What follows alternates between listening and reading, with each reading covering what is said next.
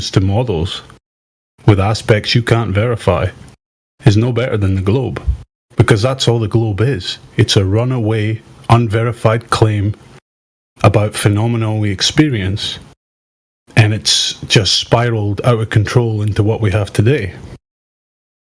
So you're building the same fucking paradigm, but just with a flat Earth. So give it 100 years, it's going to be your unverified model. The only difference, like as far as it being as shit as the globe model, is that it got one thing right, that the Earth is flat. But the rest of it will just be fucking nonsense. Put some respect on my name.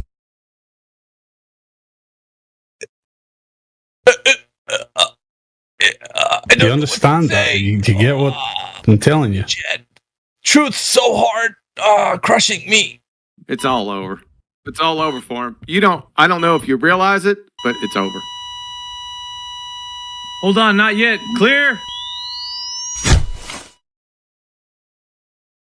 He just said that if it doesn't stop or whatever, it just magically keeps going. I just wanted to point out to him, it actually does have a motor attached to it that does keep it going. It actually does stop relatively quickly if they only move with their hands. Okay, So no, it's for a little while if you only move with your hand. Okay, it does have a motor attached to it. Hey, just to confirm, guys, I'm listening to the conversation right now, and the reason I'm coming in here is there's a lot of stuff happening. Welcome everybody to the chat. There's a lot of new people. There's a lot of people listening. It's good stuff. I'm listening. But what type of fallacy have people committed when they talk about the Foucault's pendulum? Anybody know? Begging the question. It's called affirming the consequent. You guys know what that means? Anybody? No, could you guys I do. No, please. It means you're already making an assumption that the Earth's curved and spinning, and then you've got another thing which is trying to prove your assumption with an assumption. Correct. So there's a lot to deal with here and to unpackage, but most of the things that you're doing with Foucault's pendulum and any kind of apparatus or device, depending on what it is, it's going to make the assertion of something of what the Earth is doing. But we're dealing with fallacy here, which means that it's begging the question of what supposedly that device is supporting, right? And we can point to because the pendulum precesses, right? You can put it in a logical statement. Because the pendulum precesses, the Earth is spinning. The Earth is spinning, therefore the pendulum precesses. But when in all reality, it could be something else. What do you mean precesses? So when the pendulum is moving back and forward and all around, like whichever direction it's moving towards, then it's precessing. That's what the pendulum does. That's what it's doing when you see it moving around. Processing. Did I lose everybody? What does processing mean, bro? Wait. All right. So we seem to be off on the wrong foot. We're talking about things that we don't know, especially if you're advocating for the globe. And I'm coming in here just to make sure that everybody's on track, right? So all three of you guys right now, Aulish, Nez, Kanso, and Fauda, you have the idea that the Earth is a globe, right? Currently. Yeah. All right, so I'm going to have all three of you keep your mics open, and in a team effort, you can help each other out. But we're going to do this together, right? To make sure that you know what you know. So we can start. We can take it from the top, and by this knowledge, I'm going to know, and so is the rest of the listening audience, if you know the Earth is actually a globe or if it's not a globe, right? Because you're going to be able to tell us pretty simple things. 3 tenets that support the Earth being a globe. And the first one is, like I said, you can help each other out. It doesn't matter to me. But I would like you to say, I don't know, when you really, really don't know, because this is considered a pretty tough method when it concerns to you bringing up the information for what I'm going to ask for. 3 things that you could write these down if you want to, so you can make sure that you answer this sufficiently. I'm going to need primary source, number 1. Number 2, I'm going to need a citation where it was said. And number 3, I'm going to need a demonstration. Okay, this is what I'm going to ask you guys. I'm going to require this from the question that I'm going to ask you, all 3 of you.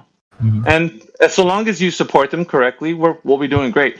Once again, if you don't know, just say, I don't know. and we'll move forward because that's intellectual honesty.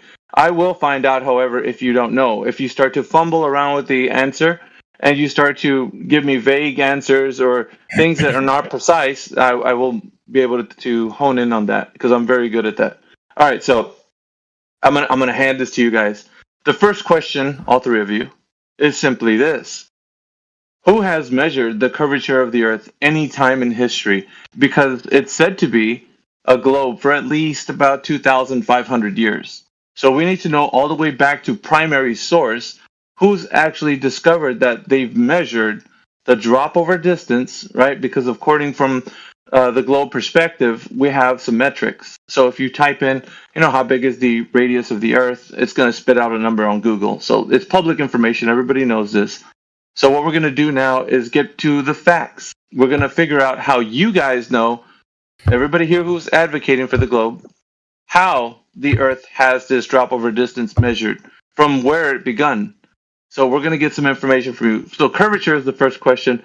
How do we know in any time in history that someone's measured the curvature of the Earth? And take turns if you like, but I want to know from you guys how that answer is going to be sufficient with primary source, citation, and then demonstration. Go ahead. The floor is your guys. Are you talking about Coach. Eratosthenes? Who measured the curvature? I will give no help. The only thing that I'll tell you is that if you don't know, I'm going to tell you you don't know. Because there is correct information to guide you. So, go ahead. Ganso, I think Fauda, I think is your name, and Owlishness. Go ahead. Take turns, please. Right. The radius of the Earth that you have described is 3,959 miles, right? That's the radius correct. of the Earth? Yes.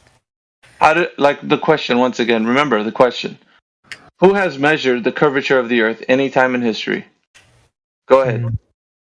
Eratosthenes. Okay. Do you guys agree, Ganso and Fauda? Or do you have a different answer? No, I agree with my queen. Fauda? Yeah, but couldn't agree more.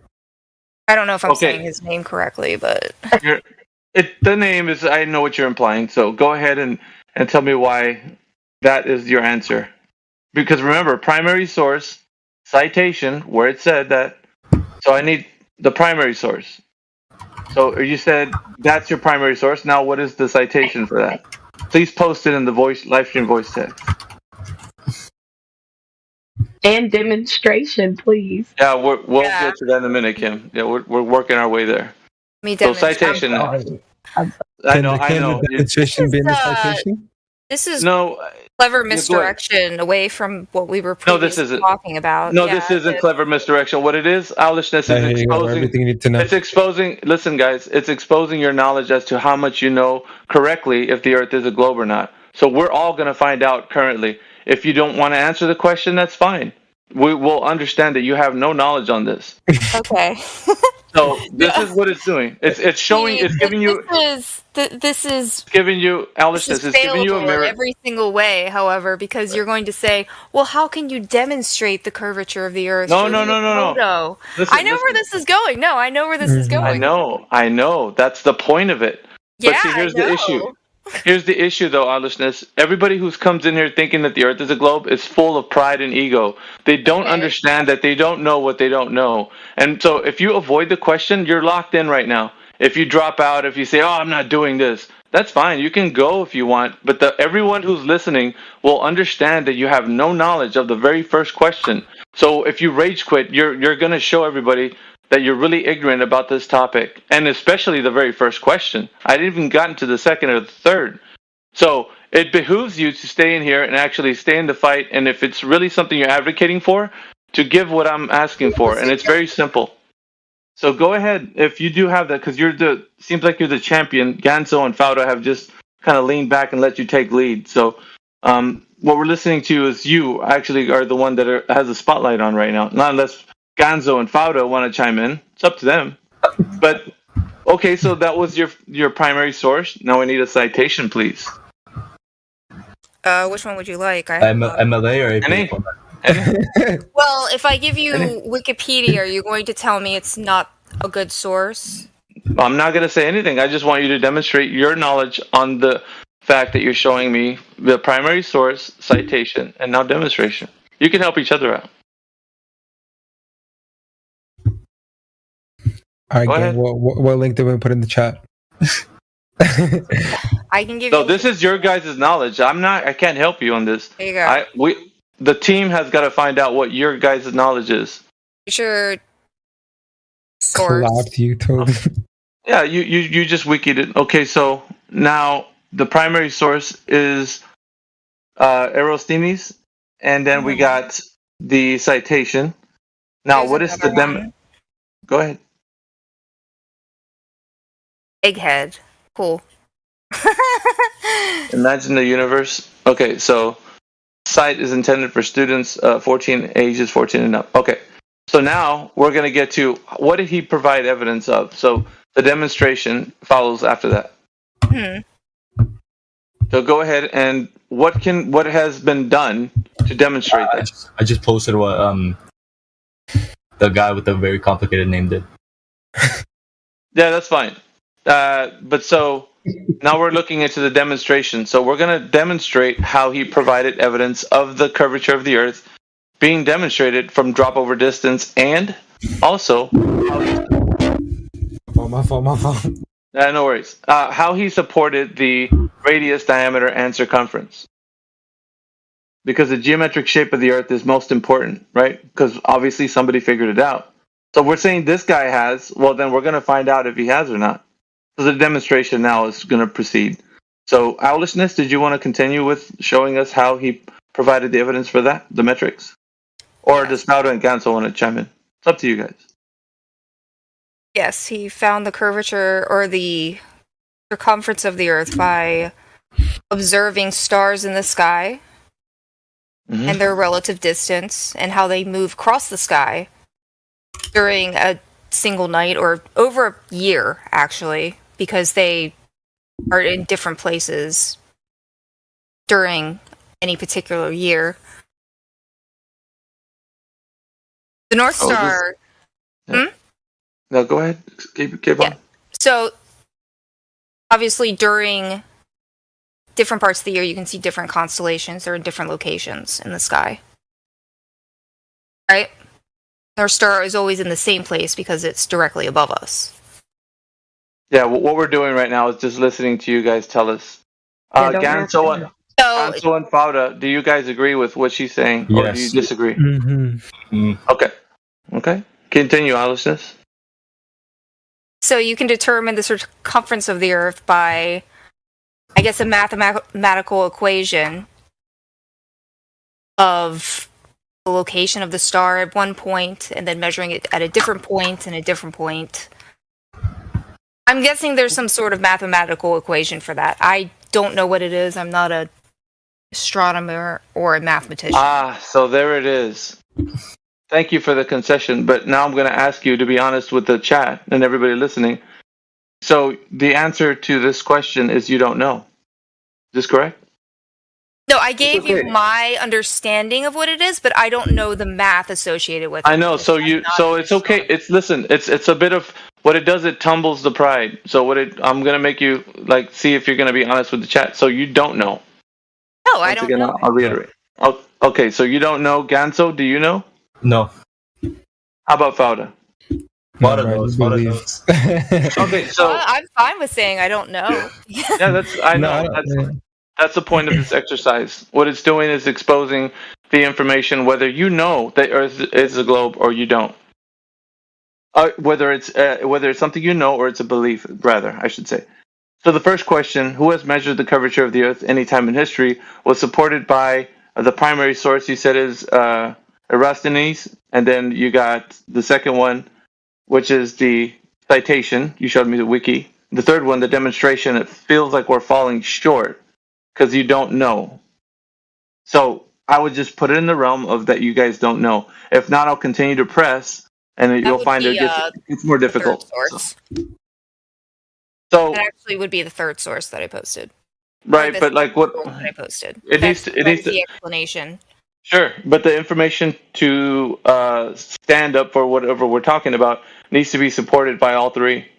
So if we don't have a demonstration that to provide, because Can I that read you what it says? you can read. Go ahead. Okay, in 200 BC, the size of the Earth was actually calculated to within 1% accuracy. Eratosthenes used Aristotle's idea that if the Earth was round, distant stars in the night sky would appear at different positions to observers at different latitudes. Eratosthenes knew that on the first day of summer, the sun passed directly overhead at Sinai's Egypt. Angular displacement of the sun from overhead of the Earth of the city of Alexandria, 5,000 stadias away from Syene. He found that the angular displacement was 7.2 degrees. There are 360 degrees in a circle, making 7.2 degrees equivalent to 1/50th of a circle. Geometry tells us that the ratio of 1/50th is the same as the ratio of the distance between Syene and Alexandria to the total circumference of the Earth. Thus, circumference can be estimated by multiplying distance between two cities, 5,000 stadia, by 50, equaling 250,000 stadia. Sure. So that's the explanation. Yeah, that's mainstream, and that's what it is. But it differs from what you were saying, beginning to tell me of what it. Yeah, what we I only actually read did. a little bit of it, so. Well, I know, but what I'm saying though, Alishness, is that because of the fact that you had this understanding of what he did, you started to tell me like it was a measurement of like the angles to the stars, and it wasn't that. What did it say here in contrary to what you just told me? Do you know? Or can I point it out? It's up to you. We'll go over this. This has to do with latitudes instead of angles. But what did he use? Did he use the stars? Yes. No. Was it a stick, bro? No. What I'm saying, what he used in the sky. Distant stars in the night sky would appear at different positions to observers at different latitudes. No, it was the sun. The sun is a star. No, I know, but I know what you guys are gonna insert here, but like the fact that he's using the sun is different from the stars. No, of what it's her not. explanation. It's the same thing. The sun is a star. Okay, so I'll ask you a simple question. What star looks like exactly like the sun does? All of them. Every star. All of them. Okay, so when you look at the sun, during the day, does it look like any of the stars? Be honest. No. No. Because it's closer. Okay. No, that's not the point though. The point is we're talking about what they look like. Right. And this is the information they've given you, me, and everybody else. They've told us this. If the sun is a star, the stars are the sun. Yeah, that's fine. But do they look like each other? No. No. That's the honest answer. It's not actually the same thing, is it? You know. But no, we're not going to get into the minutia. It's going to derail where I'm going right now. So, go ahead, but basically, what we're doing is just getting everybody to be honest with what we're saying. And if the observation matches, then we'll say it does. If not, then we'll be honest. It doesn't match. But they're telling us a story, is what I'm saying. That the stars are the sun, and you're basically just advocating for it. So, in the realm of observation, we don't see them looking like the same. The sun doesn't look like a star, and the stars don't look like the sun. So, but that's that for now. I want to table that because it's not the importance. So we're getting to the idea that the curvature of the Earth has been measured by this guy, and then we're going to say that supposedly you started to explain that it was dealt with the angles to the stars and constellations. This is not what he was doing with what he was actually trying to do with Alexander and Syene. So he's using the sun and also the thing that he's looking at, right? His observation was of shadows, okay? And the angles to those shadows in the different locations. So it varied from the answer you were giving me. So once again, you didn't know this until you started maybe reading the mainstream rhetoric, and now it makes it a little bit more apparent that you were saying something different. And so what I'm pointing out here is that you didn't know this information, not even just the information, but how it was done. So the demonstration is kind of the bit where you're starting to fumble around, and that's fine. You don't know, nobody does, I would say. But if you want to continue down this path, it's going to get a little bit more difficult for everyone. So I would just rather take the concession that you don't know, because I'll ask more leading questions, and it's going to get, like I said, a bit more harder to answer. And it's just basically your information. So I'd rather hear you say you don't know versus me actually expose all the reasons why you don't know. It's easier that way for everybody. So would you want to continue and use him as an example? Because I can continue to show you why it's not the correct way. Up to you. Yeah, what's the next question? Okay, so the concession from Alice Ness saying that she doesn't know in the first one who has measured the curvature of the Earth in any time in history. I'll take that. Gonzo, how about you? Do you concede or do you want to continue? No, I'll continue. We march on. Okay, Fauda, how about you? Do you want to concede or do you want to continue? No, but I'm with the gang. We keep going. Yeah, so concede means that you're gonna give up the position that you know. That's what it means. Okay, Ganzo, do you? No, Ganzo doesn't concede, so he's in opposition to Owlishness and Fauda. Wait, So wait, Ganzo- wait! I concede. Okay, so he concedes too. All right, that's fine. Well, we'll say for the first question, that's fine. The second question is pretty simple, right? The spin of the Earth or axial rotation. So we're going to get to the bit where how we understand that the Earth is spinning on its axis. Now, in any time in history, I'll ask the same requirements. Let me just go through the spiel. So, any time in history, who has measured the axial rotation happening on the Earth? Anyone? Just remember, primary source, citation, and the demonstration of how we understand that the Earth is spinning on its axis, because the Earth is said to be spinning at 1,000 miles per hour at the equator. So basically, people know this information. So there's a bit of more information that you could probably look into. But as I'm saying this, you can look it up. You phone a friend, talk to each other in the DMs, but see who's figured it out, right? Who has measured the spin of the Earth or axial rotation any time in history? And then let's go through how it's been done to that we figured that out. The spin of the Earth.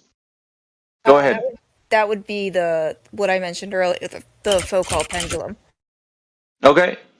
Ganso, would you agree? Yeah. Or would you have a different answer? No, it's the pendulum. Yeah. Auda. Yeah. Okay, so everybody agrees a pendulum is what's the apparatus or the device that's used. Mm-hmm. So how does a pendulum provide evidence? So I need primary source, citation, and then demonstration. Hey. Very first person. Where did it originate from? Oh, the very first person? Okay, well, I'll get the demonstration. Well, the first too. person would be Foucault, of course, right? Yeah. Right, yeah, I didn't want to say anything, Helio. Thank you for ruining the... Well, I mean, I said Foucault's pendulum. Who did you think? I don't know. I'm asking you the question. You got to respond to me. But if you're not, if you're not the Glober, please put yourself on mute because I know. Name for it. I'm asking you the questions. You have to provide the answer. People don't know this, Alishness. So Helio just gave you a free one. That's fine. There you go. Okay, sure. I didn't just go on a huge. I didn't just I'm telling about you. it for like the past 20 minutes. I'm telling you, people don't understand. Well, okay, that's fine. Okay, so I need the citation. Also, go ahead, put the citation. Please resist the temptation, flat earthers, for jumping in. Like I know feels like you guys are chomping at the bit. Like you want to. I know. Just let me go walk these guys through this. It wouldn't let me do it earlier, but. All right. Don't see a citation. Ganso and Fauda. Somebody else posted a citation yet? Okay. No, they're waiting for you to do it, Alishness. So I guess you're doing the heavy lifting tonight. Yeah. Guys? Come on. I'll let one person take it. Another. I'll post Fauda and Ganso, we're not getting much from you, are we? Isn't this how group projects go in college? One I want this to be a group project. Yeah. There you go. Sites, sources. Yeah. There you go. Citations are popping up. Okay, so primary source, citation. Let's see what we got. Fauda, you got a Britannica. Alishness, do you agree with their citations? I need to know if you're agreeing. If you guys are in agreement, we're gonna use something that you guys are putting up here. Yeah. Yeah. Okay, so citation and now the demonstration part. Mm-hmm. So what is the demonstration? What are we looking at here? There's a video. It's a time lapse. There's a time lapse video. Okay, go ahead. Are you watching the video? No, I meant go ahead and explain. Like, what do you mean? Like, there's a video here, but what I'd like you to do, because you've seen it, right, and it supports what you're saying, go ahead and tell us why go into detail, please, as much as you can, as to why this apparatus is going to tell us about the Earth's rotation. So, as you can see in the video, if you're watching it, the pendulum is slowly swinging back and forth, but it's moving in accordance to how the Earth would rotate. So you can see behind it that there is a globe that is rotating, similarly to how the pendulum is swinging. It's knocking over, looks like, I don't know what those are. They're like little pieces of metal, showing that it is changing its direction as it's swinging. So the explanation for that would be that it's rotating. That the Earth is rotating and changing the direction of the pendulum. Okay, so that's the explanation. You guys agree? Cancel, Fada? Yeah. Alright. Now, my question to you guys. Is Earth spin the only thing that could be influencing the Foucault pendulum? I need your answers. All three of you. Yes. Fada? Yeah. Alice? You're asking if anything else could cause that to happen? Yeah, the influencing that apparatus.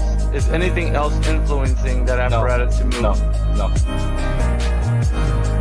I have to say... You have to be sure. Yes. I'm gonna hold you to your answer. Yes. Okay, are you 100% sure that nothing is influencing? I said yes. I said yes. Yeah, you said yes, Alice. Yes. Okay. No, I meant like no. Other than this. Yeah, I agree with I'll go. Yeah, bro, I'm out. So nothing else other than the Earth spin is influencing that pendulum. No, I said you all yes. We agree. Yes, we agree. There is something. There is something else other than Earth spin. Yeah. Yeah. Okay, what else could be influencing the Foucault pendulum other than Earth spin? Gravity. So. Alice, do you agree? You guys don't. You gotta stay lockstep because I'm gonna hold you guys to what you're saying. So the pendulum is, as I was discussing earlier, it is not going to swing perpetually. So there is a motor that is attached to it in the ceiling that allows it to continue swinging for I guess, I'm not sure if it's a predetermined time or what could happen to make it, or how the motor actually affects the way it swings, but it does have to be started by somebody pushing it, and then it continues to swing. I can't say it swings under its own power, because that would be completely false. Did Foucault, when he originated the design, did he have an electronic motor that swung the pendulum? Yes, it did, but it was in the exact direction of its natural swing, so it did not sway it to any other direction except where it's. So let me take them because I have to keep it kind of concise. I don't want to waffle on too long with this. Yeah. Sorry. All right. So then, what we're understanding is that it's something else other than Earth spin is influencing the Foucault pendulum. Do you guys all agree? Yeah. It's not just Earth spin. We got other influences, and I think earthquakes could affect it. Also, that would definitely affect whether or not it starts or stops swinging. It could affect. It can throw it off kilter. Like I mentioned, the motor does assist in the swinging of it, since obviously the energy it can't swing under its own power. So. Okay, so we don't see something in nature actually showing us the precession of a pendulum, like the actual motion of something that's... Is the pendulum attached to the Earth, or is it detached from the Earth? As in, does it have a separate reference frame? It is attached to the Earth. Okay, so it's pretty much combined to, connected to the Earth. Okay. It is connected to the ceiling of the building, which is attached to the Earth. It is not free-floating. Okay, so if we had something free-floating, because the pendulum is precessing, right? It's moving around. If something was free-floating that was not attached to the Earth, would that show precession too? Would that be moving around? Do you think? Because we're using a pendulum as the example. So obviously the Earth's motion is influencing the pendulum's direction, correct? All right, so if this is true, then anything else that's separate from the Earth would be experiencing this particular movement. Like it would be influenced because the Earth is moving. Would that also logically follow? Because the pendulum's affected by it, right? So you're saying it's just kind of floating in free space? No. What I'm saying is the pendulum is affected by the Earth's spin. Yeah. Right? Mm-hmm. We're all in agreement with that. You guys are showing me. Okay, so anything else that can lift off from the Earth is also going to be influenced by the Earth's spin. Mm-hmm. Yeah. Is that correct? Yeah. Because it's on Earth. Okay. Mm-hmm. So what else can we do? Can we fly a drone? Can we fly a helicopter? Can we get in a balloon? Can we anything that leaves the detached from the Earth? Let's say a football, soccer ball, flies in the air. Anything that goes that way, can it be influenced by the spin of the Earth? No, because it's still on Earth. Yeah, you'd have to go like very, very high up. You would have to leave Earth. Okay. Everything that is on Earth is still affected by Earth. It doesn't matter if it's attached to like Earth. If you throw a ball, it's still within the same frame of reference as Earth, so it doesn't. Is the pendulum attached to Earth? Hang on, Helio. Are you guys sure of this? Am I sure that anything on Earth is affected by the spin of Earth? Yes. Yes. What else? Yeah. Yes, I am sure that nothing else is affected. Only the pendulum. No, everything is affected by the spin of the Earth. Okay, so before you said that the pendulum is the only thing, and your friends were chiming in saying that nothing else is affected because they're all attached to the Earth. Everything is affected by the spin of the Earth because it's within the same frame of reference as the Earth. Okay, so what else is affected other than the pendulum? Because the pendulum was everything on Earth, bro. Okay, so everything on Earth is affected by the Earth spin. Take another example, because obviously the pendulum is one example of something being affected by the spin of the Earth, right? Yeah. So what else is affected by the spin of the Earth? Everything. Everything. I know. That's a vague answer. Now I need the specifics. You need specific. Give me another I don't know anything else that's demonstratable at this time. I don't know. Wait a minute. That would show the curve. That would show the spin of the Earth. Okay, so a couple of things, right? As I'm going through this, I asked a question. I asked the question. What else could be influencing the Foucault's pendulum? Is it only the spin of the Earth? The answer is no. We have a motor. You could push it. I could throw another earthquakes. There's other things that could influence it. So now we have other answers, right? Other answers could then support the fact that something else is making the pendulum do what it does. Mm-hmm. Okay, so it's not just the Earth spin that could influence the pendulum. There's other things that could influence it, giving you the vision of when you're making an observation that it's Earth spin when it could be something else. That's why I posted a time lapse. You can see. Okay.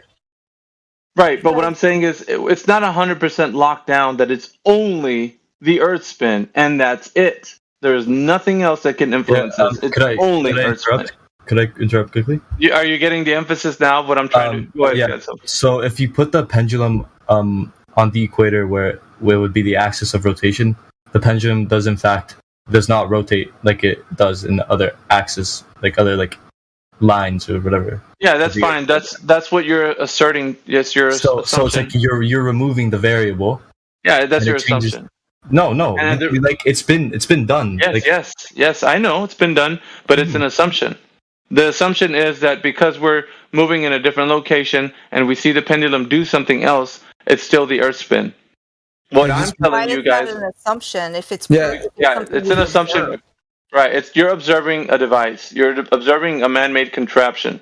And that observation is saying, well, I see this pendulum moving. This is called affirming the consequent. I see the pendulum moving, therefore the Earth is spinning. The Earth is spinning, therefore the pendulum is moving. That's when it could be something else. And I'm giving you the example of other things that it can be. And you've adequately supported that it can be other influencing things that are making the pendulum do something. So with your own admission, you're finding out that something else could influence a pendulum to make it process the way it does. So now we understand No, I don't. Not just the Earth's rotation, idea. It could be something else. So we cannot say with we're not saying that it's the Earth's spin. You understand? No, but she's saying it assists it in moving because it can't move on its own for too long. So they have motors that assist it to move. Yeah, but what we're getting to, Fauda, is that it's not just only the Earth spin. So if it's something else, then it throws off the idea that it's only the Earth spin. I'm putting an emphasis on only, as you might hear. So this is what you guys are being sold. You're told that it's only the Earth spin. There is nothing else that's influencing that. And as you correctly stated, there's other things that could influence the pendulum. You have influence it in what form? Like influence it in a way that like it changes its direction or like its motion, or influence it that it assists it to keep going. Anything. It doesn't matter if it starts up, if it moves in a different direction. There's other influencing things that could cause it to do such a thing. You've just named a few. Right. You've just named a few. I don't have to say. You stated when you it already. observe the flatness of Earth, right? Yeah, but we're not getting to ask me questions. We're finding out if you know. I'm not asking questions. I'm making a statement. But still, even if it's rhetorical, what we're getting to. Earth, you use your eyes. You also use a laser. So you are also using. Let's not detract. Let's not detract because we're not gonna go. Well, I will suffice answer any questions, but like this has to be correctly stated. So we're understanding this from all three of you guys. And you all stated that other things could influence the pendulum other than the Earth spin. So now we don't know if it's only the Earth spin. Yes, we do. There's other influences. No. Yes, we do. As I said before. So it says here. Look. I know what it says, but go ahead and read. No, it's okay, fine. We'll just give him the dub on this one. No. Don't give up if you don't want to. No. The precession or whatever you say, I don't know, like the fancy word you use, of the pendulum depends on the angle between the rotational axis and the horizontal for the Earth, right? So this was like our theory, you could say, whatever. You can't prove it, whatever. So then, the way that they proved that it was the rotations because if you put it at the equator, it'll be zero at the equator. So therefore, the pendulum would just move straight forward, straight backwards, straight forward, straight backward. And if you move it anywhere else, it'll start spinning in circles. So the force that is causing it is one force that is the rotational of the rotational spin of the Earth. Could it be another force? No, because you removed the one variable. You removed one variable. Yeah, but you're okay. So what you're doing here is you're saying the only thing that it can be is this one thing that I'm saying. Yes, because it's the only variable that changed. Yeah, but you don't know that. Did you create the Earth? No. Okay, so do you know? Listen, hang on a second, Bung. If you can't pinpoint what exactly is the cause of the effect, then you're going to make an assumption as to what you think it is. And we don't want to hear assumptions. We need to know the exact cause of the effect. But does that not prove the exact cause since you removed the cause and it changed the effect? Does that not? No, it doesn't. Because you're making an assumption as what you think it is, giving the cause to the effect. When the cause could be something else, another force or another influence. And I'm telling you, there could be variables that you're not thinking of. And so what you're doing is you're making a logical fallacy. It's called affirming the consequent. Once again, I go over this. So now I could say it in a logical statement. I moved the pendulum to the equator. Mm-hmm. The pendulum is showing a different precession. Therefore, the different precession will show that the Earth is spinning, when it could be something else influencing the pendulum. Did you really move it to the equator? Did you understand what I just said in the logical statement? This is called affirming the consequent. It's a logical fallacy. And the reason why you guys don't know this is because when I asked you the question, is it something else influencing the pendulum? And you correctly stated, yes. There's a motor, there's somebody pushing it, there's an earthquake, these are your answers, not mine.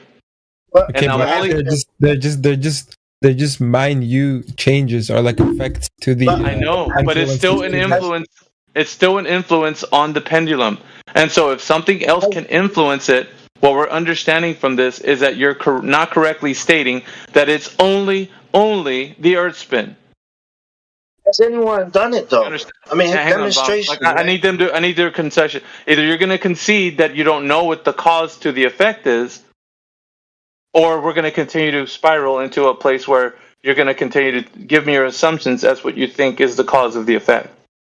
I can keep going. Trust me. Okay, but the results. A lot of gas in this tank. But these assumptions are what we believe in. By moving through like the different parts of the Earth, it'll change.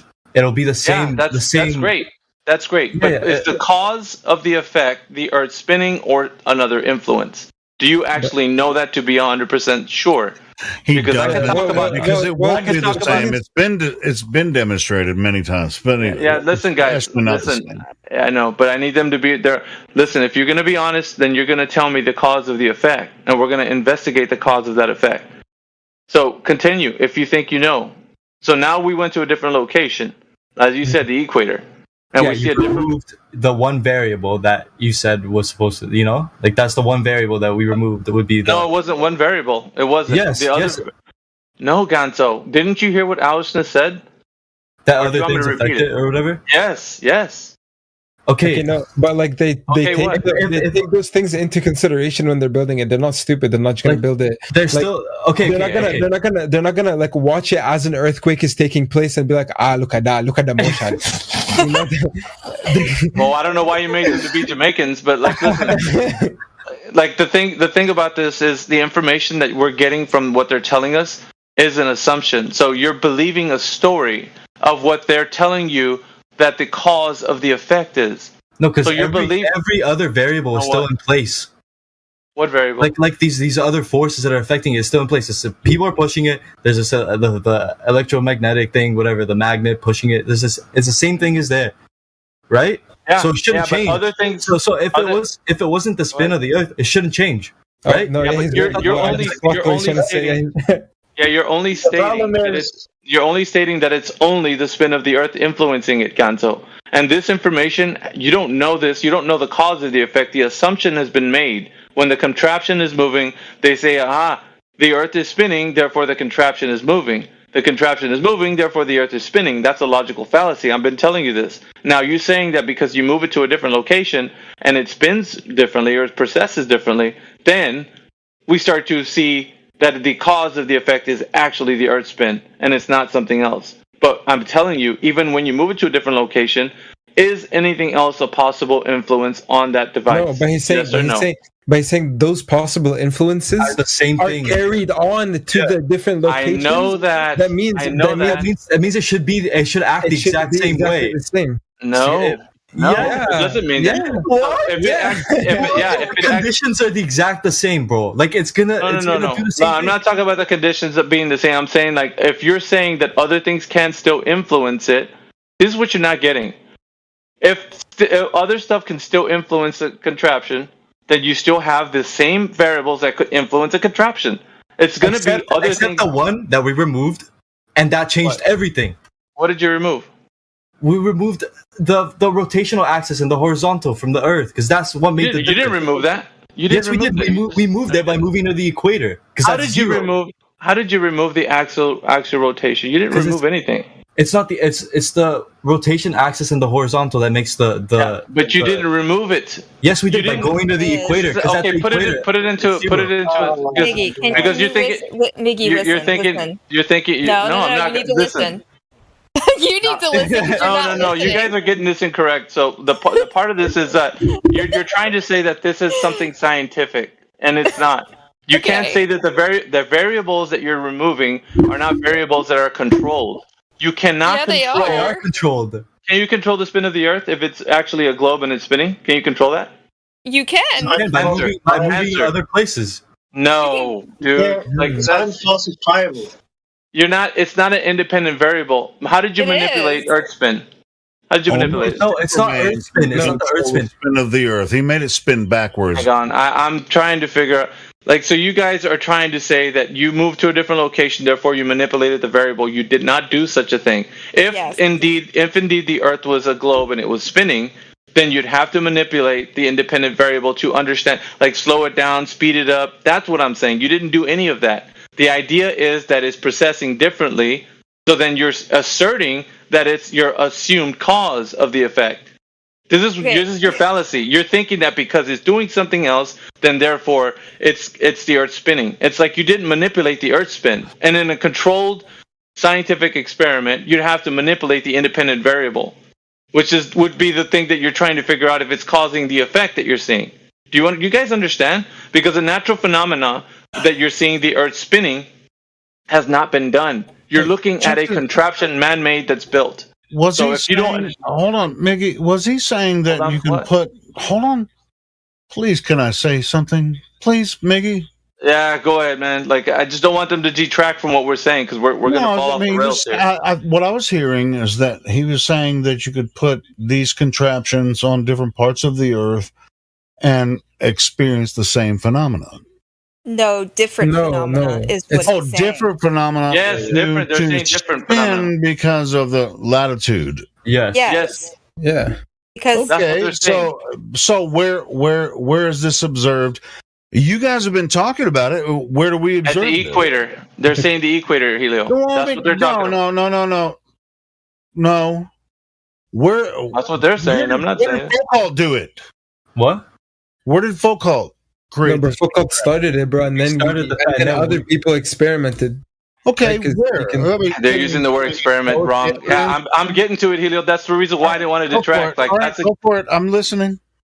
It doesn't matter where he started. It does matter. It does matter. No, it doesn't. All right, Helio, guys, please, let me continue down the path. So what we're figuring out is the independent variable is the Earth spinning.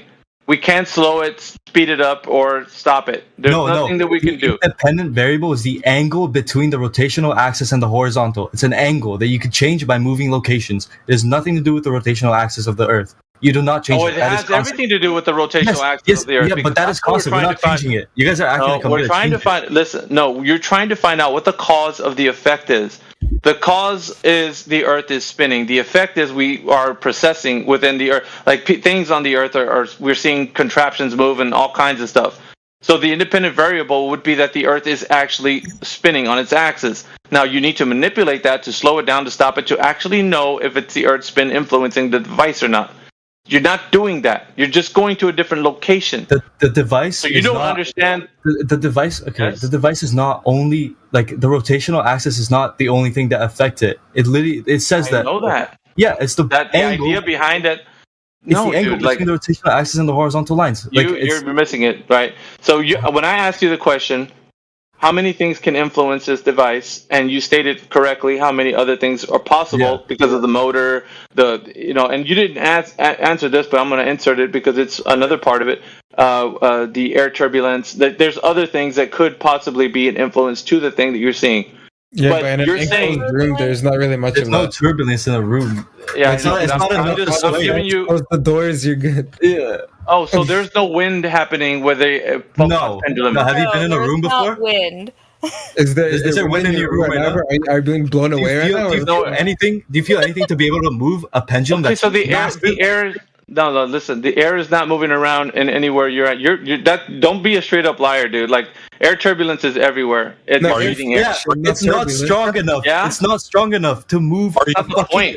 Air. That's not the point. The point is what we're doing is showing all the variables that could influence it. If it were possible that there was a nice little current, or the air condition turned on, or something else happened where the air changes its current, it could influence it. So what we're saying here, a lot of things that you don't understand. But you don't think they're going to think of turning the AC off so it doesn't influence it? That's not the point, Fauda. The point is that that is the point. That's the point that you brought up. Other things can influence the pendulum. Other things, I'll say it again. How many times do you want me to say this? Other things can influence a pendulum. Other things can influence a pendulum. And you've already stated that other things can influence it. So the cause of the effect is not just only the Earth's spin. It is other variables. Only. Because Sir, you guys don't seem to get this. No. Listen, you just keep repeating yourself and harping upon these singular things So you're just nitpicking. You're picking things out of the argument. Exactly. You told me that. No, I know what I told you. You don't have to tell me again. Listen, you don't have to tell me again. I know what I told you. You've listed it. So why is it difficult for you guys to understand it? So why is it difficult for you to understand that there's other things influencing the pendulum? Okay, hear me out. Because you're nitpicking. Okay, wait. Okay. So let's say we have the pendulum up north, and it's in a room. It's the same air. It's a room. It's a closed room. It feels the same everywhere, right? Can we agree on that? Mm-hmm. You can keep the variables the same within a room. Yeah. Okay. Perfect. All right. So all these external variables you're talking about are the same up north and the equator. If you're in a room, the same thing. So, the exact same. All right. So let's go over. You're going to a different location. Let's go over the other things that could influence the pendulum. Okay, perfect. What other things other than he's saying that same chamber that you had. I know what he's saying, Fauda. Okay, but what I'm telling you is I need you to state what other things can influence a pendulum, and I need you guys to hear yourselves when you say it. Okay, what other things can influence the pendulum's movement? Okay, for right now we have air friction. And the magnets, the thing is on, right? Because it's not. That wasn't it. There was more. My goodness, dude. What was it? I have heard myself say many times. Okay, wait. Let's hear it. Miggy, what are they? Guys, no. I don't want him to list it because he wants to hear me say it, right? Okay, say it. Yeah. So he wants me to say the motor. Right? Mm-hmm. That is assisting in the swinging of it because there is no such thing as perpetual motion. Mm-hmm. Interesting. Yeah, that is interesting, isn't it? Yeah. And what else? Somebody has to get it going, right? So there you go. We have to give it a little push to get her going. Okay, but you can give it a push, then you could wait maybe 2 hours and wait for it to see the motion because it's gonna go in the motion that it's gonna go in the motion that it like. She's just finished telling you there's no perpetual motion, so there's going to have to be an assistance from a motor. Yeah, that's fine. Yeah. It pushes it in its natural path, anyways. Like the straight up and straight back. That's how it's supposed to be. Yeah. No, right? You could push it. You could push it anyway. It still starts fucking spinning in circles. Also, interesting. You could push it, and then it'll take its natural path eventually. Right? Yes. I don't know. You guys are telling me. He said, you push on a device. Yeah, I know what it is. Listen, but what you're doing is you're influencing the pendulum straight away. Yes. In the beginning, Okay, yeah. But then you give it some time to take its natural path, and then it'll give you the results. Yeah. Okay, so your influence on the pendulum is not just watching a natural phenomena. You're actually making something happen by influencing it. No. Yes. No. No. Yeah, but it's going to take its natural path. Like I was saying, if you how is that like not influencing? Because when you push on it, you automatically start to say, "I pushed on the device, therefore the Earth is spinning." Yeah, but if it was taking its natural path, you know what you call that? I'm never going to get the apparatus interrupted. Okay, no, but if you push the apparatus and it's 90 degrees plumb. If the Earth is spinning, then it will start moving by itself. You don't have to push it. Yeah. No. What? No, because it's in the same frame of reference. No, you're missing the point. You're missing the point. The point is you're influencing the device. The device isn't a natural phenomenon. So you're not watching Earth spin. You're not doing that. That would be the observation of a natural phenomenon. And in the scientific method, that's what you'd have to do. The observation of a natural phenomenon to see what the cause of the effect is, and then manipulate the variable, and then see if the cause isn't what your hypothesis is. So you're doing a hypothesis test. You're not doing that when you're looking at a contraption because it's a man-made contraption that you're influencing at the very beginning, and then it starts to process. And does it continue perpetually, like Owlishness says correctly? You'd have to put a motor to make it continuously do something. So that's another influence. Okay, so you are influencing the pendulum all the time, even to get it going, and then also to keep it going. So you're not isolating the cause of the effect. You're just making an assumption that it's doing something, therefore the Earth is spinning. Okay. Your assumption and everybody else's is that it's the Earth spinning. And I've already told you, it doesn't matter where you go.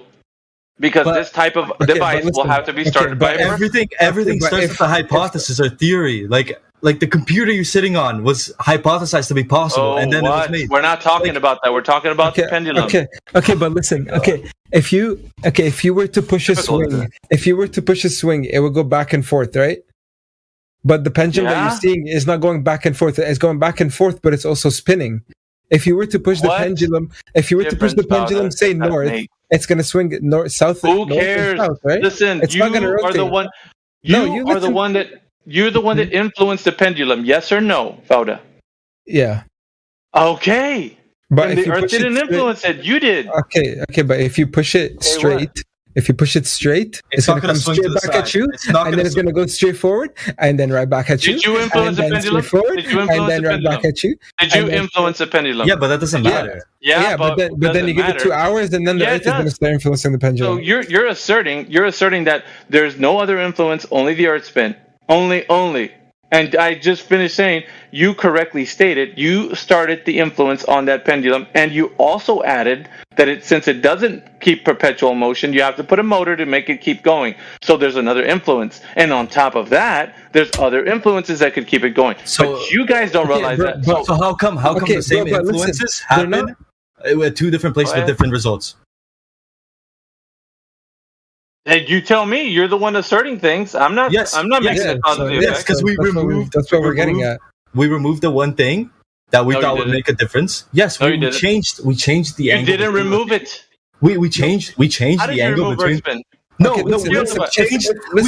We changed the angle between the rotational axis and the latitude line that we are on. Okay, you know what? Like, let me take you back to the reason why I asked the first question, and the very first question was, who measured the curvature of the Earth? So now you've all conceded that you don't know. Let me put you on the spotlight here.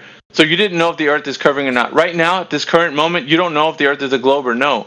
And now the second question, the reason why I have layered it this way, is because of the fact that the Earth, being a globe, has to be doing something, right, in the vacuum of space. We haven't even got to the third question yet, but the second one is that it's doing something. The Earth is a globe, now it's doing something with this second question. But we don't even know if it's a globe or not. Concession by you guys, happily. So now we're in the second question, asserting and assuming that it's processing because the Earth is spinning on its axis. And you guys don't realize that you didn't prove the Earth to be a globe in the first place. Now you're asserting that it's doing something, and it's an assumption even. And so what we're getting to is that you want to stand by your assertions because that's the only thing that it can be. And then I went ahead and said, what else is influencing it? And you correctly stated, well, I pushed it to get it going, and also the motor keeps it going. So there is influence on it all the time. It is not just only the Earth spin, guys. This is what's happening here. No, but listen. They had we agree. They had smart engineers build it.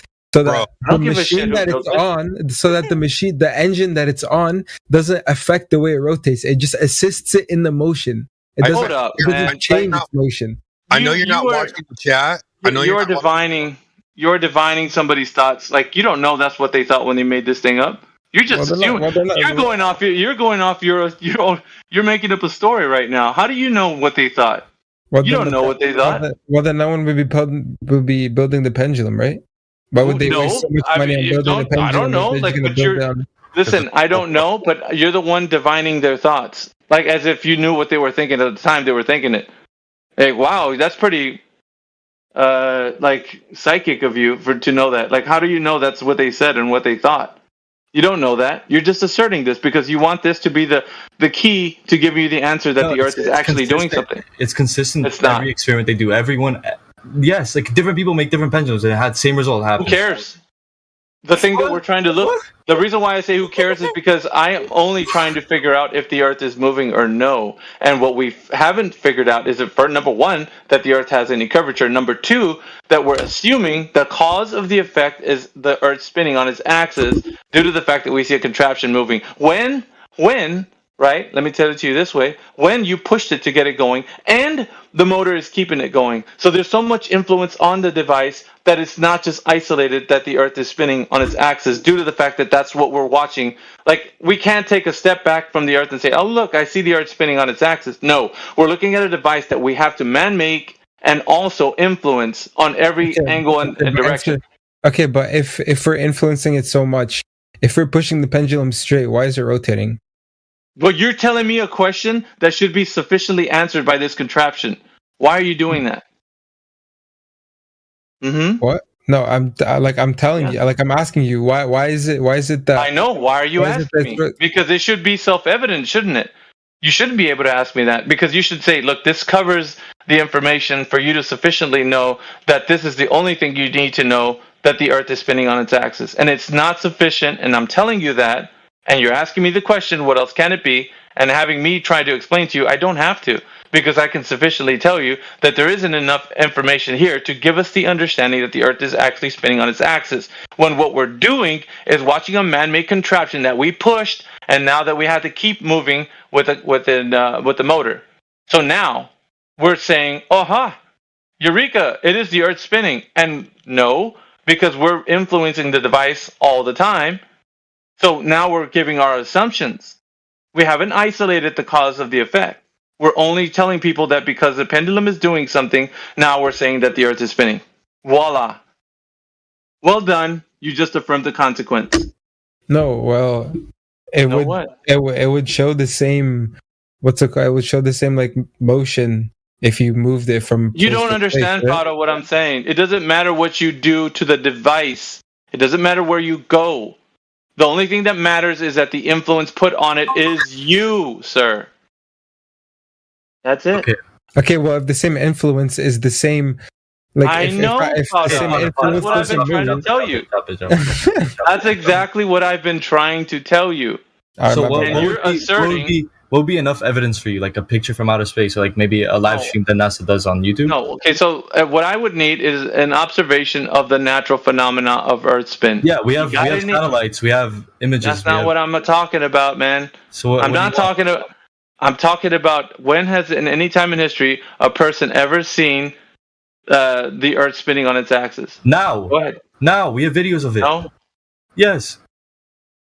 Okay, wait. If you were to take a flight, that's the third question. We'll get to that. But so the Foucault's pendulum didn't sufficiently answer, because now there's a whole bunch of questions, right? Asking me, well, what is the cause of the effect? And don't ask me. This thing should sufficiently answer the question if the Earth is spinning on its axis or not. And it doesn't do such a thing because of all the influence that it gets on other ways that people can actually have this thing moving around. And so we can't use this to isolate the fact that the cause is actually Earth spinning on its axis all by itself.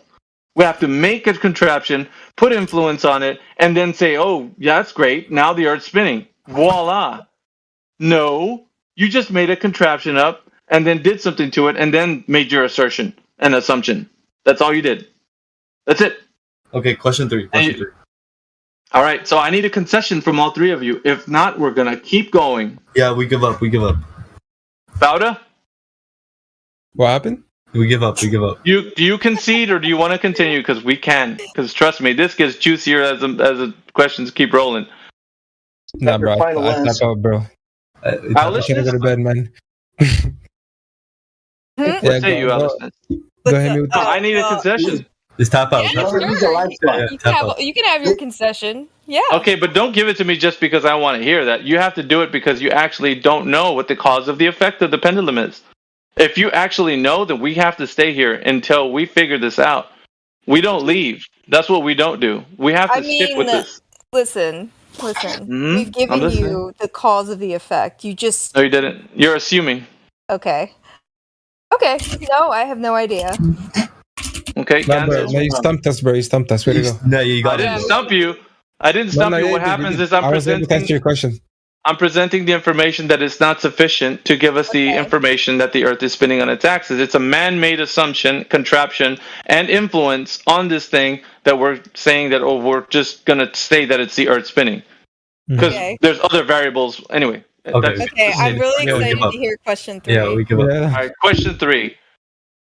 Question 3 is that the Earth is said to reside in a medium called the vacuum of space. Now, let me just finish with my spiel so you guys can get the gist of this.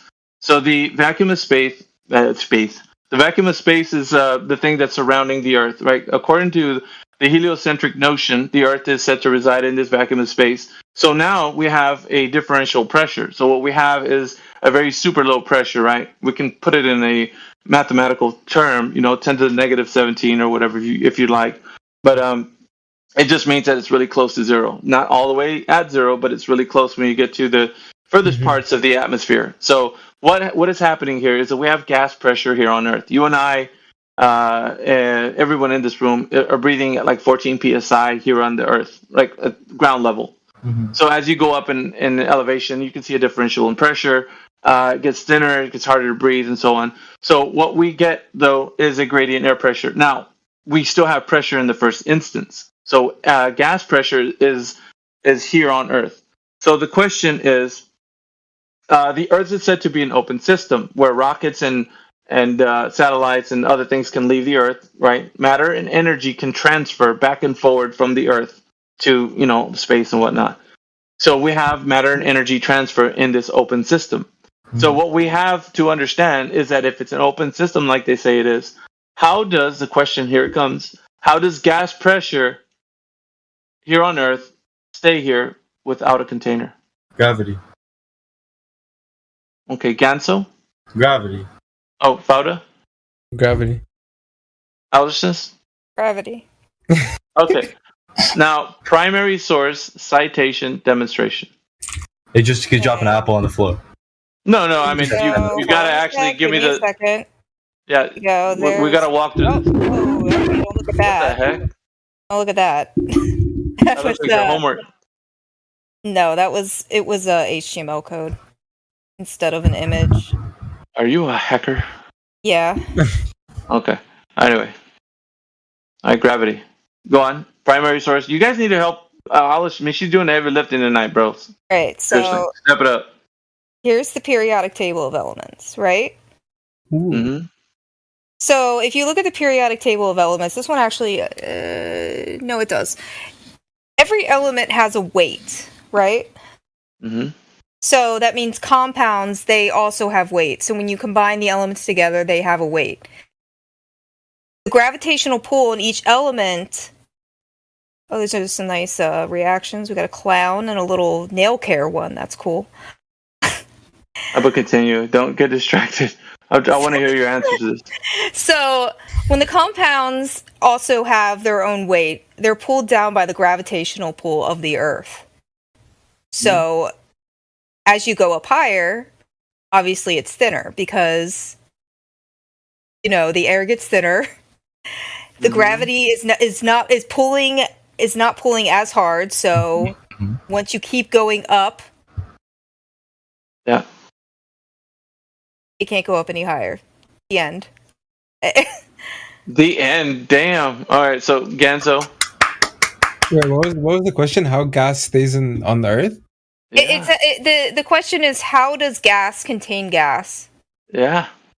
That's the question. It's a very common question. How does gas contain gas? Well, gas pressure right. without a container. That's the question. How do we have gas pressure without a container? Gravity, bro. It holds everything in. I know that, but you can't say one word answers and then get away with it because I got to hold you guys to the same standard I'm holding. Now, without owlishness holding your guys' hands, go ahead and give me the primary source, citation, and demonstration. I'm going to see if you can do better without owlishness. You guys just can't be followers. You can have your own critical thinking to this too. I'll follow her to the ends of the earth. Seriously? Yeah. So you wouldn't have an answer to this? No, it's just...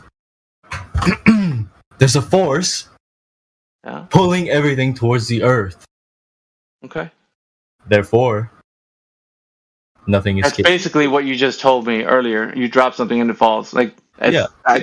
That's not what she's saying, okay? She went a little in depth That is with what it. I'm saying. No, that is what she's saying. That is what I'm saying because the... Yeah. Did you talk about elements, Ganso? It doesn't matter what everything is elements. Just everything is I can say elements and atoms and... All right, so Fauda. Let me go to Fauda now. Compounds. Yeah. Go ahead. Do you want to just say exactly what they said verbatim, or do you have something else to explain?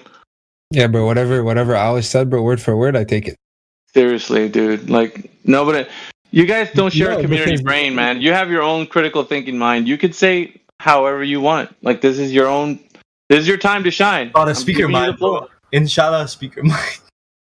No, maybe so. All right, ladies and gentlemen. Okay, because bro, you know how as you go up, there's less pressure.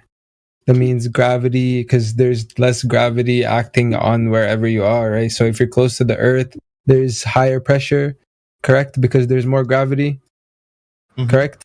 Yep. Yeah, that's all there is to say, bro. I'm only listening to your guys tell me. All right, that is all there is to say, bro. I don't know. So there's the idea. There's the idea that gravity is holding everything down. Yeah. All right. So remember, the demonstration of gas pressure without a container is due to the fact of gravity, and that was Alishness's answer. So now we're going to need to see the citation. Okay, we got the primary source. What was the primary source to that? Who first discovered this? See, that's a tough question. First discovered? Not really. Newton. Yeah, Newton. Like, I don't know. You guys need to tell me. Yeah, you Newton, guys have Newton, bro. Okay, so Newton, bro. Alishness, what do you say? Well, yeah, that's who it, bro. Newton, bro? Okay, so we're going with Newton, bro.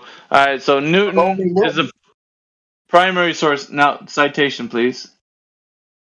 I said this wasn't going to be easy, and I meant it.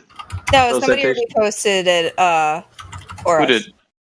Proposed by Albert Einstein in 1915. Actually, no. Gravity is most accurately described by the general theory of relativity, proposed by Albert Einstein in 1915, which describes gravity not as a force.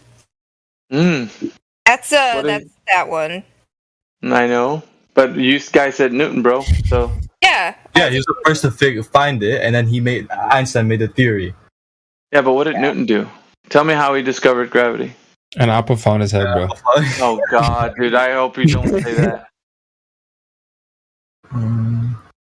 Yes. All I gotta do is let an apple fall on my head. Yeah, we're.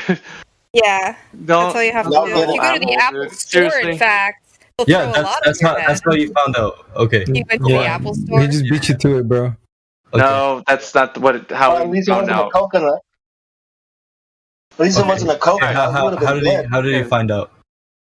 I don't know. You guys tell me. I told you, an apple. Okay, move on. Confirmed. Everyone confirmed? No, it's not confirmed. No. All right, so Wait, you're saying how gravity was discovered? Yes. How was it discovered? Yeah. Primary source. So Newton had an apple fall on his head. Okay, now the citation where it says Newton had an apple fall on his head, and that's how he figured out gravity was a force. I just posted it. Okay, so Alex just posted it. All right. Primary source citation. Now let's go to the demonstration. This is the fun part. All right. The fun part is how are we gonna get gravity to hold anything? Let's figure this out. Gravity's holding the gas down, the air that you and I are breathing. Yeah. Yeah. Okay, so demonstration. How are we gonna figure that out? Go ahead. Demonstrate gravity. Demonstrate gravity being a container. The mere fact that we are alive and I'm speaking to you and we have mere fact. I don't know. It's not a mere fact. Which you don't ever start. The mere fact that you just got to be alive. That's the way. No, you're not gonna get away with that. So how can I control the variable of gravity to then contain the air anywhere? Go ahead. You go up in elevation. I'm not containing air. So like if I'm able to contain a gas, right? Just like I can do in any. Well, the gas is contained in the atmosphere. Let me give you an example, right? When I have a high pressure next to a low pressure, what happens to the gas that's inside of a container when I open up the container?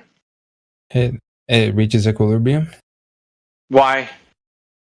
Because that's just what they do. That's just their nature. Right. It's a natural law. So you correctly said what would happen. It reaches a state of equilibrium. And so if let's say we can do a little controlled experiment here. If I blow air into a balloon, what happens to the balloon? It expands, right? Mm-hmm. And so now I create a high pressure inside of that balloon. Outside of it, however, is a lower pressure. Mm-hmm. So I have a container. The container is the balloon. What happens when I open up the nozzle? What happens when I open up the nozzle of that balloon? That's open up gravity, though. And how can we open up gravity? Yeah. So listen, guys. What happens when I open up the nozzle of that balloon? It reaches equilibrium again. I know, but what happens to the air inside of the balloon? The air escapes. Where does it go to? Atmosphere. With the other air. Well, I know that, but I mean, like, in what direction does it go? Which direction does the air go? It sounds like a silly question, but like, if I open up the nozzle of that balloon, where does the air rush out to? Up, down, sideways? Where does it go? It depends on which direction. Out. Please don't answer, guys. If you're not these guys, please don't answer. I don't want any help from them. They have to give us the. Put yourself on mute. Like, please resist the temptation to help them. Like, they have to tell me what direction does the air go. It depends on what direction you have the balloon pointed. Okay, let's say I have it pointed down. Which direction does the air go? Up. What happens if I have it pointed up? It goes down. The air goes down. Okay, so the air only goes down? No. Is that the only direction? No, because it depends on what direction you have the balloon. Well, so no, I'm saying the air coming out. No. Listen. If you are holding the balloon by the stem, right? You have it blown up. You're holding the stem of the balloon, right? If you're holding it with the stem parallel to you and you release it, the balloon is going to go in the direction. No, not the balloon. No, I'm not talking about the balloon. Yes, the air is.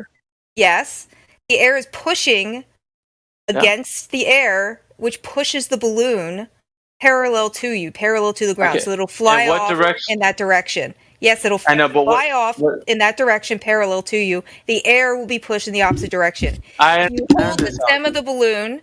Yes, you're telling me the most obvious thing. I know. Right. So you asked me, so I'm telling you the obvious thing you asked. The air that's leaving the balloon. Right. In what direction is it going? I just answered you. Did you not listen? Okay, you can just tell me right now. What direction is the air rushing out of the balloon going? I asked you, what direction are you holding the balloon, because it matters. No, it don't. It does. Okay, it really doesn't. Because the air is under pressure. You want to know why it doesn't matter? I could tell you. Because now I'm gonna. I will. Trust me, I will. I have done this many times. So the direction isn't like up, down, sideways, or any direction. It goes into any and all directions. Okay. Okay, what? That's the answer. Okay, Mickey. It wasn't just the direction you're talking about, because you have it sideways or up and down. You're trying to insert like a position like where the air is going to rush out into. What I'm saying is that when the air rushes out, it goes everywhere. Yeah. In all directions. However, that is the correct answer. Okay. And you either understand this or you don't. Quite the correct answer, but no, it's okay. sure. It's okay. Okay, Mickey, can I ask you a question? So not really, because it's just information. No, it's just to clarify what you said. Oh, go ahead. Yeah, if you're gonna clarify. Go ahead. So you're talking like you said like the air pressure difference between whatever is outside the Earth. Inside of the balloon and outside of the balloon, or what are you using? I'm talking about the Earth because that's what you start with, right? No, you don't start with the Earth, because you're making an assumption of what gravity is, and also an assumption of what the Earth is. So we don't start with an assumption. The reason the air moves out of the balloon is because of air pressure. Yeah, but why is there air pressure? Because there's different pressures of air in the atmosphere. No. We're talking about the balloon example, Gonzo. Don't leave the example. Because there's a lot of pressure in the balloon, and it comes out to low pressure. But why is there pressure in the first place? Because you move a lot of air into a confined space. All right, so now we have air in a confined space. Mm-hmm. So air in a confined space is going to be more pressure than air outside of that confined space, right? Agreed, 100%. Okay, so when we see entropy happening, entropy meaning that high pressure will move to low, and cold or hot will move to cold. Mm-hmm. This is the natural law that happens always. Yeah. But here's the issue, right? We're having an issue. The issue is gravity is being a container. When is gravity a container? I'm sounding a bit facetious when I'm saying this, but because of the fact that we're making a statement here that gravity is holding the elements in. someplace. Okay, not necessarily. Do you gravity. want me to help you out here? Okay, not necessarily only gravity is holding the air in the earth. Okay, listen. So, in space, is there air pressure in space? We don't know. We haven't even examined that yet. But you said it was. You told me specifically it was a vacuum. So, is there air in space? That's what they're telling us. Okay. You told me it was a vacuum. No, you told me it was a vacuum. No, so this is the main. No, you told me. No, you told me it was a vacuum. You're not that thick, are you? Bro, you're not. What? You told me. I'm telling you that this is the mainstream rhetoric. This is what they're telling you, me, and everybody, Gonzo. I'm not saying I'm telling you what it is. I'm telling you this is what they're claiming, Gonzo. Listen when I'm telling you. The very first thing is that the rhetoric is that it's called the vacuum of space for a reason. And so they're telling us that the medium that the Earth resides in is a vacuum. Yes. I didn't make that up. That is what they're telling us. Okay, you're right. Okay, so they're telling us it's a vacuum, right? Yes. Is there air pressure in vacuum? No. They say it's super low. Low pressure. No, there's no pressure in a vacuum. Yes, they are. What? Yes, they are. Yeah, dude, trust me. You don't know the rhetoric. I've been doing this for years, bro. I know the thing inside and out. You don't realize this, but you're actually coming up against somebody who actually knows all the ins and outs of this. So, if you don't know, I'm going to have you go look it up. It doesn't say that there is no gas pressure. It says that it's super, super, super low. It has a number to it, but it doesn't mean that there isn't any gas pressure. It just means it's super low. You didn't know this, and I'm informing you. Go look it up. Mm-hmm. All right, so. Okay, wait. Go on. I'll switch it up. Go ahead. Can I interject something really quick? Go ahead. So you know dry ice, right? Mm-hmm. So when you have dry ice, here I'll post an image. Mm-hmm. Go ahead. Dry ice, as you know, will stay along the ground. You can see it pouring out of the bowl along the ground, right? Oh yeah, sure. That is air containing air. That is gas containing gas. No, why is it going along the ground?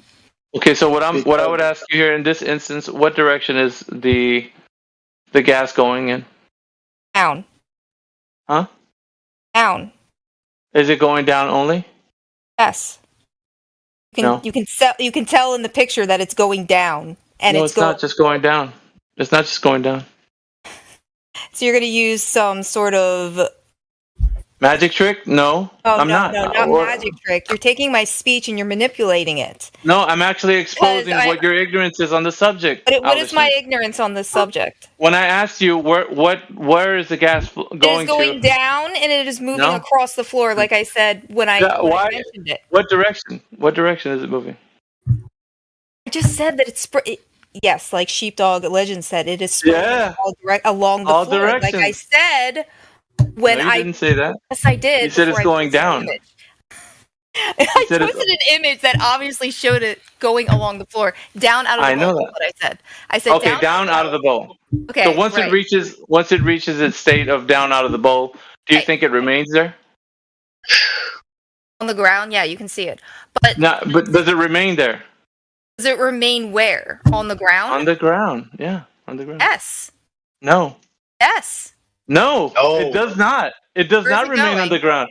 It dissipates. Why is it on the ground? Listen, Why is it on the ground? It dissipates back. I'm trying to answer your question. If you're listening, it dissipates into the air. It actually loses its structure, and it actually starts to dissipate within the air that it's in. So it starts to just breaks down. What do you mean, right?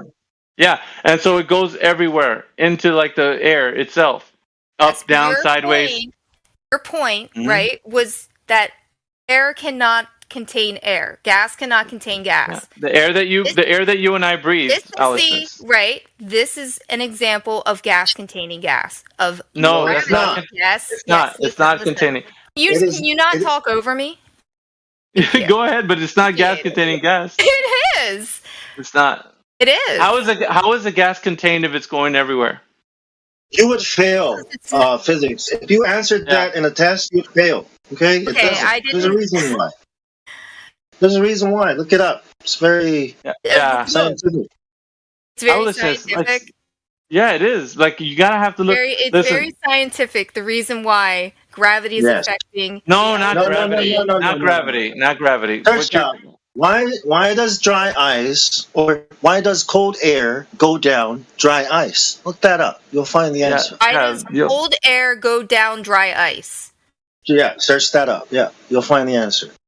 That would be your answer. Yeah. Heat rises. Yeah, but we can't help you here. You have to like the reason why we're telling you that's incorrect is because we have already looked into this. Hey, I'll give you another example. So if you were to inhale carbon dioxide into your lungs, instead of exhaling it, if you were to inhale it, you would eventually die. Why would you die? Okay, we're not answering the question though. It would replace or displace the oxygen. Why are we going to this example? We're trying to figure out how gravity. I'm telling you that carbon dioxide displaces oxygen because it's heavier than it, right? Denser. It's denser. It's denser. That is the definition of what heavier is. Denser. It's not. Okay. You. Okay. That's why I posted. This is why I started off conversation with posting the periodic table of elements. Demonstrate that each element has its own weight. So when they're compounds, they are more dense, they are heavier. So therefore, sorry, I was reading the chat. So therefore, when it displaces oxygen, that oxygen is containing, in other words, that carbon dioxide because it is on the ground. Yeah, but your example was dry ice, though. Listen, right? Yeah, that's carbon dioxide. Yeah, but I'm saying that was your example for showing that gravity is containing the gas. So yeah, I know, but what we're showing you also is that gravity isn't containing it because it's going in all directions. Okay. Gravity's not holding it back. Okay. Yeah, once it breaks down. You either agree or disagree, and if you disagree, then you have to support the disagreement with a way that gas is having a directional of down only. But I think that means what she's talking about, Yuki, I think what she's talking about is how the gases layer themselves by density. Yes. I think that's what she's confusing as gas gravity containing gas. That's what the Earth is. The layers of gases. Right. So that's what's happening with the Earth. Right, but it's not, right? This is called equilibrium. It's not. It's right. Yeah, it's the same reason why a rock sinks in the water. It's the same reason why a rock sinks in the water and a piece of wood or an apple floats. It's the density of things. It's seeking equilibrium. That you use, right? An example that you like to put for the equilibrium, is that picture of bromine, right? You like to use that to demonstrate the equilibrium of gas pressure equalizing. I don't know what you're talking about now. What I know exactly. Yeah, there's a GIF. I don't know what the meme is, but it's a beaker of bromine that shows the equalization of the two chambers. I think it's Oh, I know what you mean. I think it's like two beakers that are put together. Yeah. Okay. Yeah, that's bromine. So you know how two hydrogen is a gas, oxygen is a gas. What happens when two hydrogens meet one oxygen? Remember, gas is mixing all the time, trying to find equilibrium. They run into other gases and mix, and then water forms. So when Mickey says that it goes everywhere, it's getting pushed and influenced by all these other gases and forces that. The wind, you know what I mean? That's what it means. So it goes everywhere, and they're trying to go to where they belong. Like heat and shutting up runs into. Yeah, that's what I wanted to add. Okay. Yeah. So to further demonstrate gravity having an effect on Earth, is to continue to go deeper into the ocean where the pressure increases. So the closer you get to the bottom of the Earth. We're not breathing ocean water, though. We're talking about the air that you and I breathe. Right, I'm demonstrating gravity. I'm not demonstrating air. Gravity needs to be demonstrated by the way air is not floating off into the vacuum of space. It needs to be. I'm demonstrating It's a bad analogy, though. How is it a bad analogy? Because we're not breathing ocean water. We're breathing air. That. I'm not saying we're breathing ocean water. I'm demonstrating. Well, you're using ocean water. You're using ocean water, and it's not. You're not listening again. It's a bad demonstration. It's a bad demonstration. No, you're just not listening. Listen, I'm trying to show that there is such a thing as gravity. Yeah, holding the gas. How is it holding the gas? No, you don't cut me off, because if you continue to go down in water, listen, this demonstrates that when pressure increases. It's not gas. My man. It's not gas, Alishness. It's not gas. You have to use it. If you know, then why are you using it as an example? My dude. You have to listen. No, I'm not spiraling. I'm actually correcting you. You're using water when we're talking about gas. I understand that. I'm not talking about gas right now. We need to be talking about gas. No. Listen, you want demonstratable things. Of gas. Want demonstration of gas. Gravity. Of gas. Holding gas. Okay, I already did Gravity that. Holding gas. No, you didn't. I did that. No, you didn't. You're using ocean water. You're using ocean water. You're not using gas. You obviously don't want to stick to gas. I obviously want to stick to gas. Obviously. Okay. So let's stick to gas. Okay. Well, you don't want to hear. Okay. Ocean water? No, I don't, because that's ocean water. It's gonna get difficult because you're not using gas, and so gravity influencing gas needs to be what we're talking about. You're not listening to me. I am. When I tell you about pressure being more. Oh, it's not pressure. It's gas pressure, my good lady. What kind of pressure are you gas pressure. About? Gas pressure? Yes, ma'am. Gas pressure. Okay. Mm-hmm. So, as I have already shown. What have you shown? I have shown that the dry ice. Yeah, right? Went everywhere. Yeah. It went everywhere. However, it is not going up. Yeah, because it's denser than the air that it surrounds it. But it's that's the point. Also, yeah. So the point is showed that the density of certain density of certain elements, of certain compounds, are contained within themselves. No, they have a direction. This brings it back to gravity. And this brings it back. Brings it back to gravity, right? No, it doesn't bring it back to gravity. It brings it back to the assumption that you think gravity is influencing this, and it's not. Okay. Yeah, it's an assumption because here's the thing, right? So no, 1 second. So what you're saying is the dry ice is going down, right? But we're telling you that it's going in any and all directions, even after some time goes by. So you're thinking that the dry ice will just remain on the floor, and it does not, Owlishness. Yeah. So it actually goes everywhere, even up, Owlishness, even up. So gravity does not. Down, right? Right. So then gravity loses. However, that's the idea. Everything. The idea that gravity is holding a vector of down is incorrect in this instance. Okay. So now that you agree.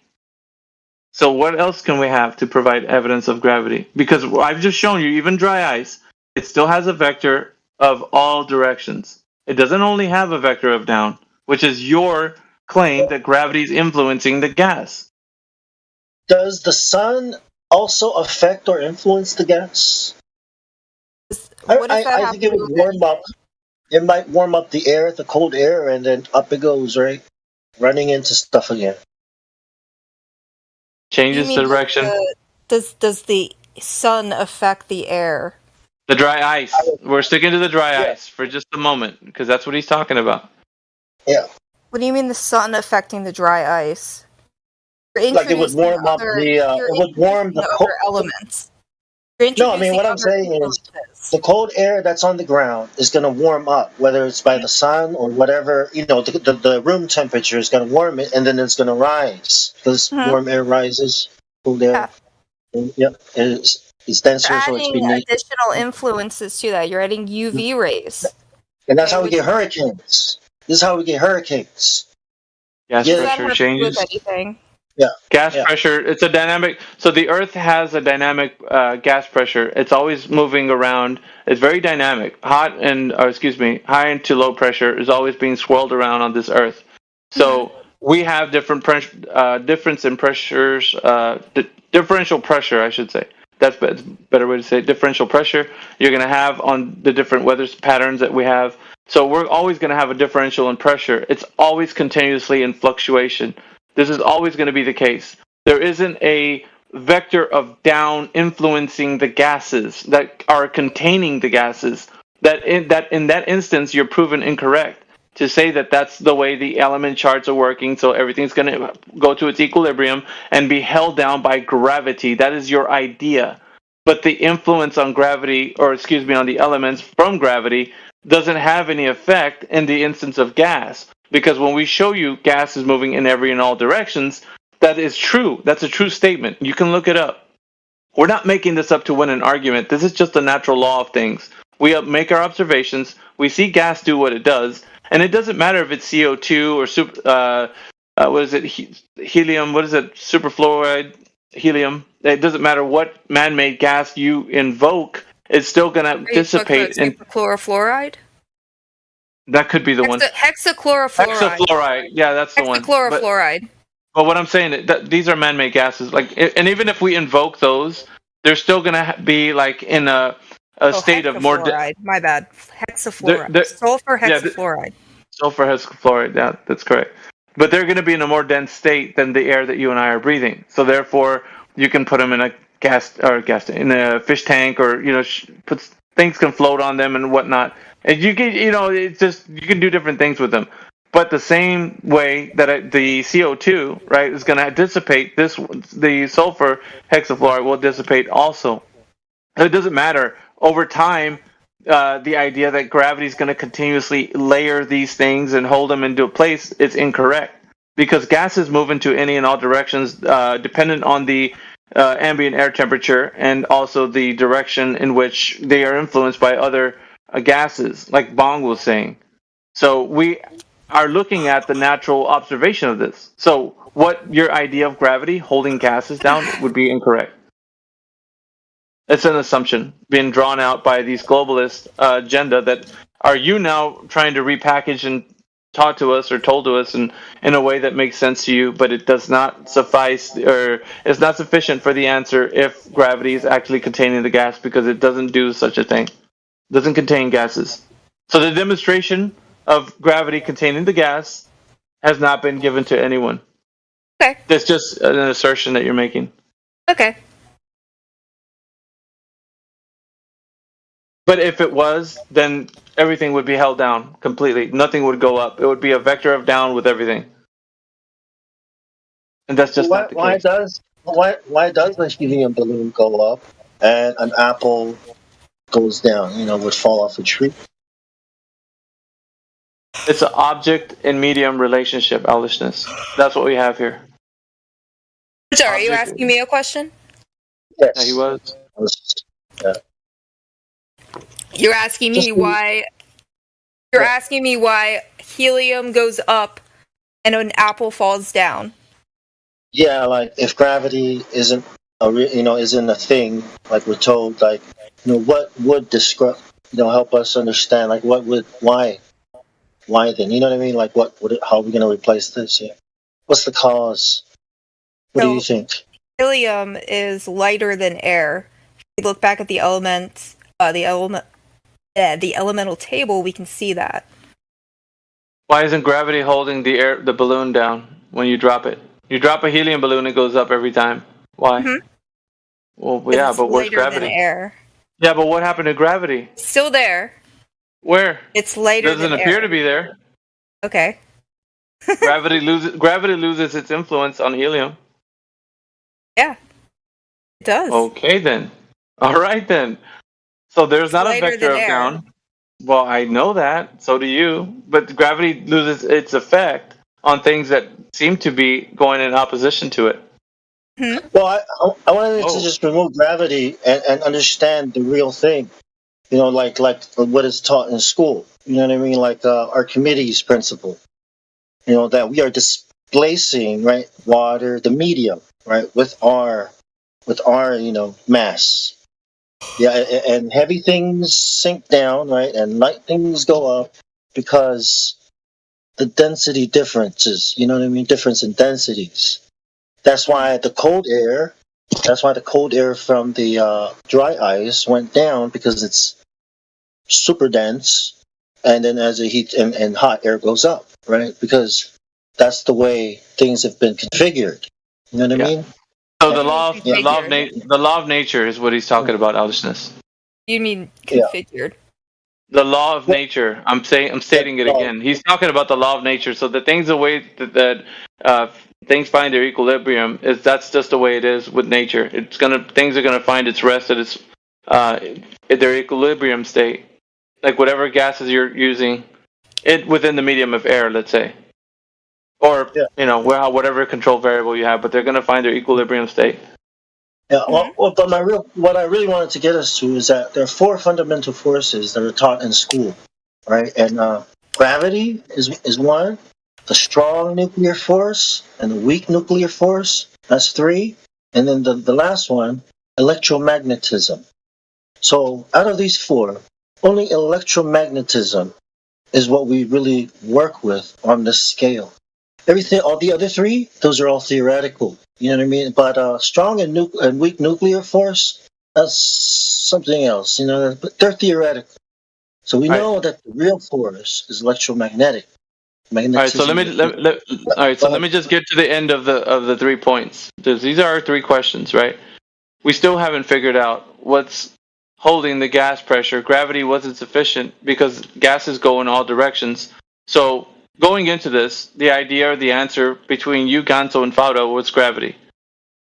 And so what we're learning right now is that these gases go into any and all directions. They're very dynamic, so they operate within the air that you and I breathe, and so they're going to have a representation of equilibrium due to the fact that they're more dense in the air, and also after some time they dissipate within the air, so they're going to have a direction or a vector of up. Not just down, and sideways in all kinds of directions. They're going to go in all directions. So gravity doesn't have the influence, as previously thought, to contain anything. So gases cannot be contained by the notion that gravity is containing them. So gravity is insufficient to contain the gases of Earth, holding itself within the vacuum of space, according to the mainstream rhetoric. However, that's going to be restated once again as what gravity is. You might have a thought process behind what gravity is, but even the mainstream science communicators don't have that information. When they're asked the question, what is gravity? They respond with, gravity, what it is? I don't know. That is their answer. When your answer is, well, this is gravity, and you have no knowledge on this subject.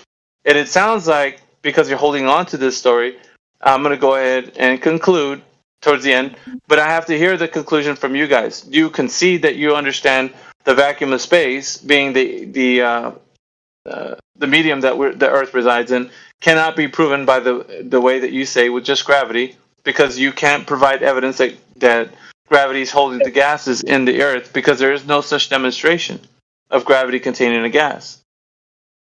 Can I add something too about gravity? So, but real quick, I just want to hear the concession before we move anywhere, Bong. And then once I wrap it up, I'm going to just give it to everyone else. Gonzo, Fauda, did you guys fall asleep on this? Or did you give up? One of the 2. Yeah, man, they're dead.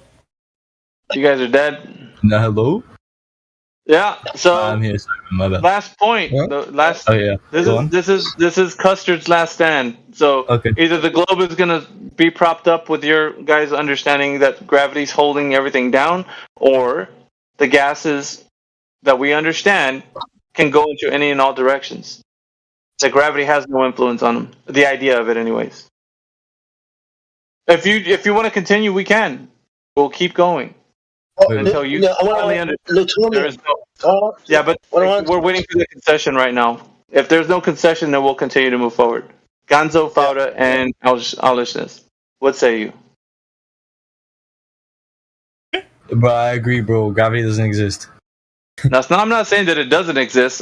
What I'm telling you is that the information given to you about what gravity is, the theory of it, anyways, because we have little g and big G, but I won't get into that. I'll just wait for you guys to tell me. Guys, this is your moment. You can continue. I concede. Owlishness? Oh, yeah. No, I have no idea what I'm talking about. All right. So let's go ahead and just put a pin on all of this and just say that the Earth measuring with curvature, right? Who has done it any time in history? The answer was I don't know. The second one, axial rotation. We hadn't had a sufficient answer for that due to the Foucault's pendulum fallacy. So that would be I don't know either, because there's many things that could influence that. So we've gotten to that much. So we don't know. What else could it be? And then the third one is the vacuum of pressure. The vacuum next to that resides to the air pressure that you and I breathe. That the gases containing within are held down by gravity is insufficient. So with all of these things, the Earth having curvature, spinning in the vacuum of space is just a belief that's been propped up by mainstream and given to you. And now you believe it. And so because of it being a strong belief within you, you still think that the Earth will continue to be a globe in your mind. But it does not exist in reality. Because if it did, it would be self-evident. It could be proven to anyone that would be inquisitive about it and not have such a hard time when saying, what else can it be? It would just be. So I'm going to go ahead and leave it at that. Thank you guys for your participation, even though it was a bit difficult. But we reached the end so that you guys know, everybody understands that you guys don't have any knowledge to support the Earth being a globe. Just believe it to be so. And if you continue to believe, that's fine. It's just a belief. Say only, though, so. I know, I did.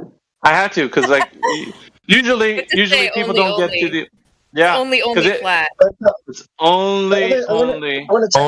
There is no other way. You only believe it. Only. Only. Excuse me. Only. Be respectful. All right, so I'm gonna just open it up now. You guys can come in. Like that's all I needed to do. Just get them through that. Bong, did you want to add something to the end of the gravity question? Yeah, just gravity. Newtonian gravity is what they use on Earth, and Einsteinian gravity, relativity is in space, space-time, but on Earth it's just an acceleration. But things don't keep accelerating because the less dense something is, it's eventually going to reach something called velocity. I forget. It's a constant speed. Like a feather, it's not going to keep accelerating down at 9.8.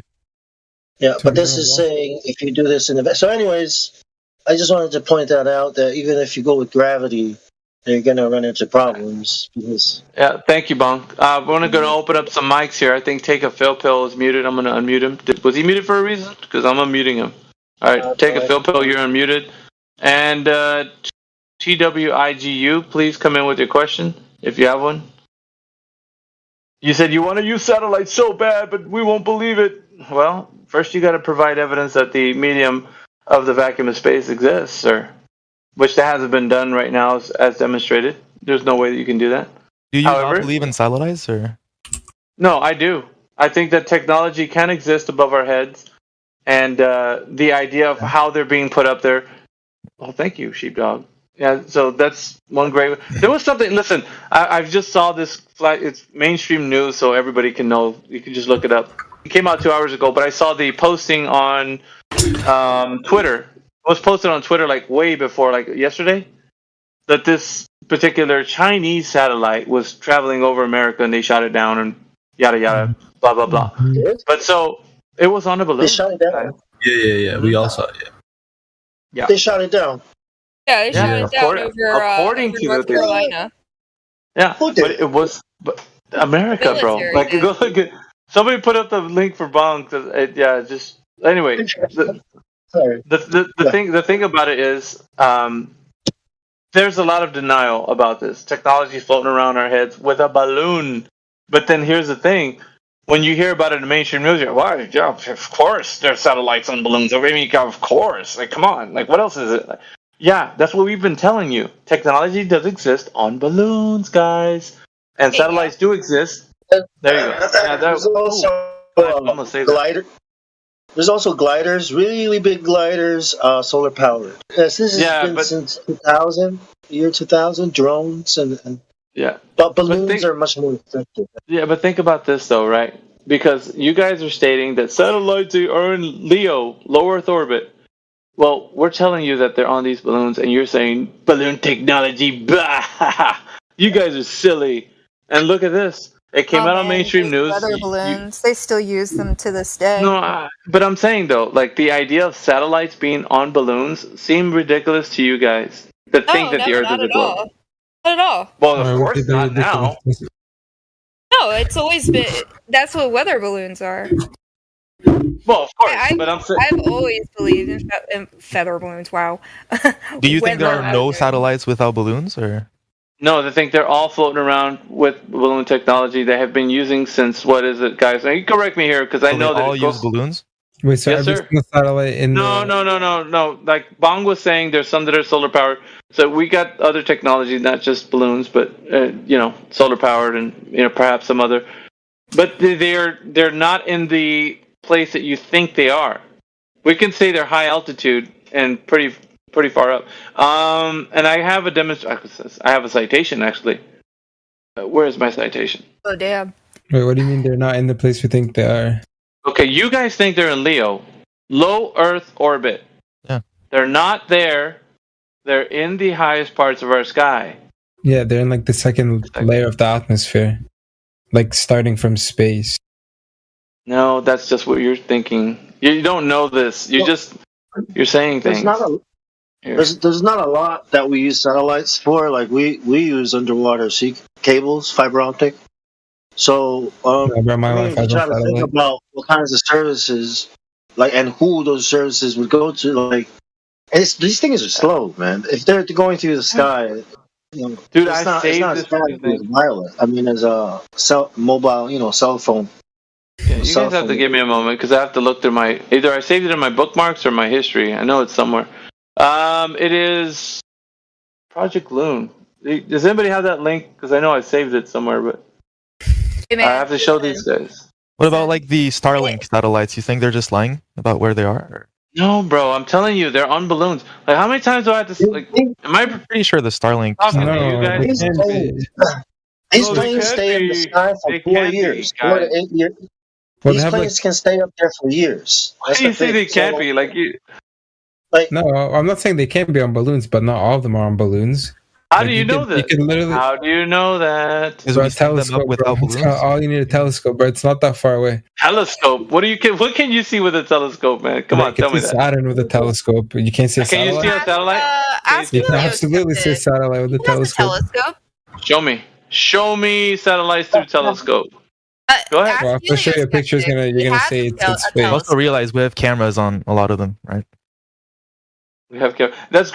You know what? I told you can have technology flying around your head and taking aerial pictures. I'm not saying you can't do that, but what you're claiming is that you're saying that they're in a place where they're not. That's what I'm trying to tell you guys. You believe in your minds, it's the Earth and they're flying around the globe. No, they're not. They're flying around your head, but they're not flying around the globe. Have you guys ever noticed that planes? Link here. Have you guys ever noticed that planes at nighttime, the lights, when you look at it in the sky, look like stars? You know what's weird? Wow. What's weird is I'm going to show you the citation.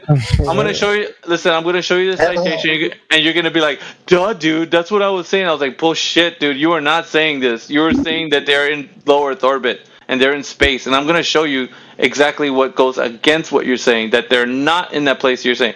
And it's going to be by not me, a company. And you're going to be like, "Oh, shit, no, I agree with what this is." Because, it's not me saying it. 1 second.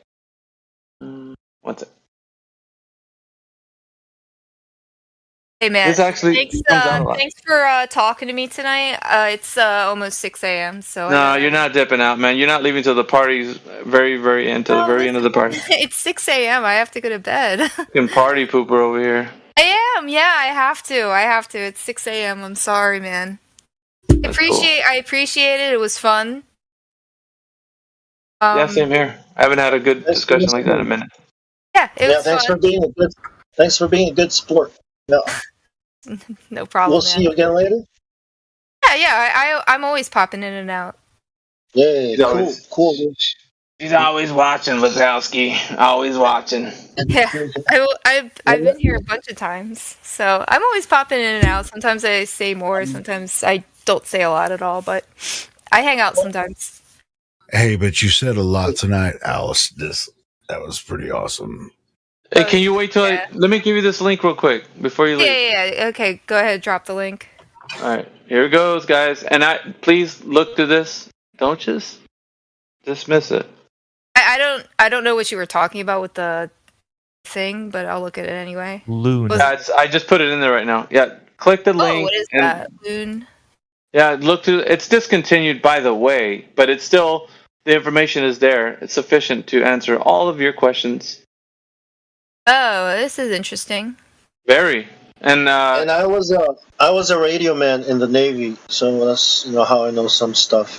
And it's broken down. It's broken down very easily digestible for everyone. So please go look through that. Scroll down, and there you go. Mic drop for me.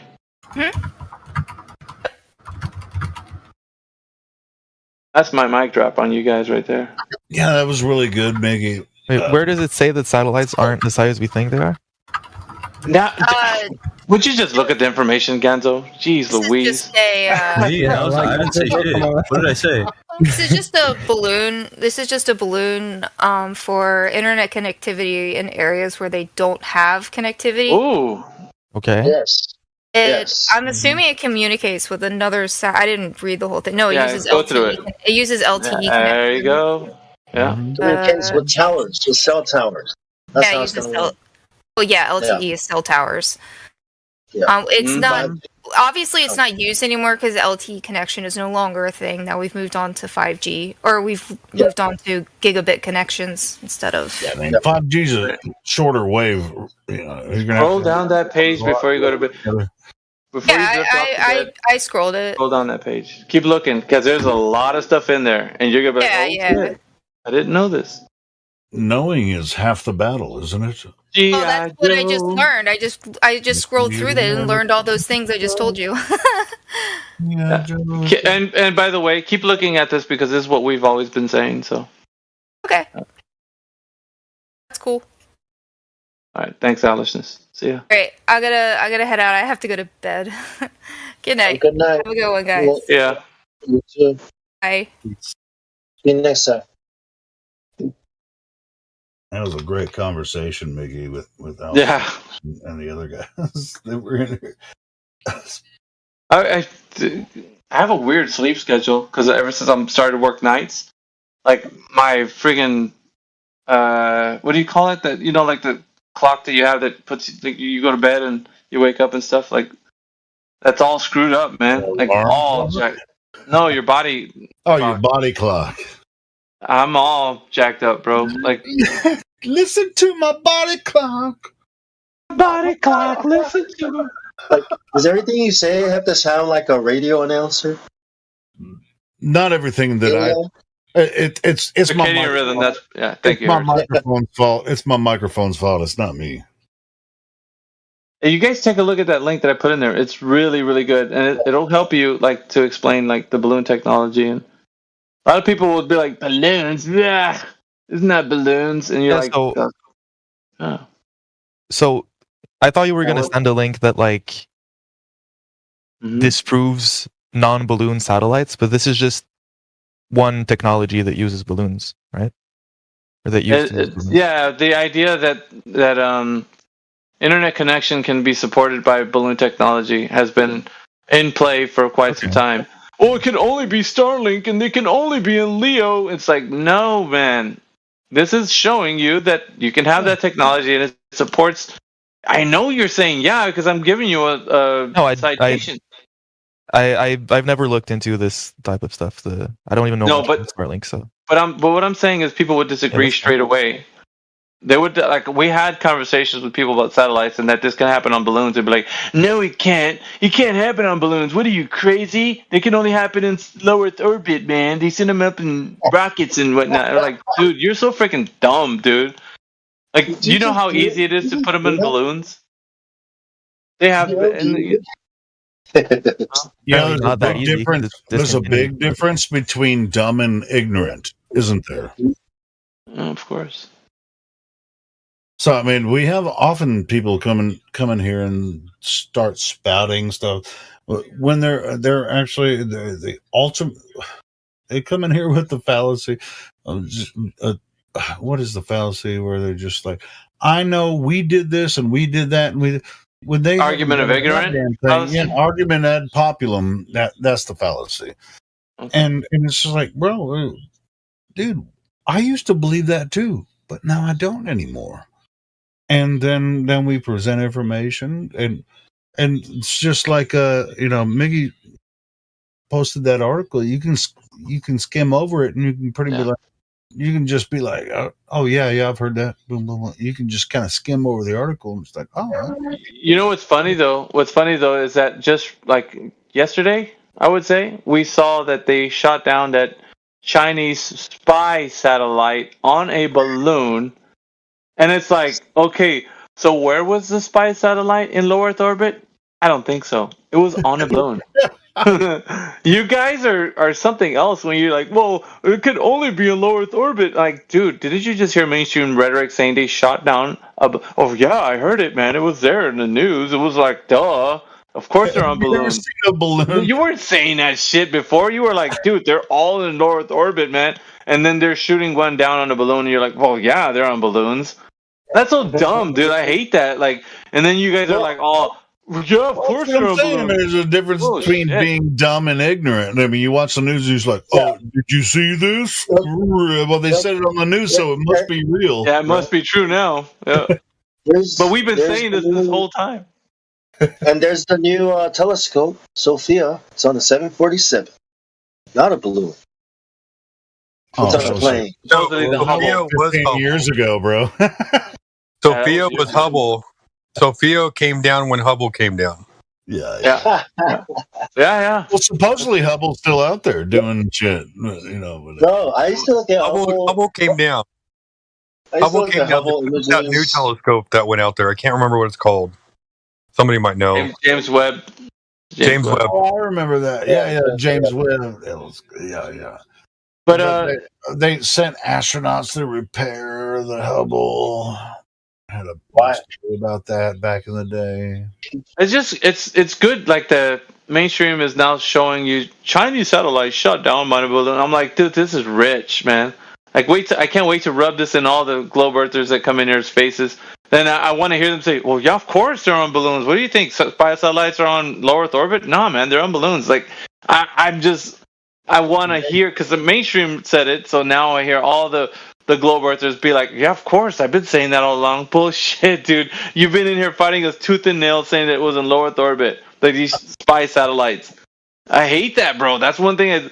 The moment it comes out on the mainstream news, they're like, duh. I've always been saying that. And those anti-flat earthers, the thing about them, they're not dumb or ignorant.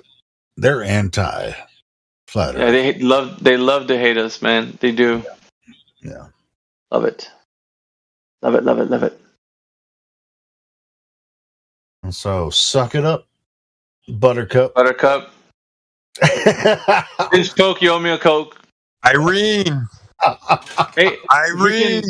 Come on, Irene. Oh, you know what I mean? At this moment, you mean everything. We can nearly all do it. Jeez Louise. Yo, AG, you there, bro?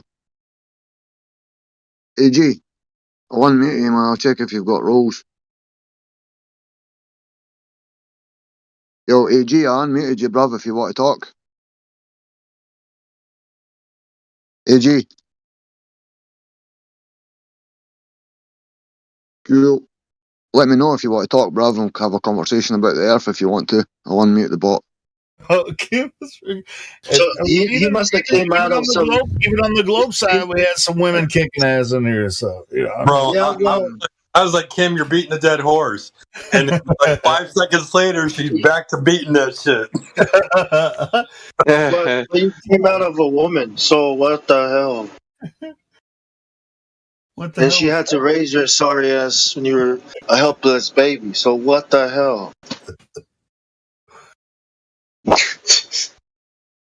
Right?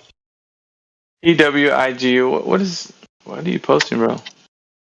Chinese spy That must satellite. not have had a mom or something. Hey, oh, thank you. Yeah, look at this.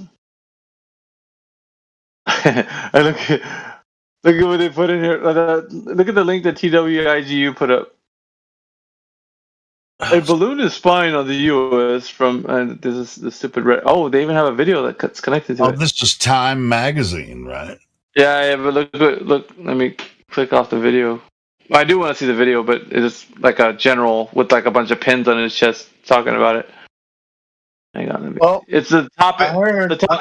The topic says a balloon is spying on the U.S. from the sky. Here's why China may be using old-fashioned surveillance technology when satellites exist. What the freaking hell, bro? Went to the fucking moon. Yeah, exactly. But it's just there's a cyber whatchamacallit, some kind of cyber attack pandemic that's coming. They say it's going to be worse. This article came out yesterday. They said it was going to be worse than the last pandemic. And how can that be? That just means more people are going to die.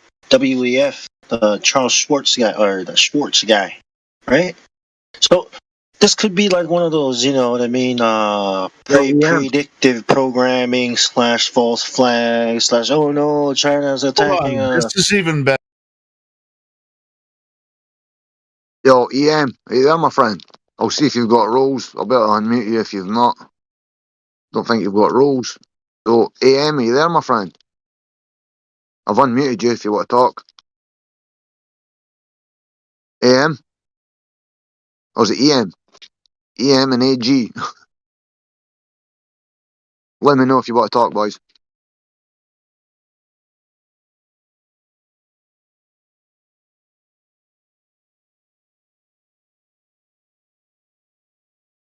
One second, I'll unmute the bot.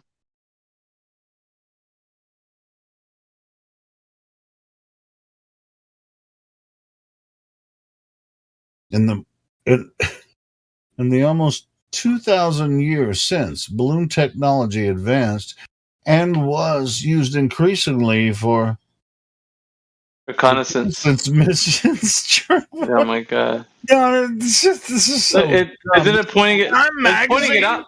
Yeah, it's pointing it out though, guys. Like it's telling you, like, look how old they've been using balloon technology. And I've been saying this shit. Haven't I been saying this shit? I've been saying this shit. Yeah, you have. On Wednesday, a mysterious white orb was spotted floating above Billings, Montana, and U.S. security officials suspected it almost certainly to be a Chinese military surveillance balloon. Almost certainly. They're like, and we think it's a Chinese spy balloon, guys. I don't know what it is. Let's go send another plane, go shoot that shit down. It's Chinese. I was just like, who's our enemy? Yeah, but the thing is, you're going to be asking the question: how the hell did they penetrate U.S. airspace all the way to freaking Montana? You guys, Montana, yeah. Exactly. Oh my God, yeah. Someone's not doing their job. Somebody fell asleep at the wheel there. Yeah. However, even though the balloon was hovering over sensitive sites, including a field housing U.S. nuclear missiles, the Biden administration ultimately decided not to shoot it down, as officials advised that it doesn't pose a threat for now. But it's debris might. Yeah. Look at it. The debris might pose a threat because if they shut it down, it might hit some farm in Montana or some shit. And look at the bullshit that they say afterwards, Hilo. We have no intention to violate the territory or airspace of any sovereign country. Mao Ning, a spokesperson for China's foreign ministry, said at a briefing on Friday, "We're gathering and verifying the facts. We hope both sides can handle the matter together in a cool-headed and prudent manner. The ministry later admitted that the balloon was from China, but described as a civilian airship used for research, mainly meteorological purposes. Steered off course.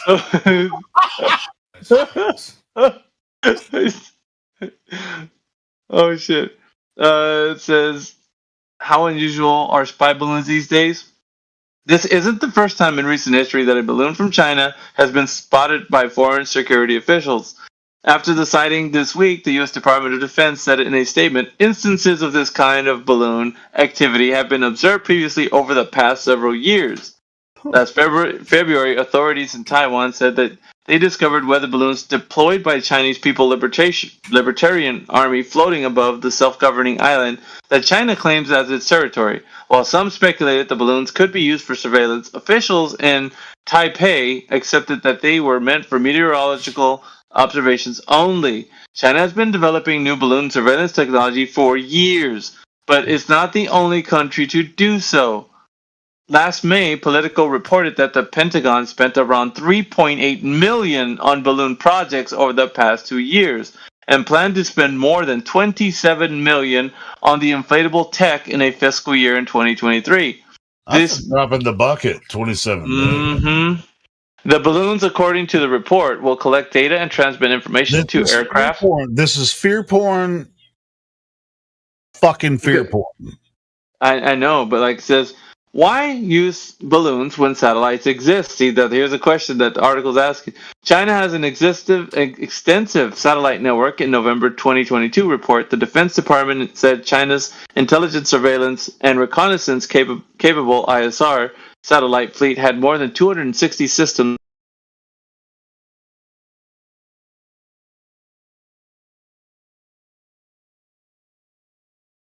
Makes me so special. He was waiting for you. He said, I can't go in there until you undeafen. And then he's now in here. Oh, God. Here we go. Yeah, we can hear you, Jesse. You're coming through loud and clear. Go on, Indio's undeafen now. I laced up my boots. And by the way, that was a hell of a feast. Yes, sir. I'm here.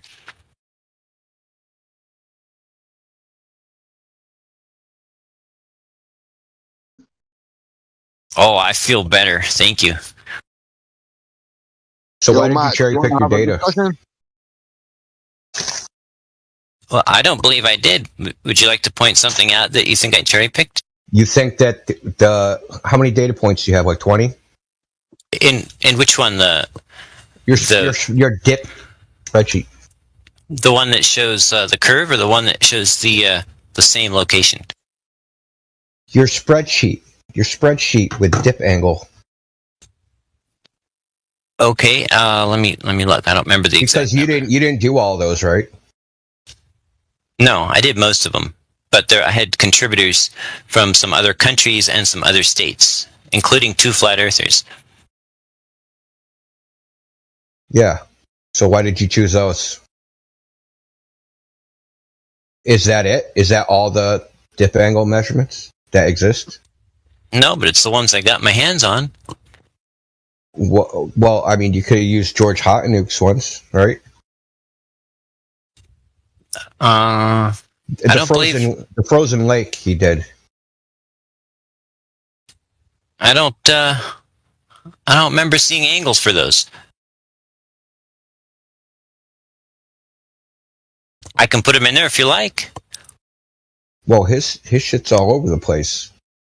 That's what I'm saying. I know for a fact that there's measurements all over. I know how surveying works, and I know that they take.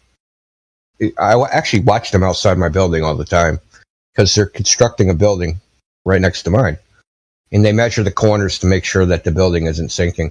They sit out there all day taking measurements. And why would they do that? Why do they prescribe doing measurements at certain times versus other times, or in certain weather conditions? They're trying to reduce inaccuracies because they're shooting for a very high level of accuracy. Okay. You're not? Well, I'm doing the best I can. But I'm well aware of the fact that I'm not going to get 1 millimeter accuracy at 75 miles, right? You're not going to get any accuracy. So, do you know that there's a difference between a device that says it can measure some angle and what it can actually measure? So there's like the internal angle, there's the precision of the device itself within itself. So say I have a physical protractor, right, with gradations on it. And I know that I can turn my theodolite. Now let's imagine it's an old theodolite with a physical angle measurement, and I turn it. Now there's the precision of the instrument itself, right? Right. And then there's the precision of the optic, of doing the measurements through the optic and how those are correlated. When the theodolite says we can measure an angle of 0.05 arc seconds, they're talking about the instrument. They're not talking about the actual measurement. Right. They're talking about the measurement of the angle of the light. No. They're talking about the instrument itself. But don't they list the accuracy for the entire instrument? How would they measure that? How would they verify that? You can't verify it. So say I want to, what is my accuracy at 100 meters? How would I know? How am I going to test that? Am I going to set up an optical path with a bunch of mirrors, try and test it? What about 1,000 meters? What about 10,000 meters? What about 100,000 meters? How am I going to actually test that? How am I going to calibrate my device?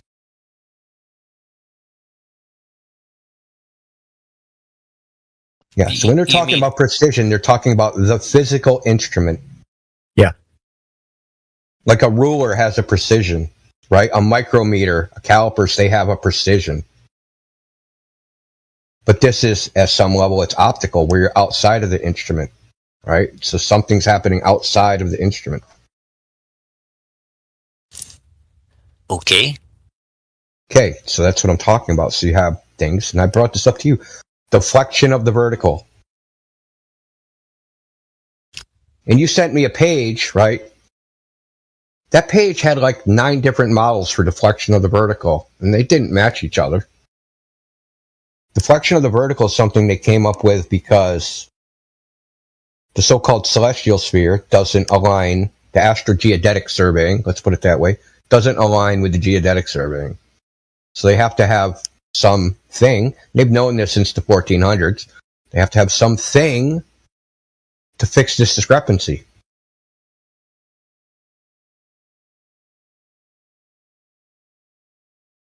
So are you saying that whatever you call it, deviation from the vertical is a likely cause for my measurement that plots out as a curve? No, the truth is you didn't have a measurement. Not really. Well, I mean, all measurements of non-integer type have some margin of error, so it's not that I didn't have a measurement, but that you may argue that I had a margin of error that was too large, was larger than the value I was trying to measure. Well, you know, when we're trying to get... There's two things, though. There's also the uncertainty. The uncertainty of the accuracy of your measurement in the first place. And there's precision, and then there's uncertainty. Correct. They're two different things. Correct. Do you have some evidence that my uncertainty was larger than the what I'm calling the missing height? Do you have evidence that you allocated for your uncertainty?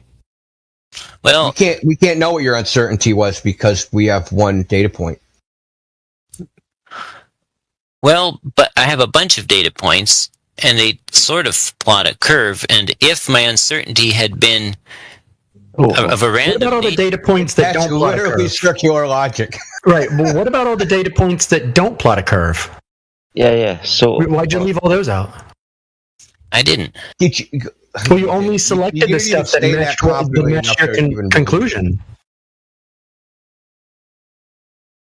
Look, I doubt you took one measurement per observation and then wrote it down and then stuck it on your spreadsheet.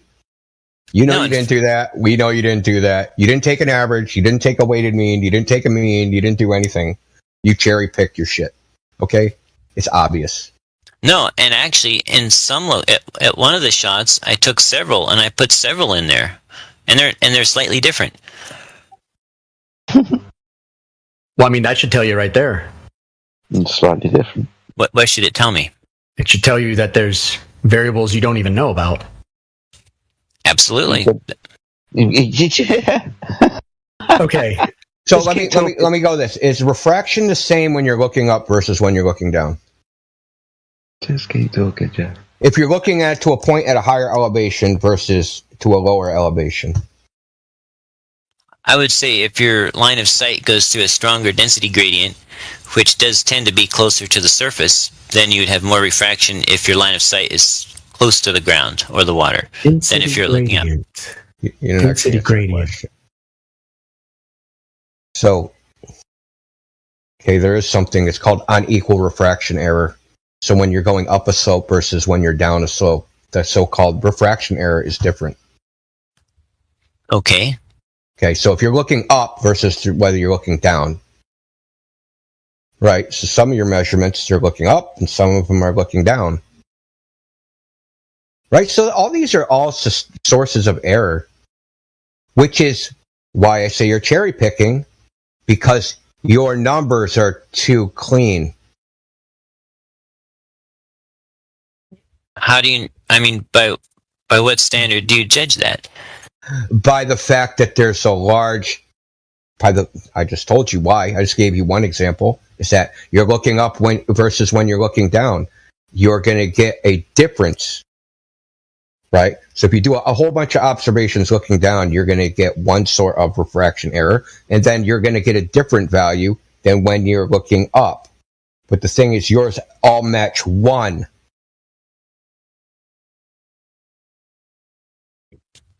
But they're not all looking up or all looking down. I know. That's the point. Maybe you don't get it. Your so-called error matches 7.6 star, right?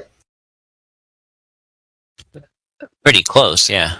Yeah, pretty close. But it's not a universal error. It depends on which way you're looking.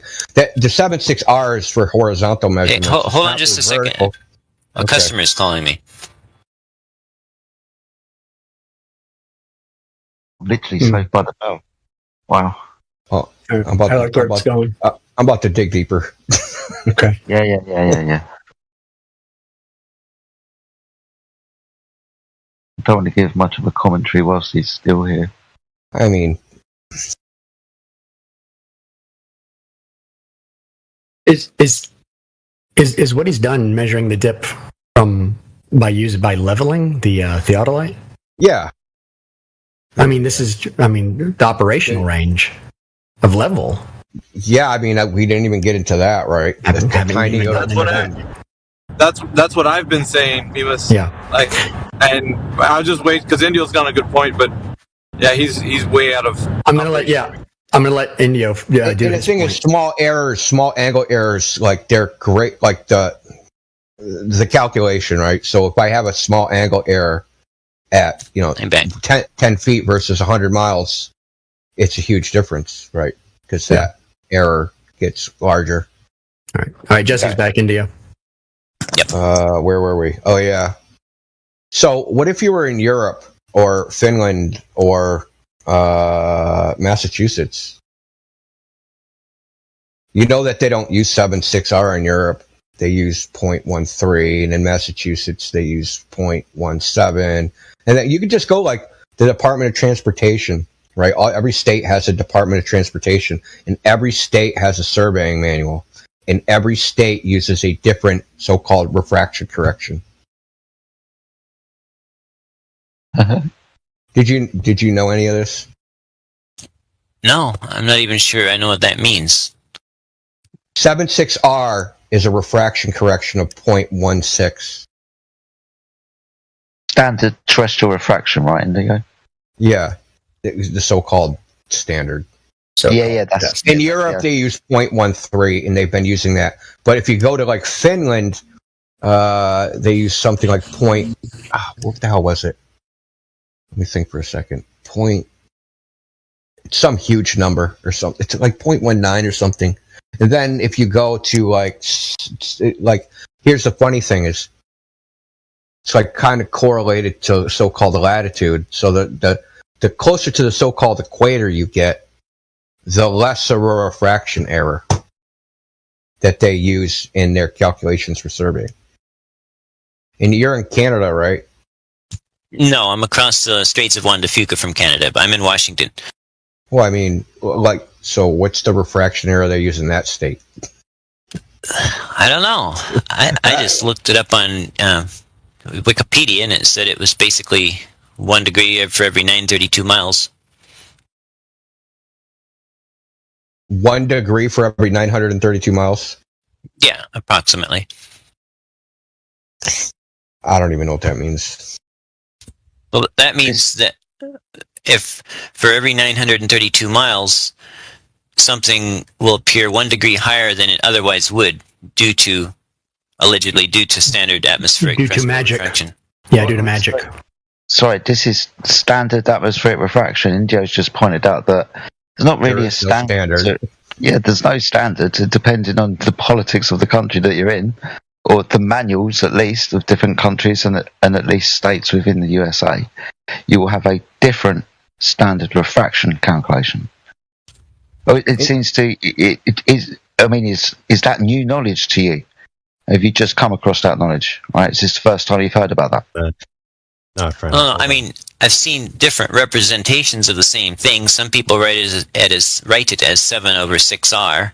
Others write it as like this K factor of some fractional decimal number or something. Yeah. There's different ways to mathematically express the same curve of light. I need to ask you: is that an optical or mathematical function? Well, I mean, the mathematical part is mathematical, but it's alleged to describe an optical phenomena, right? Oh, alleged. Okay. Is it optical or is it mathematical? It can't be optical. I think it's an attempt to mathematically model. Explain why you see too far. An optical phenomena. So, math is a language. It's explaining why you see too far. It's not bending light, is it? No matter what the terrestrial refraction is, it's making the geometric shape mathematically bigger. Yeah. Right? Yeah, but yes, that is what it's doing. Hey, Jesse, look in live stream voice text. I want to show you something. This is what you think you're doing. This is what you think is happening. That you're on a ball and you're looking and making measurements on a curved path of light. Basically, except you're showing refraction a rate that far exceeds what is said to be standard refraction. No. 76R means the radius, that if the ray of light was a circle, it would have a radius greater than the radius of the Earth. Which means you could zoom in on your own ass. Theoretically. So 76R, 76 the radius. R means radius. That means that path of light. So what they do is this circular light path. But it's a cheap and dirty way of just saying, we're going to assume the globe is 76 the official radius. And then we're going to model it as straight rays of light. What is it when you don't have evidence and so you create a story to fill in the gap? Lying? Oh. That's what globers do, okay? Yes. But do you know what the operational range of like a transit or a theodolite is? Like if you're trying to be accurate? Like let's say I'm going to put down a foundation. I need 1/32. I'll make a big flaw here. 1/32 of an inch.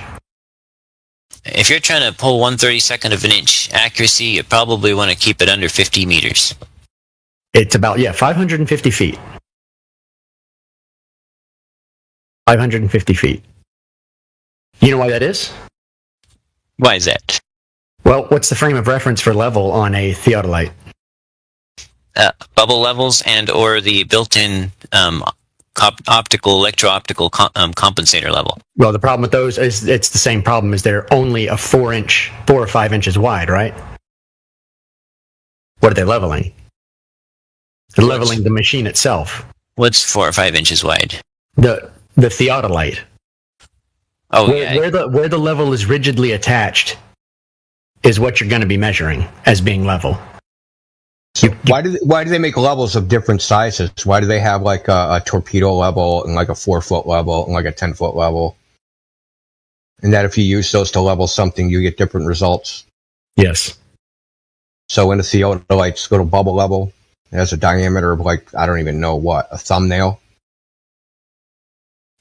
So, what I'm saying is the level, right? So you did an observation that was 120 miles, right?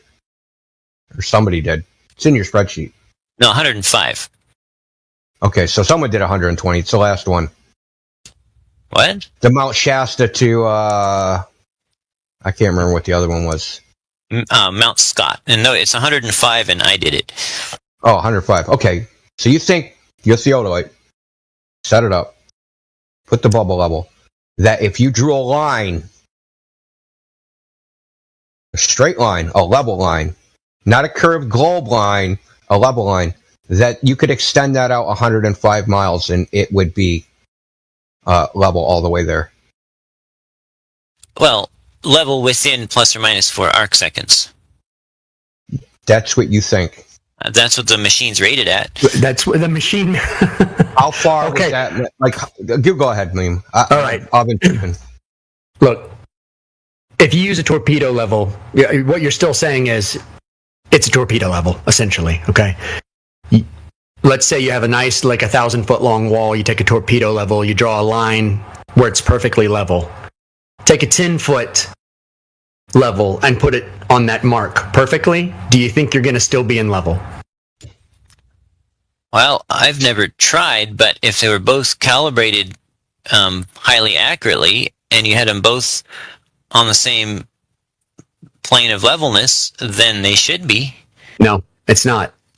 And then we have things to prevent that from happening. Torpedo levels are for specific things because they do not have the range of accuracy as a 10-foot level. Doesn't matter how good it is. It's because ultimately the machine itself can only read itself. There's no invisible thing that says its fidelity has been maintained past that point. You may only need a spot where you need a 4-inch level, and that's the only spot you need it at. But the actual equipment itself doesn't have the capabilities of testing whether that line has maintained its fidelity 100 feet away. Whereas a 10-foot level, you've created a much larger margin of error, or a much smaller margin of error, and so you're going to have more fidelity of your line at either end. I mean, this is basic construction, and all of us who build and survey and who do all this kind of work understand this principle pretty easily, because you cannot build things practically. Like, I could not put down, if you gave me a 4-inch level, no foundation would go down. But let's say we had a perfectly smooth, flat, level plane, and... What are we measuring it with? How do we know it's level? Let's just say that it's floating on water, and so it's level. And we put a bullet level, or a torpedo level on there, and a 8-foot level on there. They should both read level if they're both calibrated correctly, right? So you're talking about putting them both on something that is already known to be perfectly level? Yes. Yeah, so almost like them back at the factory being put on the calibration machines that test them both the same exact way. Because you know the 4-inch level is still tested the same way as the 10-foot level. Yeah, I've seen the videos. Right. So, but ultimately you still can't use it when you're free floating, when you're elevating, when you're holding it, when you're putting it up against things, when you're putting it into use for practical purpose. It just doesn't work. Because there is no, ultimately you're relying on the ability of the piece of equipment to internally operate with the assumption that everything is perfect going out from it.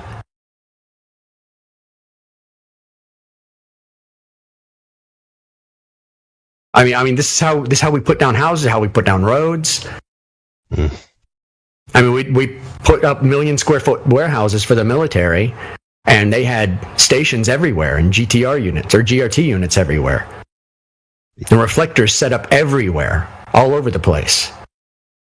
Because they're just not as accurate as you think. And these are, $130,000 stands that we have, that we use. Yeah.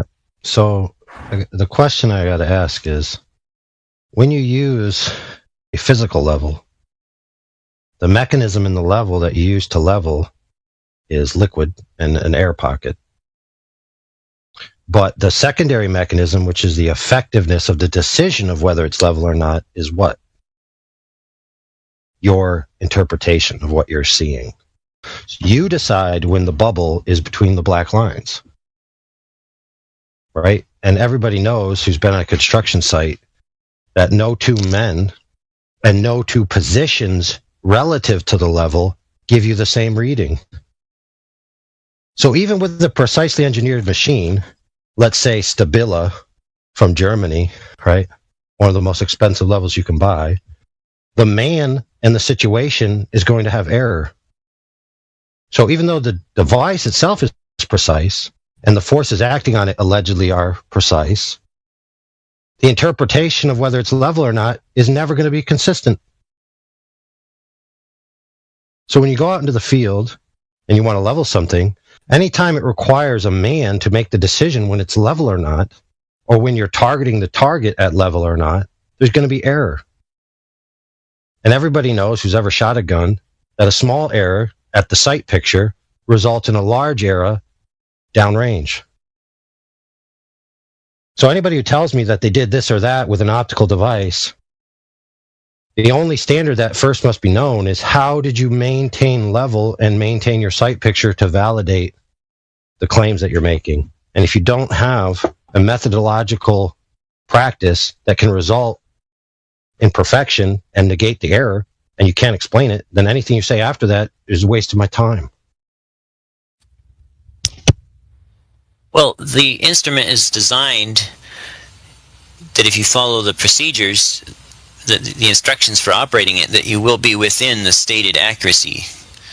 And besides, the Nikon unit actually has a built-in liquid level where actually they take and bounce a little laser beam off the inside surface of a clear liquid in a quartz vial, and then that beam hits a little CCD imager, and then based on where in the CCD area that laser beam hits, then the computer is the one that actually objectively, reliably, consistently reads the level. So there's actually no human input in even reading the level on that one. Right, and that's fine because like we all have those, and the self-leveling levels, the self-leveling transits.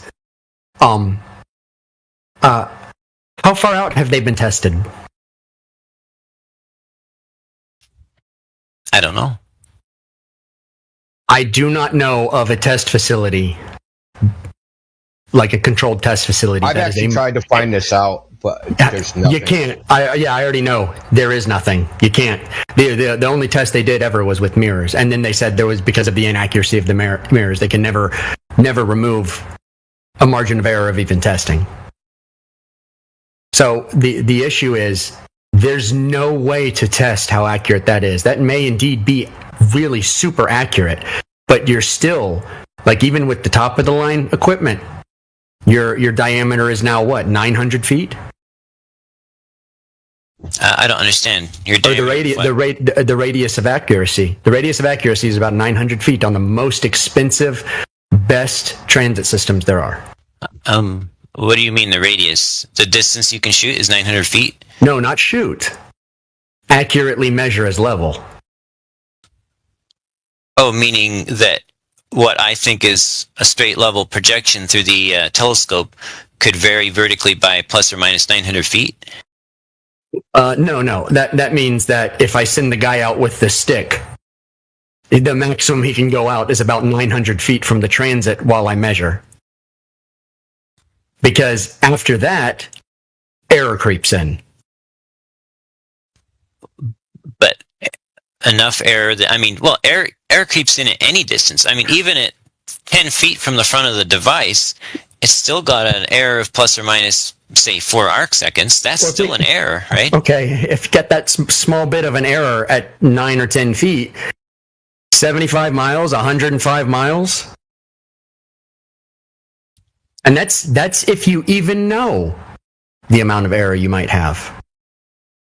Like I said, they've been trying this with the theodolite, and when they do it, they still can't decide if the horizon is optical or physical. It's optical when it works for them. It's physical when it works for them. You know, they only cherry pick the data, as you have, that supports the initial claim. So let's say I did get up on Mount Scott, 8,934 feet, and I shoot I shoot an angle to Mount Shasta, 105 miles away at 14,179 feet, and I measure an angle. What's my problem there? Where did I go wrong?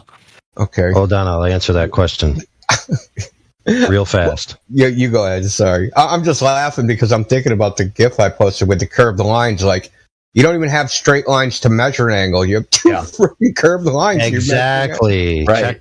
Check this out. When you orient your device to the image of the mountain, you are not shooting an angle to the mountain. You're shooting an angle, quote unquote, or orienting the device, quote unquote, to the angle of the incoming light. Agreed.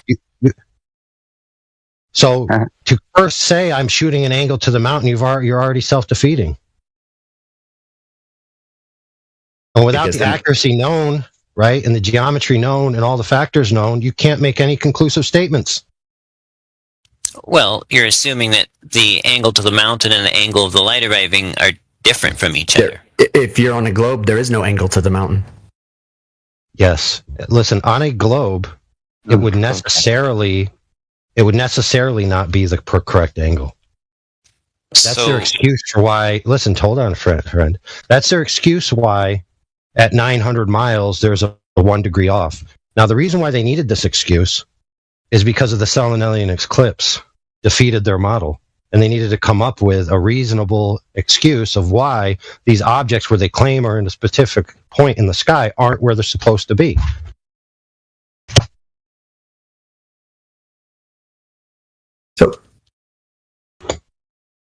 So here's what I don't understand is like we have like over 100 data points with all the measurements taken of seeing things that are way too far down on ground level.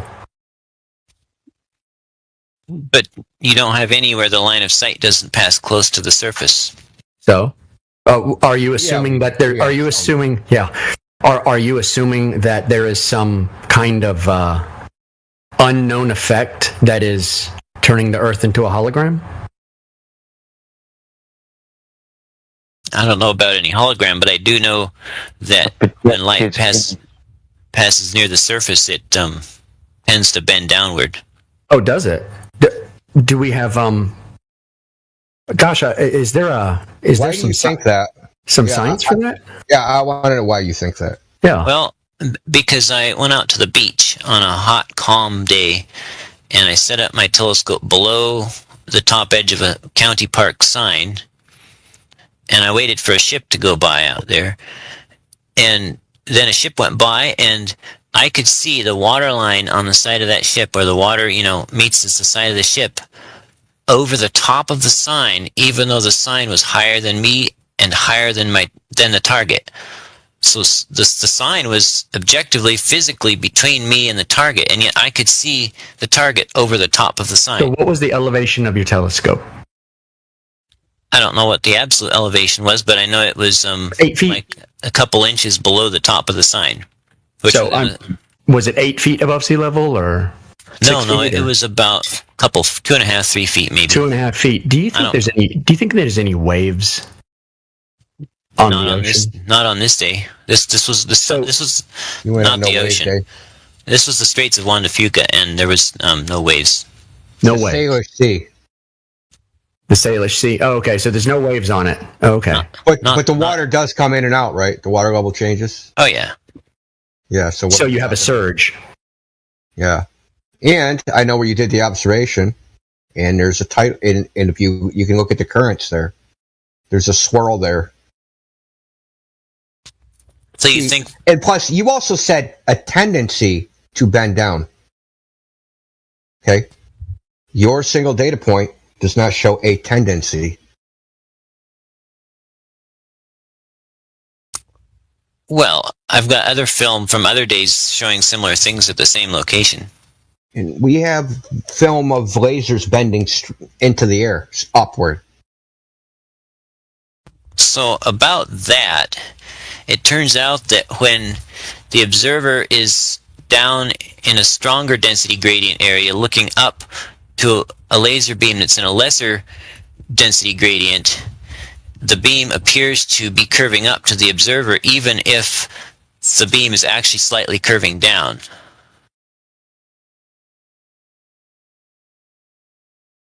How is any of that falsifiable? Listen, first of all, that's not the observation. That was done. Like the upward bending lasers, they were done. You can see it going straight and then doing basically a right hook, a J hook straight up into the air. There's a bunch of them. It's not like there's one. There's a few of them. And here's the other thing: is your claim that you can, because light bends down to the density gradient, the lower you are, the more refraction there is. Well, if being lower makes you closer to a colder water surface that's colder than the air, then that usually does increase the density gradient rate. So if you've got it... So hold on, Meme. So the lower I go, the farther I can see. Is that what you're saying?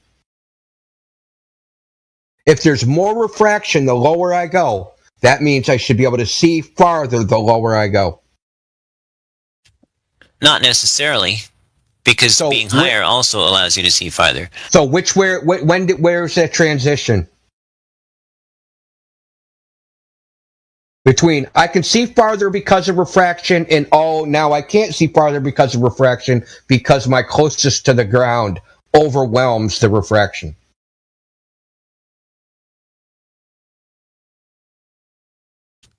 Yeah, it's quite the conundrum, isn't it? No, but it's simple, and I don't understand why you don't understand it. But understand what?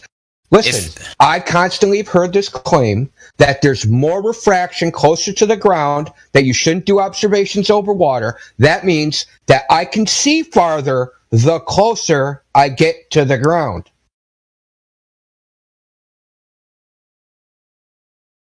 Yeah, it sounds that stupid. That's why you're having a hard time, because it sounds that stupid. And my oven's going off again, so someone please take over. Where's the paper? Who has the paper on the refraction? Because all of it's done with straight line measurements anyway. I'm not sure what paper you're referring to. Okay. And I'm not even sure why we're talking about refraction, since I made no compensation for refraction in my measurements. Okay, well, that would mean that you're assuming that the Earth is, like, the horizon of the Earth is geometric and physical, right? My measurements made no assumption about the horizon. They don't involve the horizon. So I'm not sure I understand the question. Well, if you haven't accounted for okay, then explain the black swan image where you have a horizon that is 10 miles away. Nice. Well, I saw the horizon I just told you about over the top of that sign. Okay. So do you know what the black swan is that comes from the Ludic fallacy? Yeah, it means so the black swan means that it doesn't matter how many white swans you have. That's why it's called a black swan. But if I were to discover that the black swan were actually a white swan painted black, I found the paint can, I found the brush, I found the guy who says, yeah, I painted it, then I've kind of invalidated the black swan, right? Well, no, you haven't, because the guy goes down there every day, all the time, and gets these images. Actually, the BMLS 69 guy said in his video that he went to the same spot as many times as he could, like in a 3-month period, and that most of the time the 3 oil platforms appeared sunk down as if the Earth was a globe, but a few times they were all risen up and all visible as if the Earth was flat. Okay. Let me ask you this. Let's say you're looking along the deck of the water, right? And water is reflective, and you're at a very low angle, aren't you? Right? What's the deck of the water? Just like if I'm down by the water? Yeah, I'm calling it the deck because that's the flat portion that we're talking about, right? Oh, okay. Okay, so the water is a deck, right? So what happens when you lay down? Does the water look like water, or does it turn into a mirror? Comes a homogeneous reflector. It depends if it's hotter than the air. If it's hotter than the air... It doesn't have to do with heat, it's the angle. The tighter the angle at one end, the more reflective and homogeneous it gets, because the eye can no longer resolve it. It's angular resolution. That's not been my experience. Hold on, friend. It's not just angular resolution. It's the internal reflection angles. Once you have total internal reflection, then the angles of light that are not the water, like not the source color of the water, will overtake them from the angles of propagation to the angles of reception, and you'll only see light that is not originating from the water surface. It's just reflected light, if that makes sense to you. Right. Now, see, someone posted the image of the sunken oil rig. You see it? Oh, hold on. Yes. Right. Is that the horizon? What's the horizon? By which definition? Yeah. Yours. I mean, technically, the definition of the horizon is where the sky and the water appear to meet, right? Appear. So it is. It's optical. It's not physical. Right. Okay. So none of your pictures or observations are of the horizon. Then they're just optical. Right. None of them are actual measurements. Well, I'm not sure none of them of the geometric horizon. The curvature of the Earth that should be physically getting in the way of stuff. All horizons are indeed optical, aren't they? Jesse, the point of that is that the apparent location in your field of view, and I want to make that clear, it's in your field of view. It doesn't actually exist down in 3-dimensional space. It only exists in the image presently. You mean like color field, where the color field of the sky meets the color field of the ground or the water, and they distinguish and change. That demarcation point is known as the horizon. That of a necessity cannot be a physical location.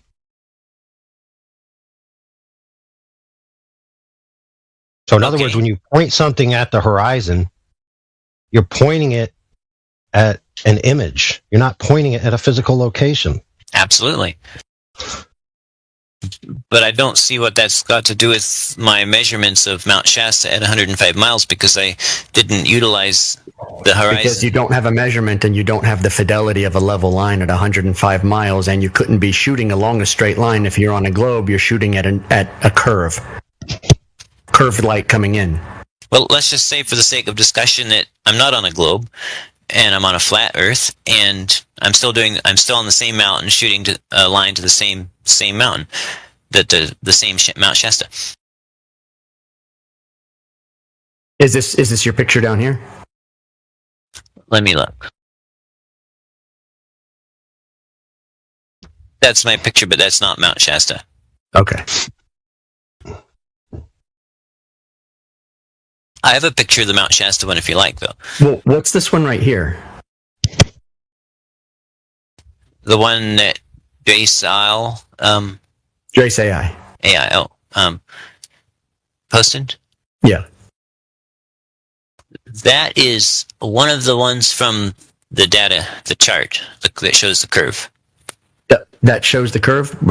Where at? Is it behind the hill? Is what behind the hill? The mountain is the curve? No, is the curve behind the hill? Because I see a hill and I see a mountain obstructed by a hill. I just measured the zenith angle to the top of that mountain. I'm not sure I understand what you're asking. You don't have an angle. It's curved. It's a curved observation. Well, I measured the angle of the light entering the telescope, right? Right. It doesn't matter. You're saying, okay, let's just say you're saying you're level to that or mountain. You're shooting level to it? No, okay, you're shooting the angle from down to up. Okay. Holy okay. crap, dude. So what? So you think that hill is Earth curve? The tree-lined hill? Like if a truck drove in front of you, would that be Earth curve? Because that's a hill obstructing your view. No, never mind. The hill has nothing to do with anything. Okay, so where's the Earth curve at? Well, this is just a single data Hold on, Jesse. Hold on. We got to correct the error on the table. So he asked you something about the angle, and you said, I'm measuring the angle of the light entering the telescope. Now, if you concede that you don't know the path of light from the target object all the way to the telescope, then the angle that the light enters the telescope is irrelevant. And making any assertion based on that is also irrelevant. Can't be applied to anything. I wonder, is this supposed to show obstruction of the bottom of a mountain? No. This was just he asked for my source data, and angles. I line up the telescope to the target. I take a picture through the telescope. Then I take a picture of the LCD readout. Then I flip the telescope around. You know how you do 2 readings with a theodolite, at least 2. And take another picture through the telescope, and then another picture of the LCD. It's just my way of recording what I was shooting and what the angles were, because that way I don't have to ask myself later if I maybe transpose some numbers. Hold on. Let's reiterate this, because this is what the crux of the issue is about. The angles of what? The light as it enters the telescope. Right. And unless you know the path to the target object, those angles are pointless to know. You cannot discern anything about the target object's angles of propagation from the angles of reception. Because according to the globe model, all the light is taking curvilinear omnidirectional paths. Yeah. And so you have no idea which light you've received. So you can't make any definitive claims about the physical location of an object compared to you angularly based on angles of intercepted light. It doesn't work. Can't be done. Which makes the model unfalsifiable, which means we can dismiss it out of hand. Correct, which, by the way, the U.S. military validated when they attempted to shoot a tri-band laser to determine the refractive conditions over 120 kilometers for the purpose of perfecting their laser targeting systems. And they found that the results were not congruent with the globe model of refraction. In other words, it was a chaos. It was chaos. The general consensus, right? Not that they use this word, this is my word, but they use turbulent and unknowable. The general consensus is that the path of light is chaos. And the final point that you're getting, right, based on what they said in relation to the globe model, is not precise, and it's not congruent with any standard model of refraction. I'd like to point out also, Jesse, that Drace very politely has posted the source and the citation. The combat experiment does not observe dispersion, even though they should have. They say they should have. They use 3 frequencies. It's irrelevant what the purpose of the experiment. There we go.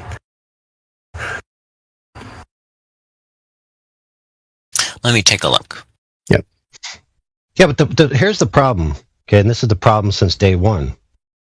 And I mean day one is in the first retard that went out to the ocean and looked out and said, I can't see the bottom of the boat. And because I'm so close-minded and ignorant about the nature and physics of light in relation to geometry and all of that, I'm just going to assume, based on childhood permanency bias, that you learn when your mother first puts a ball behind her back and you realize that the ball continues in 3-dimensional space and doesn't just disappear, You look out and you say, well, I can't see the bottom of the boat, therefore it continues in three-dimensional space. And just like a ball going behind my mother's back, the boat is going over Mother Earth. Right? Because they can't think of... Go ahead. Isn't it much simpler? Probably. Yes. Ask them what refraction is. We were about to dock at that port. Okay. Sorry to interrupt. That I just kill it quick. So define refraction. Right. That's go ahead. Sorry, Jesse. You want to define refraction for us? Oh, by the way, I'm not going to. I didn't claim it. You're not Jesse. You're not Jesse.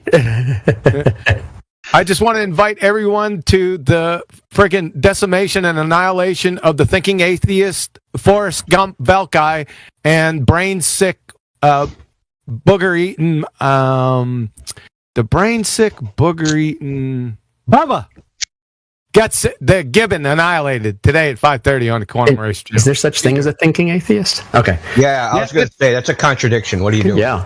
Yeah, I know. Oxymoron. I will bring that up. Thanks, Indio. That is an ox and a moron. I've been around. We'll be around more often. Well, I've seen you in here last night, but I was busy. We're like ships passing in the night, so I've seen you around. I got you. We're just trying to avoid you. Do I still have what? Do you still have your contradictionary? Oh, yeah. I'm using it today. I also have my hip waders going on, so... What about the turkey? Shorter. Not done yet. No, it's getting hot though.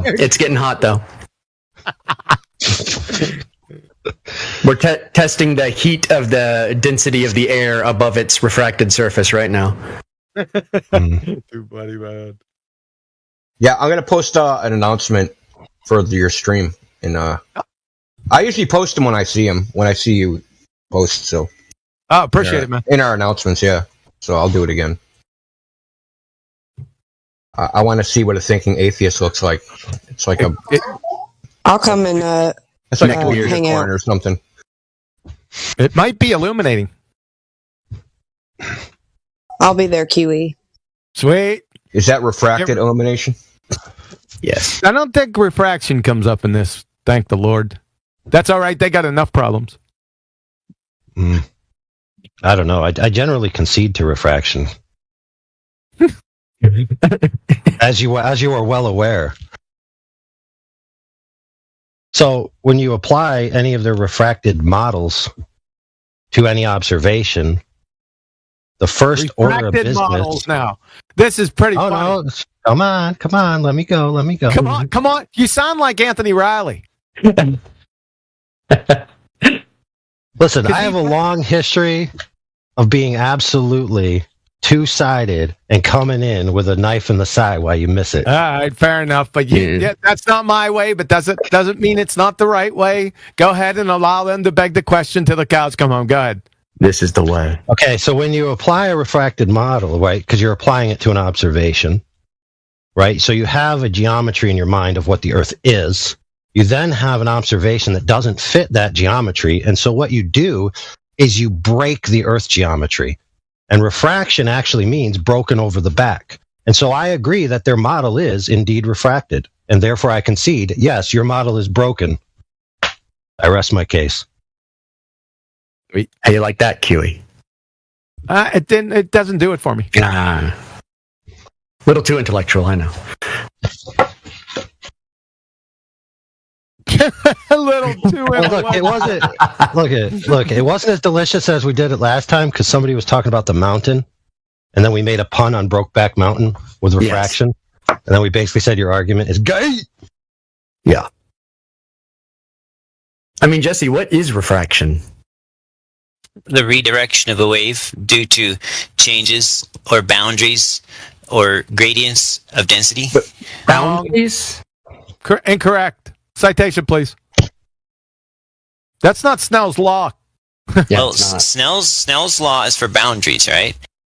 Snell's law is the law of refraction. But how do you apply that? No buts. There's no buts. None. I'm here. No but. Was that self-deprecating? Maybe. All right.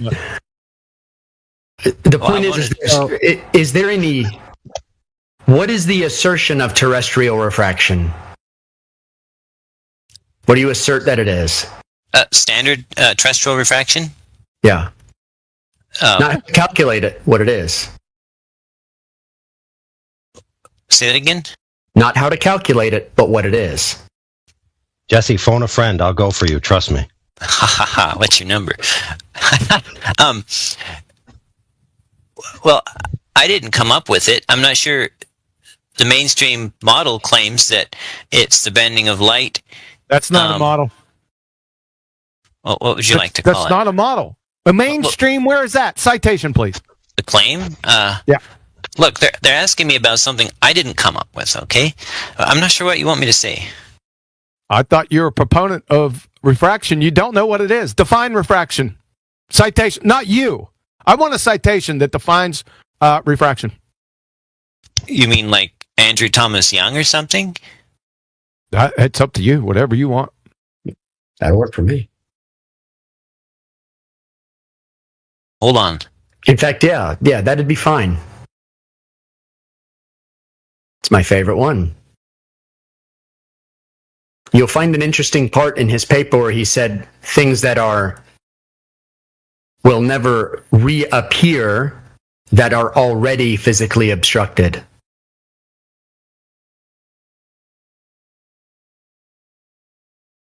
So it's a one-way mirror. So Drace is already over my stuff, man. You're not posting it. I got where you're going with that, but you're a little bit ahead of the game. We just want to know what refraction is. Well, I've read that paper like 20 times, so. All right. Yes. Let's do this. Let's make it fucking easy. Okay. There it is. From Britannica.com, Snell's law in optics, a relationship between the path taken by a ray of light. Oh, by the way, rays of light don't exist. In crossing the boundary or surface. Do gases have surfaces? No. But they would have a boundary with water. Of separation between two contacting substances. Where's the two contacting substances in the fairy tale atmosphere? There isn't any. It's a category error. From the physics classroom, refraction is the bending of the path of light wave, light's not a wave, as it passes from one material to another material. Can you show me two different materials in the fairy tale atmosphere?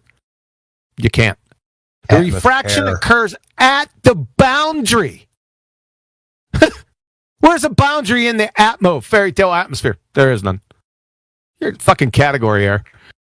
Let's go to Wiki. Snell's law, also known as Snell-Descartes law, and the law of refraction, you see the context, is the formula used to describe the relationship between the angles of incidence and refraction when referring to light or other waves, light's not a wave, passing through a boundary between two different isotropic media, as such as water, glass, or air. Has a picture right down here on the bottom. You see that? Snell's law? Where's the interface in the atmosphere?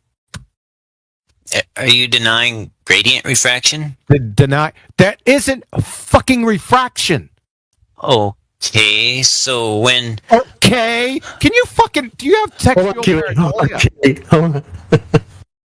Do you have textual pareidolia? Do you want me to read them again? Where's fucking gradient in anything that I read? Oh, I didn't see it in what you read, but I think what you posted was not all of... You're making it up! Yeah, what is it? What is terrestrial refraction? Is it just make-believe? I mean, obviously the phenomena is real because... it's not obviously real because I look out and I just see things. I don't have to come up with a reason for why I see them. If you're having to come up for a reason why you would see things, that's not scientific, is it? Okay, so... Yes, but hold on, Jesse, before you go, because you said this twice and you haven't been corrected yet. So, a phenomenon, to be genuine, the premises of the differentiation in the happening must be known in the first instance. So in other words, if you see something where it shouldn't be on a quote-unquote globe, in order for that proposition to be true, the globe must be proven in the first instance. You can't infer it and say, oh, that isn't where it's supposed to be on a globe, therefore it's a phenomenon. So, again, where's the globe being proven in the first instance so you could apply this claim of a phenomena? I don't even know what you're asking or what that has to do with the fact that we've all seen the pictures of the laser It's not a phenomena, dude. It's not a phenomena. It's our math is wrong. Let's come up with an explanation. In this case, it's a mathematical explanation called terrestrial refraction. Have you seen that? Thank you, ma'am. Hold on, Jesse. We got to caveat that. So, indeed, things being not where they appear to be at all times, like differentiation between days, definitely happens. So, like when I go to a small lake, I see things disappear, right? And rest assured, they disappear some days from the bottom up, some days from the top down, some days from the top and bottom simultaneously. Now, to be clear, this lake is small enough to where any alleged Earth curvature would be irrelevant. But that's not the point. The point is that, yes, we all see variations in what we see. The difference in this context of this argument is that it's claimed that the reasons we see things is called terrestrial refraction, which has an assumption of a radius, which makes it a phenomenon only in the sense if the Earth is a globe. So in one instance, we all see displacements optically, whatever they be. In the other instance, it's assumed that it's a phenomena in relationship to where it should be seen on a globe. But the globe has to be proven in the first instance for that to be a phenomenon. So that being said, what the heck is terrestrial refraction? Maybe it's whatever causes that laser beam to look like it's curving up. Well, if that's the case, that's a huge problem, isn't it? Shouldn't we see boats like way up in the sky? Well, sometimes they do, actually. No, we see them hovering in the horizon.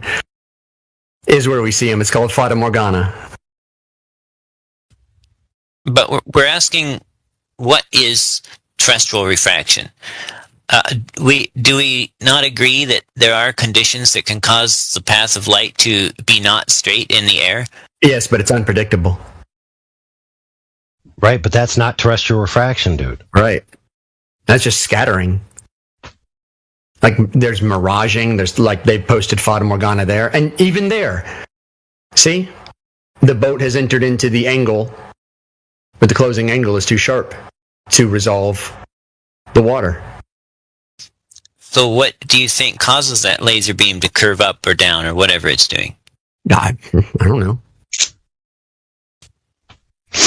Smarter people than me know that answer, but I know this. If you got light shooting in every single direction, which is what happens, your net result is essentially just straight line.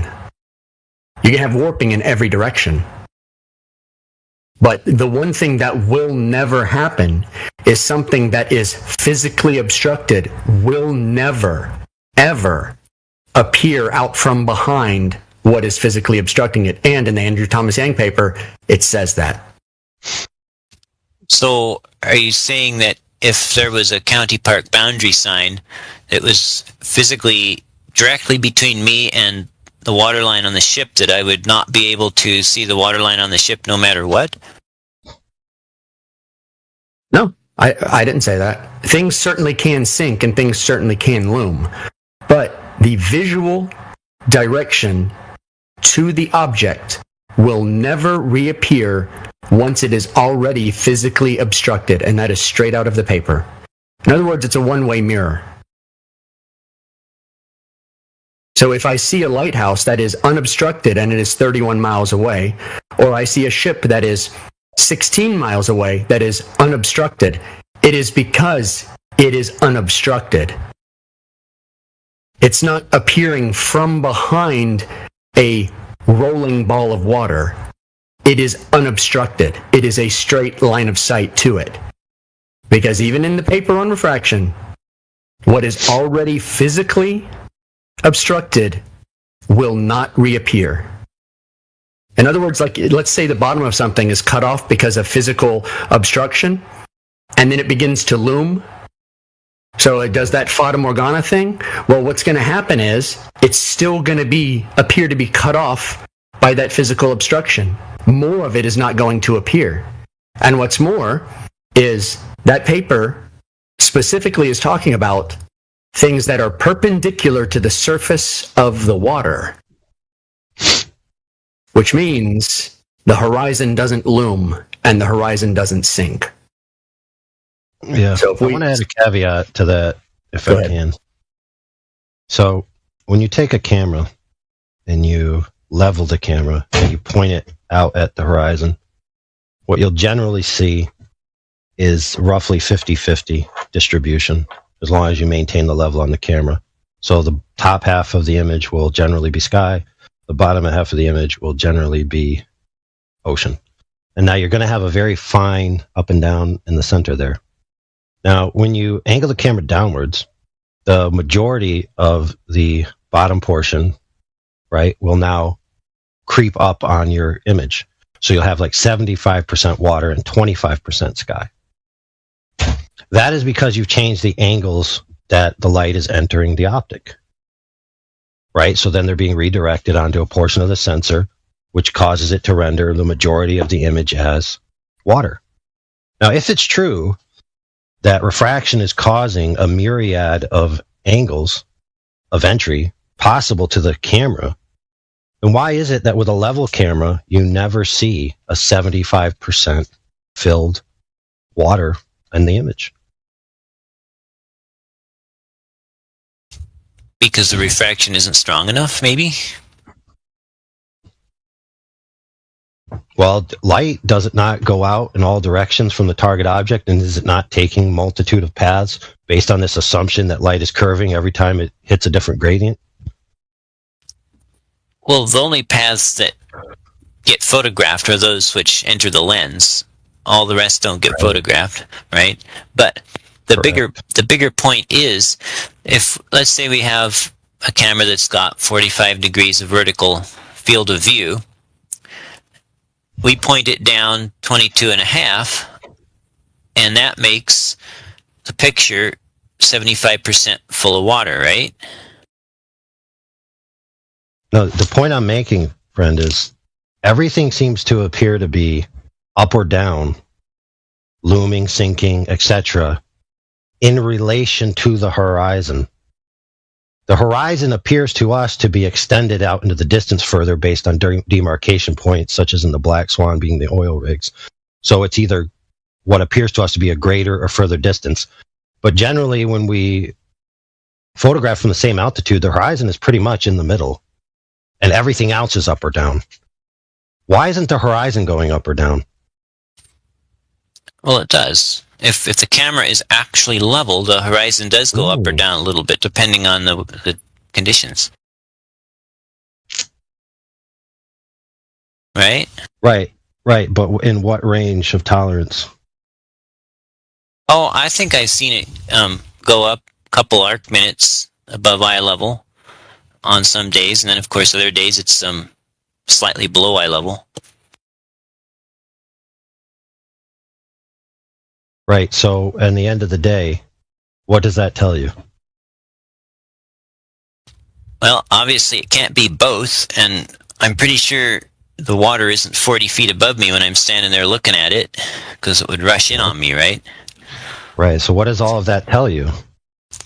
Well, nothing is ever consistently where it should be, theoretically.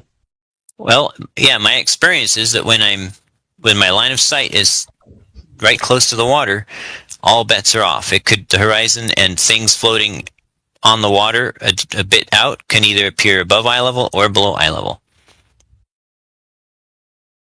Right. So what you're looking at is all optical effects, right? That's all it can be in principle. Well, I know that know the angles. You can't know the angles to the objects because you can't even be sure where the horizon is at any given moment. Right, I know the variation has to be optical effects because I'm pretty sure the whole ocean isn't tipping up and tipping down. But that doesn't tell me what the actual physical angle would be if I didn't have the variations of the optical effect. No, the point is that you can never know the exact physical angle to an object at distance based on optical equipment. Right. Nothing in this life is exact. You can't validate the path of light.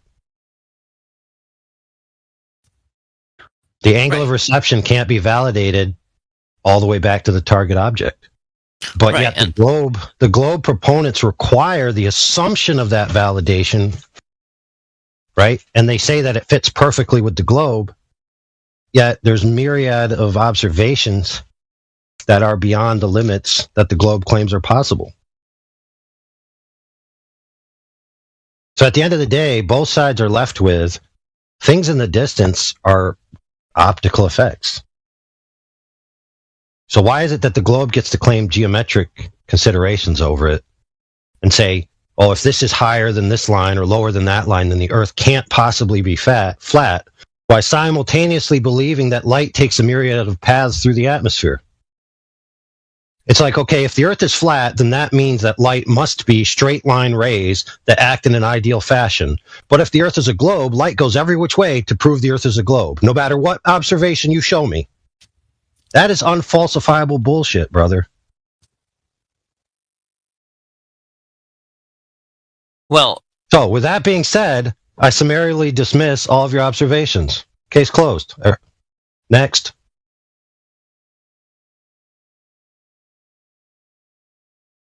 You could continue with anybody else if you want, but I rested my case quite thoroughly and unequivocally. Oh, okay. Thank you. On your 105-mile observation, did you compensate for the tilt? For which tilt? Tilted the mountain away from you.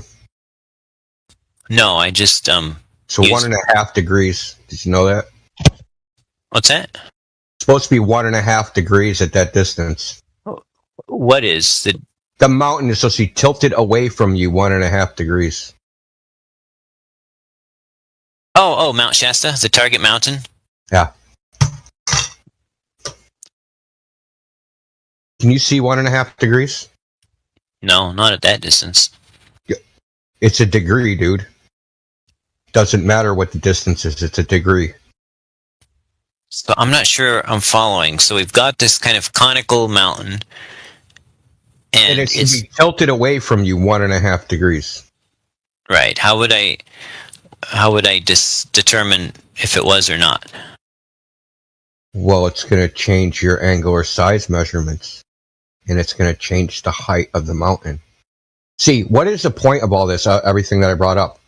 Remember what I said, you're cherry-picking data, your data's too clean? I've mentioned about, 5, 6 uncertainties or variables, things you didn't know about that you didn't take into account, but somehow your data matches. How is that even possible? Think about it for a second. That's what I want to know. Yeah, I gave you the answer. It's called cherry picking. Well, I certainly didn't cherry pick the 30 shots to the mountain that's 75 miles away, all from the same location to the same target. Yeah, that's... You took how many? 30 of them. Over how long of a time period? A couple. I think there's dates from like 3 different years, but they're not all consecutive or something. But different times of year and different times of day. But where in those is Earth curve? Well, that's just a single point measurement to gauge the consistency of my method, right? Because we all want to know if our method is consistent. So this is... So let me get this right. You did a bunch of measurements from one location, and you've extrapolated that out to all the measurements you've ever done. Yes. Yeah, exactly. Okay. It's not really how that works, but... Well, how would I go about this? Let's say I were just... regular surveyor do it. What do they actually do in surveying? So what is geodetic surveying about your level? It says it's only level at that point. The plumb is only at that point. At the point of the theodolite. Not at some region of space out there somewhere. This is what geodetic surveying says, not what I say. Right? But so what do they do? They take a measurement and then they do a horizontal reduction. Yep. But neither you nor I want to trust geodetic surveyors, right? Because they say the Earth is a globe, right? You're testing. No, dude. Are the elevations that you're getting, are they based upon a globe?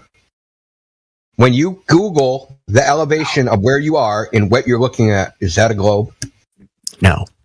They're just listed above mean sea level. Right. Yeah, but how did they find mean sea level, and how did they find the elevation of your location? The elevation above sea level. Well, in my case, I'm not that far from sea level, so they could have just measured the average sea level for a while and come up with a mean sea level. Yeah, and then measured the height of the mountain. Now, and then the mountain also is not too far from salt water. So they're going to measure the angle, right? They're going to take level. They're going to measure the angle. Now, the elevation they come up with, if they presuppose a flat Earth versus presuppose a globe, are they going to come up with different values? I'm not sure I understand. Are you saying that the mountain height and the observer height are not relative to what sea level would be at that location? No, what I'm saying is that the elevation of, say, Mount Shasta, whatever mountain you're looking at from sea level, the angle you measure, right? So say I level the instrument and I measure a 1 degree angle. Now, if I know it's 100 miles away. Now, if I think it's a globe of 3,959 mile radius, that amount that I see is going to mean one thing, but if I don't assume that, it's going to mean another thing, right? Because you think that the mountain is, if it's a globe, then the mountain is sinking. And then if I can see 1 degree of it, that means some of it is underneath the hump, right? So this is how geodetic surveying actually works. So these elevations and heights, they're based upon... Hold on just a second. They're based upon an ellipsoid. They're not just measurements.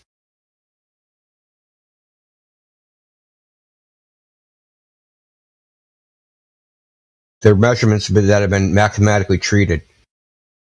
I want to agree with. I want to deal with that too. What Joyce just posted too. Hold on a second. My oven's beeping again. I'm cooking a bunch of shit. So hold on.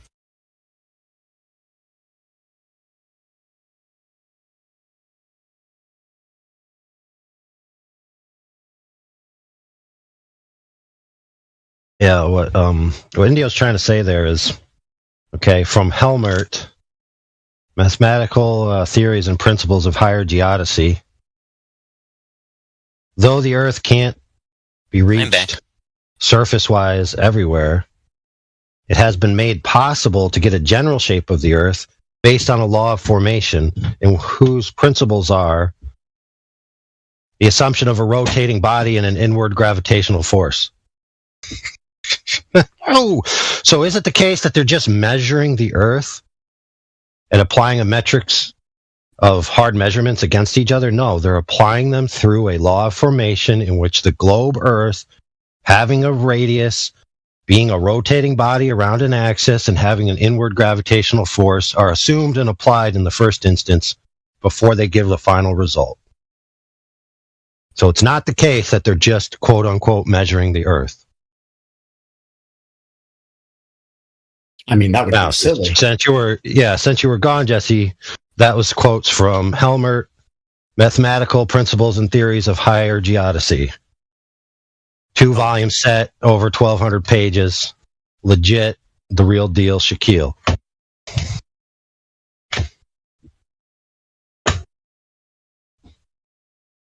So when you ask how do they do geodesy, they just go measure the Earth is not the answer. The answer is how they do quote-unquote geodesy in total is they assume the Earth's a globe in the first instance.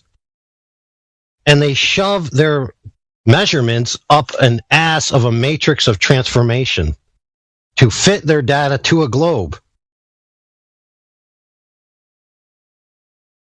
Yeah, and then you're taking a derivative of that and saying my derivative their values that they generated match a globe. Yeah, well, no shit.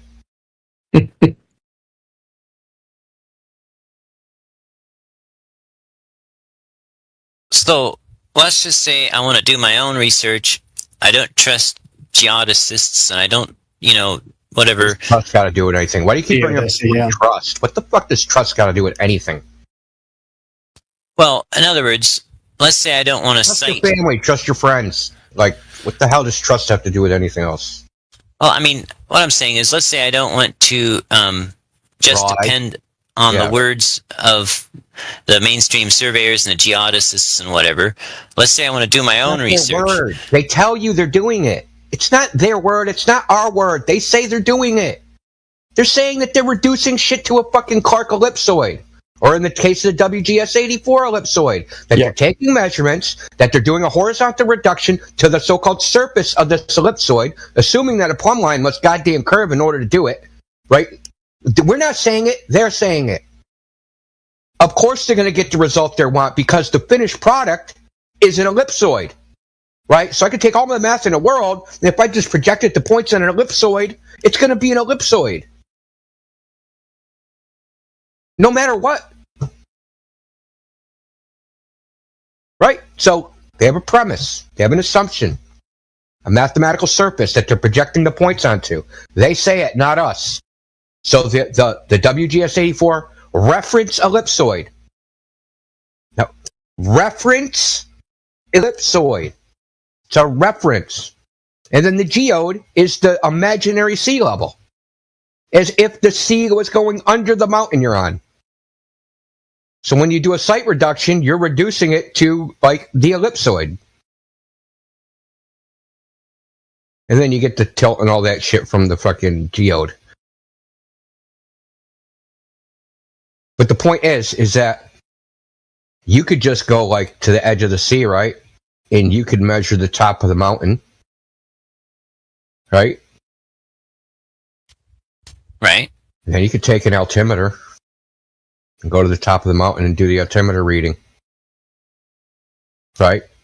Yeah. And don't do any calibration. Don't fucking say, oh, this altimeter says it's 3,000 miles. Just get the pressure. Then you find a second mountain. Then you do the same methodology, assuming a flat Earth, get its height. Then you take your altimeter and go up there and look at the pressure. And see if the pressure difference is different based upon your different measured elevations. Right? And then you create a calibration using that scale, right? Then you take a third mountain. And you don't even measure that. You go up with the altimeter, say, well, according to my calculations, it says this should be a 3,000-foot mountain. Then you go back down and you measure the height of that mountain, see if it matches. It's pretty simple. And obviously it's time consuming. It's not simple in actually like doing it. Obviously it's time consuming, takes effort. I'm not in work. I'm not going to just like dismiss that. It's like it's like brushing your teeth. It's not that simple. But I mean, this stuff can be done, and you're not assuming anything. And you know what you're going to get? You're going to get the Earth's flat because you had a starting assumption, and it's going to be verified with an altimeter. But do you understand what I'm saying? Wouldn't the same results be had on a globe, though? You could literally fucking choose any arbitrary surface. Pineapple, pretzel, pizza, frickin' you name it. You have a starting assumption.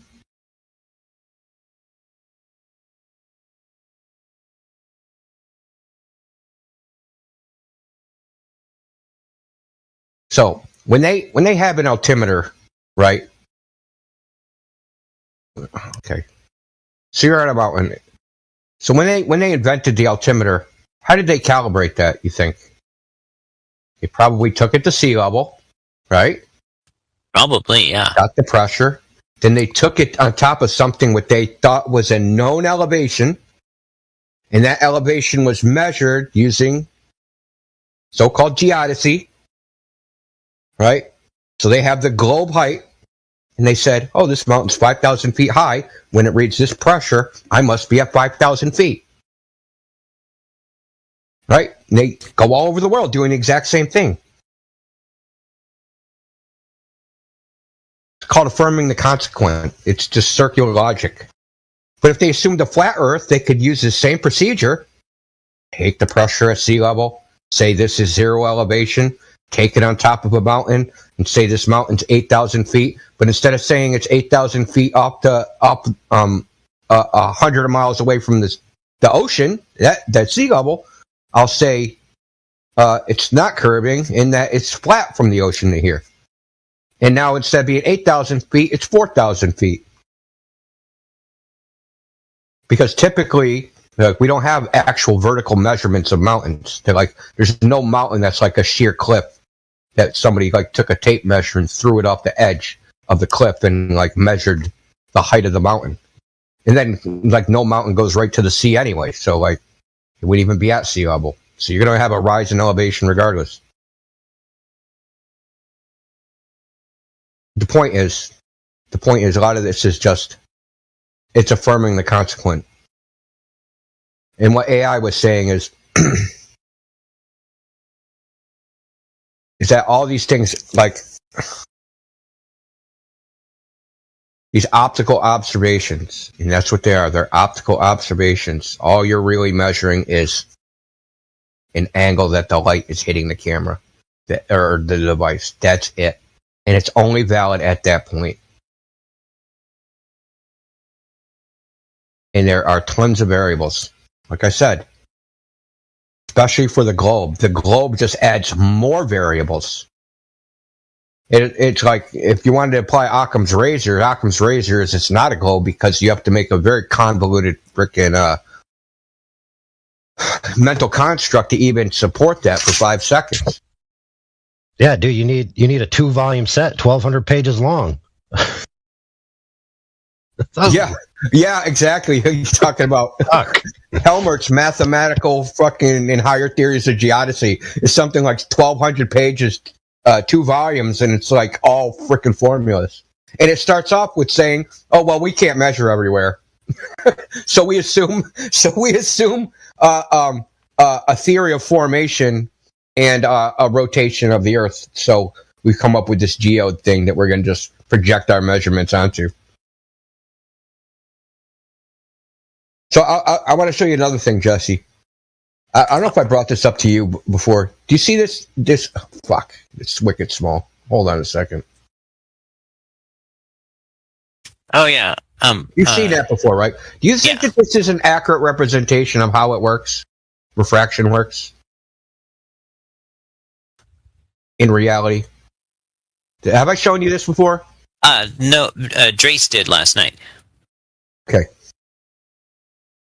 So you see how the light ray is coming down from the mountain to the person's eye? Uh-huh. So, but it's the actual, so you have the real mountain and then the illusionary mountain that's above it. Right? So the ray that's hitting this person's eye seems to be coming out horizontal from the mountain. You realize that his viewpoint would, when he looks, even though the mountain appears elevated, the image of the mountain is going to be the light that came in the direction of where he was horizontal. It's not going to look like he's underneath the mountain. I'm not sure I'm following. It looks like he's seeing the mountain higher than it is. Listen, this graphic is backwards. It should not appear like the mountain is elevated because the light comes to you. It should appear as... The mountain should look as if you are looking at it from an elevated position. Oh, the curve would be the other way? No, I'm not talking about curve. I'm talking about this is refraction. This is not the curve's the other way. It would appear as if you're looking at it from an elevated position. Because the light that reaches your eye... I'm going to use a better graphic. Thanks. That shit sucks. That thing is just... Nothing against Drace, it's just too small.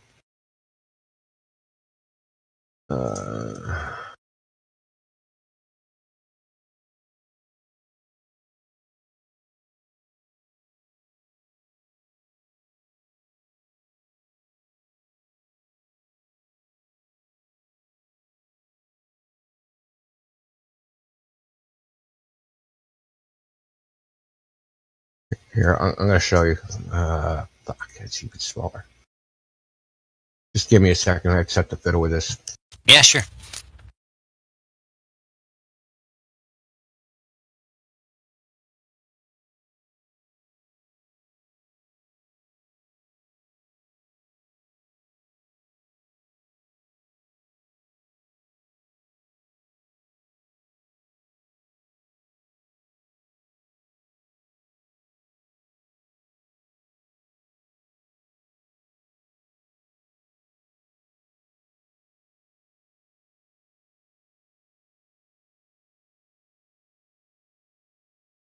Okay. Here, can you see that? Let me look. Yes. So, you see how it shows a ray that's curving, right? It goes from the top of sail, top of the mast. It's curving down to this person in this little motorboat. Uh-huh. Well, that ray, the normal path of that ray, would be up here into the sky. You would have to be, it would look like you were elevated at that position. Do you mean to an observer at the top of the mast? The illusion would appear as if you are a higher position than where you are. Because the light ray that's hitting your eye is a ray that comes from an angle that's going towards a higher position. Now, say there was no refraction, right? So the red arrow, the red line and the red arrow, that would be the non-refracted path. So that's the ray that you would see if there was no refraction. And then this is the other one, the curved one that goes down to the guy in the motorboat. That's the refracted ray. But the optical illusion is as if you're looking at it from the higher viewpoint. Their graphic is just wrong. Because for it to be coming from this, to look like this, would have to be coming from the bottom. So that would be a concave ray that would make it look like that. You understand what I'm saying? I think so. See how it shows you elevated map? So it shows the dotted outline of the boat, right? But right. He's looking at it from underneath. The optical illusion is if the boat is picked up and he is underneath it, right? And is that not what often happens at the shore? That you're underneath it? No, that it appears above you. Its spatial position is irrelevant. Doesn't matter if it's up or down. That's not the point. The point is the rays of light that are reaching your eye. What angle did they leave the object from? Whatever angle they left the object from that's what it's going to appear your viewpoint is from. So say we had some crazy refraction where the rays of light bent to your eye came only from directly above the boat, and they did a U-turn and came back down, and you looked up in your sky and you saw the mirage of a boat. It would look like as if you're looking at it from the top. But you'd be looking up at it from the top, right? But you'd be looking straight up over your head, but you would see an image of the top you would see an image of looking at the boat from above it. Right. Okay. That's why this graphic is wrong. Because the ray, for it to take this path of light, the initial trajectory, the ray that follows this trajectory originally would have been, 30 feet above this boat. So if there was no refraction, and I was 30 feet above the boat, whatever image that is, that's the image I'm going to see it with refraction at the boat.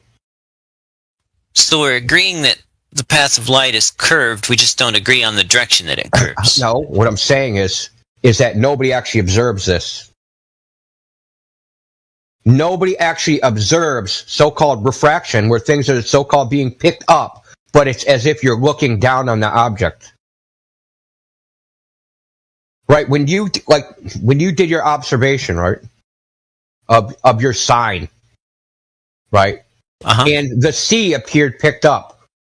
It did not appear like you got picked up, and now that you're looking at the sign to the waves lashing against the boat from a higher position, did it? Well, there wasn't a lot of waves at all, really. But I mean, what I'm saying is it didn't seem, the image doesn't seem like you picked the camera up. Like if I took like the refracted image and I waited for some crazy day without refraction, and then I'm like, okay, I'm going to take a picture at the elevation that matches this. If I put the camera up 30 feet, it isn't going to be that. It isn't going to look like that. I don't know. It might. Listen, there is no I don't know. Because light, a source of light, reflected or a primary source, right? Where the source that generates the light itself. Light is sent off in all directions, right? Every direction, spherically in every direction. Right. So a particular ray, let's call it a ray for the purpose of this, even though they're not actually rays. Let's just call them rays. A particular ray will reach the eye. And that ray had an initial direction when it left the object. Right. And if it curves, right, curves down, right, so say it's ejected from the object at a 45-degree angle up, but it curves down into some dude sitting in a motorboat. Well, if it continued on that 45-degree path, it would reach some point that's looking down at the object at a 45-degree angle. That's the ray you're going to see. The ray that left the object at a 45-degree angle above it. That's what it's going to look like. These graphics are I wouldn't call them deceptive. Maybe they just don't know. I'll give them the benefit of the doubt.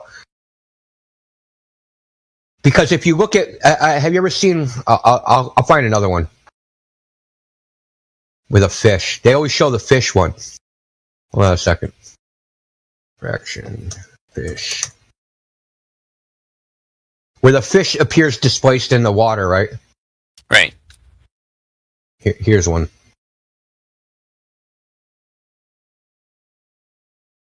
That's actually not a good one. It sucks.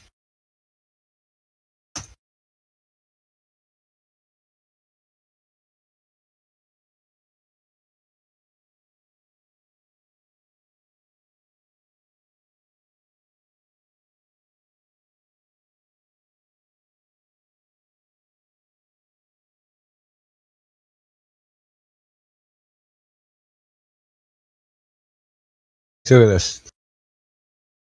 See how the light ray is coming from the top of the fish? It's going up to the water. And it's bending. Uh-huh. And because of the way we see them, the way our distance cues are, so we see the fish, the light is hitting our eye from a certain direction. But the light that's hitting us from a certain direction originated at the fish at the top, not from the front. Right, right. So if you actually ever seen this in real life, you don't see the fish's eyeballs. You still see this top of the fish, but he's moved over a foot. Right, I've seen it. Okay, yes, exactly. So you've seen it. You're not seeing the fish. You're not seeing the fish as if he's just like, just moved to the side. You still see the top of the fish, but the top of the fish is moved over. Right, as opposed to the fish, as opposed to if you were in the water, right, or there was no refraction, and you were just looking at a fish from an angle. You understand what I'm saying? Absolutely. Okay, so these graphics that show something just picked up, as if you're looking from underneath it, no one's ever observed anything like this ever. Well, naturally, the amount of bending that you get over water is not measured in so many degrees as a fish would be, but rather, say, arc minutes, a fraction of a degree, right? Yeah. I understand all that. But the thing is, what is it going to look like? Like, I know it's a little bit subjective. Should it look like this? Should it look like that? But we know that if the light is doing this arc, that means the origination of that light, your viewpoint will appear as if you're looking at it from an elevated position. It isn't going to appear as if it is picked up. Right? Right. I can see more of this boat than I should. Right? I should see, well, if it's a globe, then I should see, 10 feet of it, but instead I see 100 feet. It's because that boat is getting picked up over the horizon. That is not it. That is definitely not it.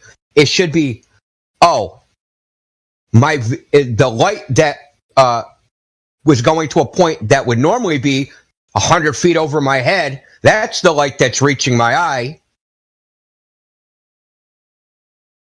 So whatever view you do, if anything's being refracted up, it should actually look like as if you're looking at it from a higher vantage point. But if the refraction only gives you a vantage point of, say, 100 feet at several miles, that's still an extremely shallow angle. Well, let me ask you this. Can you tell the difference between, I've done this test myself, 15 feet above sea level versus 100 feet above sea level?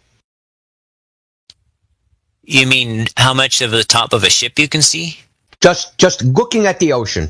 Just looking at the ocean, shit's out in the sea. Can you tell the difference between looking at it from 15 feet above sea level, what everything looks like out in the ocean in front of you, versus 100 feet above sea level and looking at the ocean?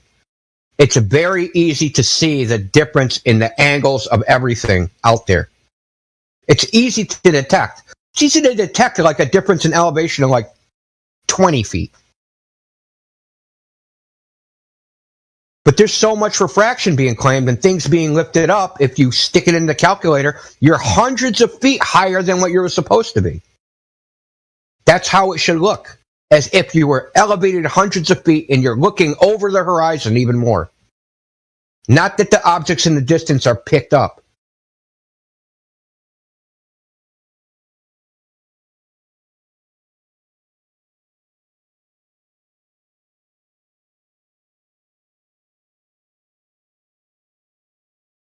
So if I were, let's say... Yeah, you just posted this, right? You just posted this thing.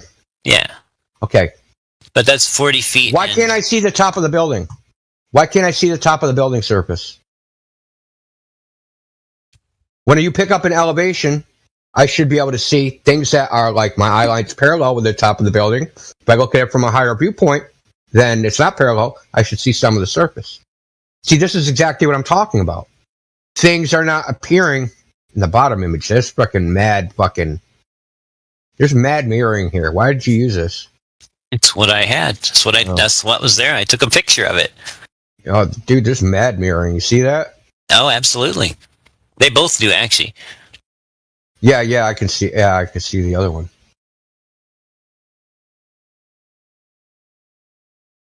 Anyway, the point of what I'm saying is the refraction claim, the refraction claim of, we see things picked up from or under the horizon. That's not even how it should look. It's not even an accurate description of what the physics should be.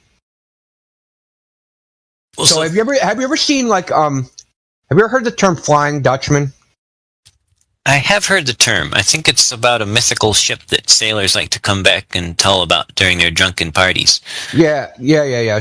I mean, that's where it kind of evolved to. But there was the other one where, it's a common observation in the Arctic to see ships or icebergs floating above the water, just hovering. Right, hovering in the air. Uh-huh. Have you ever heard of this? This is what looming actually is. Ship floating above the water. Above the horizon. Not on the horizon, above the horizon. Ship floating up in the air. None of these observations are as if the person is looking down on the iceberg from this lifted up thing. But the only way for light to bend in the way you think, this curved down light bending, the only way this can happen is if the light ray starts at an angle from the source. And it isn't just me that says it. So Drace actually posted something a ways up. I don't know if he brought it up before.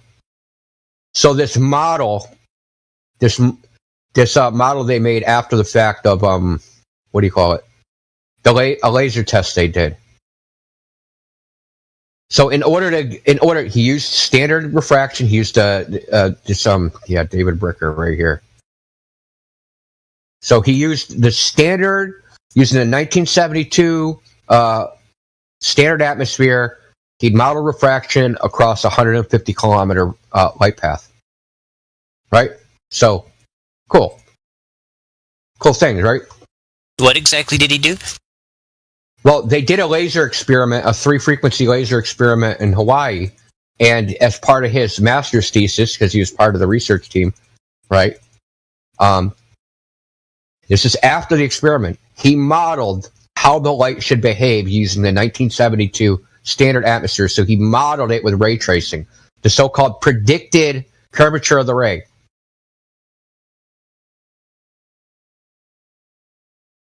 And it turns out that it didn't match reality. But he didn't make the prediction first. So I there's a particular graphic I want to show you.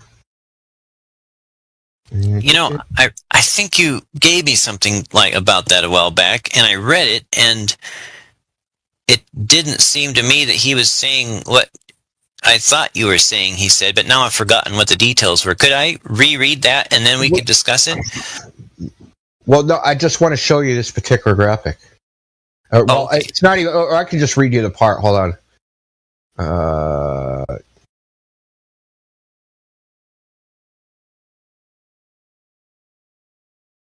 In order for the ray to reach its predefined endpoint, the laser beam must be aimed slightly above the target to correct for atmospheric refraction.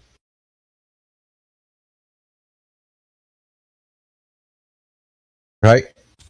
Do you believe that? That's your model, dude. I'm not championing a model. I'm trying to just understand. That's the refraction model where light. You didn't observe curving down rays, dude. You inferred that from your observation. You didn't observe it. Well, I measured the angle of incidence. Okay. And they were arriving. Yeah, that's fine, but it's an inference. It's an inference. It's not an observation. You didn't measure a curved ray. Correct. Yeah. Okay. So you didn't measure a curved ray. You inferred that based upon what other globers have told you about what rays of light bending down towards gradients. Well, I measured its angle of arrival, its angle of incidence, and it was coming from a direction where I know the target is not. So logically, it couldn't have followed a straight path and arrived from a direction where the target is not, right? Yeah, but you have no idea where it deviated from the straight path. Oh, okay. And you have also no idea, like, what it could have, like I said, it could be concave ray. What's that? It could have been a concave ray. It could have been. We're getting off the point. Wouldn't that have caused the shift? So in the point, I just don't want to get away from what I was talking about before we go way down that rabbit hole. Okay, so I'm going to just take a screenshot of this. Hold on, I want to show you. This is not my mod. This is the claim, dude. This is the claim of atmospheric refraction bending light rays down. This shit has to be true. It's not optional. What I'm saying about like what it should look like, it's not optional. It has to be true. So this is a graph of the ray of the path. It has to reach 60 meters above where the laser starts and above where the endpoint is. Because it has to arc. Because it's always bending down.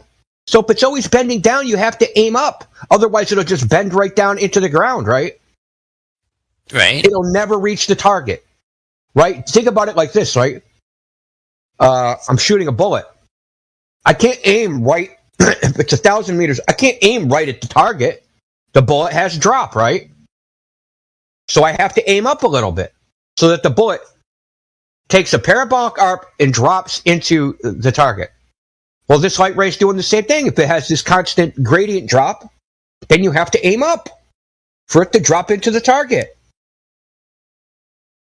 Right? So that means the only light rays that are ever going to hit a target, your theodolite, the camera, my eyes, are going to be the rays that are aimed up.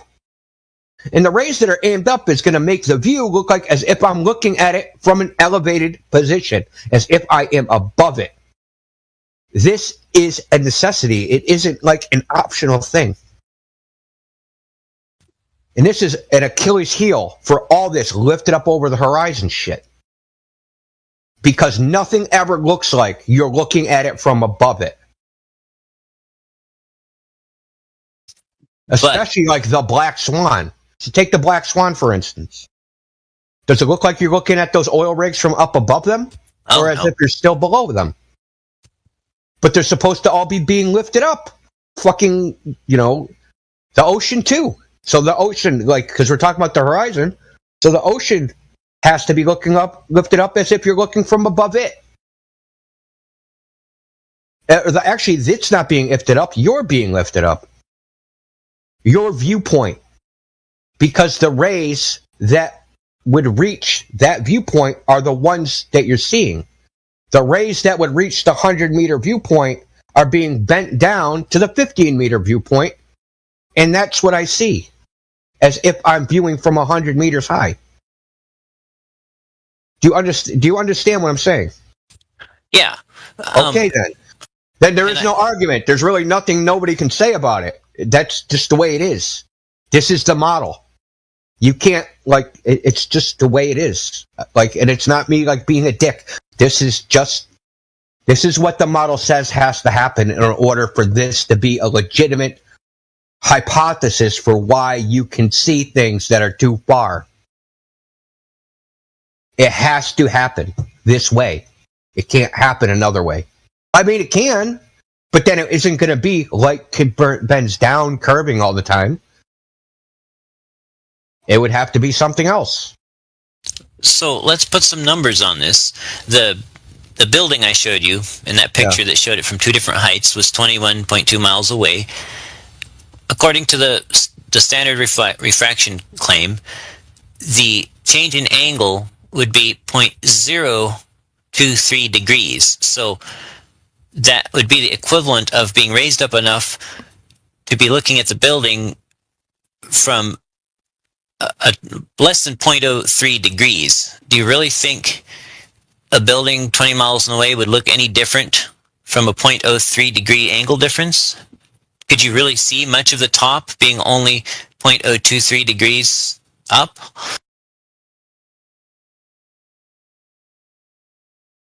Probably not, but that's a little deceptive. How so? Okay. So how much of the building is missing? It depends on the observer height. Oh, really?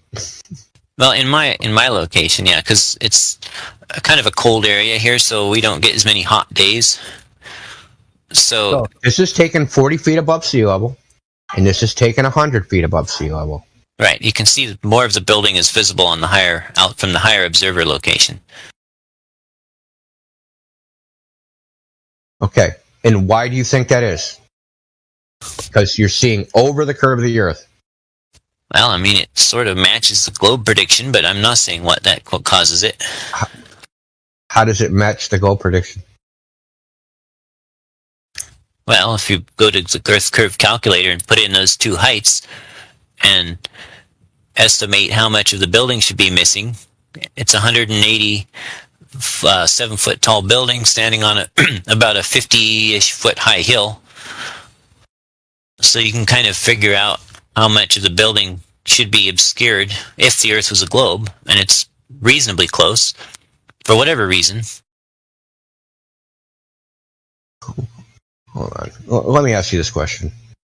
The bottom image, that mirage line. Uh-huh. If that was gone, what do you think we'd see? Water? I don't know.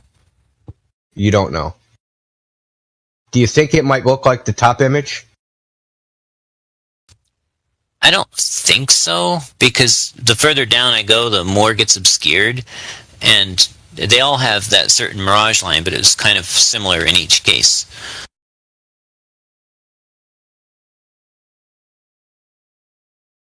Okay, lower down you go, changes your angle to the building, right? Right, and at 21 miles, that change is a very slight change. So if there's a marine layer that's 2 meters, say, at however distance this arises. Say there's a marine layer where this miraging is, this mirroring is happening. Marine layer of air, some turbulent air, whatever the hell, right? It's cutting it up. It's 2 meters. Isn't going down? Now, it's the same as like having a brick wall there. You understand what I'm saying? Yeah, and that's why there's a brick wall there. If I'm at one elevation, I can see over the brick wall and I can see more of these buildings. But if I lower myself down lower than the top of the brick wall, and then I keep lowering myself, I'm not going to see any of those buildings. Right. No, I get that. So this marine layer is just blocking everything. Yeah, I'm not making any argument from the obscured bottom. You just asked what I'm that saying, building looked like from different heights. You're comparing two things, right? You're comparing from one elevation, shit's all mirrored. Obviously, there's some condition of the air that's not letting the so-called true light get through, right? And what you're getting is light that is reflected or refracted or something. It's hard to know where it's being reflected. See, because this mirroring, it could be a reflection or it could be refraction. It's hard to say. I tend to think it's a reflection. Yeah, my only point with that two pictures reflection was it illustrates how the top of the building appears from two different elevations that are 0.03 degrees apart. Those two heights are roughly 0.03 degrees apart. So if you take a picture of the top of that building and then you go up 0.03 degrees and you take another picture, that's what it looks like. And I don't think the problem. Hold on. The problem with difference of comparison is because of the clarity of the images. Because I can see a difference. I can see the difference in elevation. It's definitely more clear at the higher elevation. Look, so you got the arrow at the bottom where it says View Towers, right? And it has the big, the white building. It's dead center of the image. Well, not almost dead center. Okay, look at that. Look at the line of the roof, right? Uh-huh. And then look at the other one, the line of the roof. Does it appear elevate? It appears to be an elevated position to me. It appears like you're higher relative to that building. Oh, you mean because of how it just does to me. It appears like this does not look like, regardless of being cut off or not seeing the bottom, just the angle that you're looking at all these buildings appears to be from a more elevated position. Well, I mean, I don't know how you could tell because I didn't particularly level the camera. I just pointed it and shot. So if I had pointed the camera down, the building would look higher, right? No, what I'm saying is the angle that you're looking at the buildings, just the angle. One appears as if you're looking like straight across, and the other one appears as if you're looking at it from an elevated position. Well, to me, it does. I still can't see the top surface on either one of them, but anyway. Yeah, but the bottom one looks like you're looking at it from underneath. Why? How do you figure?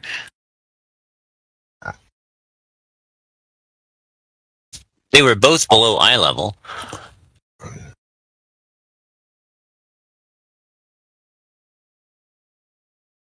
How are these buildings below eye level? Let me see that. I mean, if you take a auto level or a water tube level or whatever and set it up, that building appears below eye level. If you're, I did it at 58 feet. I haven't done it actually at 48 or 40 feet, but it was enough below eye level at 58 feet eye level that the top would probably be right at eye level for the 40-foot observer. Well, I'm just doing something. Why do weirdos always send me freaking friend requests? Hey, I sent you one once. Of course, you accepted it. No, yeah, I didn't. Just random people, dude, send me friend requests for no reason. They're on the server for 30 seconds and they're sending me a friend request.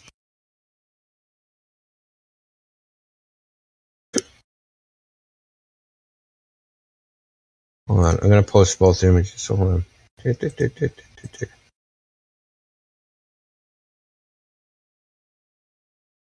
the lower image is definitely more blurry on the top of the building because the line of sight is cutting closer through that marine layer.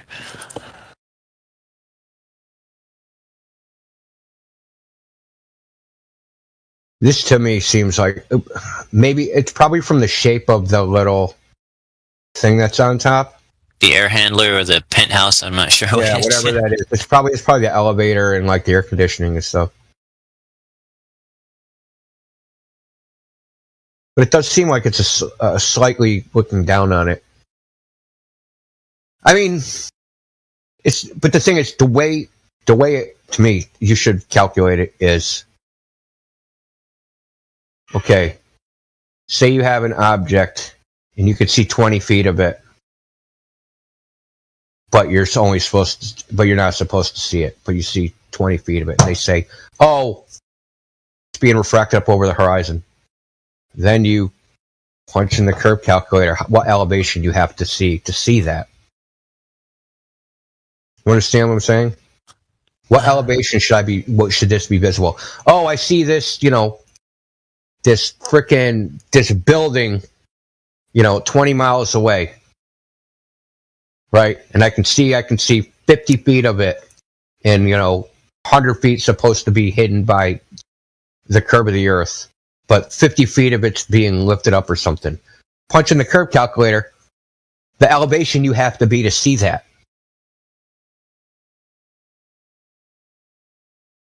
You understand? It's not just the angle. And yeah, that might be a small deviation of angle, but just from doing my own observations, I know that there's a big difference between looking at stuff from 100 feet and 15 feet. It's 10 times higher. Nearly 10 times higher. I've done this observation, so I can go. So I live near Revere Beach. They have a parking garage that's 100 feet exactly above sea level. And then they have a, what do they call it? Not a gazebo. I don't know what the name for it. It's like a covered terrace, and that's like 15 feet above sea level. So they have markers, tidal markers. So that's 15 feet. So I've done observations from that point in the top of the freaking parking garage. And believe me, they look way different. They don't look anything even remotely similar. And even though for something that's 30 miles away, say, the angle is significantly different, I've just never, it just doesn't look like that. And like you can call that subjective or whatever.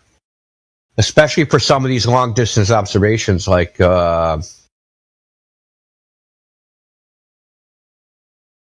Peak Gaspard. That does not look like you're looking down at it from, some crazy higher elevation.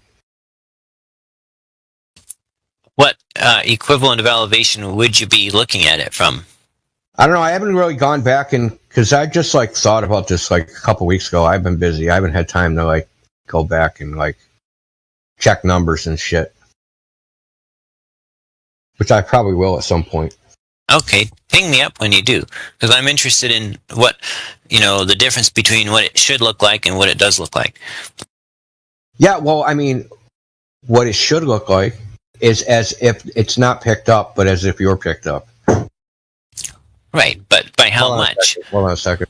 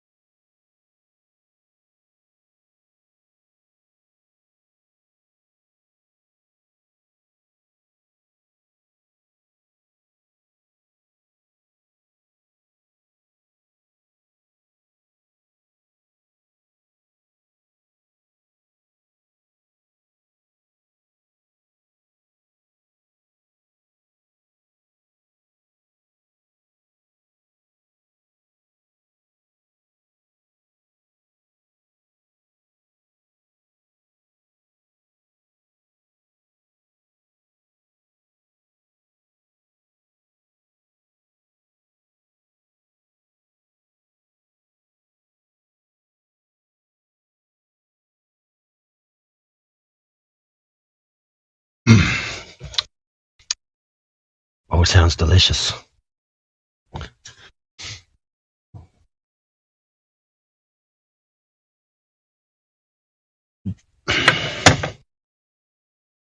Oh yeah, delicious. I'm gonna grab some water. I'll be right back. You grab that water. You get that water. Come back for the slaughter. Go get that water.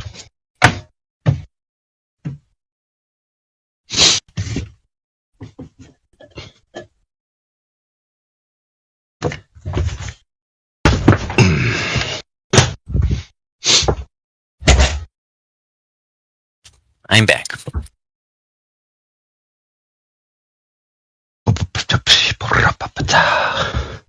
Bro, is there an infinite amount of propagation angles relative to the reception angles with the constraints of the angular resolution of an optic with an angular field of view? The answer is no. So that being said, why would one expect to be able to see with an optic that has limitations in 3 categories? The entirety of an object at all times, at all distances, at all angles.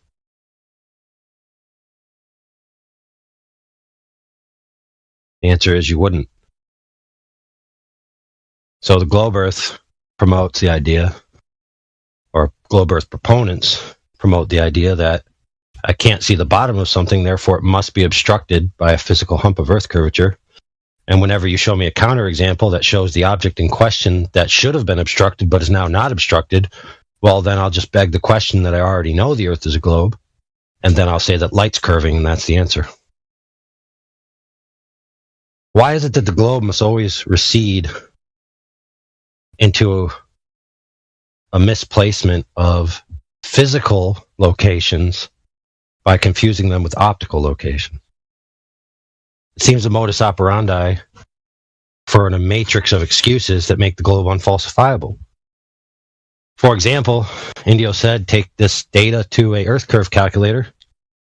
Well, what's the Earth curve calculator do for you? It'll tell you the ideal based on ideal globe geometry of where you have to be to get a straight line shot to an object, and how much of it would be hidden based upon an obstruction as an off angle off an apex of an arc in between point A and point B, right? They'll tell you that, but then you have to apply, well, what about things that don't fit that, which is many. In fact, all observations. There's no observation that fits the globe Earth geometry perfectly. 0. Not one. Not one. Not one. Not one. I'm going to repeat myself again ad infinitum. Not one observation fits it perfectly. So for all of the ones that are dramatically different, you must go to your Earth curve calculator, put it in there. Now, but what does the Earth curve calculator do with your observation? Because you'd say, I can see this much of the thing. Here's the supposed curve of the Earth. How do I solve this problem? Well, the globe Earth calculators apply terrestrial refraction to solve the problem. Now, of course, anybody worth their intelligence will understand that that's an ex post hoc argument or an ex post hoc rationale, because there isn't actually any measurement of the ambient refractive conditions in the atmosphere at the time of the observation that's being applied. No, it's a mathematical construct that's being applied. So it's just how much refraction would be needed in order to justify this observation, and this calculator will tell me so. Therefore, that must be based on the fact that I already know the Earth's a globe, which is presuppositional reasoning, to give me my conclusion. So you go, you put in the numbers, and what does the Earth curve calculator do? Does it input paths of light? No. This is what it does. This is what it literally says it does. Sometimes the Earth appears flatter than it is, almost as if the Earth is a bigger globe. What the fuck? So what do they mean by that? Well, I'll explain it mathematically, and you could see this practically. I've done it live here on the air many times. Anybody else can go do it themselves. Just go to the Walter Bislin's calculator right now. Go in there, put in an observation, and look at what the math does in the little blocks. So you'll change the observation, and then it won't fit, and then you'll change the refraction slider, and you'll notice what happens. What happens is that the radius changes. The radius of the Earth in the model that's in the calculator changes. And the reason why this is done, it's inflated. The first standard is 7/6, so it inflates the radius by 1/6, right? Yes. What this does, okay, according to the circle segment formula, it lowers the sagitta, which is the midline to the apex arc of a chord line between point A and point B. So what it does is it physically, quote unquote, or mathematically, more like it, lowers the hump in between point A and point B to give you a straight line shot to the observation target. That's what it does. And they call it refraction, and people assume this is about light, but it's about just changing the geometry to match the observation in an ex post hoc fashion.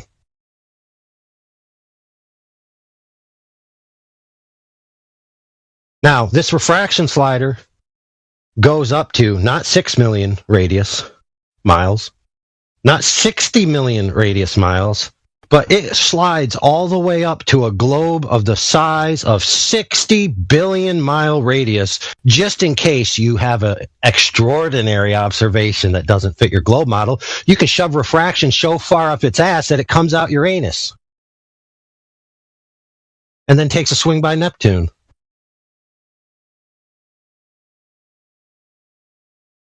Now, of course, I said that all with a lot of rhetorical flair, but it doesn't discount the validity of my point, which is that the globe just has a matrix of excuses for all of the optical phenomena that doesn't fit their claims, which are first orderly based on optical phenomena. By their own admission, which is an affirming the consequent fallacy, was if the Earth was a globe, I wouldn't see the bottom of things. I don't see the bottoms of things, therefore the Earth is a globe. Because they can't fathom an alternative explanation. So they think their explanation must be true. And therefore they assume it true, then presuppose it at the beginning of their line of reasoning when they make this Earth curve calculator.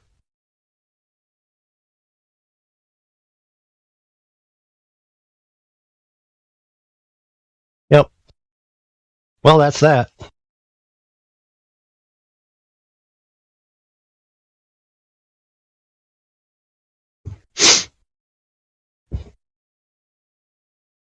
So, where's any of the proof of any of this nonsense? What say you, Mr. Jesse? Oh, well, I don't know. Well, I wasn't expecting you to know, to be fair.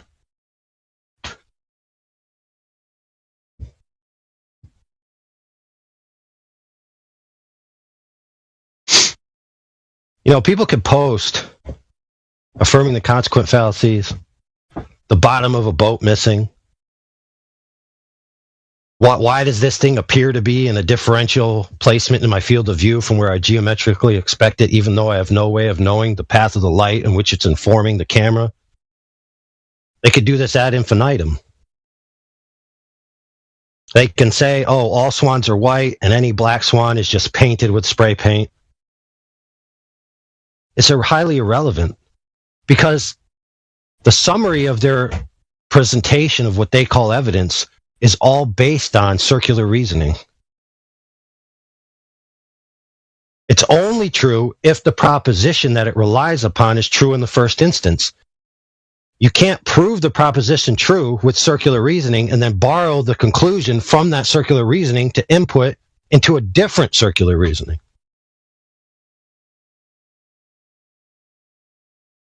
But that's what a majority of the globe proofs are. They're just a long-form chain of circular reasoning that shifts the ball around under the cup so you don't notice that they're switching from argument to argument and just inputting a conclusion that hasn't been proven.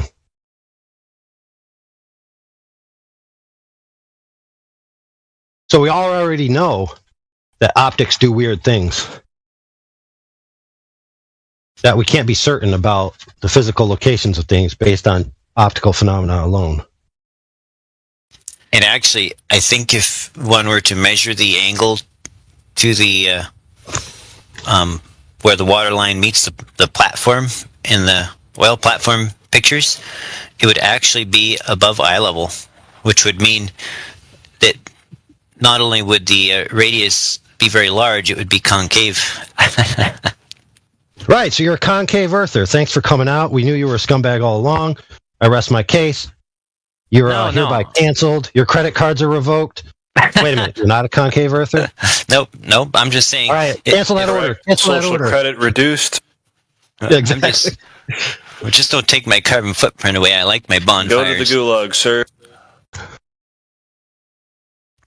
No, I'm just saying, if one takes the oil platform picture as an accurate representation of the shape of the Earth's surface, then it actually is evidence for concave, because where the water line meets the structure is actually above eye level.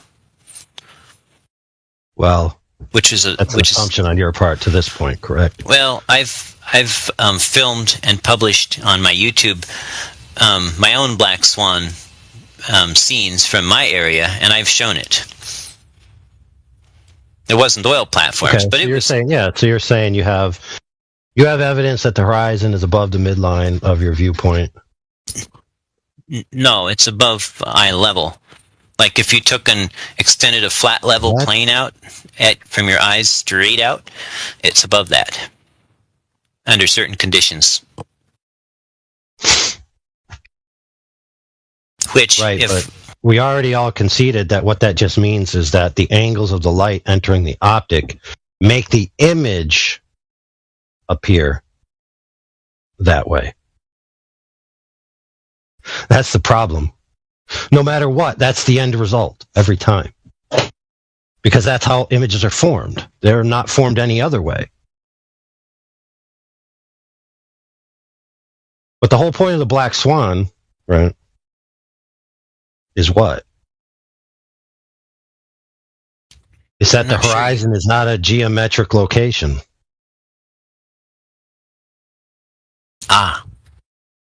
Correct? I don't know. You guys argue with the black swan. It's your argument. Yeah.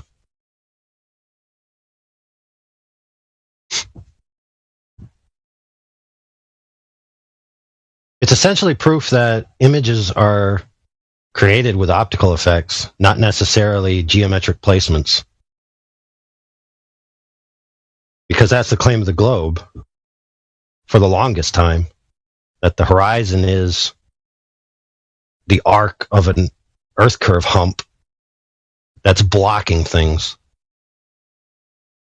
That it's the edge of a sphere that's in between point A and point B that effectuates itself as a hill, blocking something behind it. That's long been the claim of the globe proponents. That's been their claim into the past, where they say, oh, I can't see the bottom of a ship going out. That means the water's curved and the boat's going down compared to me, and the water curve is rising and getting in between us. And the edge of that is the horizon. That's been the globe claim for a long time. Utterly destroyed. Not that the black swan was the first destruction of that proposition, but it was an eloquent one. Quite precise and quite nasty. Which made a lot of globers flip their script and start saying that they always said the horizon was nothing but optical. Right? Even though we have it on recording, multiple times they showed up on various shows like Nathan Oakley or here or other places, saying that the horizon is the edge of a sphere. The horizon is Earth curve. And of course, they only say that because they assume that it must be so, because that's the only thing that can block something. because they're assuming that it's blocking something. They're assuming that when they can't see the bottom of something, it must be blocked. Therefore, because it's blocked, it must be blocked by something. What's it being blocked by? Well, the only explanation I have is the curve of the Earth. I already assume it's a curved Earth, so therefore I'm going to affirm the consequent and do some bias reaffirmation and just assume that that's what's happening. And the black swan eviscerated that. For the same reason why presenting a black swan to a person that says all swans are white would eviscerate their position. But you agree that there are situations where it is blocked, right? What do you mean blocked? In other words, there are situations where the bottom of something is obscured by water, right? Oh, of course. Waves. Sure. Well, but I mean, even cases where it's not waves, right? Like what? Oh, did you see that picture I posted earlier? You got waves, you got tidal bore, you've got swells, you've got undulations. He's equating a mirage to Earth curve right now. Well, wait, whoa. A mirage, though? A mirage isn't really obstructing anything. It's just overtaking the amount of resolvable light from the other object. The other light, rest assured, in a mirage, the other light is penetrating the mirage to some degree. It's just not enough to resolve. So I take unless you're saying that a mirage is being caused by like an ambient increase in humidity or some kind of fog or something like that, then, well, yeah, fog and all that stuff, clouds, low-hanging, thick fog can definitely block something. And technically, fog is made up of water particulates, so you could say water can obstruct the bottoms of things that's not a wave, sure. Did you see those pictures I just tagged you with? Let me look.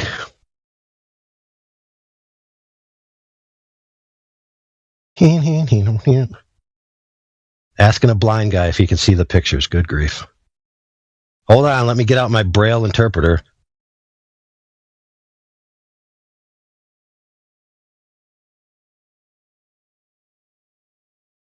Dude.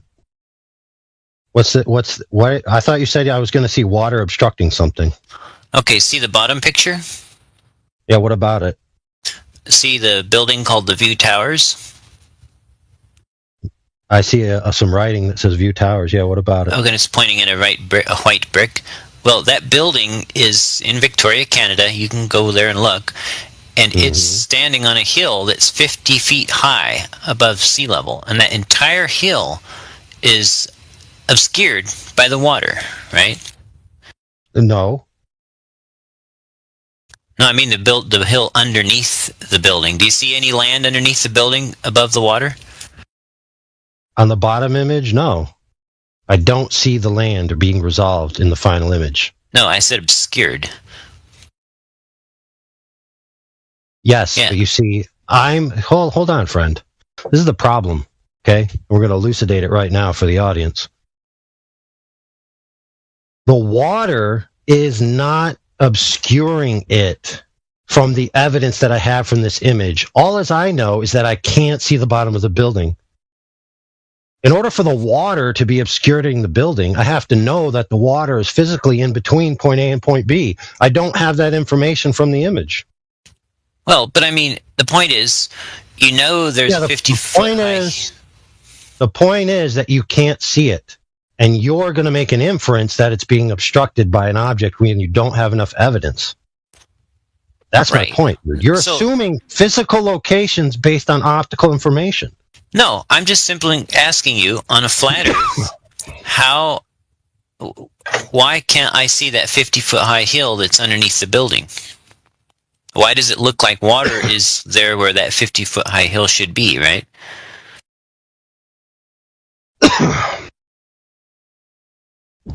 Okay, so your question is why optics, which have an angular field of view, don't have an infinite amount of resolving angles relative to the propagation angles? That's your actual question, whether you realize it or not.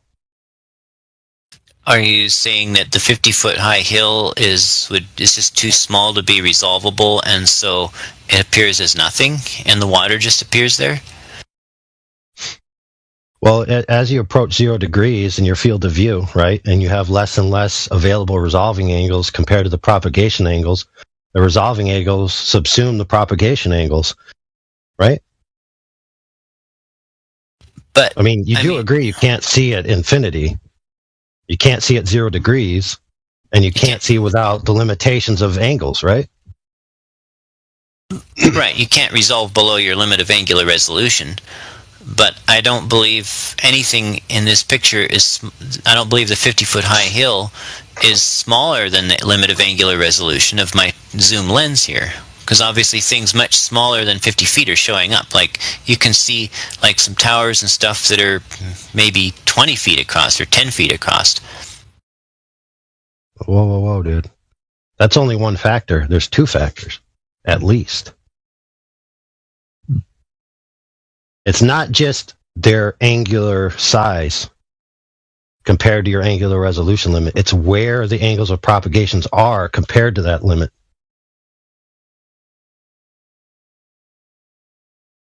So if something was straight in front of you, right, then that would be, as it approaches the horizon, obviously it's going to approach closer to 0 degrees. Right? Not to mention all the ambient occlusion from the atmosphere being the densest there, right? So you have, that's three factors.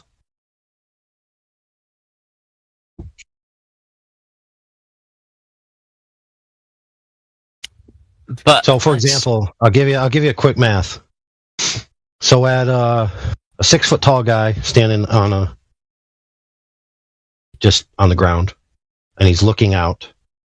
Okay, if you draw the triangles out of his angular resolution, right, 0.02 degrees. Coincidentally, the bottom leg of the triangle reaches a plane extending out from his feet horizontally at approximately the same distance that they claim the horizon begins to cut things off at that same differential. I'm not sure what the relevance is here because my observer was 40 feet high and I had a zoom lens which has hundreds of times more, probably thousands of times more angular resolution than a human eye, an unaided human eye. Hell no, dude. Hell to the frick no. Thousands. Where in the world, dude? 160 degrees in a circle, dude. Fuck, man. We're not talking about 27 megapixel cameras, dude. The megapixels is the sensor, not the angular resolution. Resolution, pixel density is not the same as angular resolution. I know, but if you have say a telescope, that increases your limit of angular resolution, right? To a degree.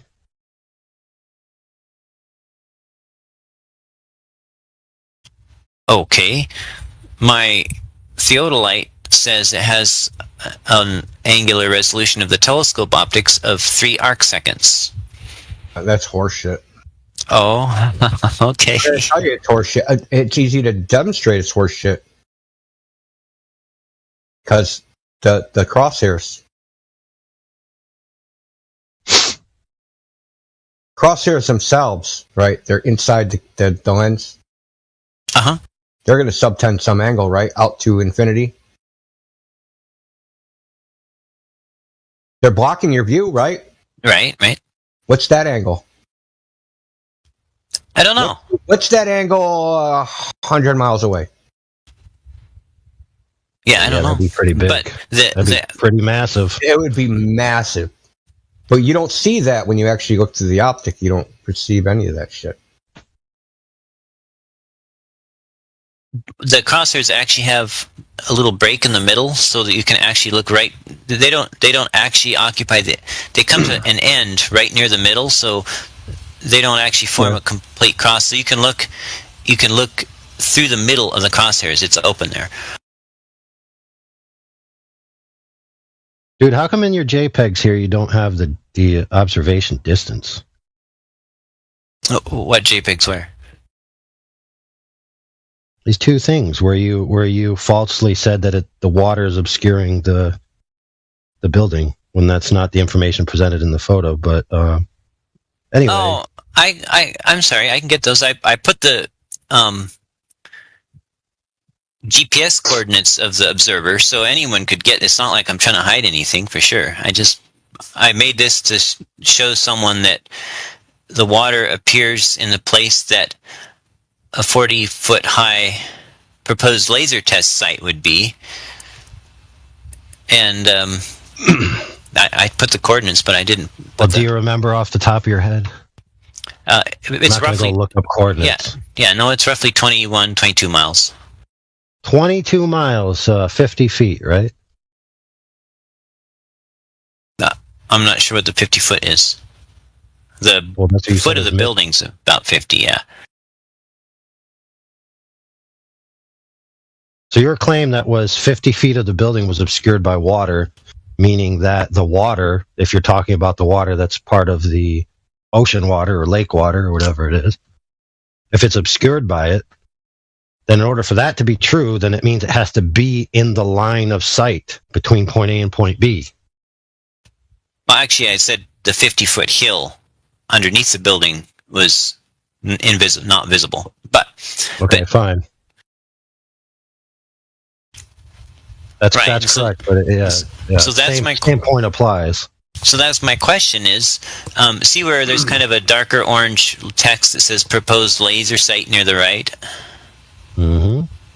Well, if you had a guy there with a laser, he's 40 feet above the water, and then you've got a guy on the other side also 40 feet above the water, and yet you couldn't see him because you can't even see that location, right? So that's my question, is how is this water blocking a line of sight that is 40 feet above the water at both ends? Not the water. Why are you begging the question that it's blocking? And obviously it's the water. Okay, I asked you this specifically, the mirrored part.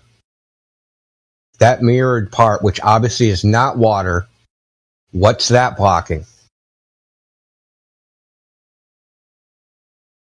There's a vertical section which is obviously a mirrored image of what's above it. So, where that line is, that dividing line, right? There's some space in the image, some vertical space, goes horizontally across the entire image. What's in that space? If that mirrored part was disappeared, what's in that space? It's not water.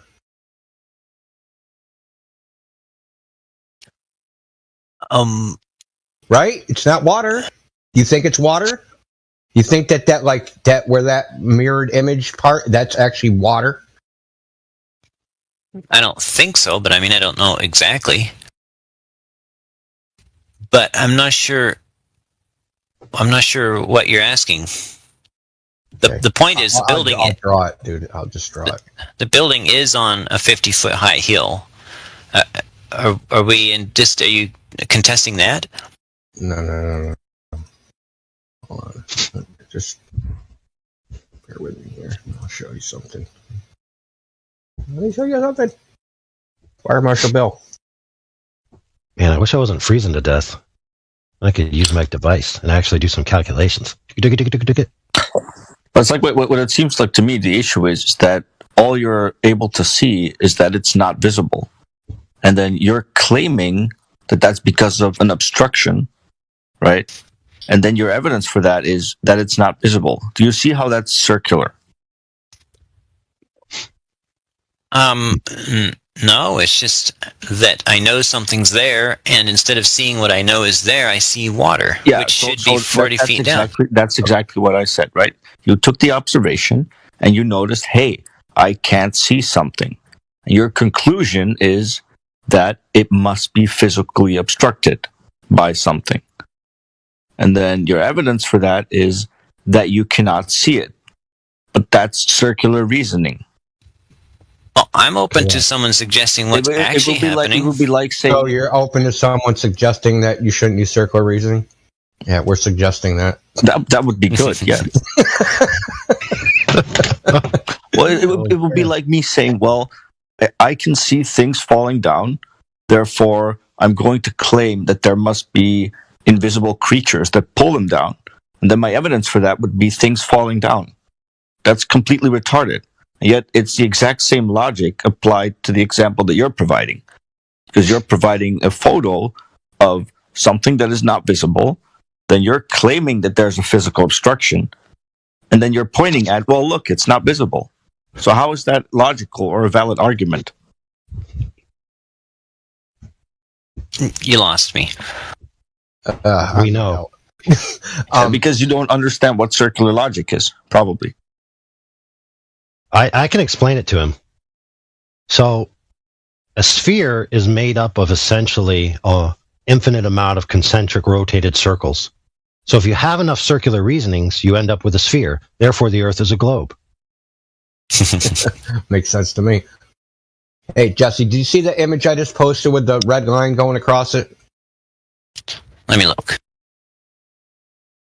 I drew a red line where it looks like it's mirroring the mirrored image. Yes, of the yes. building. What's below that line? Is that water or air? I would say that's probably air. Okay, so where is the building cut off? Is the building cut off at the red line or at the water? At the red line. Okay. Because what's below the red line is just a reflection of what's above. It's not Earth curve blocking the bottom of the building, it's air. Okay. So tell me about this air. What do you mean tell you about the air? It's obviously air blocking it, not water. It's not a water horizon blocking the building. Right, that means that this is an optical effect, this thing. It's not Earth curve. It's not a ball Earth edge. It's air. It's probably what's called total internal reflection. Okay. So we've got the thing we're looking at and the observer both 40 feet above the water. Yeah. And yet that line of sight appears to have water. So is the light basically curving downward, skimming the water, and then or going downward on an upward arch like a big smile, skimming the water, and then coming back? Refraction isn't the only choice. There's reflection. This is a reflection. And what it's reflecting off of is not water. Yes. So this is the time for art class. Okay? So, when you go to art class, you learn about something called Fresnel.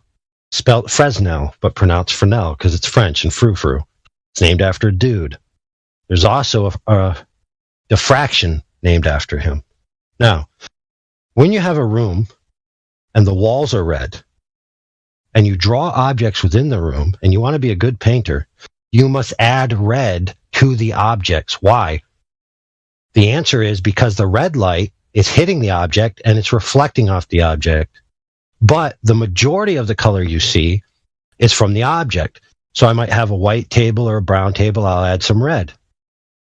Now, the thing is, when you're in a room, you're generally seeing things at certain angles. Now, when you get far enough away from the object's color, let's say the table is blue. You get far enough away from the blue table at a certain angle, the light from the table being blue, the angles that it propagates will be overtaken by the reflected angles of the Fresnel effect. And you will see the table as red instead of blue, even though it's a blue table.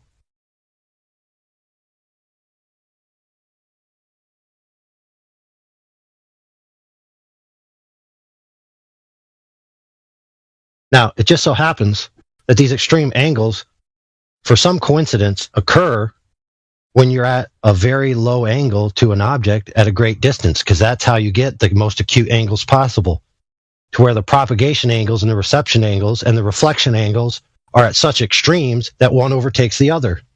It's very coincidental that it seems to always happen like that.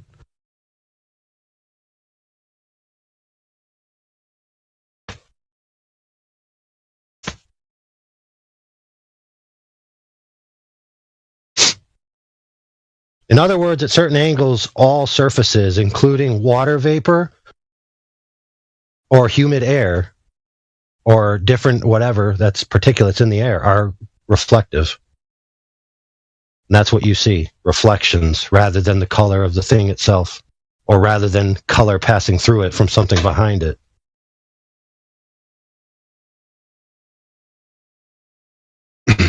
So no, it's not as simple as I can't see the bottom of something, and I can't possibly think of any other reason, therefore it must be obstructed.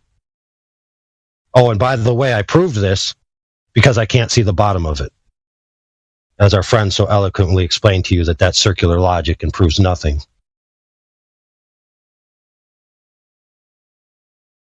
And in case you missed that example, I'm Dutch, so maybe my pronunciation, which is incredibly shitty. I posted in a live stream voice text basically both arguments very simply, and it's doing the exact same thing. You're making an observation, you're reaching a conclusion, and your evidence for that is the observation. That is circular logic by definition.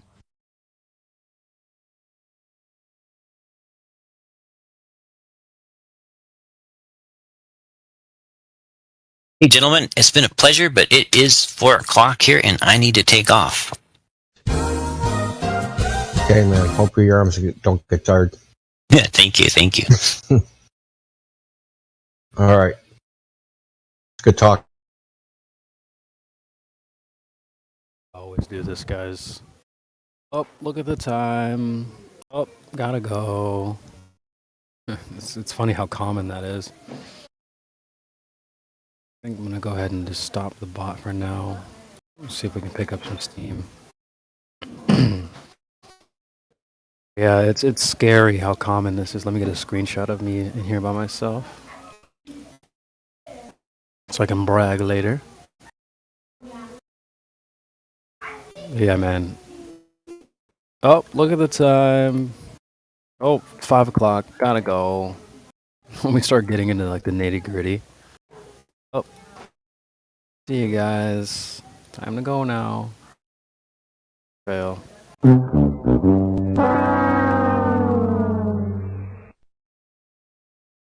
As much as I use the court setting, imagine the judge will dismiss you. And of course we all have stuff to do, I understand that. But they'll be here for like 5-6 hours straight. And then we'll be like, oh, so where are the measurements? It's like, oh, look at the time. It's scary how common that is, man. Alright, let's check out the lobby.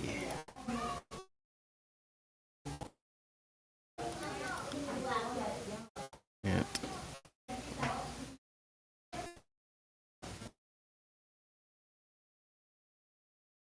Ant 7217.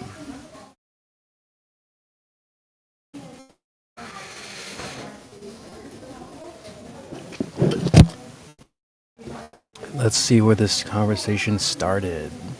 Wait, this is real? So this is a real server. Yes. I didn't think people really thought the Earth was flat.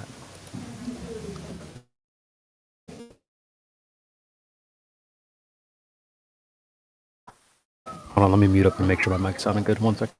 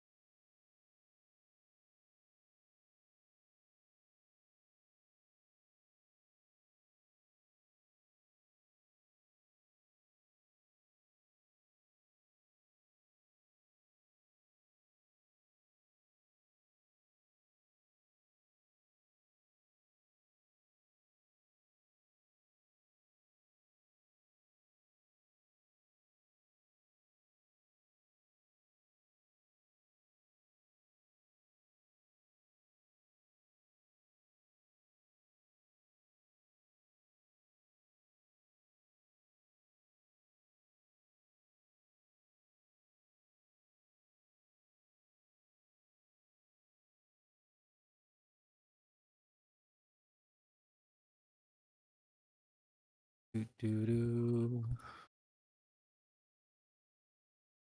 all alone.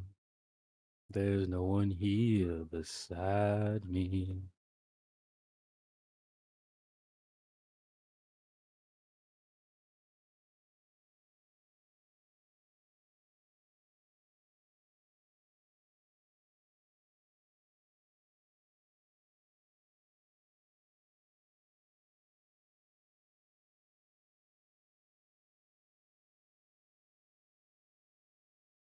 Check out the Cogdis room.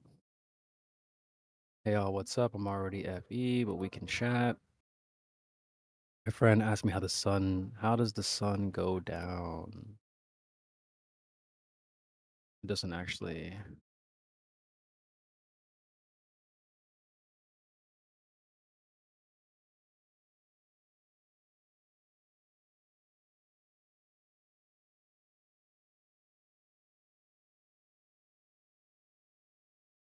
All alone.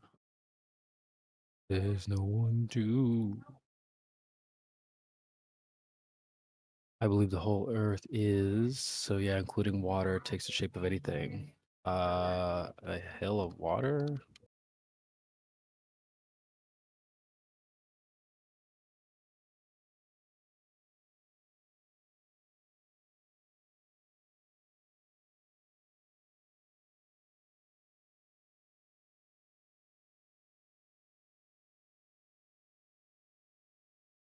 We had a gentleman in here the other day, Cam, K-A-M, Cam. And he's like, you just can't know. You can't know what all the water's doing. And you sure can. We know what it's not doing. Freaking hill of water, guys.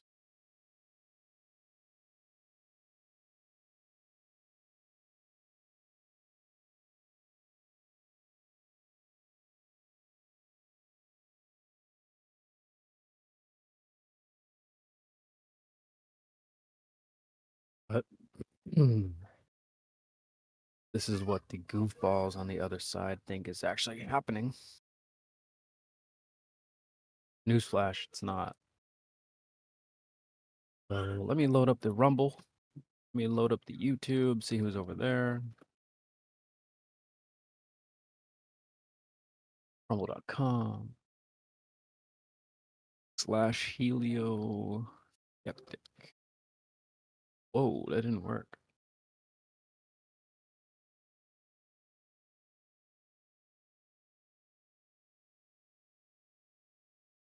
What the? Oh, we're not live right now. That's okay.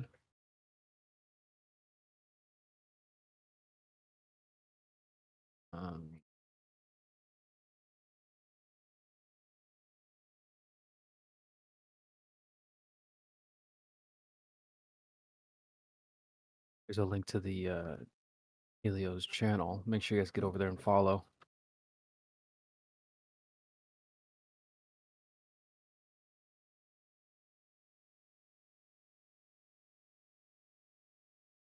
Let's see how the YouTube's doing. 24/7. We are live. 8 people watching. We got Rad Todd in the chat. The Earth is a compass. The poles are needles. Poles shift.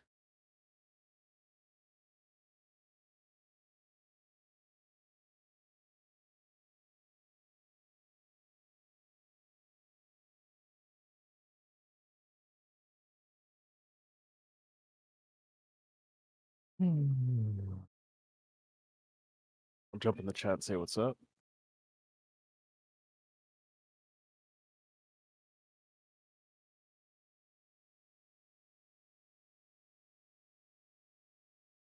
Thumbs up the video. Subscribe. We have 896 subscribers on the YouTube. We have 377 subscribers on the Rumble.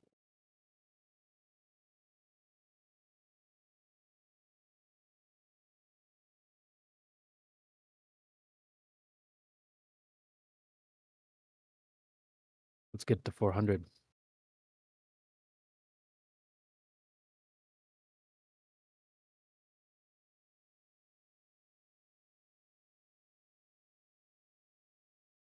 We only need 23 people to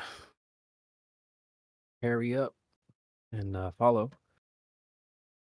Check the lobby. Lobby says they think it's funny that people think the Earth is flat when the biggest joke on mankind will live fall.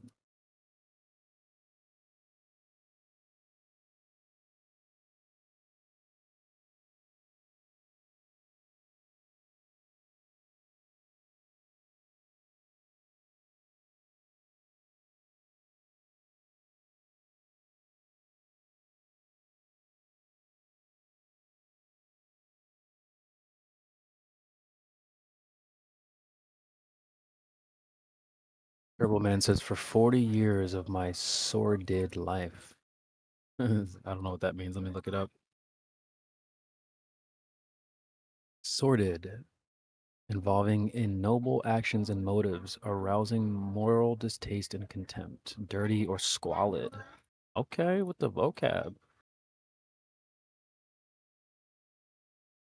All right.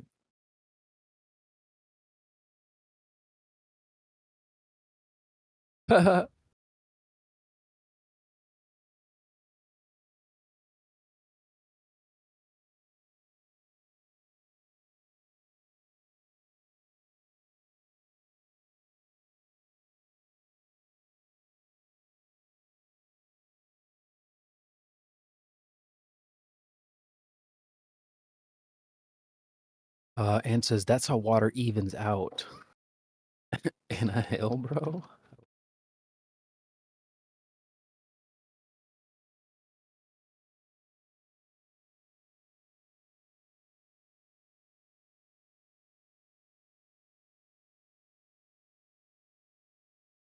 That's how water evens out.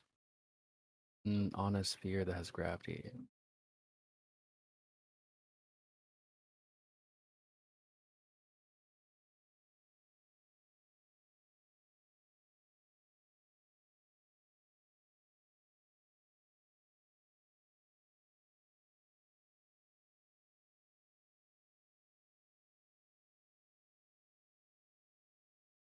Do know there's different levels of elevation.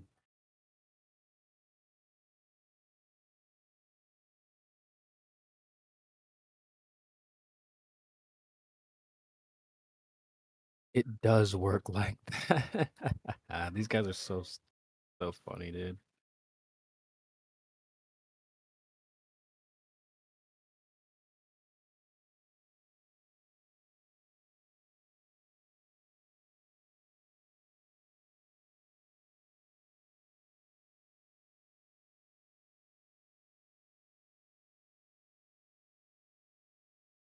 Both. Wow.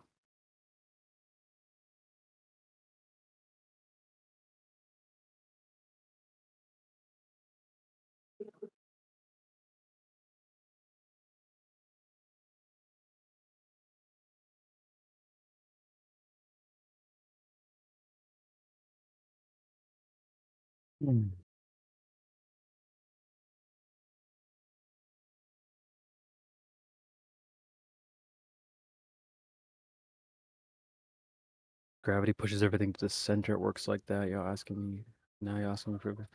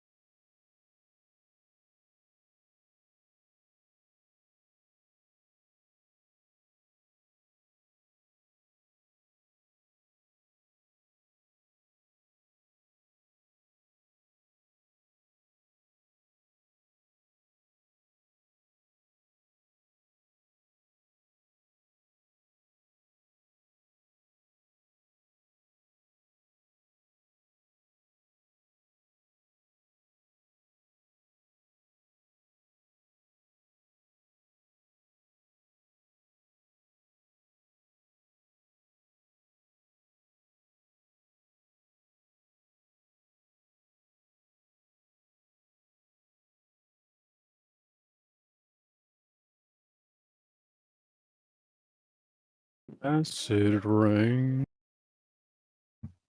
Hey, name UK live stream. Fresh and flat. Nice name. You like that? Yeah. Yes, sir. I came up with the idea when we did a collaboration with the Fresh and Fit Discord. So, yeah, I hope you enjoy it. Oh my god. These guys in the lobby are so like they have no clue what they're talking about. He said, "Yeah, that isn't the same spot." Yeah, that's our whole point. Yeah.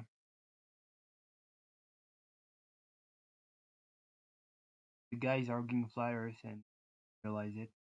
I know, right? That's what happens in 2023. They start making arguments that we were making in 2017. It's embarrassing.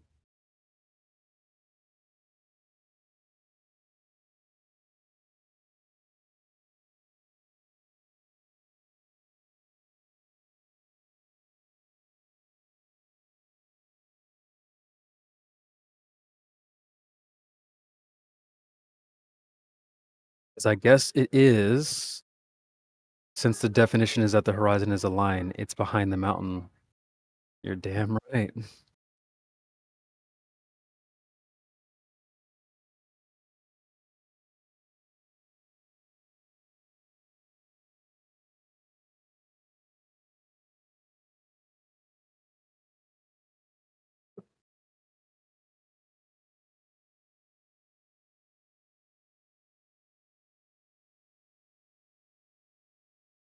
Yeah, yeah, maybe one day they'll catch up, dude. They're so stuck in the past. They have no freaking clue what they're even supposed to be arguing for. And that's what's a shame, man. The guys on Team Globe, they're not giving people the sauce.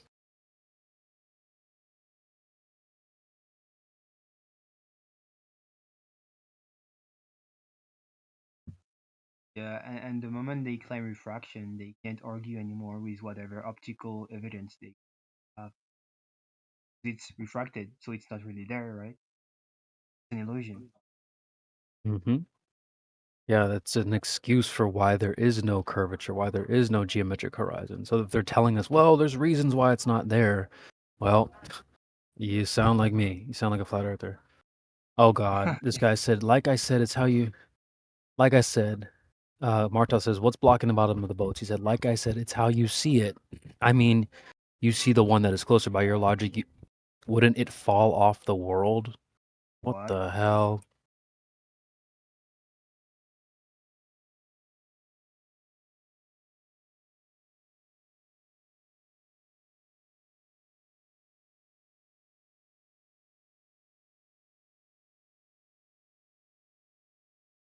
Oh, he's starting to spiral. That does not mean Earth is flat, though. Yes, it does.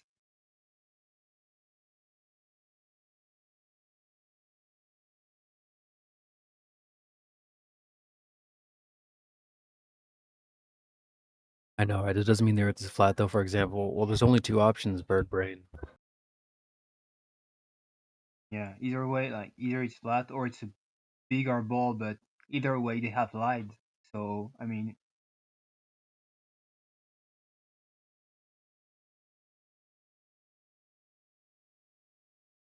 oh, we start with the explain.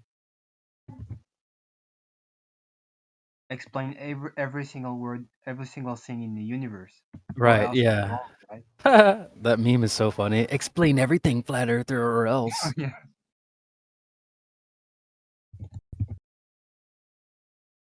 Who just joined? Let me take a look. Wave Mixer, welcome to the channel.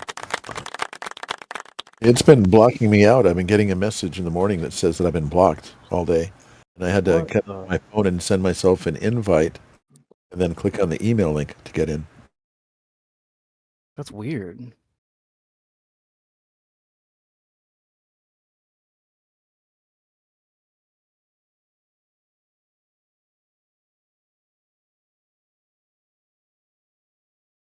Yeah, I hope that hope you get that sorted out. Well, I'm online for right now. And I was just commented in the Rumble section in there, but I don't think anybody was in there to see that. Oh, I think the Rumble is not currently live. Yeah, we're not live at the moment.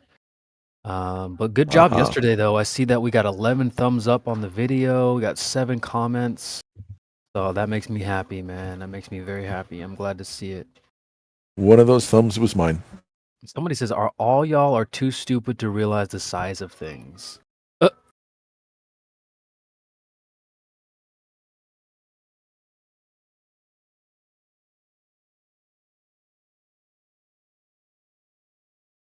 gonna comment back. I'm gonna say the curve is supposed to be at 1.22 miles from a 1-foot observation height. The claimed radius, based on the claimed radius of 3959 miles. So, what was that about? Not realizing the size of things?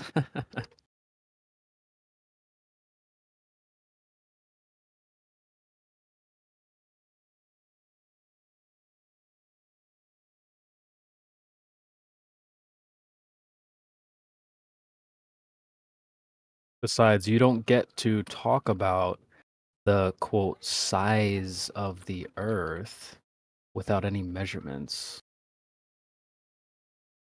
So pipe down.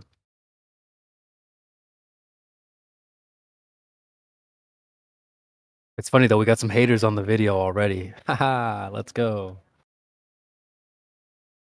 Well, I didn't know Helio had a beard. Oh, big handsome Helio. Because it was so fun. Yes, sir.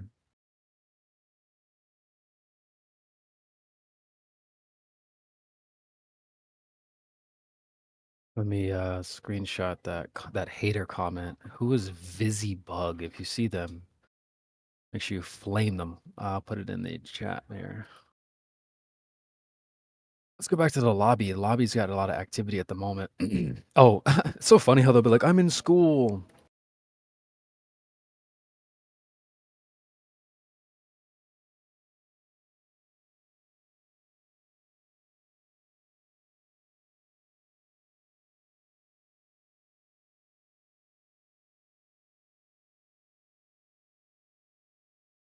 I'm saying, how are you gonna learn? Because you know how they're always like, "Oh, you flat earthers should go to school," and like literally while they're in school. Let me rephrase what I'm typing here. Globe earthers, quote, "You flat earthers need to go to school." Meanwhile, also globe earthers.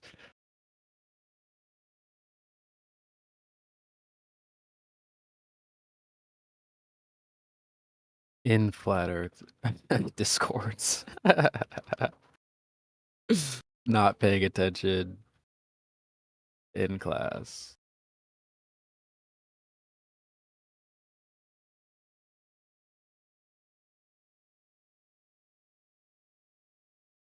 All right, let's read what else we got here.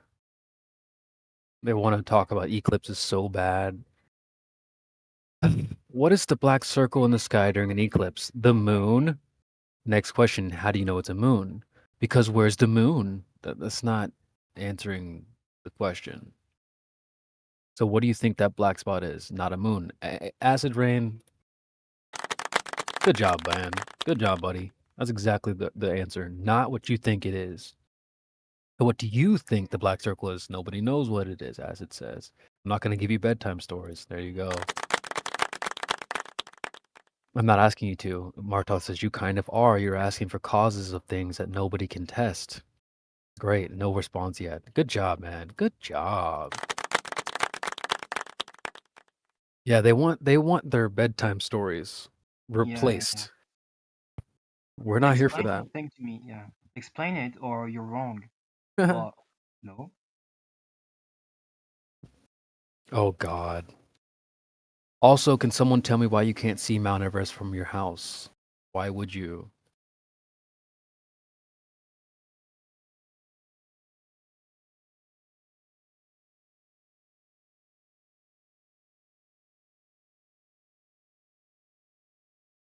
It might be for the same reason that I can't see Mount Fuji from my house or Mount Shasta from my house. That's easily top 5 pet peeves of mine. How come we don't see a different Earth? Bruh. Why would you, dude? We all, God, it just basically what they're doing is they're trying to create a new position. They're like, well, if it's flat, then you should be seeing differently. Like, no, dude, we're flat earthers now the way the Earth is now.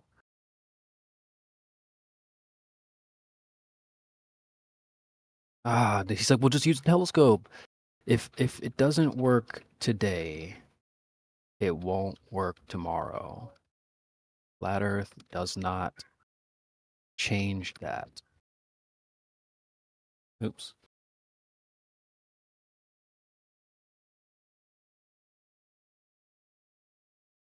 Also explain how it isn't daytime in all places at the same time. No, bird brain, no.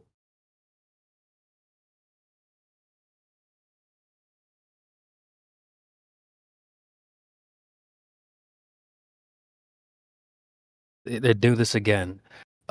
If it was flat, then the sun would shine everywhere. No, we're flat Earth. Oh my God.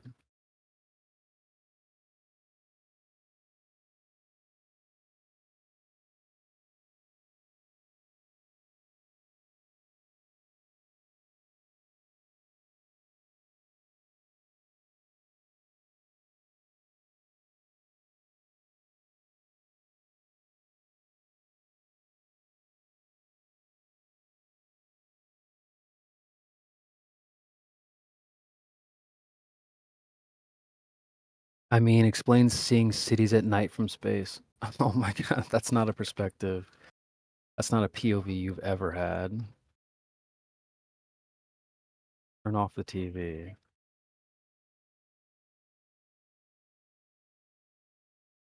So it's on TV, it's automatically fake. Who said that?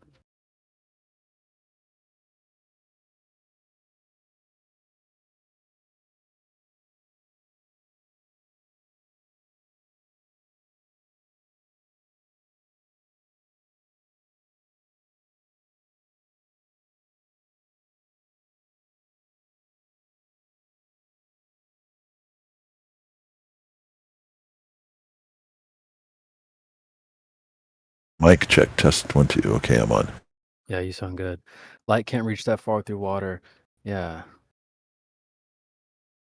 Can't part the air, the skies like Moses and see across the whole earth.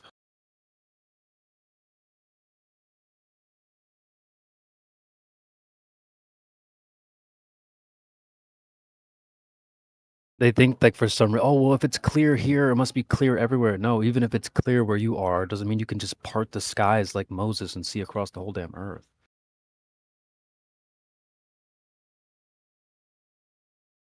It's super foggy here today where I'm at.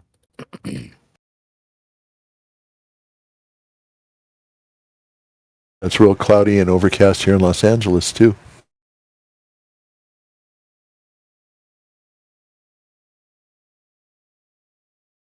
Is it really? Wow.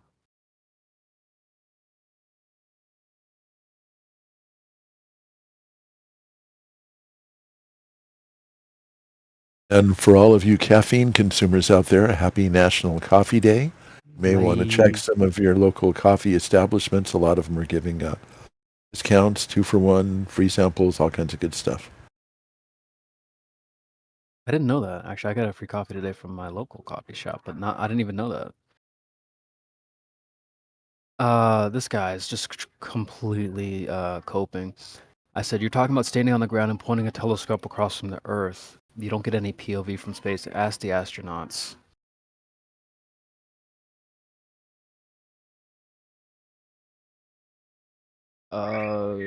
Dude.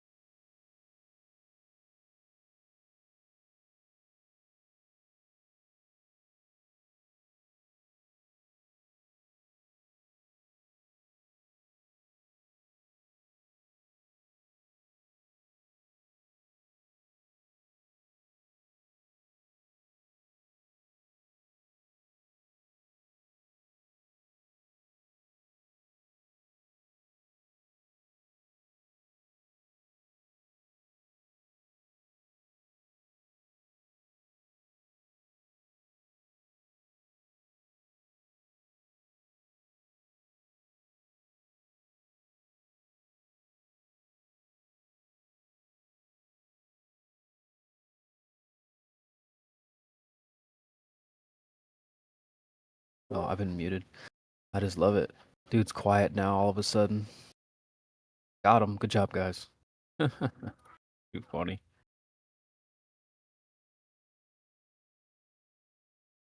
He's like run out of questions to spam out the short bus. I always look at it like they take like a stack of Monopoly money, questions they don't even care about. They just start making it rain out the window. Yeah, but what about this? What about that? What about this? And we answer every question and they just go quiet. Yeah, that's what I thought. Too freaking funny, man. Yeah, abort. Exactly. Eject the spaceship. Yeah. Eject those Cedo, cuz. Yeah, Old Hoss gets it too.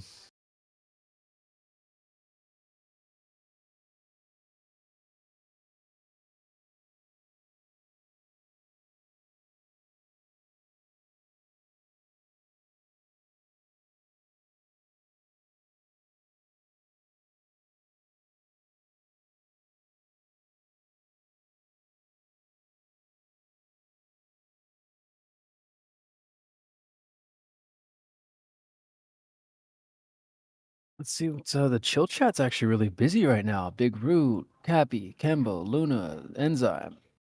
Whole bunch of people down there right now. Let me just pop down there real quick and see what's going on. Be right back.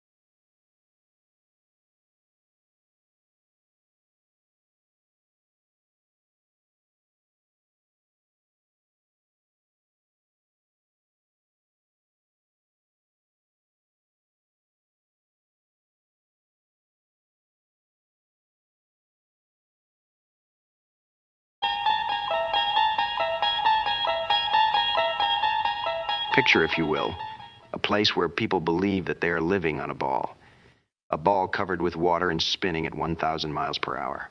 Although nobody has ever measured the size of this ball drop over distance, people of this place have been deceived to believe that 70% of this ball is covered with water that magically curves around the surface of the ball as it is spinning at a speed of 1,000 miles per hour at the equator, simultaneously circling the sun at 66,600 miles per hour. These people were indoctrinated from an early age as children, where they were placed in a government-mandated educational facility and graded on how well they were able to regurgitate the disinformation they had been programmed with. Children were taught to recite, not to think. After completing the mandatory 12 years of training, they were ready to put their training to the test, a sink or swim test, if you will. Some went to fight in wars. Many died in these wars because they believed they were protecting their freedom. Many of the soldiers that did survive are homeless in the streets, forgotten by the same government that placed them in harm's way. Soldiers that made it back home alive, as well as those not selected to go to war, went to work for a fiat currency in order to provide food and shelter. They all had to pay tribute to the powers that be. All were unknowingly enslaved to the bankers' economic system. None are more hopelessly enslaved than those who falsely believe they are free. If this sounds to you like something that could happen only in the Twilight Zone, join us for Speculation Sunday here on 24/7 Flat Earth Discord. Tell them Rod sent you.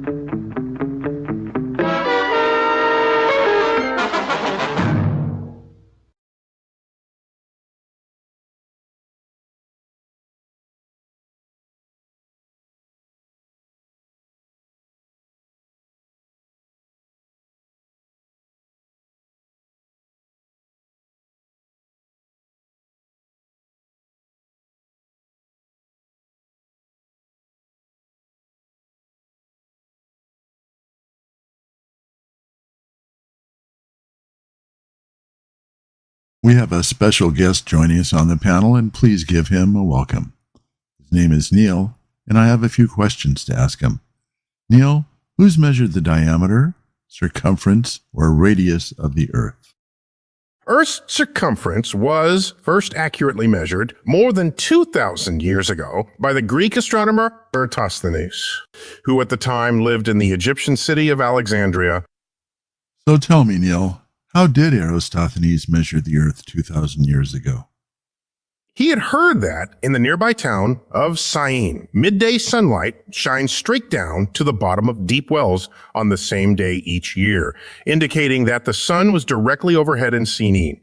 In Alexandria, however, sunlight on that date never reached the bottoms of wells, but instead fell upon the sides. Eratosthenes reasoned that the difference in the angle of incoming sunlight was due to the curvature of Earth's surface. And so by measuring this angle, he related the distance between Alexandria and Syene to the total dimension of the globe. So your only measurement of the Earth was taken 2,000 years ago, before clocks or cell phones were invented, yet Eratosthenes was able to communicate with someone 500 miles away and be able to sync their time to take measurements at the exact same time?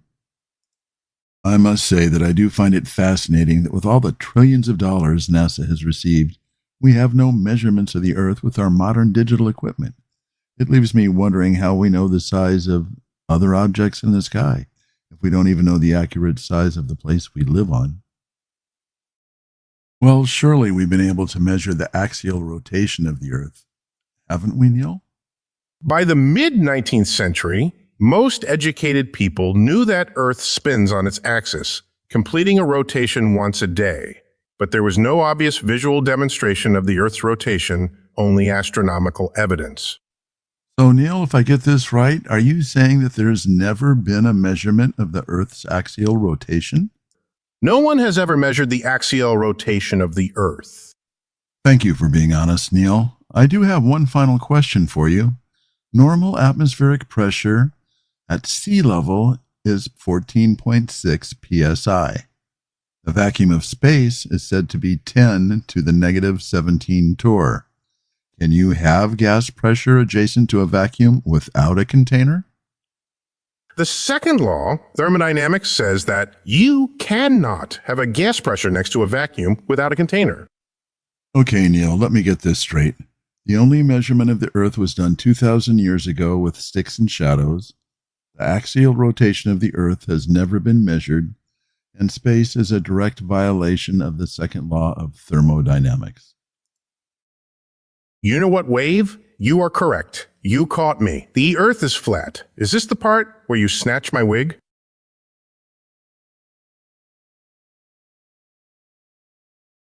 Hi, Wave Mixer from 24/7 Flat Earth Discord. If you don't believe you are living on a spinning water ball and you've seen all of those fake NASA videos, look no farther.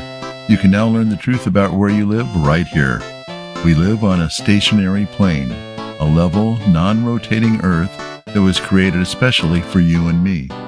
There is no vacuum of space, there were no dinosaurs, and we never went to the moon. The Earth is not spinning 1,000 miles per hour. We're not orbiting the sun at 66,600 miles per hour. There is no gravity, and we've all been lied to. Welcome to Flat Earth. Come join us in the live chat, where all are welcome. Globers, Flurfs, Flat Curious. All we ask is that you treat everyone with respect. Join us in the VC check-in to get verified. We're here 24/7, and we'll leave the light on for you.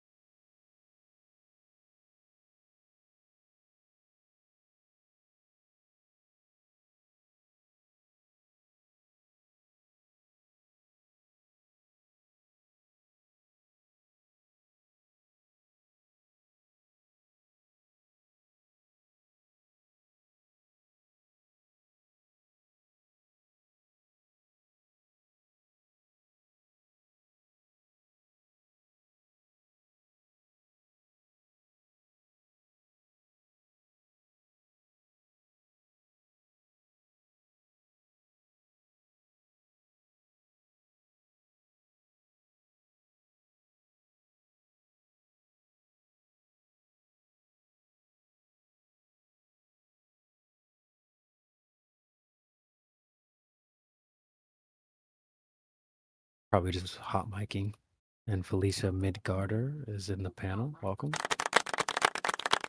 Absolutely just cooked this guy in the lobby. So funny. It's one of my favorite things to do.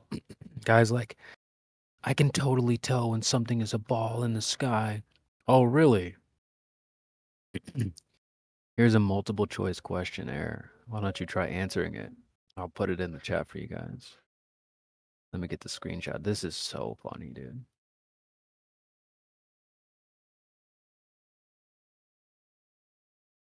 Yo, yo. Hey, Moist. Yeah, check this Yo. out, bro. This is so funny. The guy's like, I can totally tell when something's a ball. I'm like, all right, great. Here's a multiple choice question for you. Are these all spheres? One of them is a sphere. Some of them are spheres. None of them are spheres. I guess he's like, it's probably B. One of them is a sphere, which is true. But I actually kind of grilled him because I went by B. I thought he meant the second one there. Are you talking about in the lobby? Yeah, I was reading that. I might have actually. I kind of goofed up because he did have the right answer that B one of them is a sphere. So I meant to ask him, okay, great, which one is the sphere? And by B, I thought he meant the second one. Oh well, that was kind of my mistake. Anyway, this happens every time. Go ahead.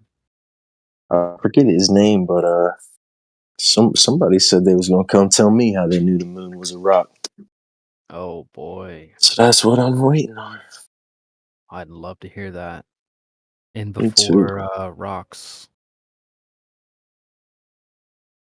I mean, I got home last night at like 11 o'clock, got out of my vehicle, and I mean, I was like, I thought of some streetlights was on or something, man. I mean, the sky is just totally illuminated. The moon. Yeah. I mean, how do you think that's not a light? Yeah, bro. I was seeing crepuscular rays from the moon last night. It was so bright, and there's mad fog here. Today, this morning, and last night, it was crazy.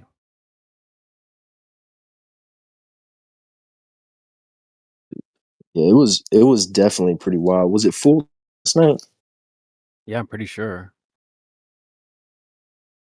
Pretty sure.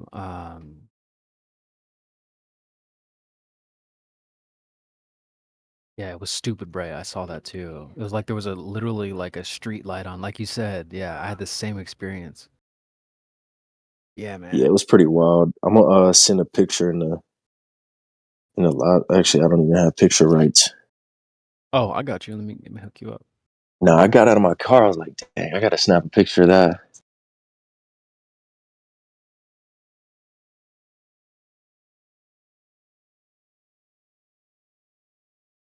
Oh, bad. Yeah, it was wild. And then on top of that, like I said, all the fog, it was really it was like an real eerie, freaking. You could literally see crepuscular rays coming from the moon. I've never seen that before. Oh yeah, that's tight. Man, that's what I was kind of thinking. Like it was like I'd never seen, like you could see a hot spot with sometimes with the sun if you're like above the clouds. But yeah, it was pretty crazy, man. Super bright, which that's like not really a good camera. Is that the moon? That literally looks like a daytime picture. Yeah, it looks like it's noon.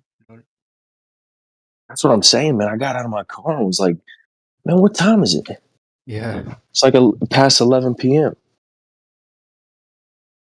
Yeah, on some I typed in the chat on some Beyonce shit. I can see your halo. Yeah, dude.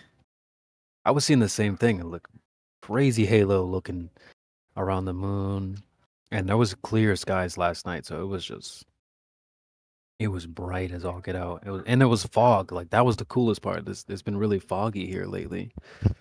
So yeah, it's wild. There's So no I also way. noticed. Go ahead. My fault. You're good. I know. So I was like looking at it. If you like look at the picture you can see it's like super bright. Like you can't really, if there was any texture or whatever, you couldn't see it. But then when like the clouds would pass over it, it would like allow you to see the moon, like the dark spots on the moon. It was pretty crazy. I just don't know how people sit there and say, "Oh, this is reflection from the sun." There's no way. I don't know how you could possibly think that, dude. Like, I mean, if you ask like a kid, they're gonna tell you it's a light. yeah, that thing's glowing. 100%.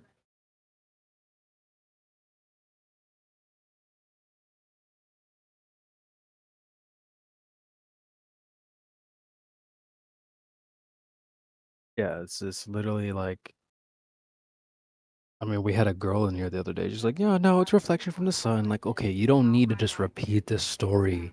You didn't come up with that on your own. But if you actually went out and observed the moon, there's no way you would think that, yeah, this is just reflecting light. If it's a rock, what kind of rock is glowing like that? That doesn't happen. Never. Hell no. Hell no. People don't think, bro. And then like they get upset if you tell them like, "Yo, you might be wrong," I know. It's like, it's not that big of a deal, man. We don't have to just go with the mainstream narrative every single time. Think for Like, yourself. right? You obviously didn't come up with that. It's not yours, but you're like stuck to it. Yeah, why are you defending it like you came up with it? Come on, man. Come on, dog.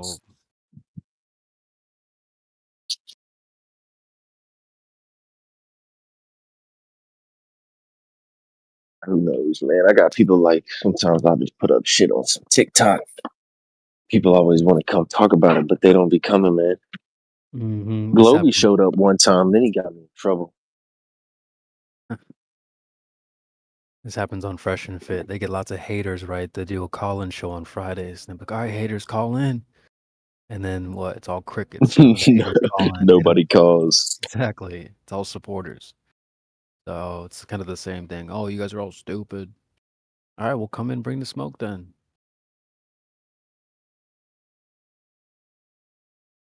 It's pretty crazy, like what you'll find online. It's like I don't know how long you've been like looking into all this stuff and whatnot, but 2017, when it all started. It's only been like 2 years for me, but I mean, even still, like the stuff you see online is just complete like bogus, like flat Earth society type stuff. Like it's so wild.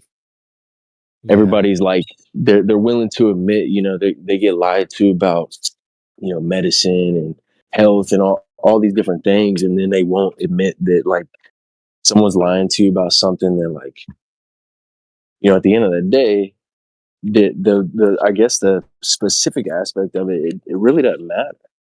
Like it don't matter the ground you're walking on. Why are you so upset about it? Yeah. Yeah, people put their emotions attached to it. I try to remind people, like, look, leave your emotions to the side, man. Let the facts, the facts rise to the surface, no pun intended. You don't gotta get triggered by the ground. Man, it's funny. I work in aviation, so like I'll just ask people, every now and again. There's certain people I could talk to like openly, but I'll just ask, random people sometimes like that I meet. Right? Hey, what do you think about this? Get them thinking, man. It's surprising, like how many people are doing something on a daily basis that, like, if you really put any kind of thought into it, you would realize, like, yo, like, this is totally not what I'm being told, man. But they're too busy, it seems, I guess. I don't know. I don't do a whole lot of that, but there have been some fun times where I was downtown driving around. There'd be some dude standing on the corner or whatever, and I rolled my window down. I'm like, "Hey, homie, you think, what did I ask him? I was like, "Do you think that," I was like, "Do you think there's people standing upside down below us?" He's like, "Nah, man." I'm like, "Hey, I agree with you and peel off. I barely do stuff like that. I know there are some folks that, like, there's a guy named Orion. He's a gold member here. He does a lot of the street preaching, street stuff in the streets. And I don't Right. really do a lot of that. I probably could do more, but I will say I'm a little bit scarred. I'm not afraid to say I'm kind of scarred from talking to people about it in public because I've tried it on friends and family, and it's backfired every Well, time. that's what gets you, right? Because you don't really care too much if people on the street have a negative reaction. It's going to affect you, but especially when you start losing close connections and family member connections, fucked Yeah, up. I know. Like, I mean, I'll be at the bar with my boy. I'm like, hey, dude, I heard this thing. I was listening to this podcast. Like, what do you think? He's like, don't ever talk to me about this. I'm like, really, nigga? Like, Bro, I've had the same, man. I've had the same. It's crazy. yo, man, that's wild, bro. Like, it's not that big of a deal, man. Like, you're ex-military, you can't talk about. Like, why are you getting triggered? But I've had that happen with even my dad. Like I'm real cautious about bringing it up, only if I think the timing is right. But every single time I brought it up, it's always backfired. Me and my dad, good relationship. We talk about, Bible, this, that, and the other. And one day I was like, hey, Pops, the Bible is like a flat earth book, right? And it just all spiraled downhill from there. It was a huge fail.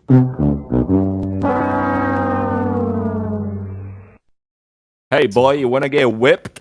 Yeah, we him and I have a kind of an interesting relationship. I didn't even meet him until I was like 18.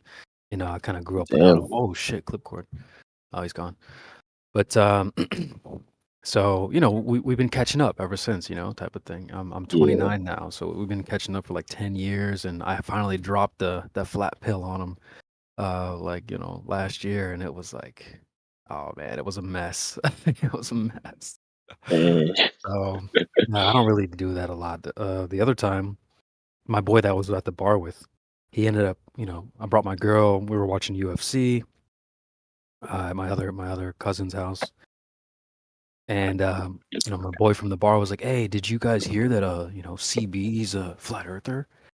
And it was like you could hear the air get sucked right out of the room, and like I'm like sitting there like, are we doing this right now? And me, I'm not afraid. I'm not shy. So I was like, yeah, it's true.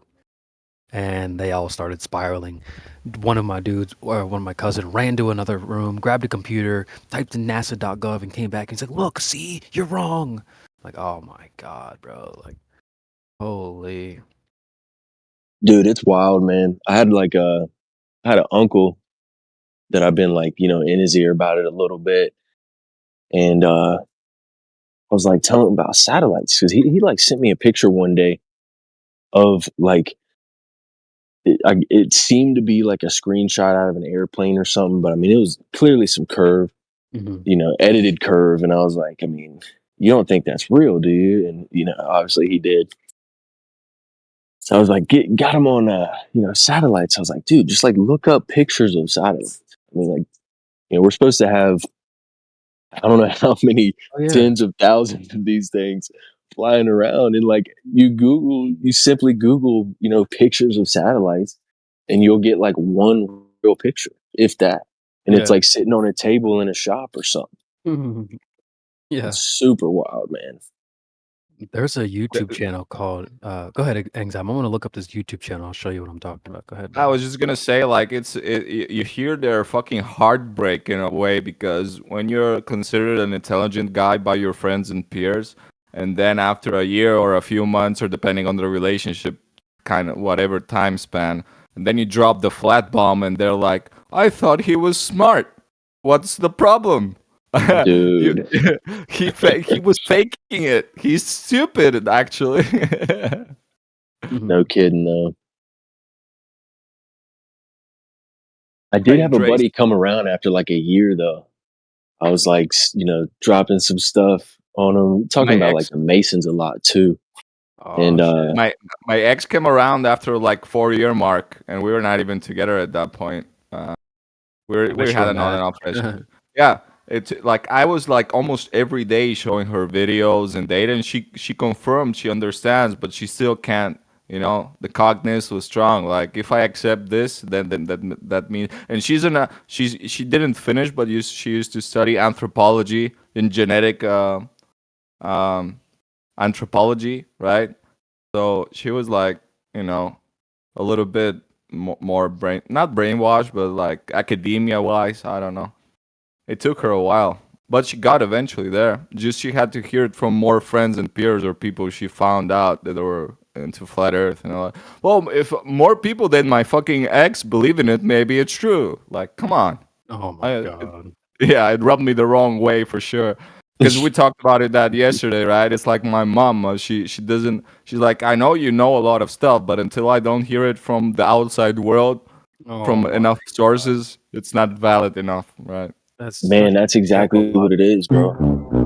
All right, so I had a buddy. We would talk about like Masons, and it was like a group of us talk about Masons, and there was this one dude that was like, "Nah, man, y'all are crazy." Like, you know, whatever. I dropped a flat Earth bomb on him, and he just went berserk, man. Like, dude went off his rocker. It seemed. I was like, "Dang, man." So I just kind of like left him alone. He texted me like 9 months later with a video of John Zerka on YouTube. Oh shit! Talking about how like, dang, my bad, bro. Like, I looked into it now. Like, I never really thought about it. That's fucking awesome, right? So you don't get that a lot. That's great. For real, though. Like somebody, so you triggered him. He maybe went home and thought, why does this trigger me so much, right? I like this guy. He's my friend or whatever. And then after a while, he does his research and comes back and says, dude, I was wrong. I'm fucking sorry. Like, that's fucking amazing to me. Yeah. That's great. It was dope because he was also one of the guys that like, you know, saw through all the medical stuff like 2020 and all that went on. Based. You know, we talk about that and everything. So yeah, he was like pretty spot on about everything. And then when we would get to Masons and flat Earth, man, it was just like, nope. But yeah, he came around pretty exciting for sure. W frickin' Zerka, man. I know that I've had people say, "Oh, I don't like him. He's gonna ruin the population. Don't let him talk about this." Like, I don't feel the same way, man. Sometimes, especially with a topic like this, it's not one of those bandwagon type of subjects where you just, I'm gonna jump on the bandwagon because it comes with so many negative implications. People hate on you if you open up about this. So you're sure not gonna make enough, like a lot of money, and if you're making it, you're risking everything. Yeah, if you're anything, you're gonna lose money. This subject is not. There's no incentive. That's why you can kind of trust someone, I think, who talks about this subject because there's zero incentive to talk about it. You're not getting paid. No one's gonna sponsor you for doing it. No one's gonna pat you on the back. You're gonna lose friends, family, sponsors, money, jobs. So.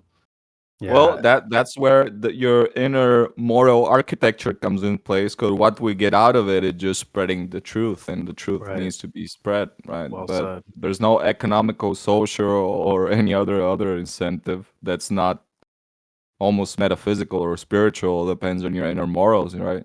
Yeah, and I'm glad Drace is here too because he could probably add some of his thoughts on Zerka. But I remember when I first started playing clips of him on this panel.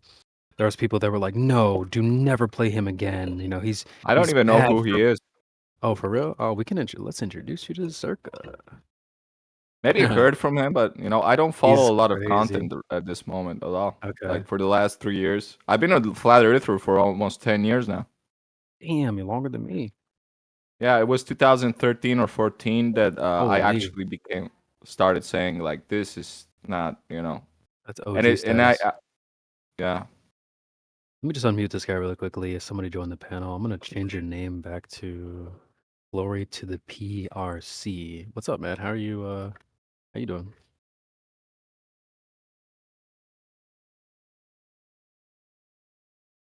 You want to chime in, Glory?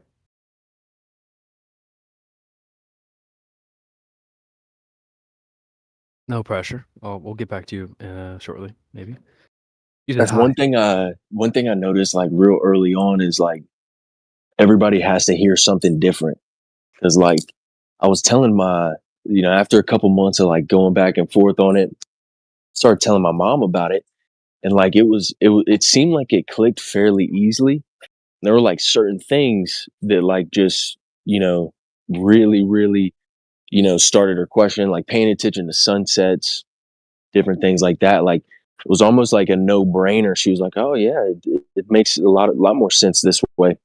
And so like for a while I was like, all right, man, I got it figured out. Like I'll just tell somebody this and game over. Mm-hmm. It's totally not like that. Totally not like that. Like you need different flavors and approaches in content creators because everybody appeals to something different. That's a good point. That is a good point. And I've said this before. It's a little bit like speed dating. I like that analogy because say you had each of us had like 100 dates lined up. You would, maybe the first girl you approach her, you try a certain approach. Then you try that same approach on the second girl and it doesn't work. You're like, all right, well, let me go for a third. You try it on the third girl and it doesn't work again. So you're like, all right, well, let me switch up my approach. And so I have a big problem visualizing me having 100 dates. Things are dry in my personal life at the moment. That's funny. But like think of like a speed dating event, right? You know, everyone's bouncing around different speed dates and stuff like that. No thanks, Glory says. I'm gonna put you back on mute for now. That's fine. So yeah, you essentially the point is that you would switch up your approach. What works with the first girl might not work with the second. Might work on the third, but not work on the fourth. So you would try different things, and I think the same approach is important to keep in mind when you're talking to different like Globies and stuff like that. There's gonna be different flavors that people appreciate. Some people don't like Zerka's vibe. Some people don't like QE's vibe. Some people do. So it's good to have lots of different tactics in your back pocket to try, because it's not going to be, there's no one size fits all. There's no cheat code to this topic. If there was, we would just all hit the same cheat code on everybody. Oh, up, down, left, right, black swan. That doesn't work. Right. So you got to try different things, and yeah, it's extremely delicate. I think that's why the teamwork is so important, because sometimes you can see that somebody has a rapport with him and he's getting him actually to listen to it and play along, and other times like that's just not, there's no vibe happening between them, and so maybe let somebody else try. Yo, That's I have an the idea. video. Just link when you click on the Rumble bot. Just make a link to the Rumble page, also with the YouTube, so I can just click, and then I'm there. Yeah, I told Helio to add it, so I'll keep reminding him because I think that's a good idea too. I'll drop a link in the chat just for anyone else that we're not currently live right now on Rumble, but I'll drop a link to his channel. Yeah, we can talk a little bit about Zerka actually, and Trace might be able to add to this. The first time I heard about him was when someone donated $100 to Fresh and Fit. They're like, "Yo, get Dave Weiss on the show. Have him talk about FE." And they're like, "Don't worry, we're gonna have Zerka on instead." I'm like, "Zerka? Who? I've never heard of this Zerka person. Who the hell is that?" I'll play the clip and then we'll go from there. 1 second. Okay, where are we at here? We're at Massachusetts 617. He goes, "Please let Dave Weiss come on the show, the premier flat Earth debater, Dirt on YouTube. I'm a huge fan of you guys. Keep up the great work. He has a ton of great scientific Chris would love Don't worry, him. we're gonna have John Zerka on man. Wednesday, so he'll talk about flat Earth. Yeah, so I'm like, all right, well, I don't know who this is. Let me go do some homework. And I found out that I guess one of his first videos online was him wearing this shirt. Put an image in the live stream. So like he had one of his first videos online. Yeah, he's repping like an FE t-shirt. I'm like, okay, interesting. Hold on. Did you say you said you came across Zerka with Fresh and Fit? Yeah, that was the first time I even heard his name. They were like, "Oh, don't worry, Zerka's gonna come on and talk about flat Earth." I'm like, "Who?" I'm like McGregor. I'm like, Who the fuck is that guy?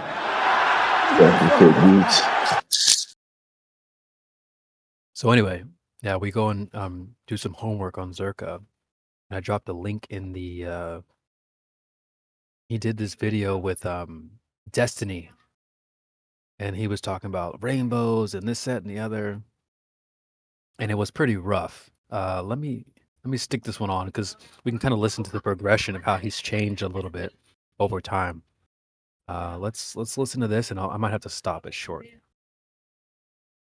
How did you become connected to him in the first place? Because I've seen a bunch of random conversations over the years. They put me on a flat Earth debate, and I wiped the floor with him. Every single point. I'm the flat Earth.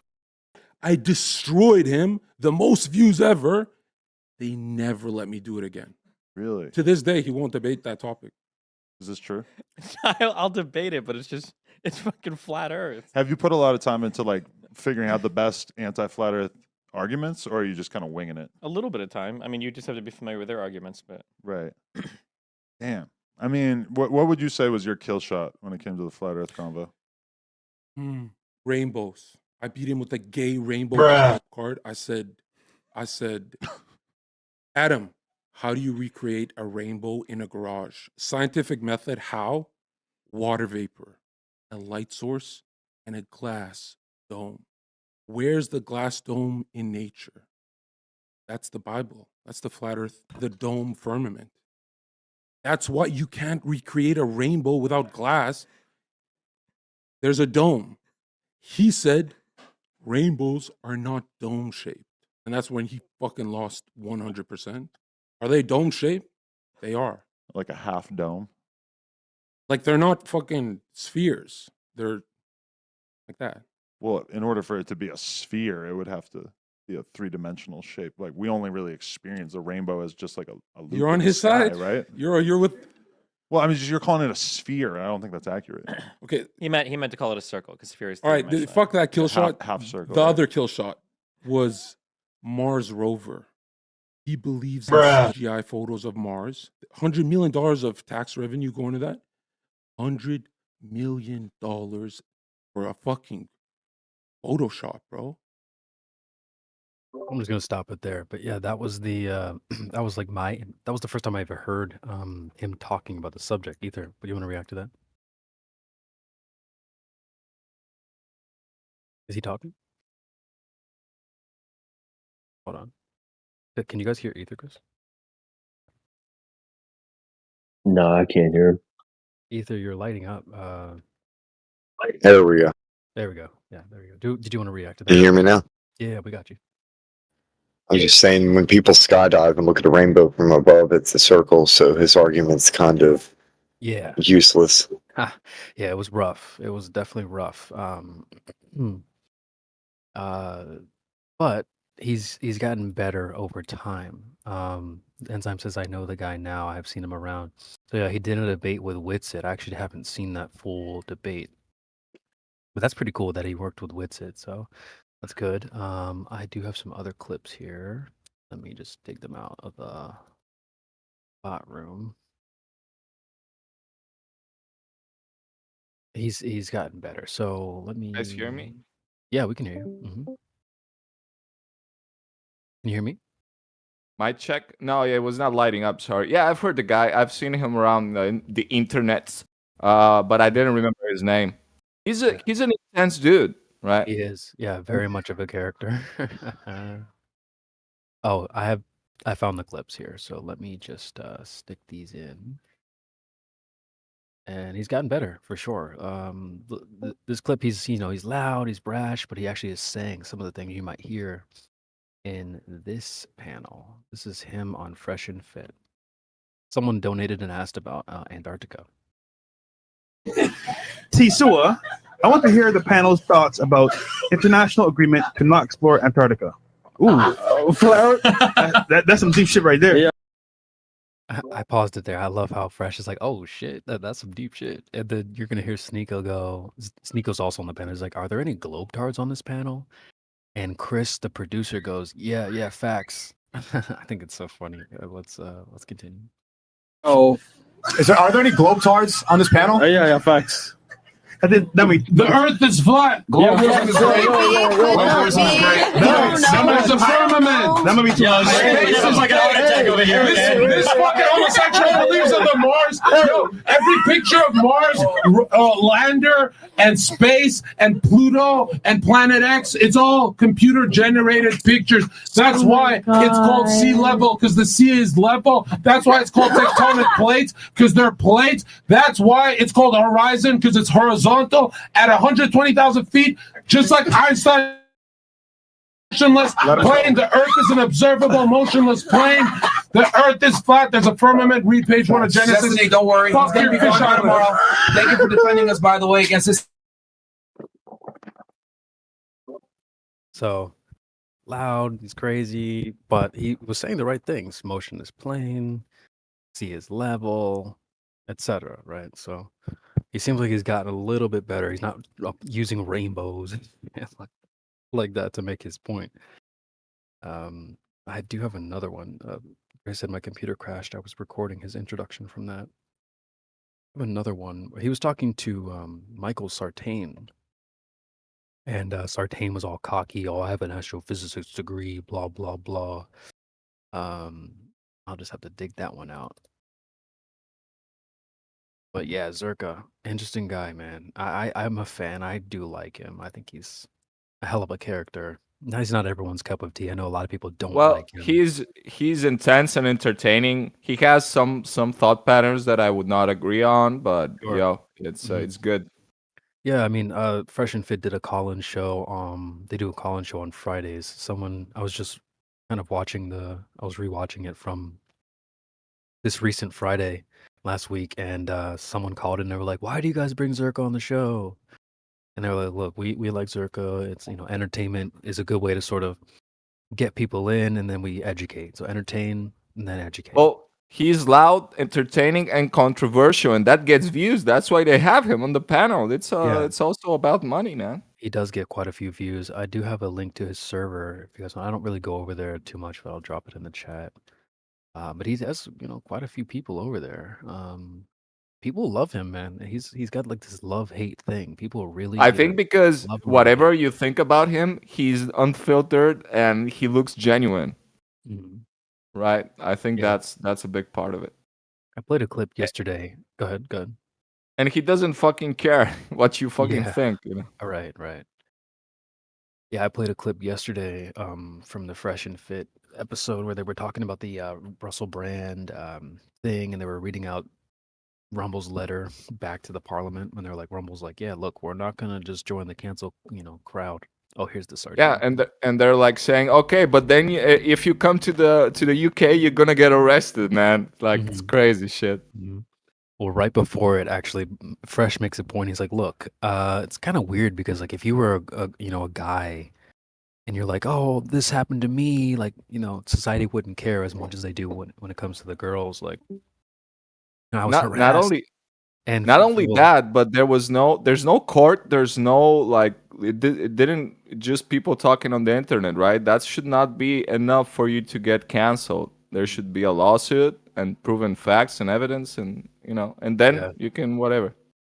Yeah, so I had to clip it out. I didn't want to play it on the stream, but I was almost going to include it. But Fresh makes the point. Like he was like, well, it's almost like if you're a guy, you wouldn't get canceled. And Zerka goes, so what are you saying? He's like, and then he goes full Zerka mode. He basically is like, basically what you're saying is if you suck, you're not gonna get canceled. It was really funny. But Yo, that's I his got character. I worked as a public relations and nightlife for many years, and promotion and selling tickets and in the clubs, and I got my ass several times touched and other things. It makes me feel deeply uncomfortable, but normally your friends just high five you, right? Because it's but it's different. You can't just say, hey, I was sexually harassed, Right, no one's stop gonna it. care. Mhm. Yeah, and they're gonna laugh in your face. Exactly. And I So that was can't the punch point. her. I can't fucking punch her or anything, right? Mhm. No, right? Could you imagine? If you touch a girl's ass, she's allowed to slap you really hard, but not vice versa. Oh. Yeah. So Let me throw on this Zerka Sartain clip. I don't know if you guys are familiar with the Michael Sartain. I guess he's ex-military. He does Access Vegas with Rollo Tomasi, who wrote The Rational Male. You guys might be familiar with those guys. If not, it's not a big deal. Let's take a listen to You and I have more in common than villain backstories and other things, you know. Who, me and you? Yeah, I know Rollo Tomasi. Okay, good. Yeah, before I found any of this FE stuff, I used to be on a Reddit called TRP, the Red Pill on Reddit. It's like shut down now. I don't think it's even exist anymore. But that's where I learned a lot of this kind of red pill stuff prior to Fresh and Fit, prior to, all these podcasts. There was a Reddit where a lot of this stuff was talked about, and I got my feet wet there. But yeah, so let's take a listen to Zerka talking to Michael Sartain about this subject. So Lord help. I say it enough. And may peace be with him. That's all I got to Nice. say. One more thing. So John and I are going to do a debate on Monday. And John, honestly, there's much more things I want to talk about besides Flat Earth. So Actually, I want Flat Earth to be the smallest one because I think that's the one you'll lose the fastest in. It's not really your area. But you do understand I studied astrophysics in college. You have no idea what's about. The Earth is flat. Yes, I do. Are you surprised? Adam, I'm not surprised. Stick around. You gotta watch this one. John. Do you guys know who Destiny is? Yeah. You know who Destiny is? Sure. No. Check this out. I'll give you $10,000 if you can beat me in a Flat Earth debate. I'll get zero in return. How do you Free win, 10,000. though? What Actually, is you know the what? determining factor of win to loss? John. Whoa, that's 20 minutes. John, for 20 minutes of your time, you can have 10,000 transferred right now. And you don't have to win. Just let me have the. No, John, don't I'm say going to do you Rollo, one don't say better. that. You're going to pay me 10 grand to listen to you for 20 minutes. No. You can debate.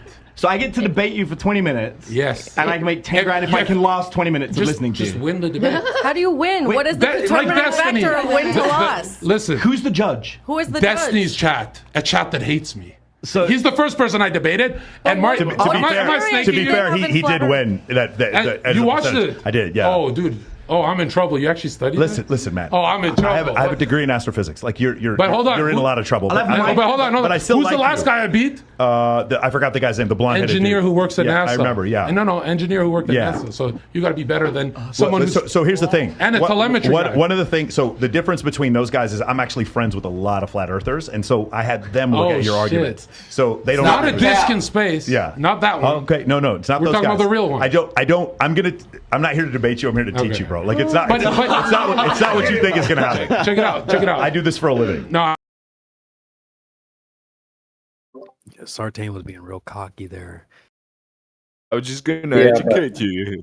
Yeah, but the astrophysics guy seemed to be kind of upper brow, also kind of lifting his. Yeah, that's what I'm talking about. I'm like, okay, so he's astrophysics, huh? Okay, good. Finally, we get to see somebody that's going to bring us an experiment in astrophysics. I'd like to see that. Yeah, that's Michael. He was the one being kind of cocky and oh, I'm gonna teach you. Yeah, right. Yo, is Sartain a flat earther now though? No, I no. He's kind of. Isn't he the astrophysics guy? Yeah. So he claimed he's like, well, I studied astrophysics. Okay, and I'd love to see people like that come in here. It's great. Sorry, Grace. You can go. No, you're right, Trace. Just pseudoscience. 100%. Exactly. I'd like to see someone like that come in here and talk to some of our best. I suppose we have, That was interesting though. He's like, "Oh no, I've spoken to your guys. They taught me some things." I wonder if that's true. I have my doubts there. Even Zerka was like, "No, not the disc in space thing," and he's like, "Yeah, no, not those guys. Cool guys, what guys? They'll learn." Yeah. Makes you wonder who they're talking to.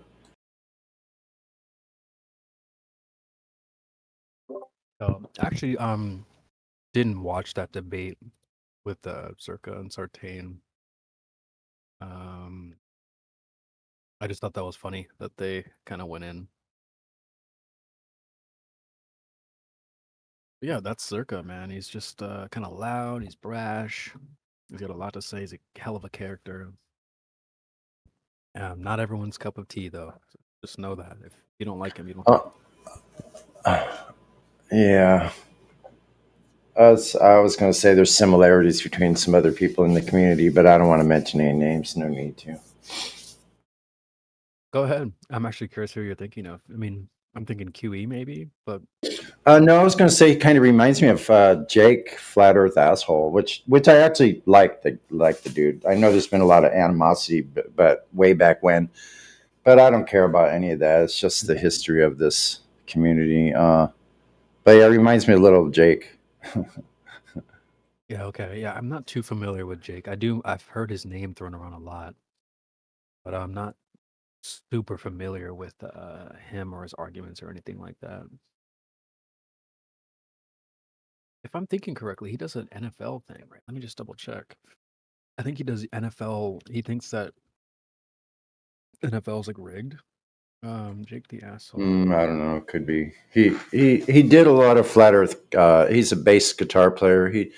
He did a lot of Flat Earth back in the day when we first found out about it, or whenever it first started leaking into our feeds. Yeah, and then there was a bunch of drama and fighting, infighting.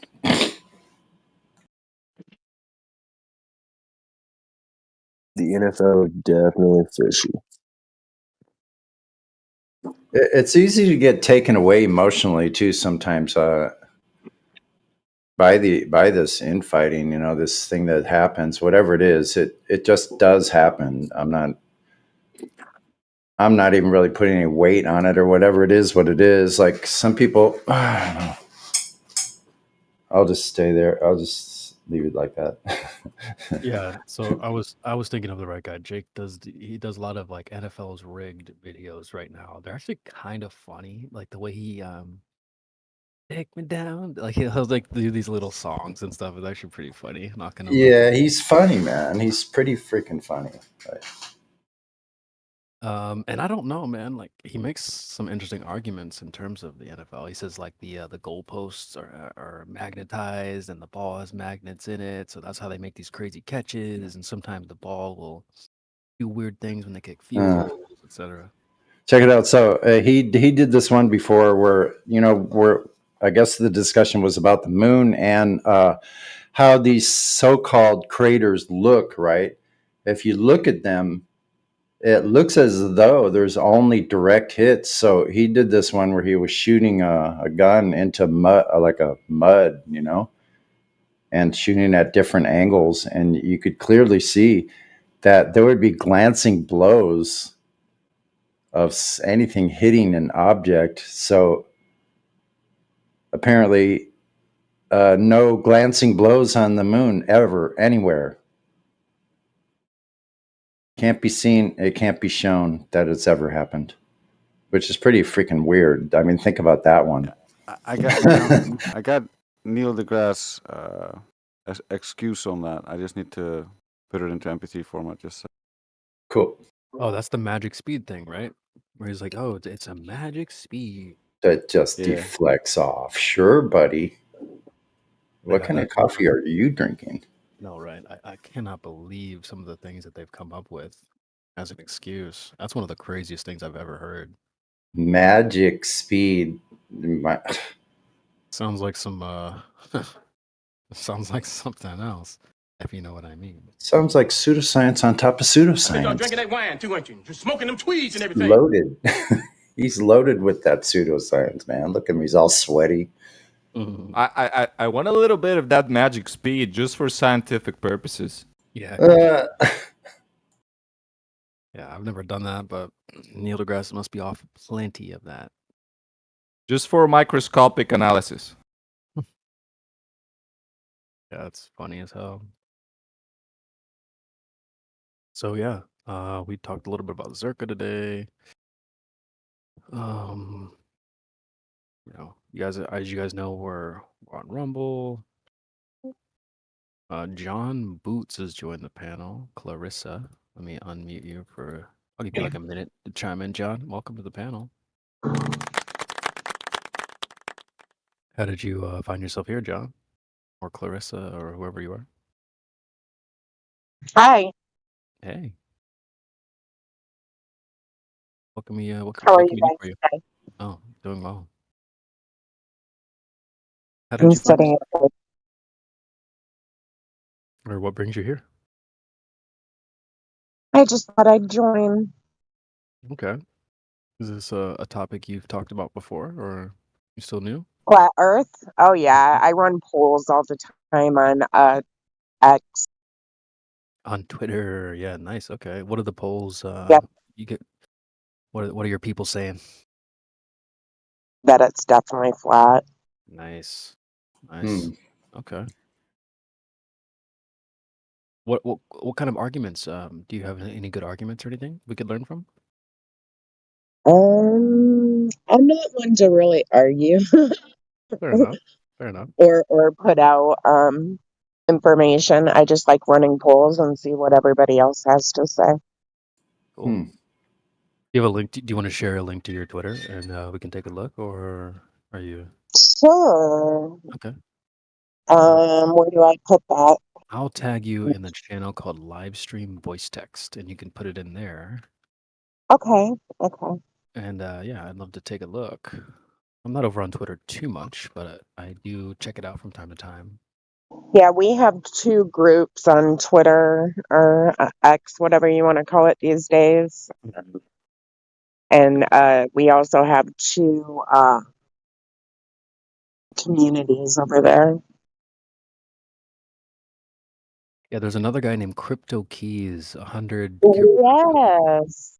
He comes over Yes. and plugs his Friday night channel, or he does like a show on Fridays. So, Yes, yes, he are you does. familiar with Yep, him? every Okay, week. cool. Yep, that's who our whole group is. Nice. Yeah, he comes here from time to time to plug the Twitter. Yeah. Nice. Does anybody have any like theories on why they changed the name from Twitter to X? I'm kind of curious about that.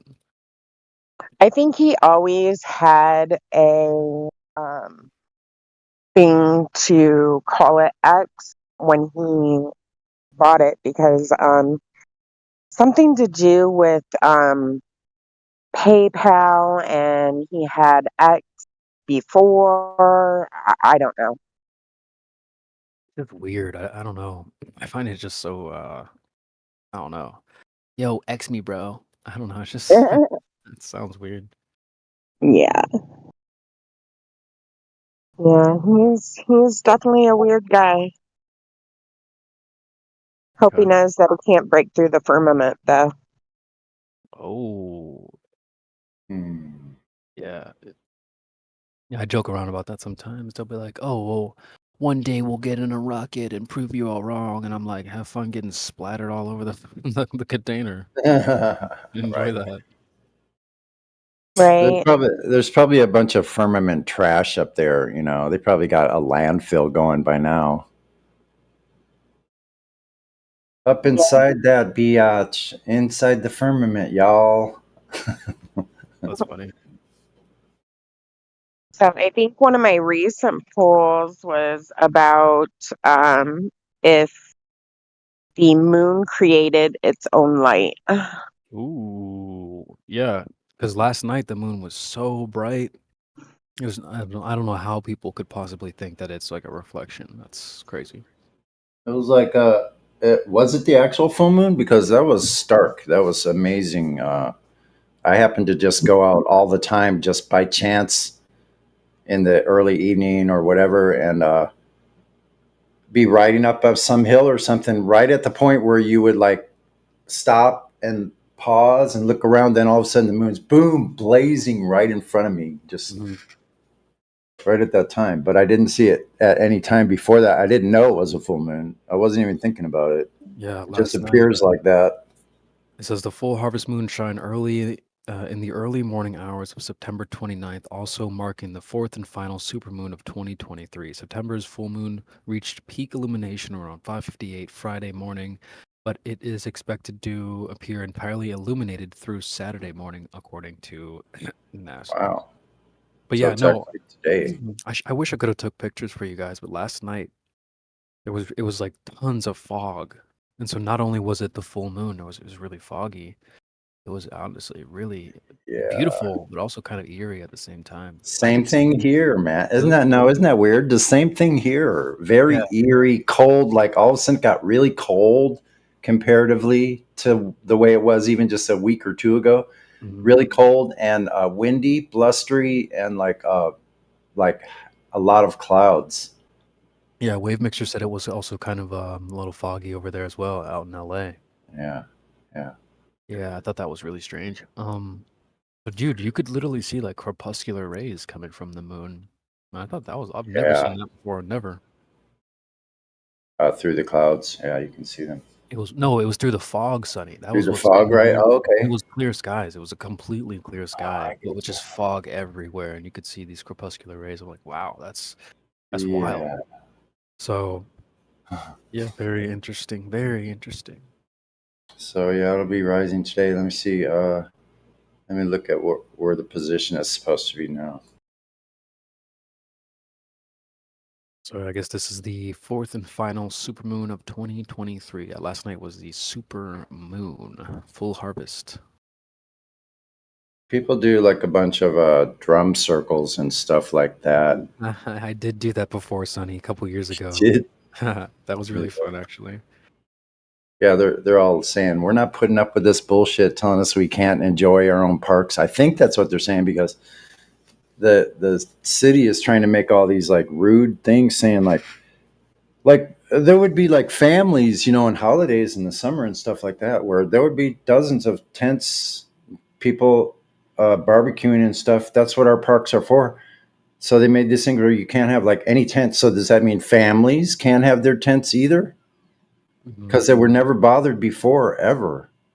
Which is, I don't know, like they're always trying to solve problems with things that don't solve problems.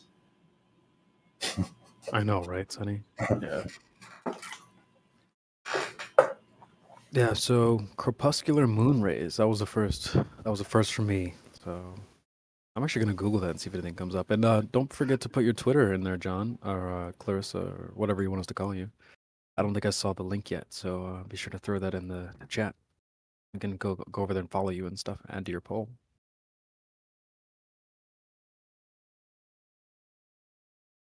And let me try it. Moon corpuscular.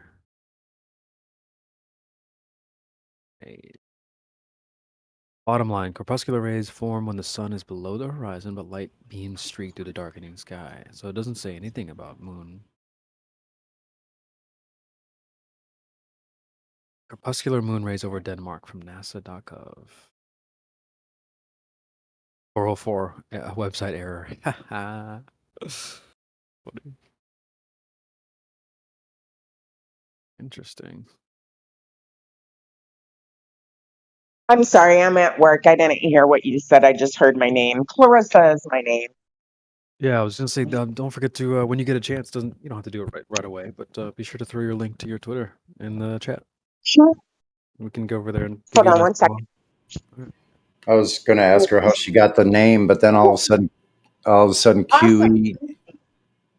QE came into my mind. John Boots One Glober. I was going to ask you how you got your name, though.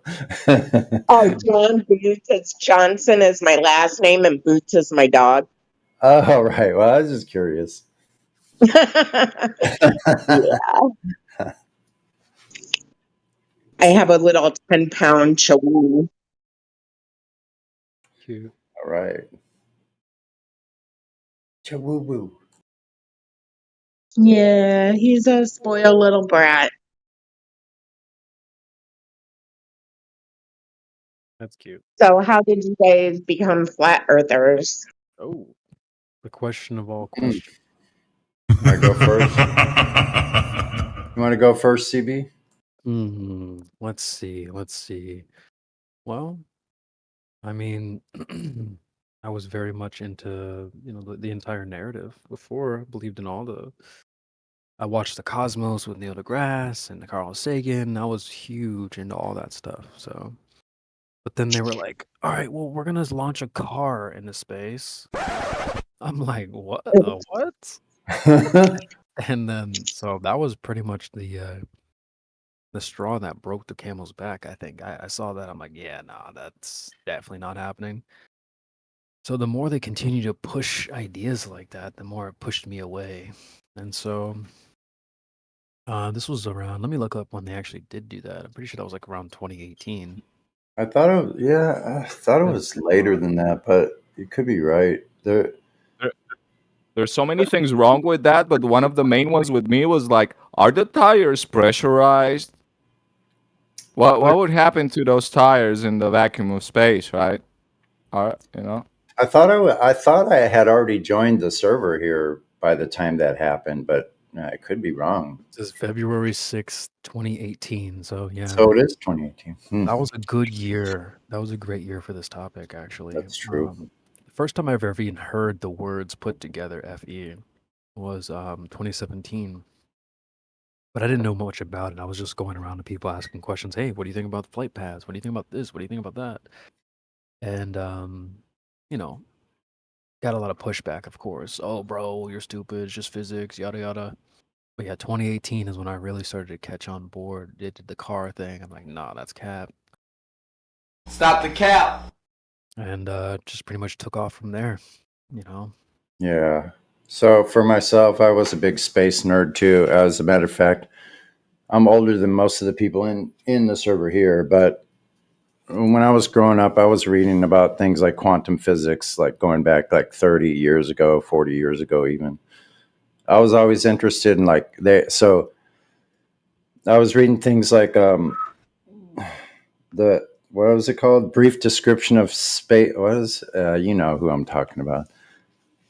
The Space Muppet. Anyway, his book's taking you further and further out, and those things are getting huger and huger, parsecs and freaking millions of light years. Sure, bro. So, but I found it fascinating. And of course, I like space shows and things like all that. I think a lot of us did in here. And so I was busy looking up information about law. Like what I was really doing for about 10 years before was trying to get information about how to be free from their, system, with varying results. And most of them not good. But so in what was it, March? I think it was March of 2017. I stopped sliding flat earth stuff off my desktop and finally looked at 200 proofs. And that first time of actually just sitting and watching the whole thing was all it took. From then on, I just went outside. And when I went outside and started comparing, because I live in an oceanside city, right? So I can go out and look at the water and find places that are too far, like every day of the week, times 6.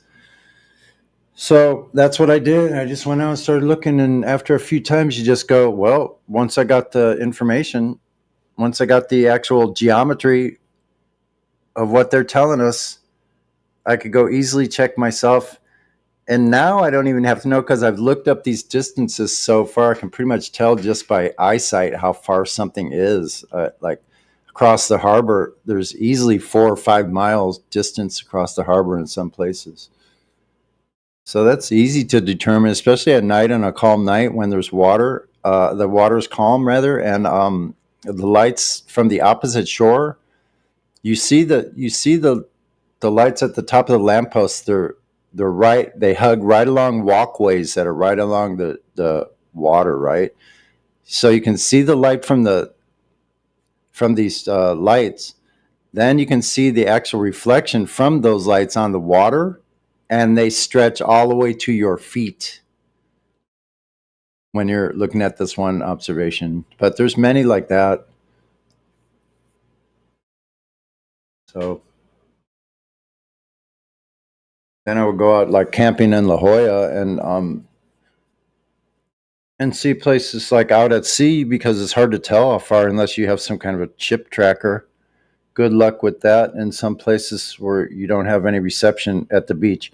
Check that out. Why would that be, folks? Why would you have no reception at the beach? That seems really odd to me. If this, if they were doing what they're saying they're doing, you should have wide open reception at the beach. But no. Well, I don't even have reception at my house most of the time. It's a fight for my signal. Wow. But I can go to the mountains and I have perfect reception. So the only explanation I ever get from any of them is it's the trees. It's the trees. That's what they tell me. It's the trees. But check it out. Check it out. So when I was traveling through the mountains to go to the desert, I got no reception in either one of those locations. There was no reception in the mountains, or once I got to the wide open deserts with literally thousands of miles of desert going off to the east.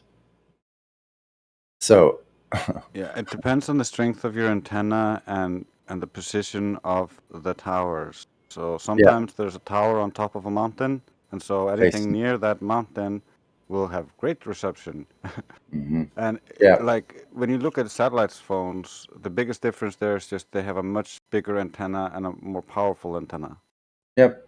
So what I finally figured out is these places way out in the desert, they didn't get reception until their community bought reception for them. Bought a tower and put it up. Then they got reception. So before then, no cell phone reception, or only certain companies would have you would only have reception. Can you dig that? You spend a lot of money for a cell phone, and then you don't have reception because the company doesn't have a tower in your area. So that would just be dumb anyway. But Well, they claim that my closest tower is 5 miles from me. So if it's 5 miles from me, I should have decent signal. And like I said, I have repeater boxes, so sometimes I have signal, sometimes I don't. wow. I can't even get internet at my home. Are you like out in the country somewhere in the Midwest? I live in Illinois. I live 2 miles from the Indiana border, but 2 houses down from me can get internet, and 2 houses on the other side of me can get internet. But for some odd reason, they say I can't have internet. It makes no sense. Yeah, that's weird. And they all have more trees than I do. So I have no idea. I don't understand it. The trees are helping their reception. Well, they keep telling me that the trees are in the way. The trees are in the way. Okay, so they're good. Okay, so I'm not gonna say suggest you plant any trees. Takes too long. Anyway, but you should do a drive-by of the tower and do a test. Well, I know our tower is not working properly, just because it has so many people on it, and I can't remember what they said it was running at, but it covers so many different areas in my county, and I think that's the whole problem. And like I said, they don't want to listen.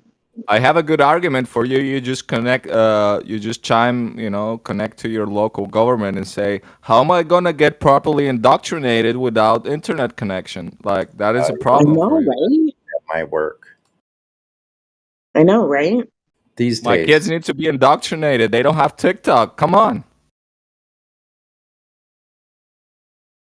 I know you guys are behind on the game. Come on, everyone should have coverage. But everybody should have internet and phone service, right? Yeah. That's what makes it hard for me to believe that we went to the moon. If If they can talk to the moon back then, and I can't have decent cell phone service now, In northern Illinois, yeah. In northern Illinois in 2023, and you're in a blind spot. Well, that just goes to show if they can have a blind spot, how many blind spots are there on the way to the moon? That's a really good point. Like, how far would you get? You wouldn't get very far at all. Let's see the test, NASA. Come on, I'm calling them out right now. Show us the test of the freaking transmissions and reception of these signals. Show us that. It just doesn't make any sense to begin with. They're supposed to be traveling through the Van Allen radiation belts, which they claim they cannot go through right now because they don't have the shielding solved. I would love to go back to the moon in a nanosecond, but we destroyed that technology, and it's a painful process to build it back. And apparently, they've never had an O-ring failure in all this time. Like, we never heard of any of those happening. The dude that was the navigator, who was he? Yeah, he was like the mechanical person, supposedly. Don Pettit. Why I wouldn't have him fix my shoestring? He was the most senior officer on the ISS, the one with the most experience. He'd done most of the jobs and was in charge of the engineering, but he does not know the procedure somewhere offhand what to do if there's a leak on the space station. It's somewhere because it has. You just need a presidential landline for the connection. I just wanted to talk about the previous topic. You just need the president's red phone landline, and you can talk to the moon and back in a nanosecond. Yeah, you should change that. Someone should change that meme and go, I'd call the moon in a nanosecond. But we lost that technology. We destroyed it. It's such a painful process to rebuild it. It's like he's a cyborg or something, and he's replacing his own limbs or something. It's so painful. We can't rebuild it. Why didn't you check with India? I think they got the schematics with duct tape and tinfoil, but they don't make it like they used to. Tinfoil was better in the past. I'd call the president from the moon in a nanosecond, but we can't go that far.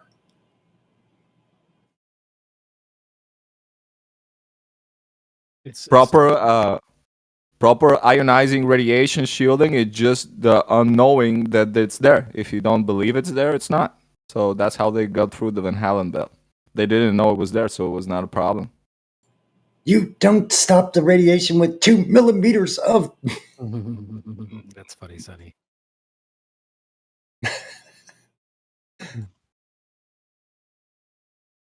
Yeah, Just they're 1 full of millimeter. shit.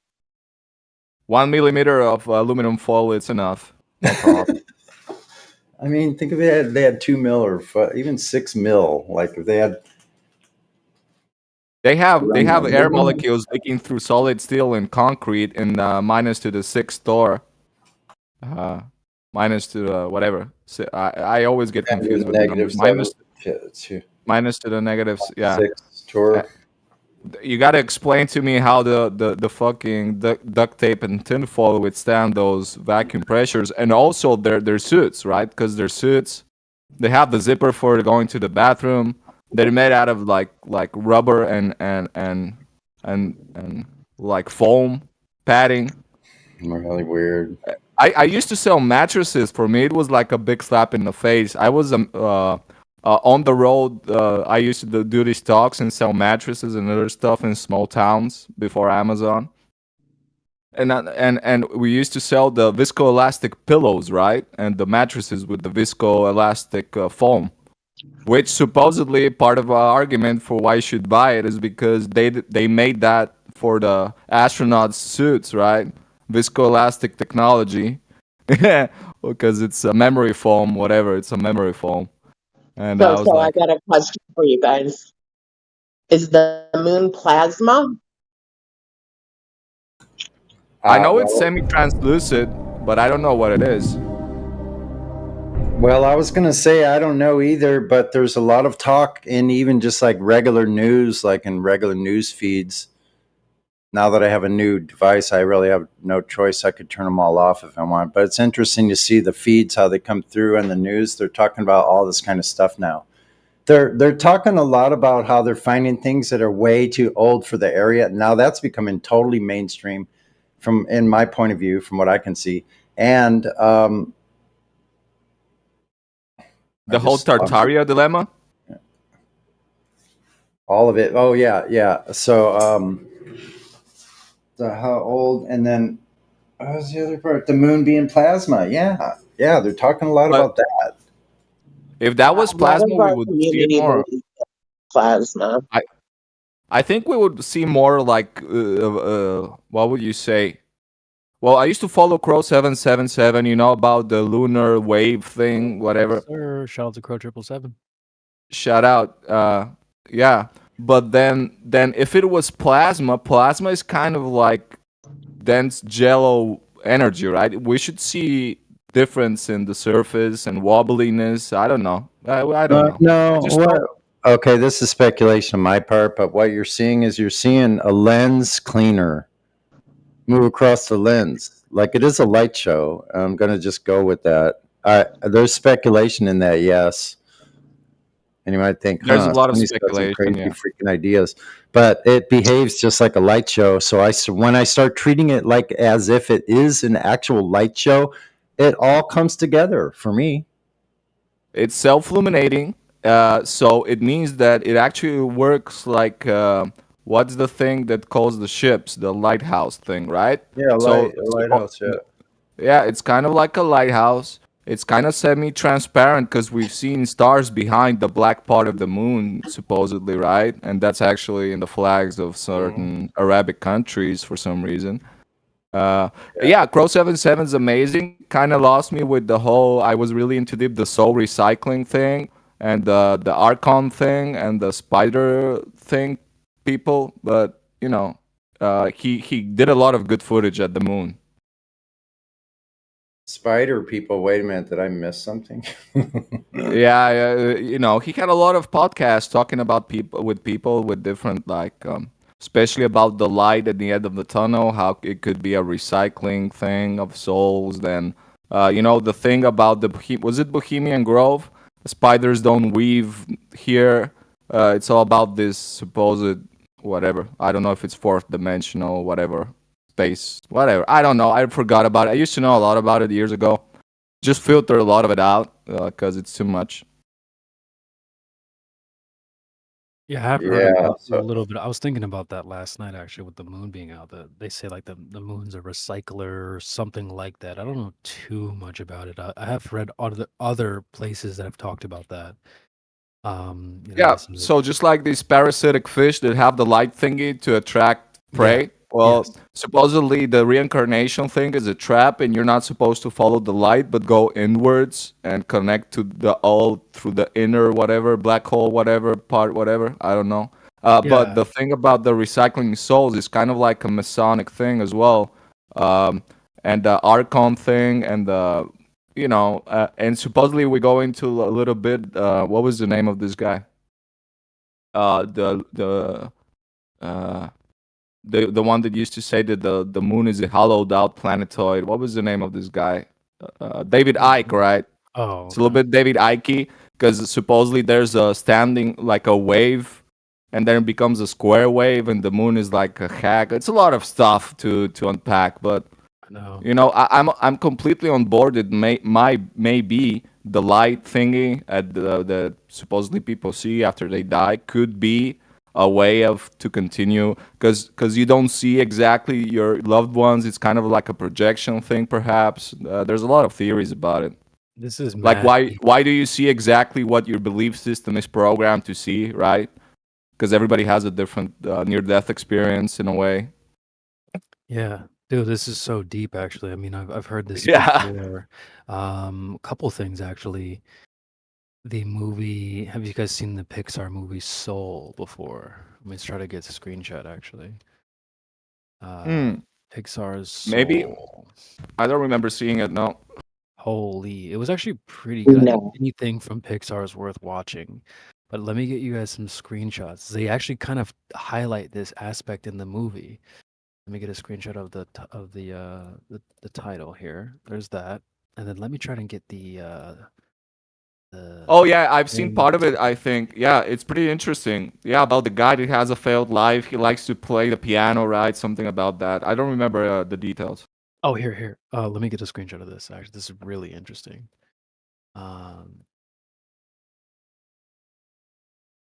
Take a look at this. Because I've heard this before, not just from Crow, but from like many other places. So Yeah, like yeah. he's going up towards the light, right? And then all these other characters are going towards it, and he's like, "Nah, I'm out," and jumps off, and that's how Yep. the whole movie kind of kicks off. He ends up going to like another, place, like a training ground. It's really, really interesting. So I've heard this before, and then also, let's look at the DreamWorks Moon. Oh, the light, Trailer. right? The logo, the thingy, right? Not the yeah. logo, but the animation. Yeah. You have the Interesting. fisherman Yeah. on the moon, so it's like, what is he fishing for? That was DreamWorks. Yeah. Right. That's it exactly. That's what even in the first Crow podcast where he was talking with this guy, they were talking about this specifically. Mhm. Yeah, I never actually heard the analogy of the fish. That's a good analogy as well. When Well, have fish I with never light heard it and anywhere. stuff. I just imagined it. Sorry, I interrupted you. Talked over No, you. you're good. I never heard anybody talk about it like this. It's my train of thought. Like in the deep dark, these fishes that the female is the big one and the small one attaches and becomes part of it. Yeah. In a way, it's really interesting reproduction cycle they have. But how they attract prey is with this. Yeah, anglerfish. And how they attract prey is with this bioluminescent bulb they have on their forehead. Yeah, exactly.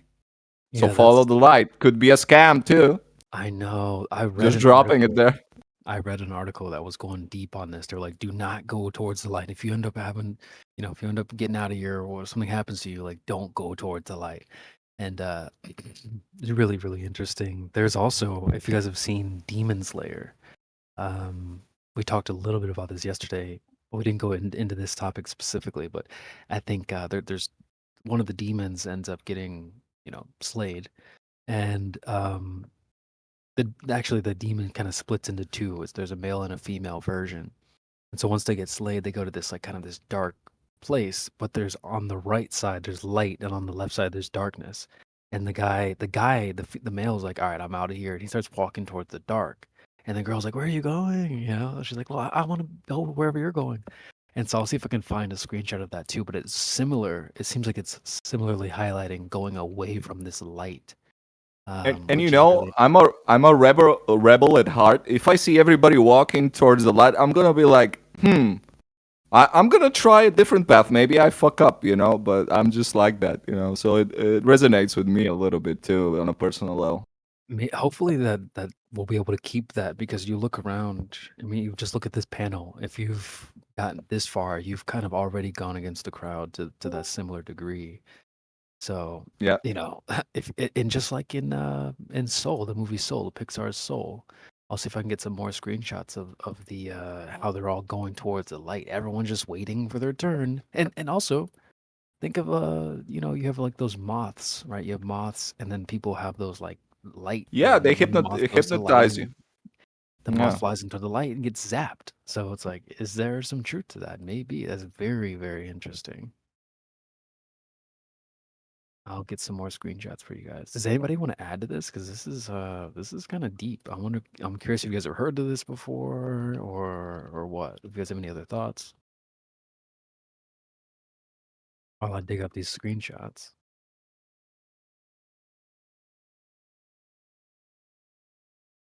Nobody? Don't be shy. It's a tough subject, and actually is. quite as well. You said it several times. It's quite deep because we're talking about what happens after we die, right? And it's all speculation. But if the Masons are onto something, they have this theory of the universe as well. Like it's a big, about as well as the recycling of the souls, and you can go depending on your background in investigating these things. I don't believe in Zechariah Sitchin and his translation of the Admiral Tablets anymore and the Planet X thing, but And even the Tibetan Book of the Dead and the Egyptians had to prepare to die a certain way to die properly and have a proper afterlife thing. And I just saved the name of the Egyptian. It's called like the realm you're in after. What was the name of the god of the Egyptians? Anubis. I'm not sure. Maybe that's the other one. It's called the Duat. So it's like an interesting word they have for the afterlife realm, where you're temporarily there. When they weigh your heart with a feather, as symbolically, if your heart is light, you don't have any grief, attachments, whatever. It's interesting.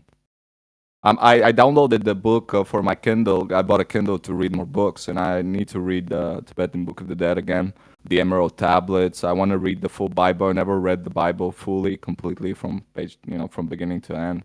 I have other books related to these subjects as well. A little bit metaphysics. The Kybalion.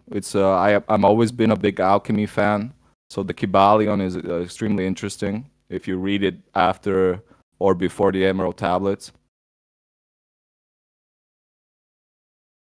Yeah, that's actually where I was doing some research on that.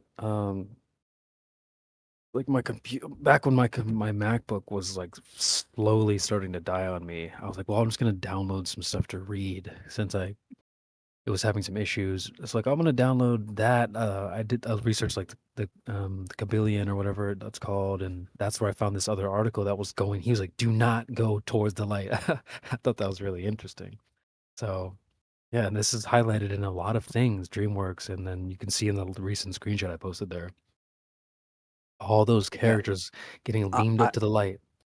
I also have Aleister Crowley's magic books, and in that I know I'm trying to work on it. In that he talks about how going into the light is going back into the source and getting destroyed, and so the dark magicians don't go into the light. But that's a little bit contradictory to why I understand it in alchemical terms, because you have the simplified alchemy is solve et coagula, right? Dissolve and recoagulate.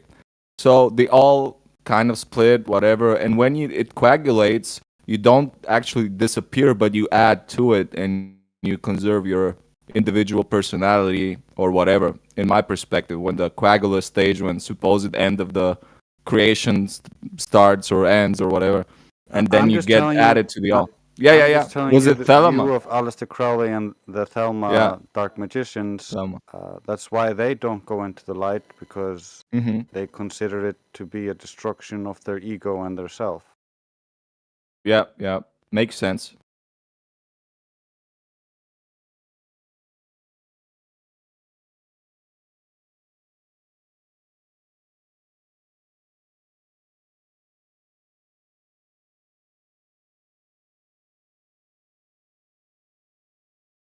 I'm gonna try to dig up some more screenshots.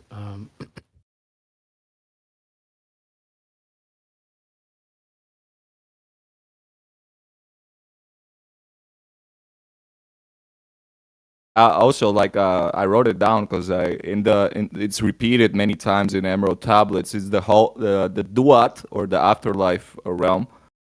It's also called the halls of Amenti, which is an really interesting word. I get goosebumps when I say it, and I don't know why. It's weird. There you go. I found it. This was an interesting scene because like she's like in the light. He's like, "Nah, I'm out." He starts walking the other way. She's like, "Wait, no, don't leave me." So she goes with him to the dark side. That was pretty interesting too. So what you're saying, the demon gets split into female and male archetypes or something in the spirit realm, or did you say that? Well, not necessarily there. The show's fire, but like, they have like different ranked demons, and these guys are one of the upper ranked demons, and the show does a good job of kind of like keeping you on the edge of your seat. Like you think they finished him off, but it turns out that he's not just one, he's two. He has his sister as part of him, so they split up, and You know, that they had to continue fighting, and it's like really good. But no, they don't split up after they die. They split up before. So no, but it was the Ah, light okay. darkness thing that I thought was really interesting. I didn't really think about that when I first saw it, but now it's It's starting got to a make sense. it's got a lot of interesting elements. It's like the primary evil demon dude who's experimenting on these other demons is trying to separate different aspects of their humanity or them and splitting them apart, trying to find something or achieve something in doing so. Because I think he's trying to be able to walk in the sun or something like that. So he's trying to find the part that is responsible for that, so he's like scientifically trying to figure out how Right. to fix himself. Yeah. Yeah. Really interesting. And he's salty because he ended up, murdering the guy that actually could have helped him with that. Oh, stupid. You idiot. But I yeah. fell asleep watching Dragon Ball Z Abridged yesterday. Oh yeah. How far did you make it? Well, consciously, maybe till episode 7 or 6 or Okay. 10, maybe. But then when I woke up, it was on episode 60, and I thought this thing is more than 8-9 hours long, right? But I had a lot of fun. Yeah, I had a That's lot of good. fun watching it. Good. Yeah, it's pretty funny. I think it's one of those like epic things. I remember watching them; those still coming out. Would go to work and be like, "Yo, did you see the recent episode? Holy!" So, man, just so many good memories. Uh, so yeah, man, we're getting some deep stuff. There's some deep stuff right now. Talking about, and yeah, Pixar. If you haven't seen, anything from Pixar, I think is worth watching too. In terms of like, I know it's like an animation studio, and it's often like it seems like it's a kids. They're like kids movies. Let me just pull up their movies, and maybe we can see what kind of stuff they have to reveal. But there's when I was young, there was a short they would put in front of these movies. I don't know if you guys remember, like you'd get a VHS and you put the VHS in, and it would like show ads and different trailers and stuff like that before the movie starts. And oftentimes you would see this short called Knick Knack. Pixar's Knick Knack. And it had some deep stuff in there. Let me get a GIF, and maybe I'll try to find the Yeah, thanks, Grim. So there's this character, this is Snowman, and he's inside of a he's inside of this dome, and he's essentially like trying to get out. So he, throws things at the wall, doesn't work. He ends up, you see in the kind of the thumbnail that Grim posted, he tries to like put fire on it, doesn't work. He tries to get TNT and blow up the dome, doesn't work. And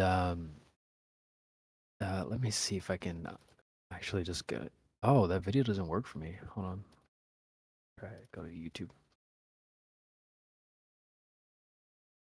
I wish we could feature the video. We could watch videos together. That'd be really cool. I don't think we can do that in the live stream. So I'll just get screenshots. I think if you have the Discord Boost or whatever, the premium version, you can actually do that. But I'm not think sure. We have it turned off for the live stream because we don't want people like joining and doing weird stuff. Yeah, FL. Oh, I thank guess you should have permissions for that for sure, but We I can don't do know it how in it like works. chill, just not in here. I think the admins have it permanently turned off. But yeah, you can see Yeah, there, I like get. there's these people outside. I'll just do some screenshots. It's easy. There's people outside. There's like a cute girl, whatever. She's waving like, "Hey, come join us." Yeah, Right. that looks like a project Fishbowl, was it, or There you Dominic go. when they And tried to nuclear bomb the firmament? that's correct. And so it goes even further. Let me just continue to get some screenshots while I talk. Go ahead. Is that you, Drace? Somebody? Yeah, Shotty's like, come on out. He's like, oh shit, I need to get out of here, right? So he tries all these things to get out. A hammer. He takes his carrot nose off and tries to hammer it into the glass, doesn't work. Look at the pyramid with the fucking sunglasses in the background. Like, come on.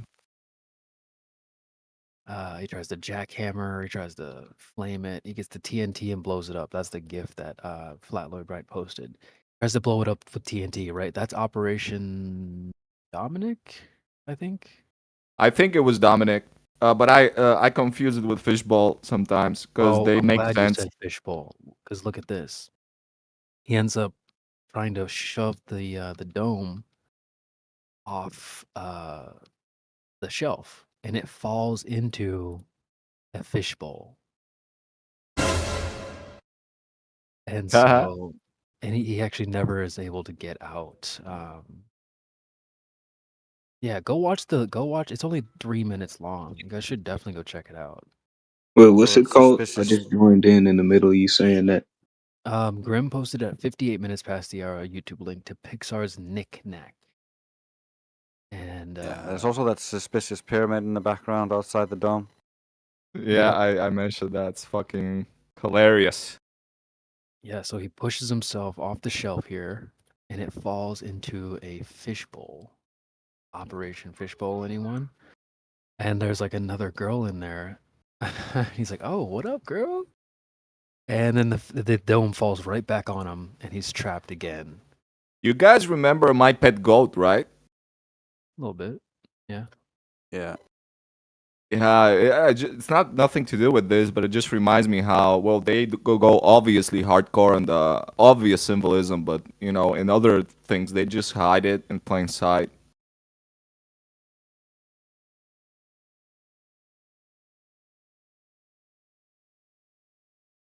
Yeah, I'm looking for the declassified CIA documentation about the Russians because when the Americans were doing Operation Dominic and Fishbowl, the Russians were also nuking their sky, and they were using those nukes to measure the reflectivity of the firmament.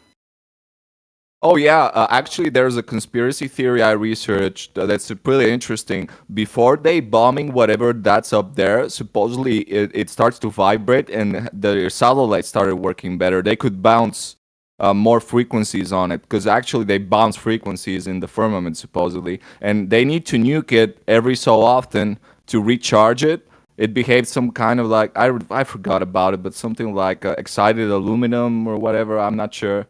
Whatever, but they bomb it not to try to get out. Maybe they tried that at first, but they found out that it gets excited, and when it's excited, you can bounce more frequencies from it.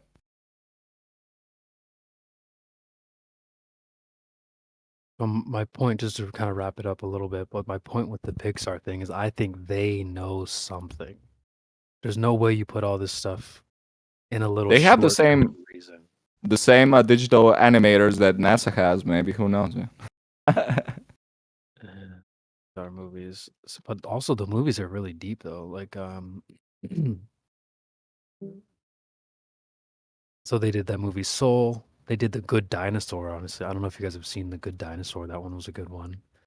One of my favorites though of all time that from them was Inside Out.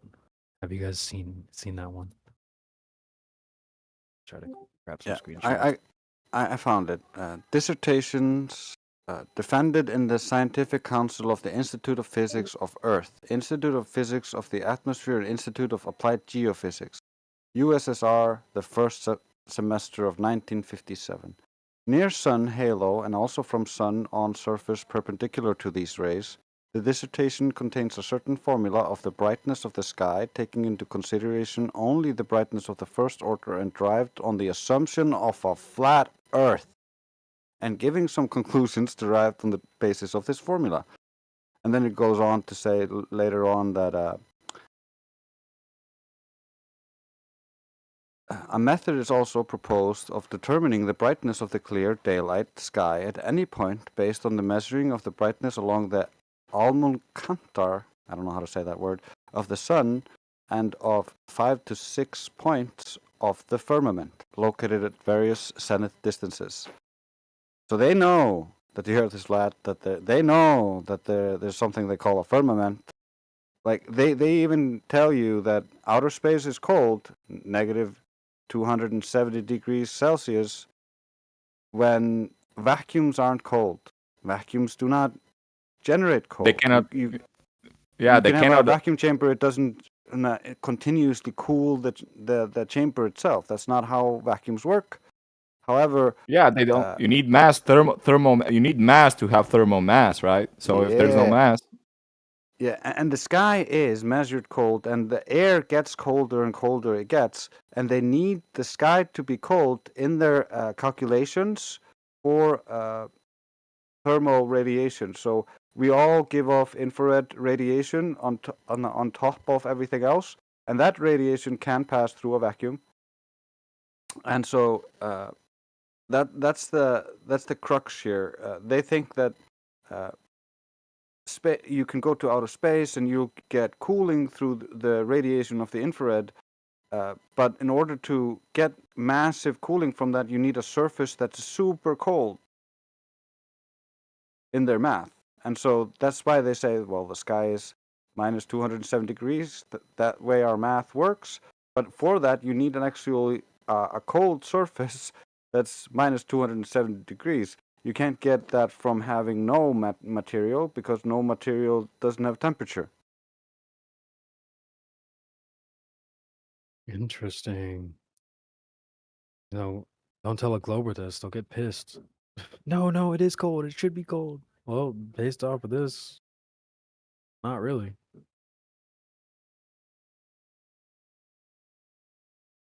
And you gotta love it how it literally says in there, of a quote flat earth of the firmament. Watch how the globe whispers come out of nowhere. Oh, actually what they meant was easy there. Caesar the dog whisperer. Yes, these guys are like globe whisperers. You want to translate regular ass English into I love how all these national secrets and on the basis everything works assuming the earth is flat, but they think like, if I just assume it's a flat earth, that means it's actually a globe. oh, it's just for No, you're using simplicity's the sake. calculations for flat earth. You're not using calculations for a globe. Right. They're always like, oh, we just wanted to make it simple. What? Simple? You guys said that this was like a crazy crack pipe conspiracy. So why is it in these documents? Why are they doing math based off of what is you're calling a crazy conspiracy theory? Yeah, if flat earth and non-rotation is a simplification that makes things work, then the complication that doesn't makes things not work is wrong. The gymnastics. They'll do mental gymnastics for days to get them in the challenged Olympics, because man, they do backflips and you name it. They'll try to make it work any way possible. Oh, well, it's a crazy conspiracy. Oh, wait, but it's in the documents because it's simple. Well, which is it? Is it simplicity or is it crazy? Why would you be doing this? You know, reducing it down to simple maths, if it's this crazy theory no one should ever possibly even consider. Like, this is the double standards that I always talk about. They don't even care.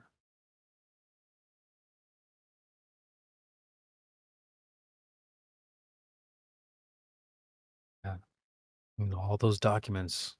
I think I tried to show this to somebody before. Oh, well, they're just doing it because it's easier. Wait, but you just called me crazy. So is it easy or crazy? You gotta pick one. It can't be both. So it's easier and it works if the earth is flat and non-rotating, but it's complicated and it doesn't work if the globe is rotating. So why would we assume it's a globe then?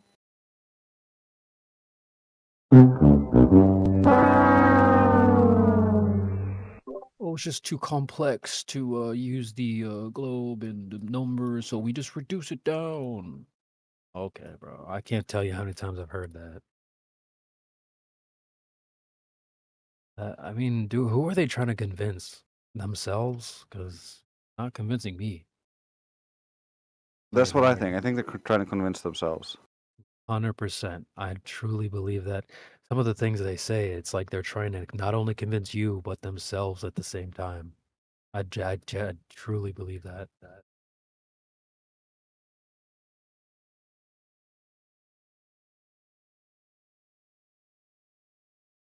I'm not convinced. Not even a little bit.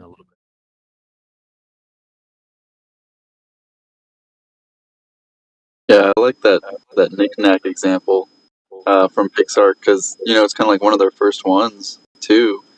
And what better thing than to talk about creation in a way? For instance, like one of the first Hollywood movies from France was that one with where the elite basically go and plan to go to the moon. And I don't know if you guys were there that day, but I think Indio and a couple of us like broke that video down. And it's just funny that their first movie was about going to the moon. Like it always happens to do with something about this environment. Yeah, that's why I love how we got into anime yesterday. Today we're getting at a little bit of like Pixar and stuff. That's where they put the that's where they put the truth. Right? They're not going to put it on the news, CNN, Fox. It's not there. So where do they put it? Under your nose, in the movies, even kids movies. Typically kids movies, actually. Yeah. I don't know if you guys saw the Lego movies, but it's like not exactly flat Earth, but it's definitely like question your government. Like, wait, what? Remember Chicken Little? The sky is falling. Yeah, that one too.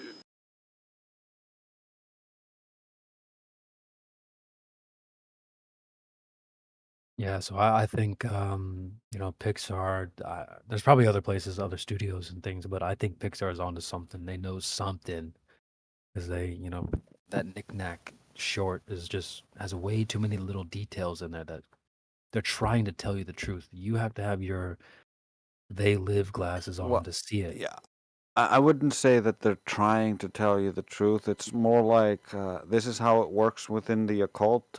You signal occult symbols, and other people within the cult realize, oh, okay, he's this deep in the occult. He's not actually telling people straight out. He's just showing us things so that we can laugh. Yeah, I agree with that. They angle, too. support that kind of stuff.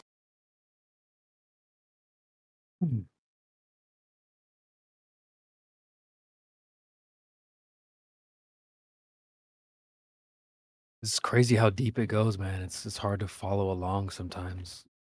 It just goes. It's funny so that deep. in the Tic Tac short, he's attracted to a siren. She's calling him. Oh, I posted the screenshots. Yeah, the two girls. He's like, "Come on, come here." He's like, "Oh shit, all right." And what's funny actually, And she's too, on a rock that says Sunny Atlantis. yeah, the other girl, yeah.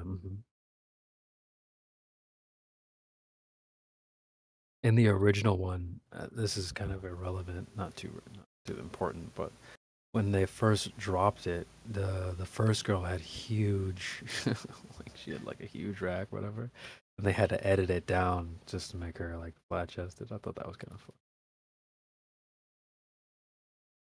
Not really that important, but I did notice that they edited that over time. I'll see. I did notice too. They have certain names on each of those objects too. Like hers is Sunny Atlantis. I can't make out what the pyramid says, but they all seem to say something different. There's a skull and bones that says "Mom" on one of the surfboards in the back. It's immaculate detail.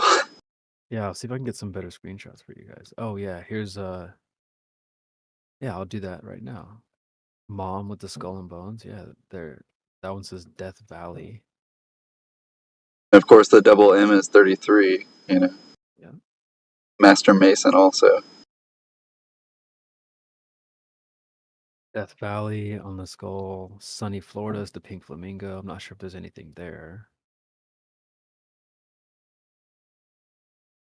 Maybe you guys have your They Live glasses on. You can see. I'm not sure what that one's about. Sunny Egypt with the pyramid.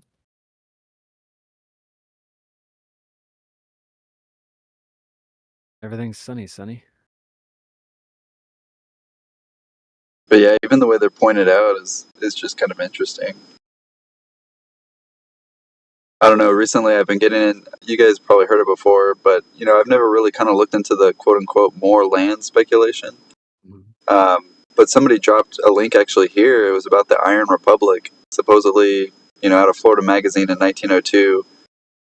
Similar to like an Admiral Byrd story, even though it's kind of riddled with really Freemasonry symbology. But yeah, basically making this kind of strange journey or claim that he found another land outside of the Arctic Ring called the Iron Republic and spent a couple of years there and came back. But I don't know. It's kind of weird how it's kind of synchronizing with, of course, the subject today and yesterday. Bro, look at the flamingo or whatever, and then look at this.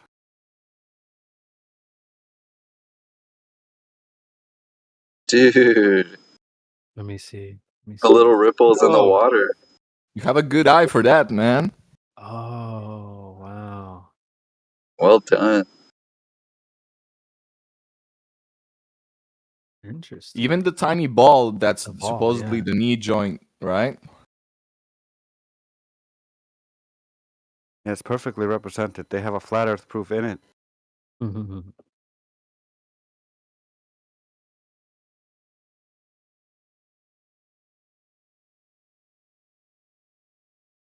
Yeah, it's the little details, man. It's the little details. The dome falls into a fishbowl, and he can never actually blow up the dome structure. And they tried that, right, with Operation. Was it Dominic?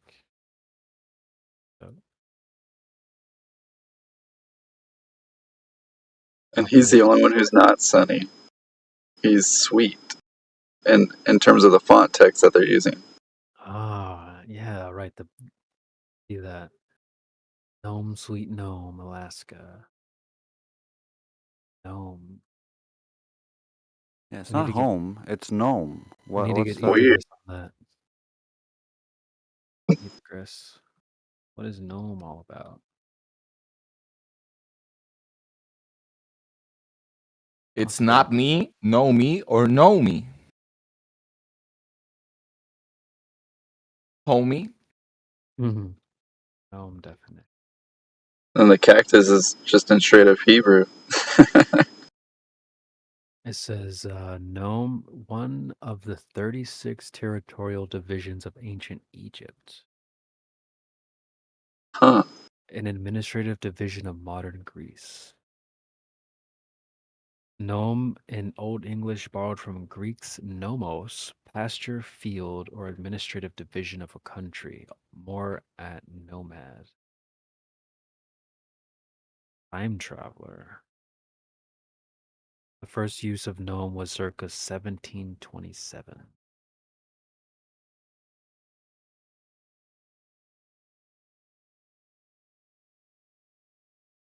Blood of Professor Dude is also right. There's a Nome, Alaska. Oh, really? A city, so that's interesting. Nome, Alaska. Let's see if there's anything about that.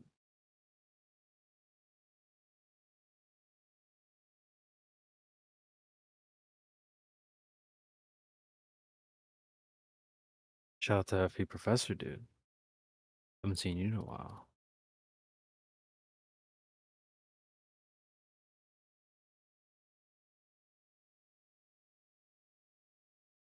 Yeah, there's the city. It's kind of small there, but towards the bottom.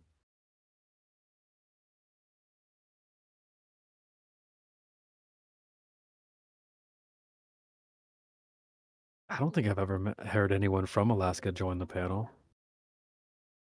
But boy, imagine living out there. I don't know if that's where I want to be honest.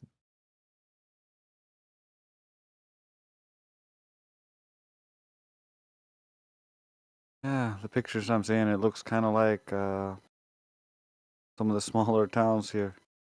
Really? Huh. Yeah, like living down here. Cool.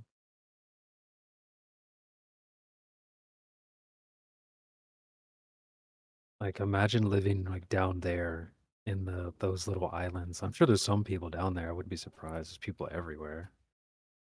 And I don't know, man. I don't want to be there. Even like Fresh and Fit was kind of they were like they had a girl who was like, yeah, I'm from the Keys, Key West, and they were like, what? People actually live down there? And when I went to check it out, I'm like, oh wow, I can see why like maybe you wouldn't want to be there. It's like you're way off the mainland. I get like claustrophobic looking at where I live here in Ohio. Like, man, I want to be closer to the water, but also being that like uh exposed, also kind of gives me the heebie-jeebies. I'll take a screenshot. Keys.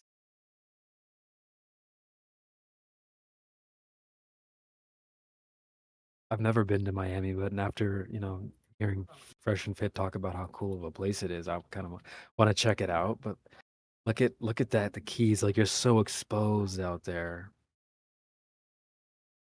I don't know if that's where I want to be. It's kind of similar to that part of Alaska that I drew. Get the similar type of vibe. I'm good on that, man. I want to be somewhere. I want to be on the coast, but I want to have some city around me, protection. You want to be able to move to high ground. Yeah, right. How are you gonna get out? You can't get out of the Keys that quickly unless you have like a helicopter or a plane or something. Like, good luck. You gotta drive all the way back to the mainland. Nah, bro. I'm good on that. Let's see how far. Yeah, and you're so limited because you can only go one way, right? You cannot Yeah. do an alternate route. Yeah, one way in, one way out. Let's see how far it takes to drive from like Florida to the Keys. That's a 4-hour drive.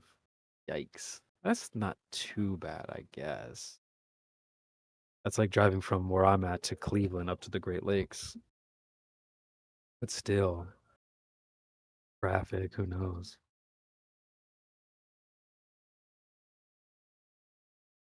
Three and a half hours to Miami.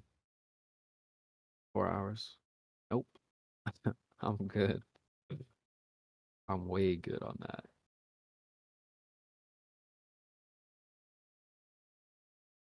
I can kind of show you where I'm at. Some degree, I guess. Probably already somewhat familiar with Ohio. But yeah, when I flew out to San Diego, I was like, wow, man, this is where I want to be. And then I flew back to Ohio. I'm like, we're stuck in land. I don't want to be here. I'm claustrophobic. I want to get back to the water. Rat Island. Yeah, I was looking at the map. Go back to Alaska. Does anybody, have you guys crossed paths with anybody in this server from Alaska? That's a hell of a place. Rat Island doesn't sound appealing at all. No, it doesn't. Let me look at Unless you're a mousophile, a rodent file. Rat Island.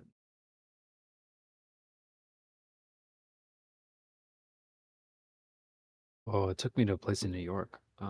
Alaska. Rat Islands, Alaska. Yeah, hell no. There's no way people live out there. The first review says, I was intrigued by the name. I've dedicated my life to saving up enough to visit. I saw so many rats when my boat left me behind. They took me as their own and became the Rat King. Okay, this guy's joking.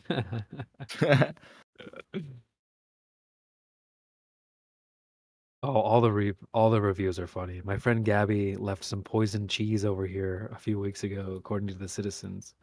A rat that for some reason knew how to cook made grilled cheese with it and accidentally killed over 500 rats. That's hilarious.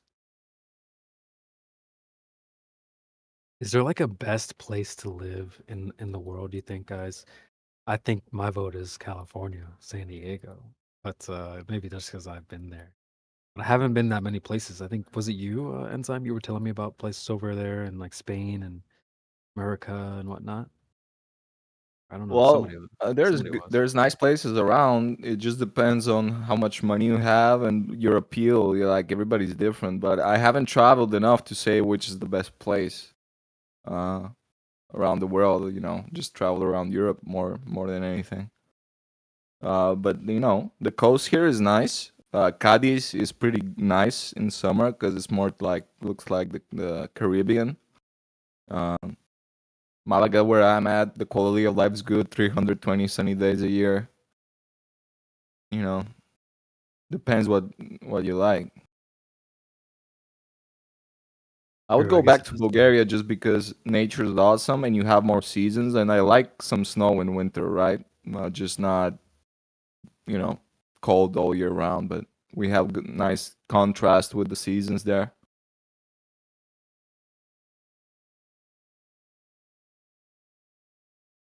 I guess it does depend on what you like. I don't know. I know right now there's like a big debate between Florida and California, and it seems like politically Florida's the place to be, but geographically, I don't know. I think California's got Florida beat, but I haven't been to Florida in a long, long time.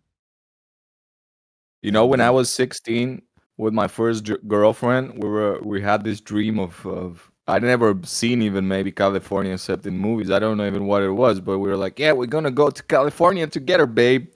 We're gonna get out of here, go to California.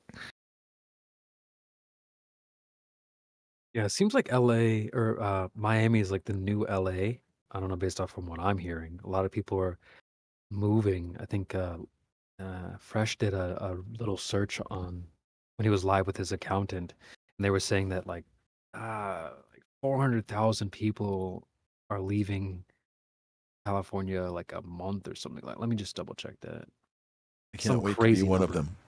Yeah, so what is it? What is it like? Is it the politics? Is it the prices? What is it that makes people want to leave California so bad?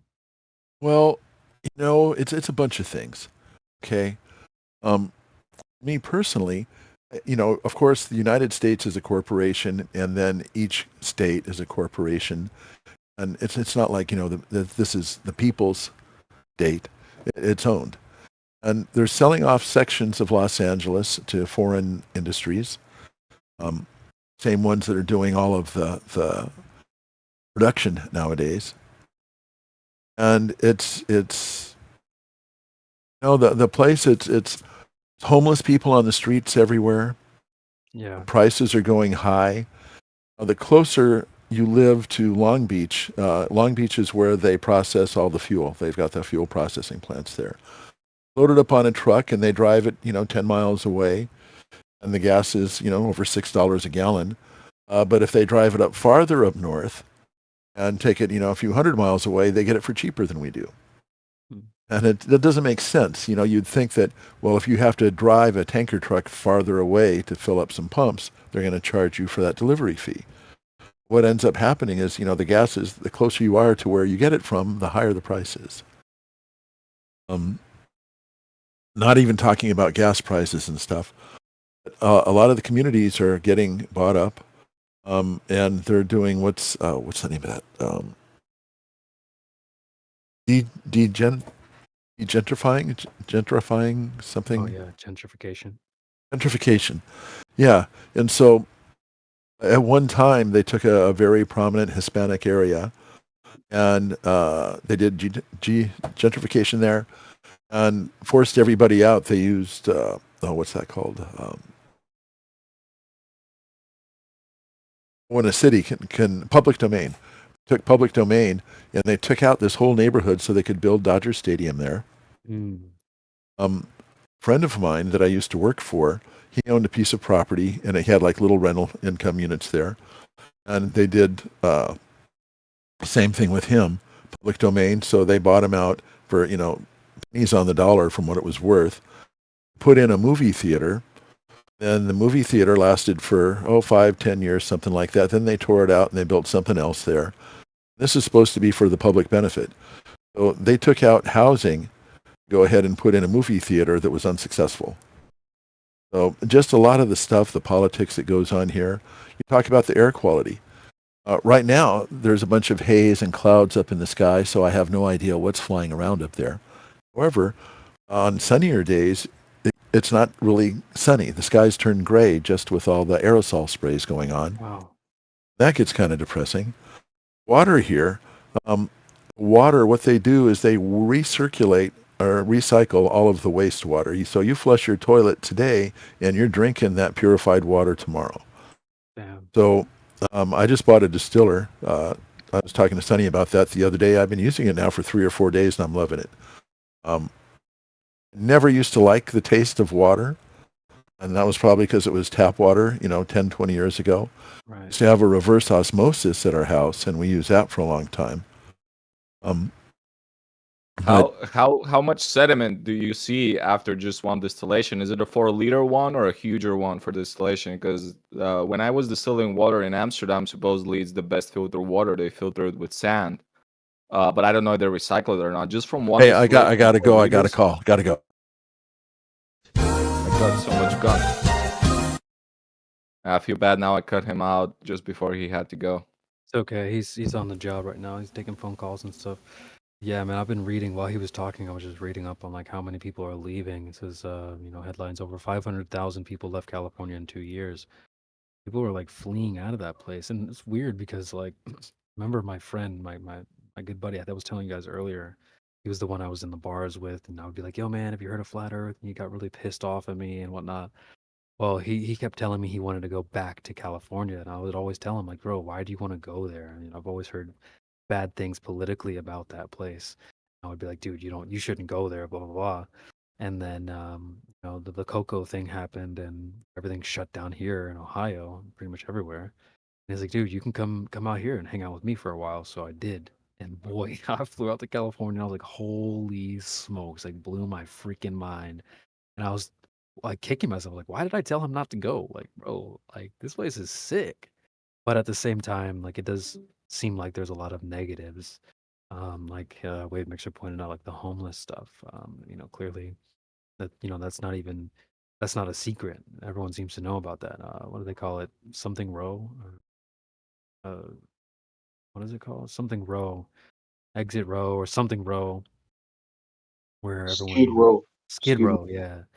And so that's really common. I didn't hear about the haze and all that stuff. I would imagine there's that element too, bad, smog and whatnot.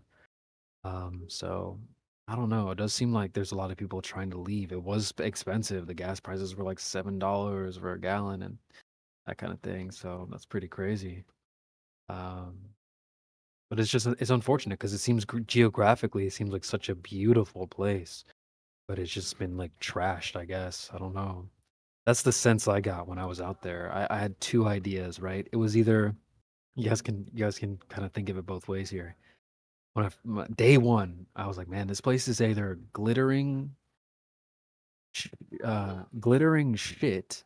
or it's molded gold, right? So I was like, oh, I kind of looked at it like gold that had turned a little bit moldy, or a little bit crusted up. And that's the sense I got. Like maybe it was a really great place back in the day, but over time it had kind of become a little bit run down, a little bit, you know, you know how they say like a rolling stone acquires no moss. It was like this stone of gold had acquired a lot of moss, and so it just gave me that feeling, like it was a better place back in the day. Maybe I was a little bit late to the scene, but that's one thing I can really appreciate about where I'm at now. Is things are newer, they're nicer. There's no, you know, like the public bathrooms here are really clean, they're really fresh and nice and new. But out there, all the public bathrooms were like everything is spray paint. It's kind of some of them they're kind of gross and all that. But like I said, still blew my freaking mind being out there because I've never been to um, the West as a Midwesterner here in Ohio. So yeah, it just makes me think. I wonder what's the best place. Where is the best place on Earth? I guess you're right. Whoever said that it depends on what you like. Drace is in like Iceland, right? I don't know. I don't want to be out there, man. It's too cold for me. I like this. I like the beach. I want to go be by the sand. Drop me off at the beach. I'm good to go. But also, like even like Myron from Fresh and Fit, they're like, nah, bro, fuck the beach. They don't even like the beach and they're in Miami. But also, I don't think there's a like in the city of Miami, you have to drive out to like a little extra pier type of thing. I'll get a screenshot off the map for you guys. But you have to like drive out to go to the beach. And that's what I liked about San Diego is that the beach is like right there, you know. So I'm a big beach guy. I love the beach. But yeah, does anybody have like where do you think is like the best place to be, or have you traveled somewhere where you're like, yo, this is the spot? I know Alex, conspiracy music guru, he moved to Spain. He talks about how much he loves it out there. I can imagine that Spain's a probably pretty cool place as well. Carmen in the chat says it's not that cold, and we made a white beach. They're not all black sand. That's racist. Kidding, but let me get a screenshot of Miami.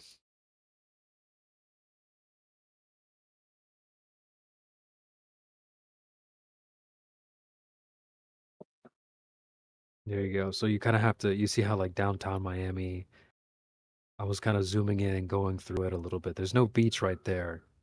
You have to hit up Miami Beach. You have to drive out to that little, you know, coast area if you want to experience the beach. And apparently the beach isn't all that great. Fresh and Fit boys. But let me go over to San Diego and I'll show you kind of where I was staying. I know Sunny's sort of in that area. Probably should have visited my boy when I was out there. But let's take a look at San Diego.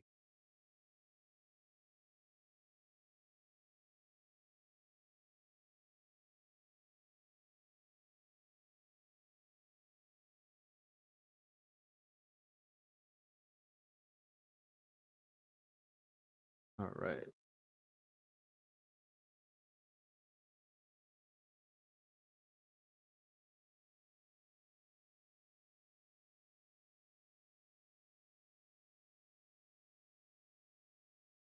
Okay.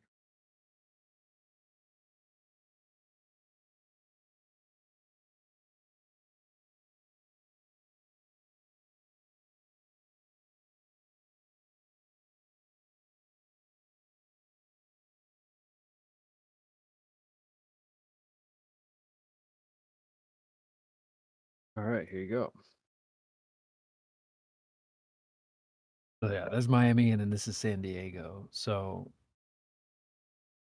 where it says San Diego on the map is the downtown area.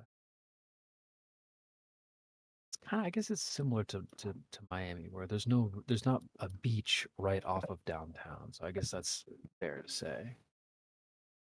You have to go over that bridge, Coronado Bridge, and dude, that bridge is so freaking beautiful. I'll send you a picture of that. Driving over that bridge actually blew my mind too, because you get up so high off the ground. You look to your left, there's mountains. You look to your right, there's, you know, you can see all of downtown. It was unbelievably beautiful. And Coronado Island is where the military base is. My buddy worked out there. And really clean, really nice. Like, you know, you can't just walk over that bridge. It's you know, a driving bridge. So, you know, it was very, very clean, very nice. GTA 5 map and GTA Vice City map. I know, right? This is what the bridge kind of looks like driving over. Unbelievable. Coronado Island, yeah, like there's no, you know, like no homeless or anything like that. It's kept really, really nice. It's one of the most beautiful places. I went over there and I would like work out on the water and stuff. It was really, really cool. I was staying in Pacific Beach. So if you look up to the top of the screenshot, you see La Jolla, Bird Rock, and Pacific Beach. So that's where I was staying. Pacific Beach, freaking awesome. You can just walk down this main strip, and the beach is right there. And so I was on the beach non-stop, man. I think geographically, I don't know, California is that place. But yeah, I mean, I hear politically it's not such a good spot. Little blue, little commie, people call it California, stuff like that. So I can see why people are trying to get the hell out of there. That makes sense.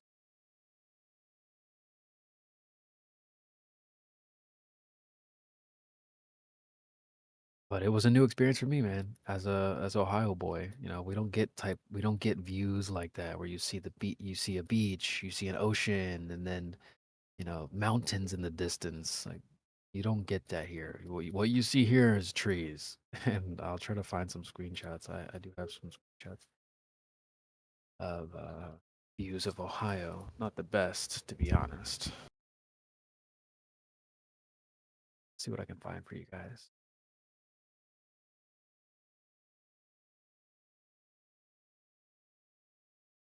What's going on? Y'all shy today? Anybody want to chime in on like places they really enjoyed or uh, where you live is a good spot or what? Well, I love my country,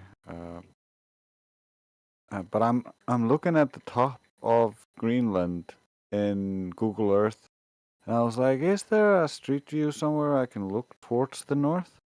No. Even all the data just looks so like corrupted. Like I'll show you what it looks like. This is real bad.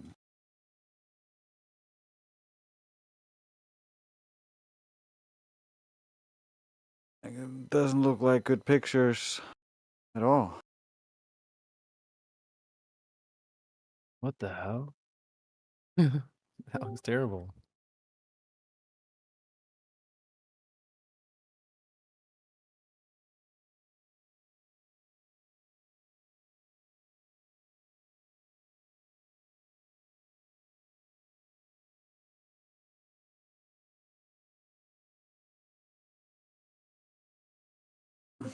And the few spots where they're like, oh, well, you should be able to like put your guy here. There like are some boats and stuff, but none of those work.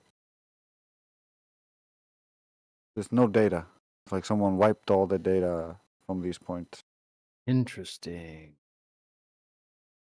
Get my A couple conspiracy weeks music out. ago, we were looking at Greenland. We found this little city, man. I think it was on the west coast, and it had a walk around view with the Google Maps. It was like a little village, not a city, but there was this baby carriages all over the place. It was weird, man. Baby We were carriages. tripping. Whoa. We were tripping. Like, what's up with the baby carriages everywhere? But it was on the west coast. I don't know, on the southwest. Anyway, San Interesting. Diego's bitching. Sonny and I got to sail under that bridge. Coronado CB. Bridge. Yeah, man. I'm jealous. I loved it out there. I would go back in a heartbeat. I It think is it's a pretty cool, beautiful man. place. It was pretty cool. You guys better hold it down out there. Don't let them trash it. Because, Yeah. man, Well, yeah, San Diego's a special place, man. Even it I, sure seemed like it. living here all my life, I'm like, finally got to really spend some time there. It was, damn, this place is cool. I did a search. I did a search online because I was watching a show called Lincoln Lawyer, and Yeah. if you guys haven't seen it, it's an awesome show based in LA, and like just the cinematography, if I'm using the word correctly, is amazing. They did a great job showing the beautiful overviews of the city and whatnot, and so I did a search. I was like, so what's like the best city in California? Is it San Fran? Is it LA? Is it San Diego? And people had like different, they kind of spread it out. They're like, well, San Fran's a little bit cooler. Um, it's, since it's farther up north, and they were like, LA is huge, and Yeah. like but most people seem to say that San Diego was more like the spot. And I didn't go up to LA. I kind of wish that I had a car. I Yeah. probably could have gone up there. But I don't know. There's something about San Diego that just really stole my heart. I really do like it out there. So I'm gonna get a I mean, you screenshot of got, San Fran. You guys can take a look at that too. it's so, that whole ocean front there with all the beaches and the bays and the boats. And it's just, wow. Yeah, And yeah. it doesn't really get much better than that. That's what I would say. That's what I Yeah. would say. The weather was perfect every day I was Perfect. out Yeah. there. Like I don't know how you Yeah. beat that. Where do you go that's geographically better? I can't think I of don't a think place. there's a place, man. I mean, maybe there's some place in the south of France or something that kind of like that, but I don't know. San Francisco's too cold, man. That's what I heard, It's Effie like dude, you're that they were always saying that San Fran is a little cooler. It's like it's much cooler throughout the year. And I'm like, yeah, yeah. I'm good on that then. It seems like a really bougie place, like not in a bad way, but like kind of like high class and very wealthy part of California.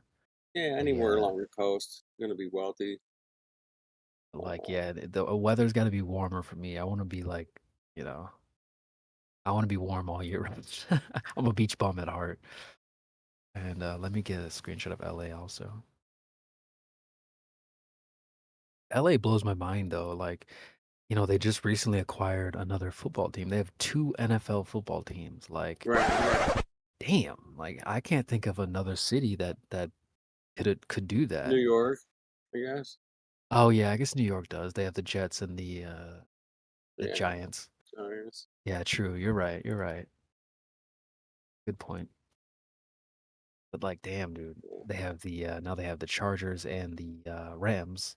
Right. So you better be a booming city if you can hold down 2 freaking NFL football teams. That's crazy. Yeah. Yeah, it's a booming city, man. I just drove through LA on Tuesday and just got to see like big portions of it. It's just so big and crowded, fucking traffic everywhere. It does seem kind of crowded. It's super crowded. Streets are small. Like crazy. Yeah, and honestly, I don't.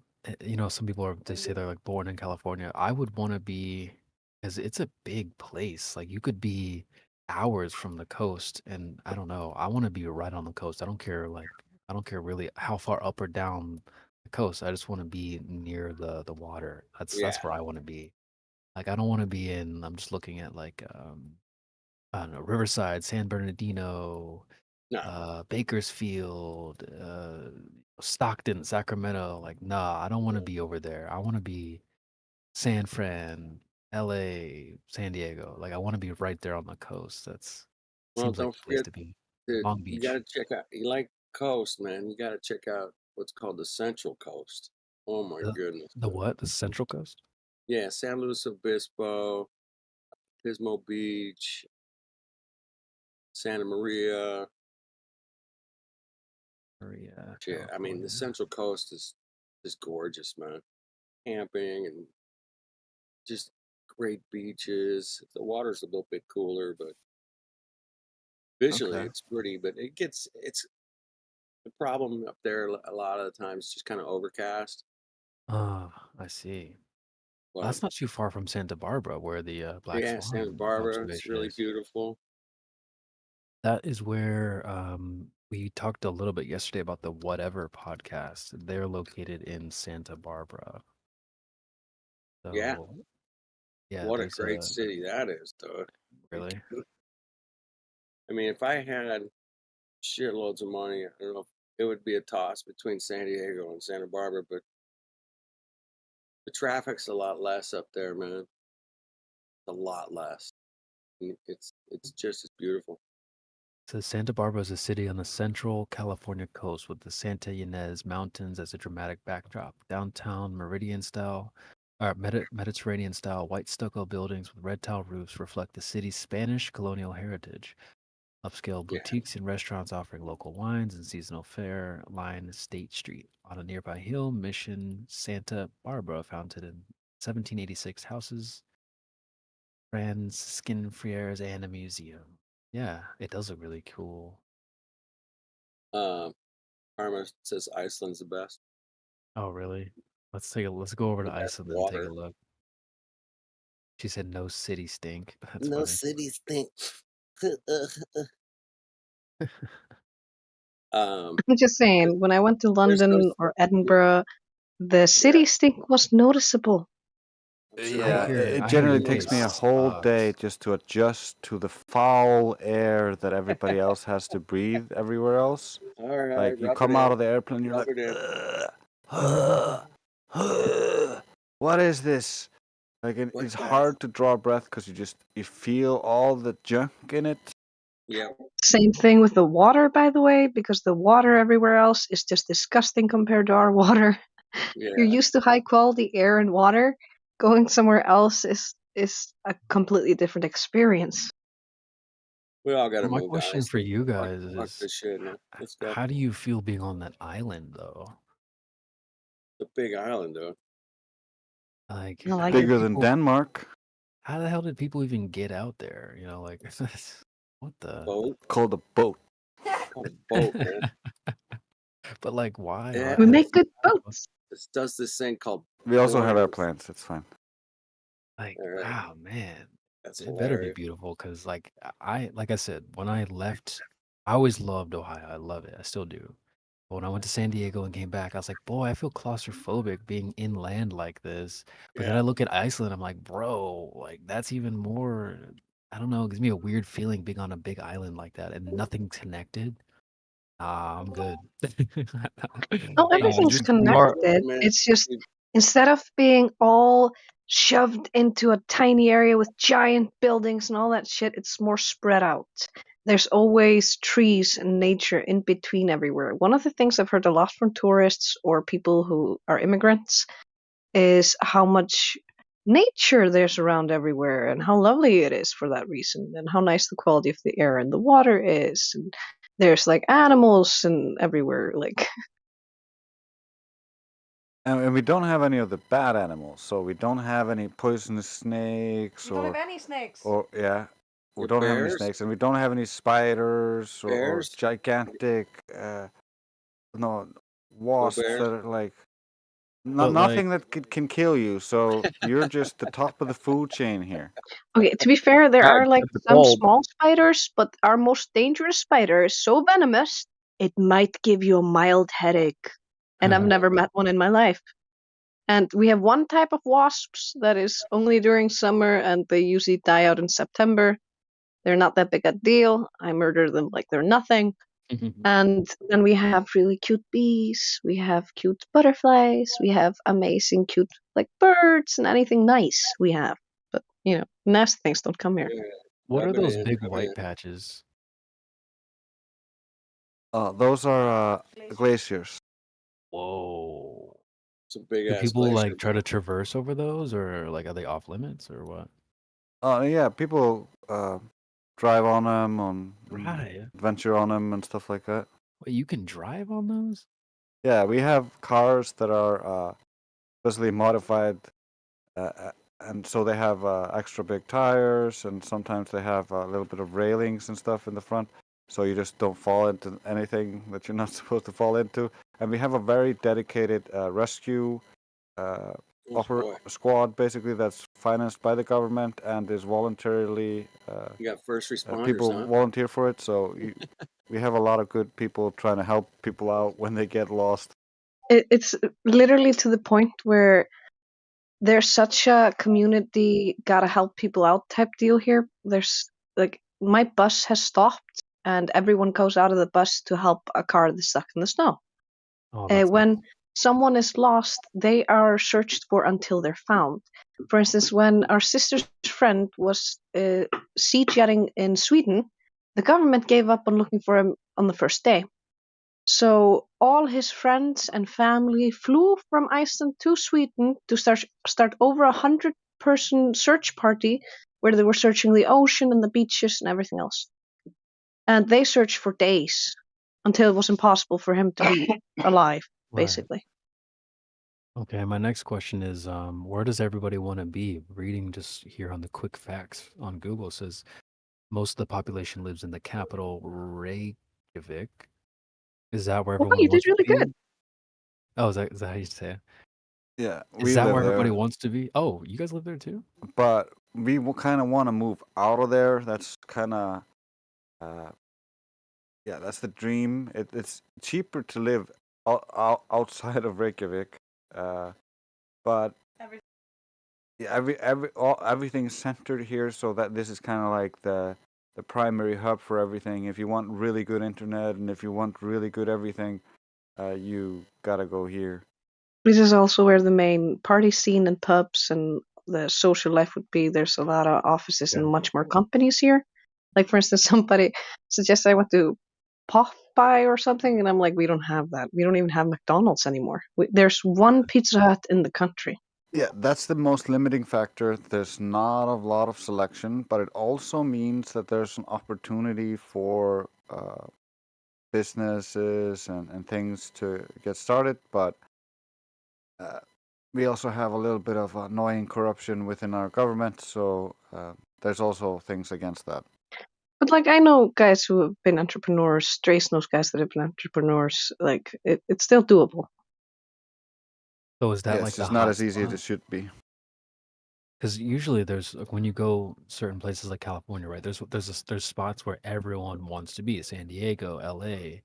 So is that like the L.A. of Iceland, Reykjavik?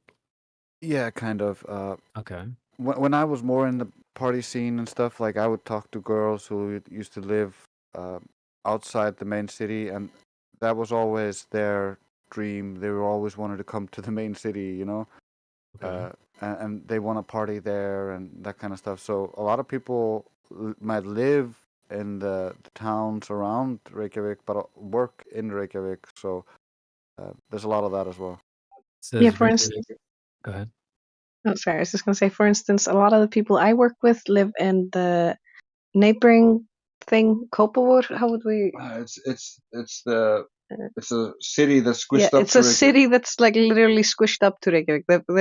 They've met almost at this point. They've grown to meet each other. And also some people who live in Selfoss, it's even further away, and they'll drive further just to work in Reykjavik. There's more job opportunities, for instance. Okay.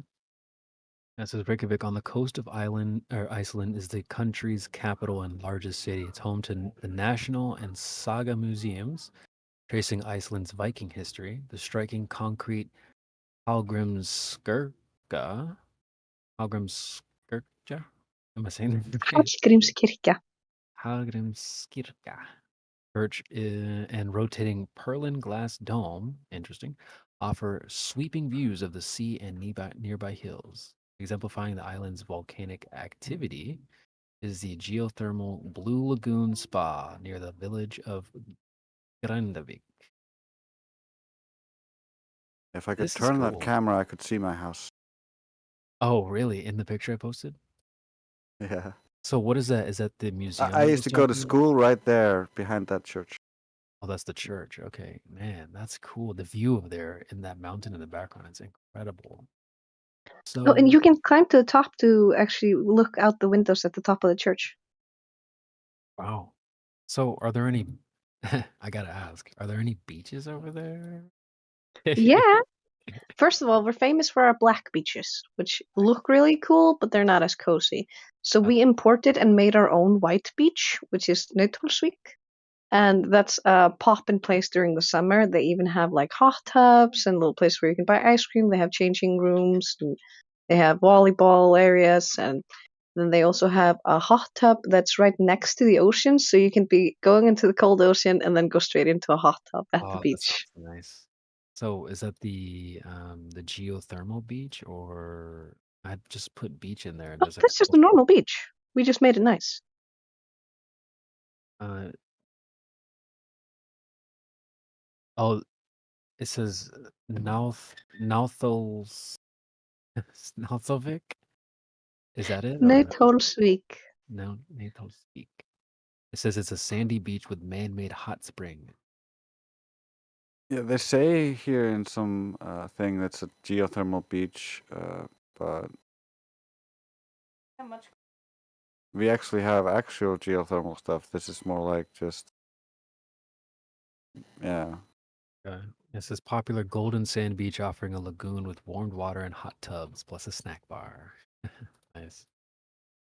Yeah, and I know all the best places to go because during summer when we work with the kids, every single day from 8 till 5, just about, we're going on trips to any place that's fun during the summer. And the thing you guys were talking about with glaciers, I've seen plenty of ads for like these tourist things where you can go on four-wheelers, you can go on tours, there's ice caverns you can go into, and a bunch of other really cool stuff. Yeah, when I was very young, mom used to take us on trips like all the time, and she would take us on trips around the country to the waterfalls. There's like waterfalls you can walk under. There's a weird car boat that you can sit on top of. It's a weird car boat. It's got giant wheels, and then it floats in the ocean. And people sit on top of it, and then it just floats around and shows you some weird rocks. In that trip, you were so small. I don't remember if you were in mom's belly or if you were just a tiny baby. But I was very small, and we went into on this particular trip. We eventually went into a really cool cave system. So there's a lot of cool things you can actually explore as a tourist. I don't know all of it today because most of my experience with it was as a child when mom was just taking us around the country. Have you guys been like? Tell me a little bit about this area here, kind of like farthest to the. What is that? The west. Oh yeah, What's that this area? is There's a golf course down there. This is basically where there's a bunch of medium rich people who live here, and I had a bunch of friends and a few girlfriends who lived in this area. What is that? Is that all sand or what is that? Kind of the brown. What are those brown patches? I think it's just grass that's yellow at this point because of the time it was taken. Yeah, probably during autumn. The picture. Okay. Are you a golfer, Drace? Do you golf down at that little golf area? I see this like a golf No, course. that's a the most of that's there's a big golf area there and a pond, and my grandma used to golf quite a bit, and I've gone a couple of times with her, and I've gone a couple of times golfing with my buddies while drunk, but that's about it. The views are really awesome. Like when I click on it, you can see mountains in the distance everywhere. That is really beautiful. We can see mountains every time we leave our house, so long as the weather's clear. See, that's something that like that stuff always blows my mind because we absolutely do not get that here in Ohio. I showed you guys a picture. I'll just repost it. This is like where I live. Since it's a valley, it's just trees everywhere. Should be loading now. This is a place called Palms Park. And like you're up pretty high, but that's about all you get to see. It's just more trees in the distance. It's horrible. So when I see like mountains and stuff in the distance, it just blows my mind. So unique. Yeah, So beautiful. that's one of the things I love doing with my friends. My friends and I used to just take drives, and one guy would drive, and the rest of us would drink or smoke weed or whatever, and we would just drive into or out of the city and into the wilderness, into nature, in between all these majestic mountains and amazing nature. And then once we were way outside of the the city limits, we would find a good place. We'd camp out, maybe put up a tent, and just chill. And then as night would come on, because we were completely outside of the night pollution, the whole sky is amazing. It's not describable by me, at least. The difference is so stark because when you're in like your lower elevation, you're not on the highland, which is kind of what we like to do because it's even more glorious there. And your lower elevation, you got all this light pollution. You look up and the sky is just almost pitch black, and there's just a couple of dots of very faint light, and that's the brightest stars. But when you're on the highland and outside of the light pollution, the entire sky is filled with all sorts of colored lights. Wow. And some lights are moving and doing funky stuff, and you're like, whoa. Because it feels like you're looking deep into something, into some kind of medium or something. It's weird. Yeah, that sounds awesome. We don't get anything like that here. I just put One of some. my favorite. Go I was just gonna say one of my favorite things as well is because of the way our light cycle is, so to speak, with the sun being so close or far and getting really dark during certain points of the year and really bright during other parts of the year. That also means the sky keeps doing amazing things, and you'll so often be met with the type of skyline you don't even see in movies.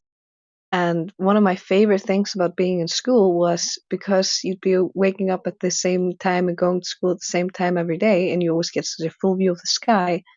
Throughout the year, the sky would change so much and look so majestic. It was the highlight of my day. Yeah, you get the. It's because the sun isn't going like straight away from you and disappearing right away, but instead going in a circle. And as that circle starts to dip into the horizon, it stays at that point lower to the horizon for far longer because it's just going to the side. And so you get really amazing prolonged sunset and sunrise combined together, which is really cool. And with the Northern Lights, that also becomes a really cool effect. That sometimes you're just chilling out at night, and you might be in the light pollution, barely see the stars, but all of a sudden, like the sky is all purple or green and weird stuff. Yeah, that doesn't even look real. Like the thing you posted, that's unbelievable, crazy looking. And I reposted another image from. This is a view from Kentucky, looking right over the Ohio River into Cincinnati, and like you can, even there, you're not really getting. It's not much to see there. It's just a bunch of buildings, right? But as you go farther up north, you get into kind of where I live, and just more trees, and not much to see here. So I'm always jealous when you guys have great views. I used to spend a lot of time in that downtown. I told you about Shawty from yesterday. She lives right down there, so downtown's pretty cool actually. But you see those two tall buildings. There's the one with the cage on top. There's like the brown building with the triangle on the Kentucky side, and then right behind that is the Great American Building with the cage. They say that's one of the taller buildings, but actually to the left of that, there's a skinny brown building called the Carew Tower. That's officially the highest up you can go. It's on a little bit of a perch, so it's like technically higher than the other building. And you used to be open to go. You could go up there and get a good view. But yeah, we don't really get the best views. I'm really jealous of places like where you guys are. I've been hating them like, oh, well, I don't want to go to this ice island, but the views are incredible. So maybe I take it back. Yo, Steve Styles, what's up? Sorry. Sorry, didn't mean to interrupt. I was just saying hi. No problem. I was just gonna remind CB that I still have that bet going that whoever gets to Iceland first, even as a tourist, as a flat earther, I will bake cookies for. Yo, I live near. I was thinking of immigrating in some Norwegian, like a Scandinavian country, to make some money a few years and then buy a truck and make a camper or something. So start that cookie, like put the oven on heat. What's going on, bro? Hey man, you just sound like you just fucking woke up. You know what? I'm over here trimming. Ah, then you're tired from trimming those I'm, edges. I'm exhausted right now. That's what's up.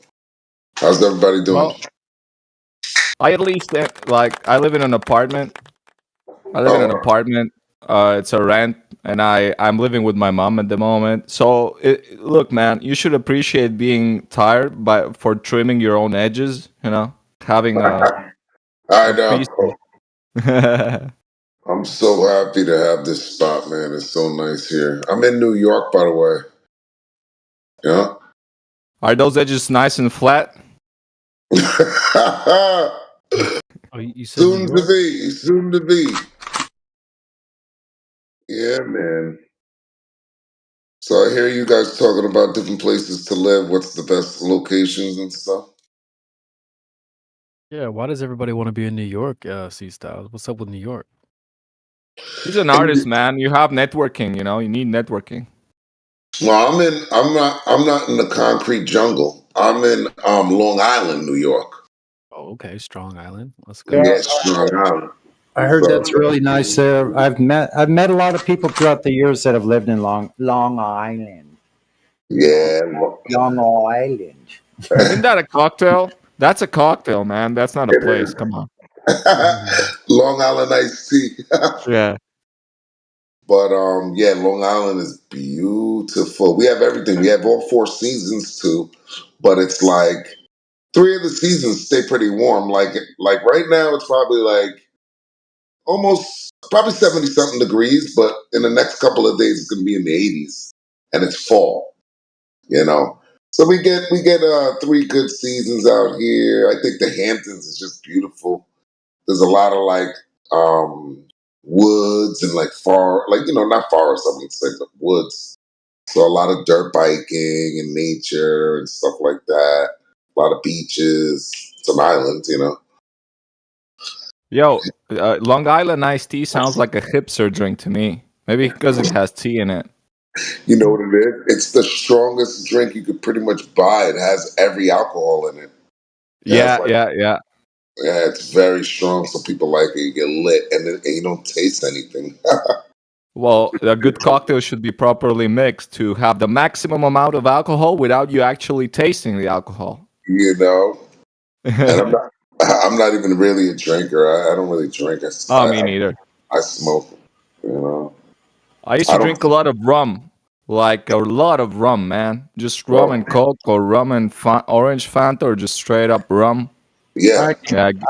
I used to be able to drink a lot of rum. Believe me, I was a sailor, so I was actually sailing in the Caribbean. We drank a lot of rum. Some of it you could light on the bar, and it would light all the way down this blue flame.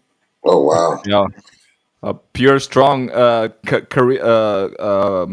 pirate rum, right? But the problem is, I'm going more. Yeah, the older you get, the more distilled alcohols you prefer, right? Because it has a lot of sugar, and hangovers are worse with straight up rum. Yep. Than something distilled. Yep.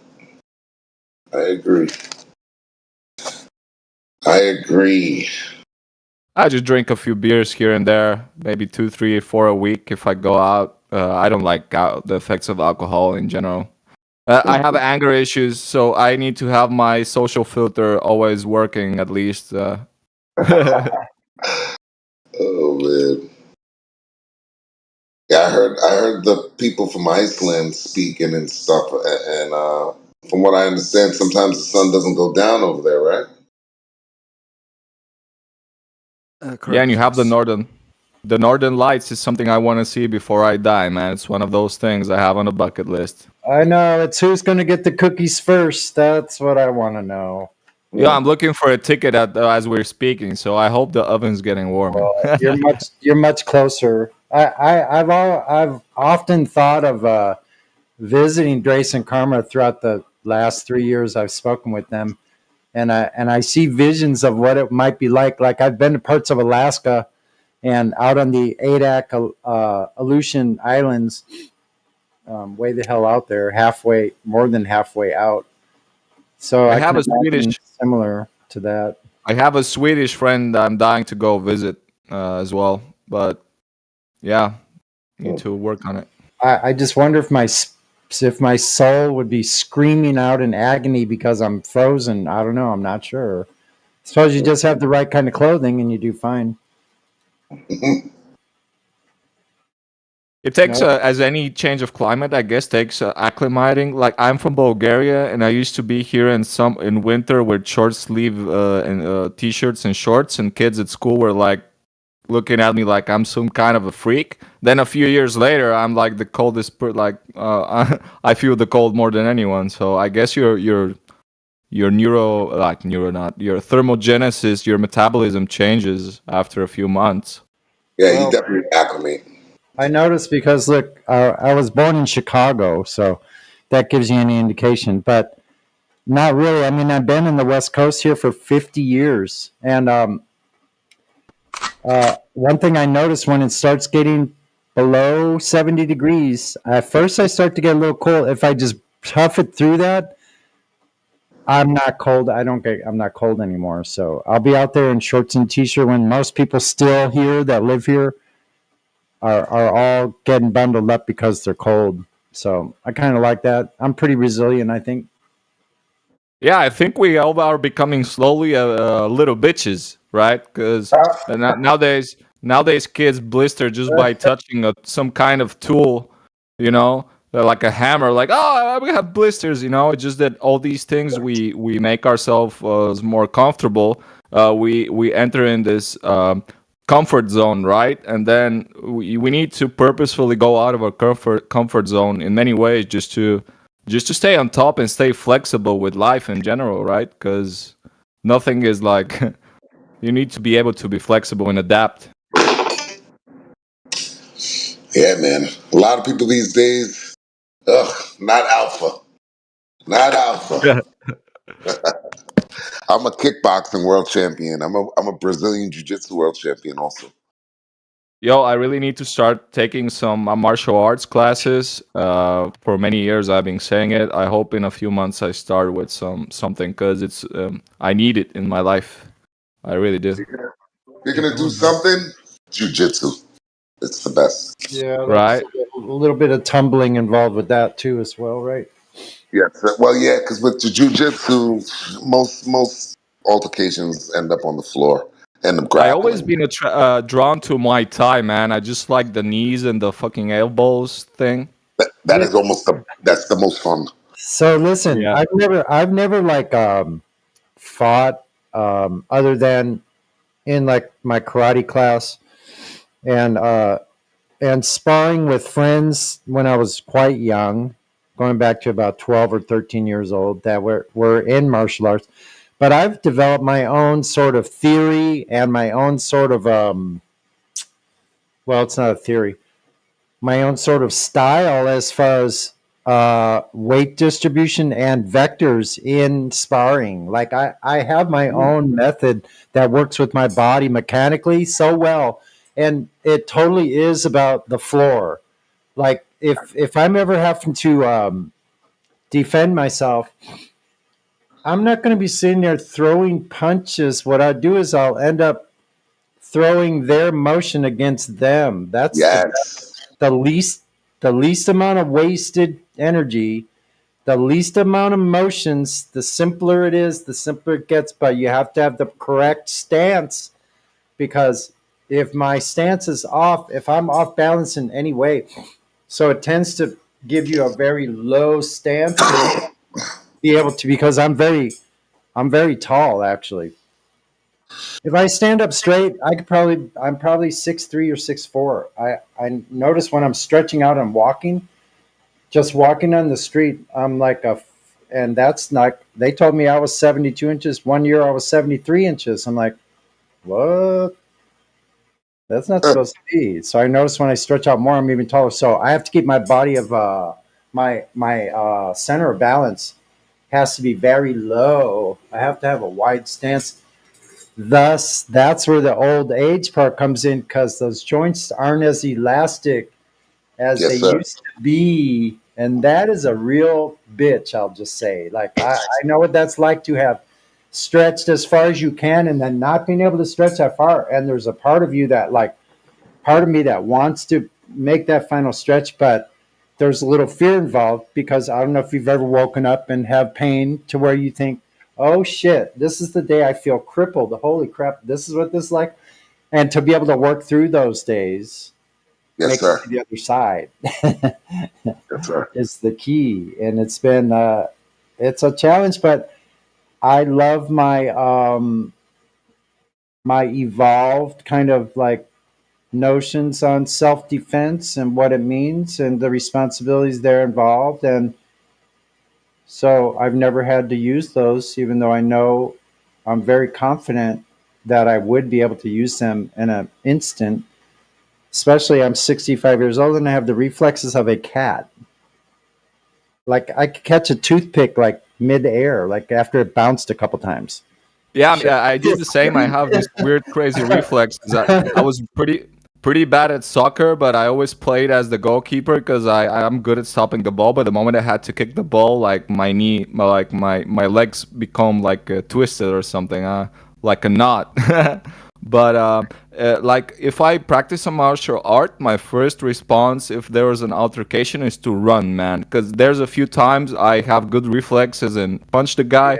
They fall on the ground, KO. I think I killed them. Problems, and it was self-defense all the time. Yeah, but like I had few occasions where my spidey reflexes have saved my ass, but also Absolutely. like Absolutely. yeah.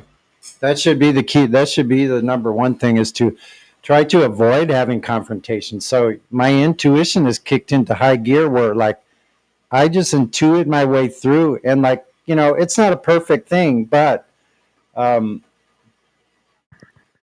I have noticed is that it's just developed kind of this whole feeling to it, how I move around. And sometimes I don't feel as strong as other days, but I don't feel insecure about like still being able to peck. Now, the one thing I was going to say is in the instance that I would stay in some kind of altercationist, and I've done this before, and I shall continue to do this, when there's somebody weaker being harmed or bullied or something by somebody stronger than them, then I'll step in, and I have before.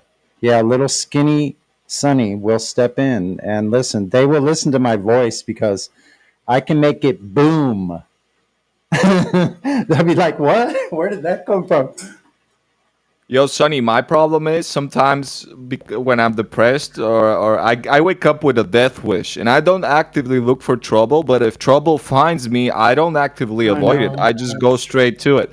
And martial arts, I guess it would be a kind of meditation and channel it productively and consciously and not do stupid shit.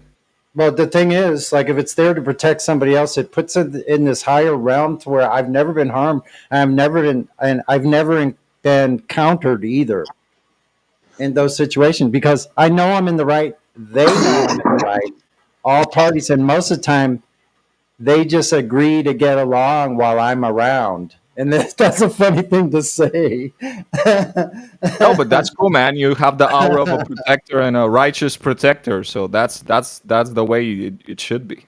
Hey, that's why I believe that I've been allowed to stay here, because I have a responsibility. So I won't be let go. I guess my position is valuable.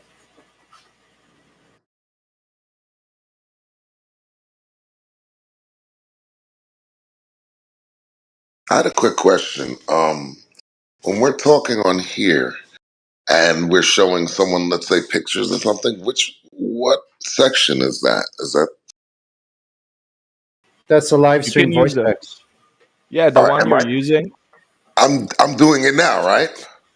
Yeah, you're on it. You'll be writing in the voice to text. Okay, I just wanted to make sure. Gotcha.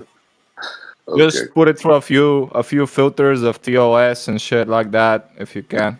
Shoot, I wouldn't fight some of the people in here, man. You look like badass to me. I'd like definitely watch though, and learn. Watch and learn. Watch, listen, and learn. Like, gotta see. Yeah, like. Yeah, you know what? Looks is not everything. Looks are not everything, because what's being created there, what I see it as, the structures that are being created, like, and I can see them in my own mind. So those motions and movements that are used well in self-defense are geometric patterns in my mind, and that's what I've always done well. Like, whether it be with like guitar music, theory type things, and music in general. You have like maybe like what was it called when you can actually visualize or see frequencies, synesthesia, and you apply it to like the geometry of fights? That's kind of interesting. Like when you see like in the Matrix the numbers, but you see like angles and circumferences. Well, I'll tell you, I've always been one that has been well, it's hard to describe, but putting the pieces of the larger puzzle together. the big picture. And then, like, some of you are all big picture thinkers. I know you are because I've spoken to you for a number of years. So I know this. But there are some people that are putting pixels together of a picture that's much larger than the normal or the regular or the whatever. Even the average brilliant student, like I would call all of you in here, average brilliance. And we have all different strata as far as that. Some of you are absolutely artistically brilliant in a lot of different ways, where, which I find is really quite astonishing as far as a human endeavor to investigate and find people of your own ilk that you can relate to on, let's say, esoteric levels.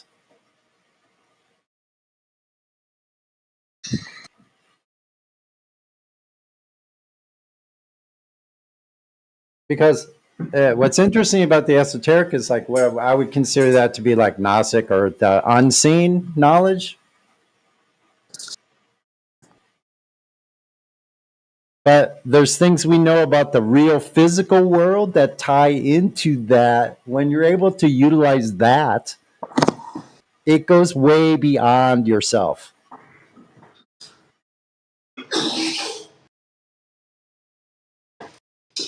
You know, you made me think of something, actually. I'm trying to think of the guy's name. I'm going to look it up on YouTube now. But he was this savant that would say that colors were the same thing as shapes and the same thing as numbers. So he would say, like, the number 88 looked like this shape. He's like, oh, it looks kind of like a square, but it has round edges, like something like that. And he would say, it makes me feel like this, or it had this kind of color. It just reminded me of something you said with the geometric patterns. But I'm gonna find it. I'm gonna post the link. Well, that's kind of like cymatic styles. Like you can interpret certain mandalas from India, like a specific frequency, or vice versa as well. I was really into that. There's a lot of strange things because I'm an avid cyclist and I'm riding so much. Usually during the day, I found that the white noise that I hear when it's completely silent, I do hear a lot of different frequencies from devices, all kinds of devices. I think the combined frequency of the fans blowing, the refrigerator things that are going on, the on and off of somebody's AC unit, the building itself shuddering in the wind, and also moving on some kind of sliders, this building is, which is really bizarre because I started feeling it really quite a bit this year. And it freaked me the heck out. I have tinnitus for the last 5 years. I'm trying to figure out what it, tinnitus is like. Supposedly, like, it can be from 2,000 different things: heavy metals, hearing loss. You hear this P sound depending on the person. And actually, at the beginning, I was taking this thing called Ormus, this monatomic noble mineral thing.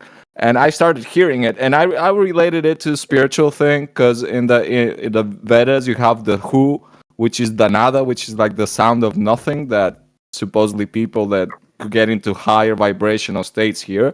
But then I started getting obsessed if something is wrong with me, and I've done even like a magnetic scan of my brain and everything to see if like I have something wrong. Because in complete silence, I can hear these frequencies, and I don't know if it was catalyzed. It was catalyzed. Totally, bro. Totally. Yeah, 20% of the population has some sort of type of tinnitus. Some have it lower frequency, have it high pitched, and sometimes it oscillates if I concentrate on it. And also, I don't know if it was catalyzed by when I started obsessing and using a lot of binaural beats. Right? I started to go into trance states with this binaural beats technology. Hemisync, all of that stuff, and I've done that as well. Have you tried to control this? To a certain point.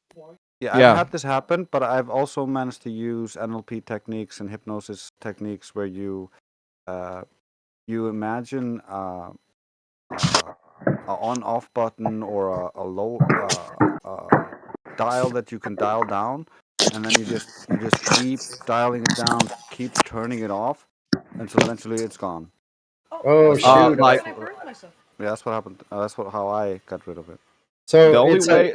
it's a Yeah, white sorry, go noise. on. It's a white noise generator you're talking about, right? Because I did listen to that for a little while there because No, binaural beats, Sonny. You should. It's oh, really I know. interesting. Wait a minute. I know what those are. So just Ah, so okay, sorry. I know what those are. I've listened to those for a number of years as well. But I'm talking about in this the specific area of the white noise that I hear. Like I've gone to some white noise canceling sites where they do a white noise because they figured out where the frequencies are. But I'm telling you, I hear in all these different frequency bands, I hear different modulations. As a musician, I know like there's something. So I've never been able to like. No one's been able to ever tell me what this is exactly. But if it's just white noise, you don't hear modulating between Yeah, I 3 or 4 if I different bands. if I don't pay a lot of attention to it, it does sound just like a high pitched exact. Like I used to look for the exact frequency on my EQ on my when I produce music, but it's around 7 to 8,000 hertz generally. But it's normally constant. But if I focus on it, it starts to oscillate like a binaural beat almost, right? And like I cannot turn it off, but I try to use cognitive therapy, like what was it called? Sorry, like cognitive behavioral therapy to not focus on it in a negative way. Because if I focus on it in a negative way, I become kind of suicidal. Because I will never listen to experience complete silence in my life if this is chronic, right? So yeah, I need white noise just to sometimes be able to sleep or put a background thing on it. Hey, I found that I found that video. I don't know if you guys want to check it out. Oh, right before I mention that video, you guys reminded me of something else. You ever look up at the sky on like a clear blue day? I've trained myself where I could look at the floor and see this, but it's like you see this like almost like how we're there's these little like small like molecules moving around. It's hard to explain. They look like You little know, light. C-Styles, I would like to say what you're seeing is prana, but you're actually maybe seeing blood molecules in your iris. I think it's something like that because you can actually see the blood flow. You don't have direct blood flow in your corneas and everything, but I think it's just your eyes molecules and stuff moving around because I can see that too. When You I was know a what kid, I used to, yeah, Yes. yeah, like the small specks moving around randomly in a sense. Yes, Yep. sir. I've seen Yes, that sir. quite a bit. I remember watching that for a while, a couple summers in a row. Like it was really clear. Yeah, I could see it through the window too. I could see it everywhere now. Like now that I've trained myself, I could see it whenever I focus. You know. So you're like, it leaves me wondering, what does that mean? You know, if I'm seeing this, is that something that, like you were saying, is on the surface of my eye, or is somewhere inside the apparatus of the eye, or what part of the biology is doing that? If it is that, or is it part of our perceptive abilities, and we're seeing something that's actually part of the unseen world? Yes, the fabric of this whole Yes, design. yeah. That's what I. The bigger. I really would love to us to actually be are seeing prana or energy or in another realm, but then the skeptic in me thinks it's just the supply of nutrients and stuff that's happening around your cornea and stuff. I really don't know. The thing is, when I move my eyes, I see the same random arrangement of specks, even if I'm not looking at that specific direction. So that makes me think it's actually something moving in the apparatus. But hey, I'm not sure. Yes, sir. Yes, sir. Have you ever thought of this? Okay, so we see 3D, obviously, so when we look down, let's say a hallway, we get that Ving, going down. So the left wall touches the right wall at the end, and the ceiling touches the floor, That's a human vision right there. But birds and certain animals can see further than us. So that Oh, that's the Ving, difference between binocular vision, right? Because we have binocular vision. I think it's that's why. Yes, sir. So what I'm saying is when another animal, let's just say a bird that can see further than us, right? That Ving that's going on is a less of a V. It's they're able to see further before it hits that middle point. You understand what I'm saying? So what I'm saying is that why is it the animal? Let's just say we had a better animal that was better than a bird, and and I'm sure there is, that can see even further. That means they would have even less of a V. It's just making me think that why does the subject determine what the reality truly is? Because if you're saying that it really isn't this way, let's say I had unlimited vision, then I would be seeing with no V. I would be almost looking at a 2D object. Is pretty much what I'm getting at. It's like we might be in like some sort of a 2D world sometimes, I think, because our eyes is what determines how far and how close things are and how far we can see. If we had some sort of like super camera that could just see so well, everything would get jammed into each other. Florida would be where New York, you know what I'm saying? Everything would be jammed into each other. And I think that's kind of how it is. It's just our eyes is what goes and shows us the 3D depth. And I know it's a little crazy, but I mean, have you ever thought of that? Yeah, but the whole thing is it's not crazy at all because the color as well is filled in. Yeah. It's not really there. We just fill it in because I know I've looked at black and white pictures. I've verified this with others. This is a black and white picture. They said it is, but in a group of a whole bunch of us in here, we see it only in color. More than the average would indicate.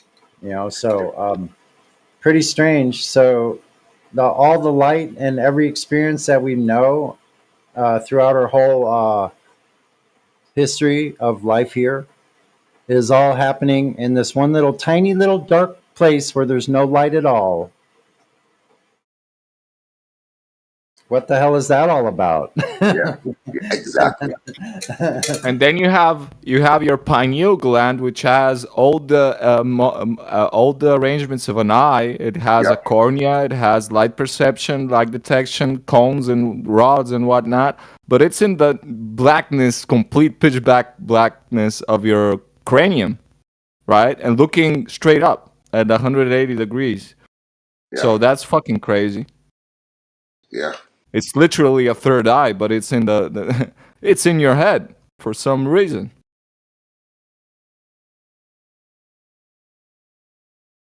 Probably the reason why when we close our eyes, we can still see things, I can see my room, I can see my girlfriend's face, I can see my children's face, things like that. Yeah. Let me post this video real quick. If anybody gets a chance to check it out, here's the link. I just posted it now. It's 6 minutes long. You can technically, if you want to go to the part that I was looking at, I think it is at. Let me just see. Yeah, it's you can go about a minute and a half in, and you can kind of see what I was talking about with the shapes, the numbers, and the feelings and the color.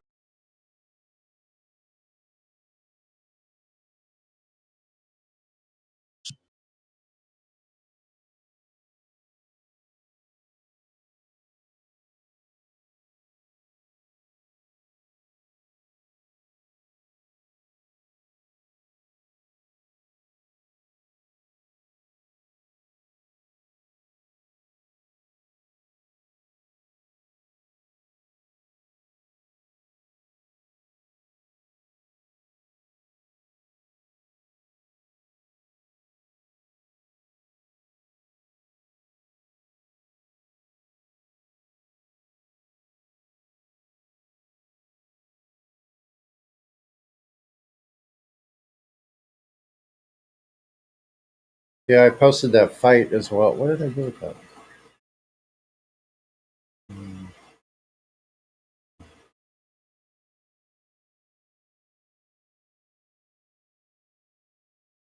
Oh, sorry. Yeah, that sound. I always have water boiling, so that might be why part of the white noise could be. But it takes the place of the white noise. I kind of like having water boiling or a small waterfall from one cup to a bowl to a pan or something like that, you know. Yeah, well, is that one of the most soothing sounds there is? Water flowing, right? Yeah. Rain dropping, water flowing, falling.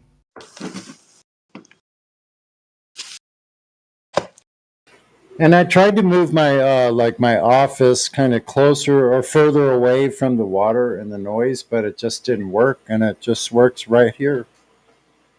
So I suppose I could turn the mic a little bit away. It should help tremendously. I don't know. We're such creatures of habit. Where it's like it's hard to break even small little habits. So we were talking about the eye and so forth. You know what interests me is what would it look like if we had a freaking flat lens? And how is that different than? It's definitely different than a camera. For instance, I can zoom into the sun, but I can't zoom into the moon on my cell phone camera. Only goes so far with the moon, and it still looks tiny. Why is that?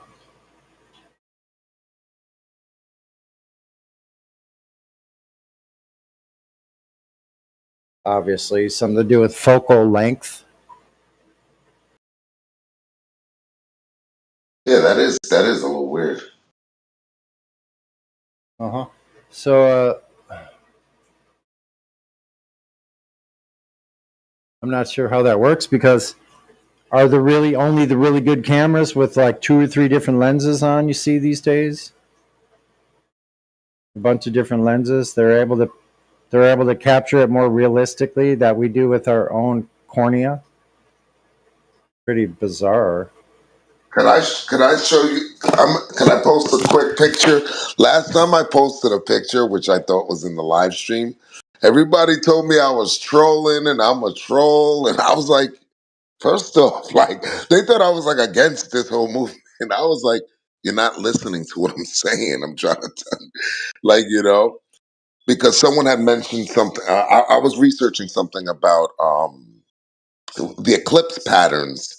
And whenever they show the eclipse patterns, it looked like these like waves, like up and down, similar to how the weather patterns went. So I said, if I looked at a flight pattern on a regular globe, it would look like this same wave look. But if you look at it on a flat Earth model, I'm not saying I agree with whatever model, but I'm just saying if you looked at on the flat Earth model, you could see that there's straight lines. So I was saying, I was like, oh, I was wondering if maybe we put this eclipse, the diagram of the eclipses and stuff on a flat Earth model, would they be straight lines? Maybe we would see something. Somebody told me I was a troll. Then I posted a picture of a star that, like, how could we tell that's true? And all that. I was like, why are these people arguing with me?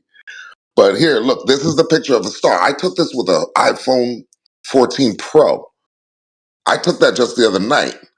I can verify it if you want, like, you know what I'm saying? But it's even a live photo. If you hold it on, it doesn't allow you to hold it down on here. But it's a Yeah, lot.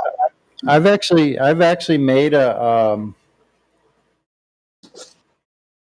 something similar with a reflection off of a small cap or like a jar lid upside down with water in it, and it made the same exact kind of reflection as you would see when you're seeing the photographs and videos of actual stars or planets.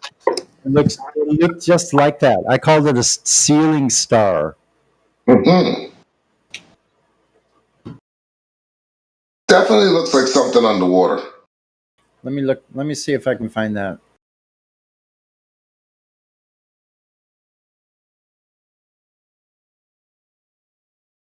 How do you have a P900 or better?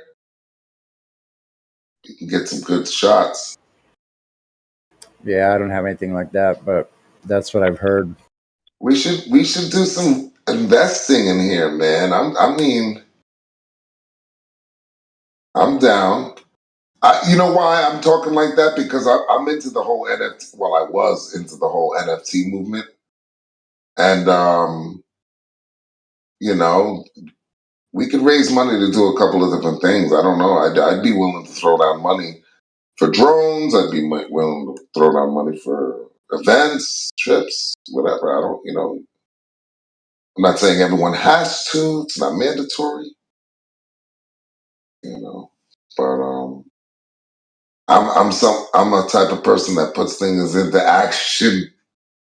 I have also, I don't know if you guys remember, I was saying I have a TV show in New York and I have access to major advertising. So I'm not saying we have to major advertise, but we could put this on some sort of public access show. It doesn't make me any money. You know what I'm saying? That show doesn't make me any money. That's like a show to keep the business flowing, if you know. So I do a couple of different shows on there. I do Life of an MMA Fighter. I do Rap School. I do the United Tribe Show. So if you guys ever wanted to put anything on television or advertise, I'm your guy. For free, of course. There's no money involved. Not with you guys, at least.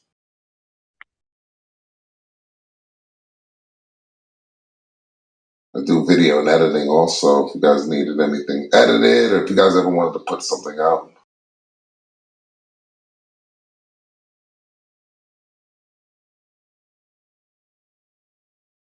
I already told you I'm taking your word on that. I have a few musical projects I rap and produce, and I'm struggling to get my mixing and mastering skills on to release officially. But I'll definitely at least get feedback from people that know their shit, right? Because as an insecure perfectionist artist that most of us are, we really need good constructive feedback to make stuff and not just float in the clouds with ideas. Yeah, and me, I'm into the. I have a record company, and I tell people this all the time. I'm like, there's two things. Do you want to make good music, or do you want to make a lot of money? And sometimes that comes with good music also. Think of how many artists you know out there that are not good, but they make And a the lot best of ones money. I know are quite underground and not maybe even making 1/10 of what they should be. Yeah, you have a whole bunch of what I call Michael Jordans in the hood, And what I do, that's funny you mentioned that. What I do is I try to get those Michael Jordans out of the hood by. Or find a middle ground, right? Because if you have to sell all of your soul to get that money, at least find a middle ground where you're expressing yourself as creatively as you can, and it's also monetizable. Yep. I function in a way where I make a deal with a person. I say, listen, I know you can't afford this, and I know you can't afford that. What I'll do is I'll do all the advertising, all the video, all of this for free. And when we make money, which I make sure we will because I'm going to advertise it, we break bread at the end of the day 50-50. And that's what I do for a lot of guys in the hood. For businesses, it's different. I charge, $2,000 for 15-second commercials. That it's just different. I do a lot of advertising for MMA schools and stuff. Well, So it's when I'm different doing, because in the first option, you're helping people you kind of actually even like what they're doing or believe in and know that Yes, it's sir. viable, right? And you're giving Yes, them sir. an opportunity they would otherwise not get. Well, if I see Michael Jordan in the hood, if I see anything that's good, I want to get involved in it. It's as simple as that. If something is good I went to Stony Brook University. Joe Rogan actually. Joe Rogan, some scientist. I can post that also. I have it in my phone. Some scientist posted was talking about how Stony Brook University has the best, not only the best school, but it has the most resources to do some sort of Manhattan project. The weirdest stuff, the weirdest and the strongest minds. We have the Brookhaven Particle Collider here. Nikolai Tesla literally had his labs 5 miles away from where I live It literally is a Yeah. whole monument on Nikolai Tesla and his whole Maybe there's some ley lines there that are, or whatever, something that catalyzes that or gathers the people that can do these things there. So it's interesting. The networking opportunities for sure when you go into those high schools and speak, just like here, you meet people that you can collab, grow, build, whatever. Yes. Yes.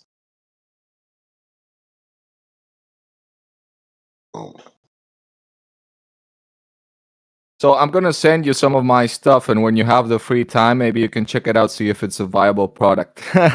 Yeah, send it to me. I'm not the best at Discord. So like I'm I'm maybe like a Facebook, YouTube, Facebook, Instagram, YouTube kind of guy. But meaning that if I don't get right to the message, I will get to it eventually because I don't really always know how to check it. I don't know what's spam and stuff on here, but I'll figure it out. I'll figure it out. Yeah, so in the top left corner, you have your not the channels and servers, but the potential friend requests and direct messages. So it's normally there. Yeah, it's like sometimes I just always heard like don't take messages. I was doing a lot of NFT stuff, Ah, okay. So it was like any message that says whatever is fake and all this stuff. But no, I'll figure it out. I'm right about to post also. You guys don't have to watch these now, but when you get a chance, if you watch these videos, they're really good. But I'm about to post the episode with Joe Rogan. It's a quick clip actually. It's not the full episode. Of Joe Rogan and the guy mentioning Stony Brook, and they explain it much better than me. That's my post from Facebook, though. Yeah. Let's see. Oh, somebody just posted something about the moon. I see somebody posted something about the moon. I don't know what that is.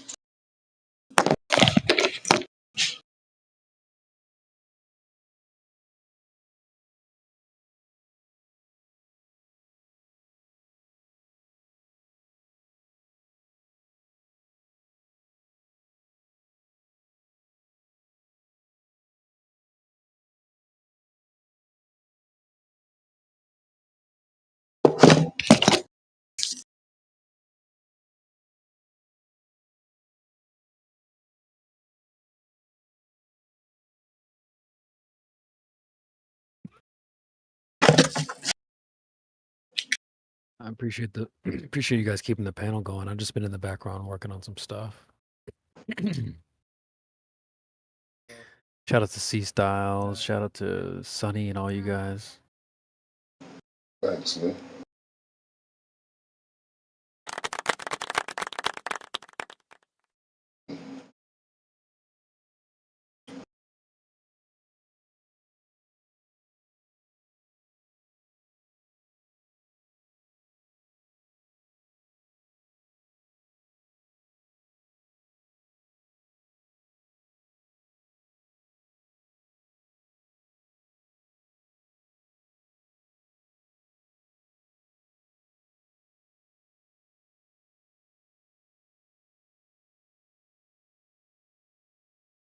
Somebody in the YouTube chat said CB needs more refraction to see mountains.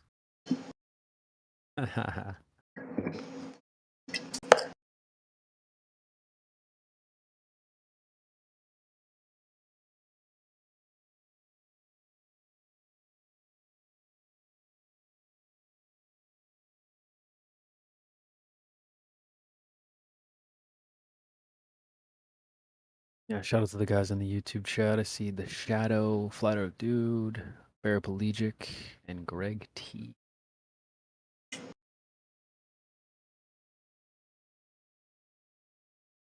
Dude is on here. It's daytime. The sunlight's out. What's up? I know. I thought that was funny. He popped in earlier, Wave Mixer. I think you had a call, but he was in here talking about San Diego. We were talking about California after you had dropped us some facts about LA.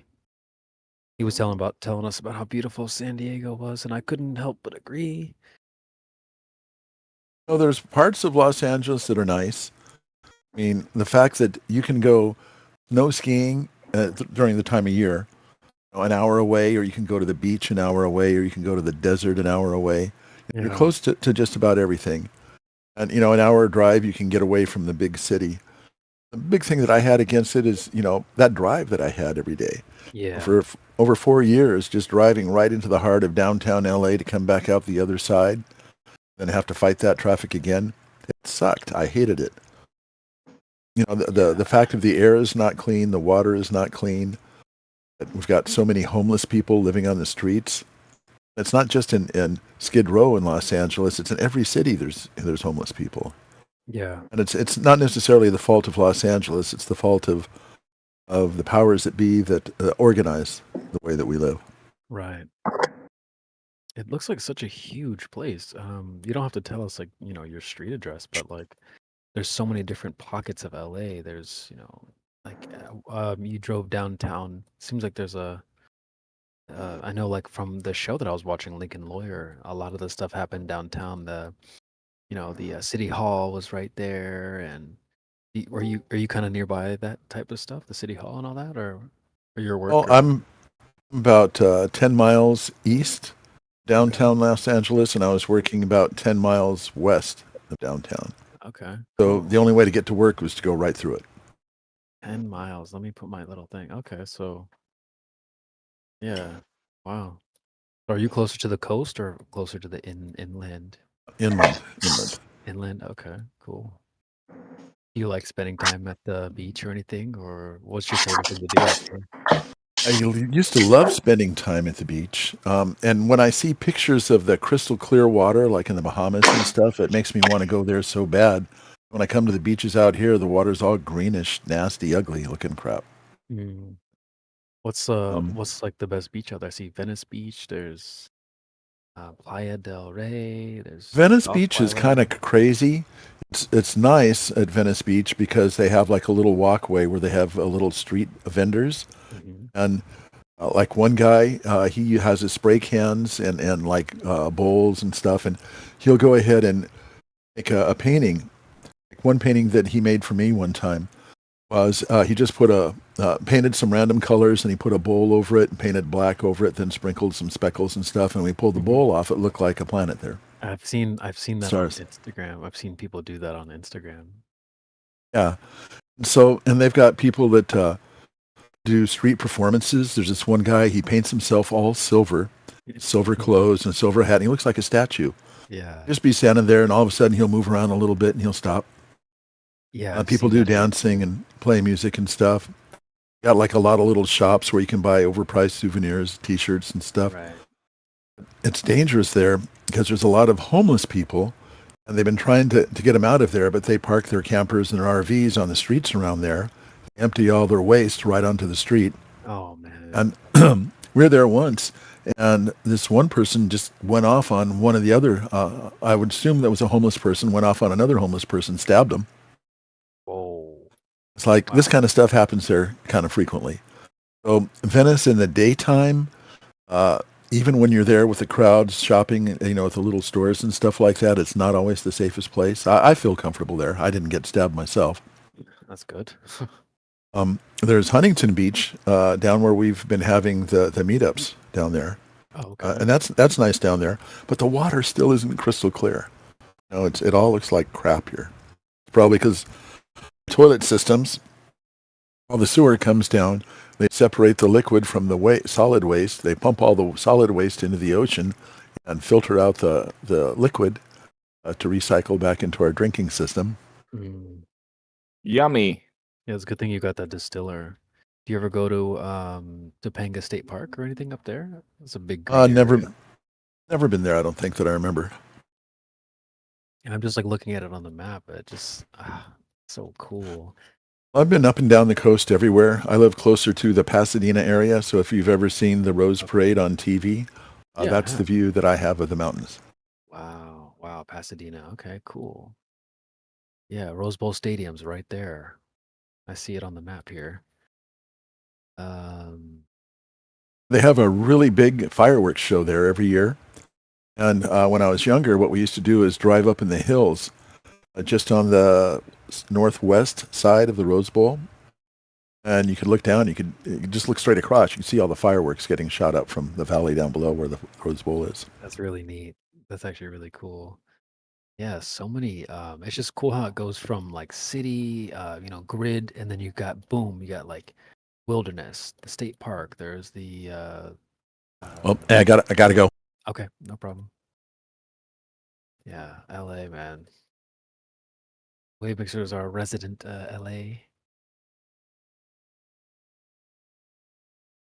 resident.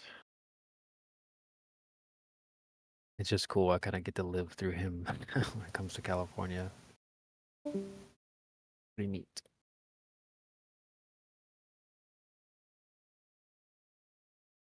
Take a look at the panel here. We got Ali. Ali is in the chat there. Hey, yo. Welcome back, sir. Good evening. Is it evening in USA? It is 3 p.m. So, yep. It is evening. Mm-hmm. I thought you saying looking for a groove, man. Yeah, we're always looking for that smoke. Wow, my boy. Are you the guy? I'm down to anything, man. What do you want to do? I don't know. I'm looking through the panel. The only other people we have that are new are Lemon and Sanic and yourself.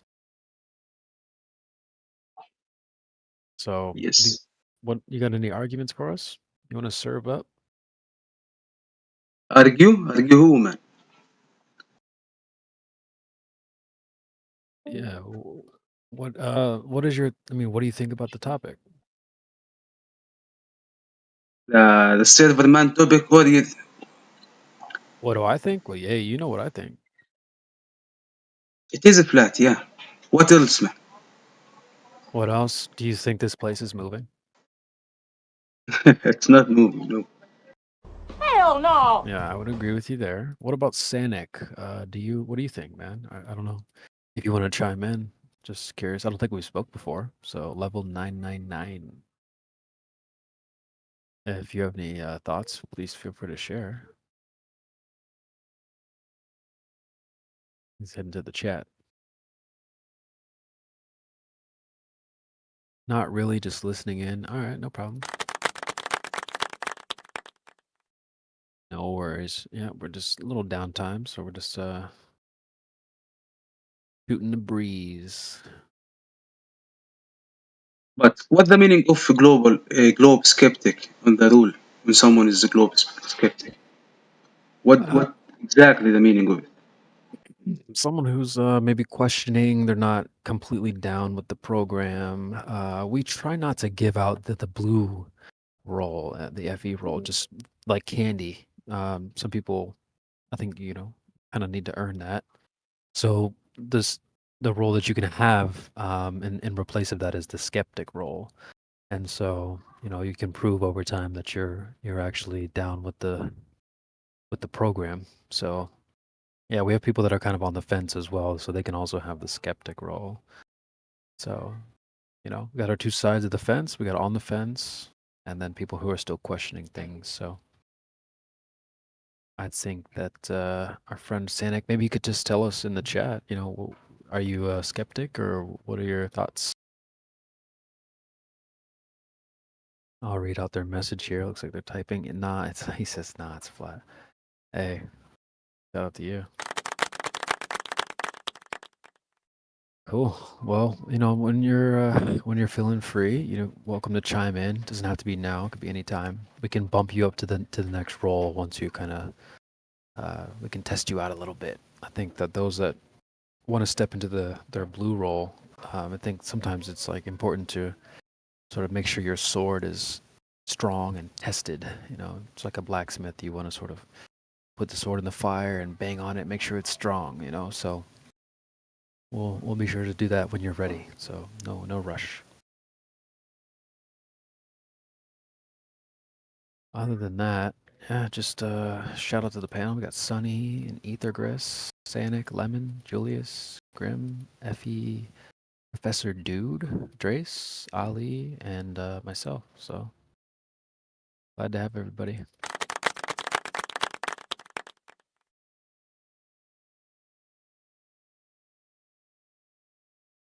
I was thinking about, I think C Styles was saying something. I forget what he said, but it triggered me to think about the Space Jam song.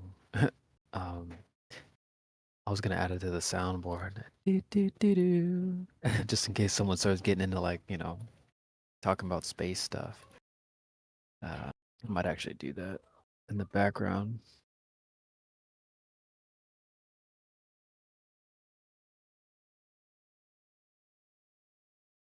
But right now we're just shooting the breeze. Not much going on at the moment, so the chat's kind of quiet. The bait room's quiet. Yeah.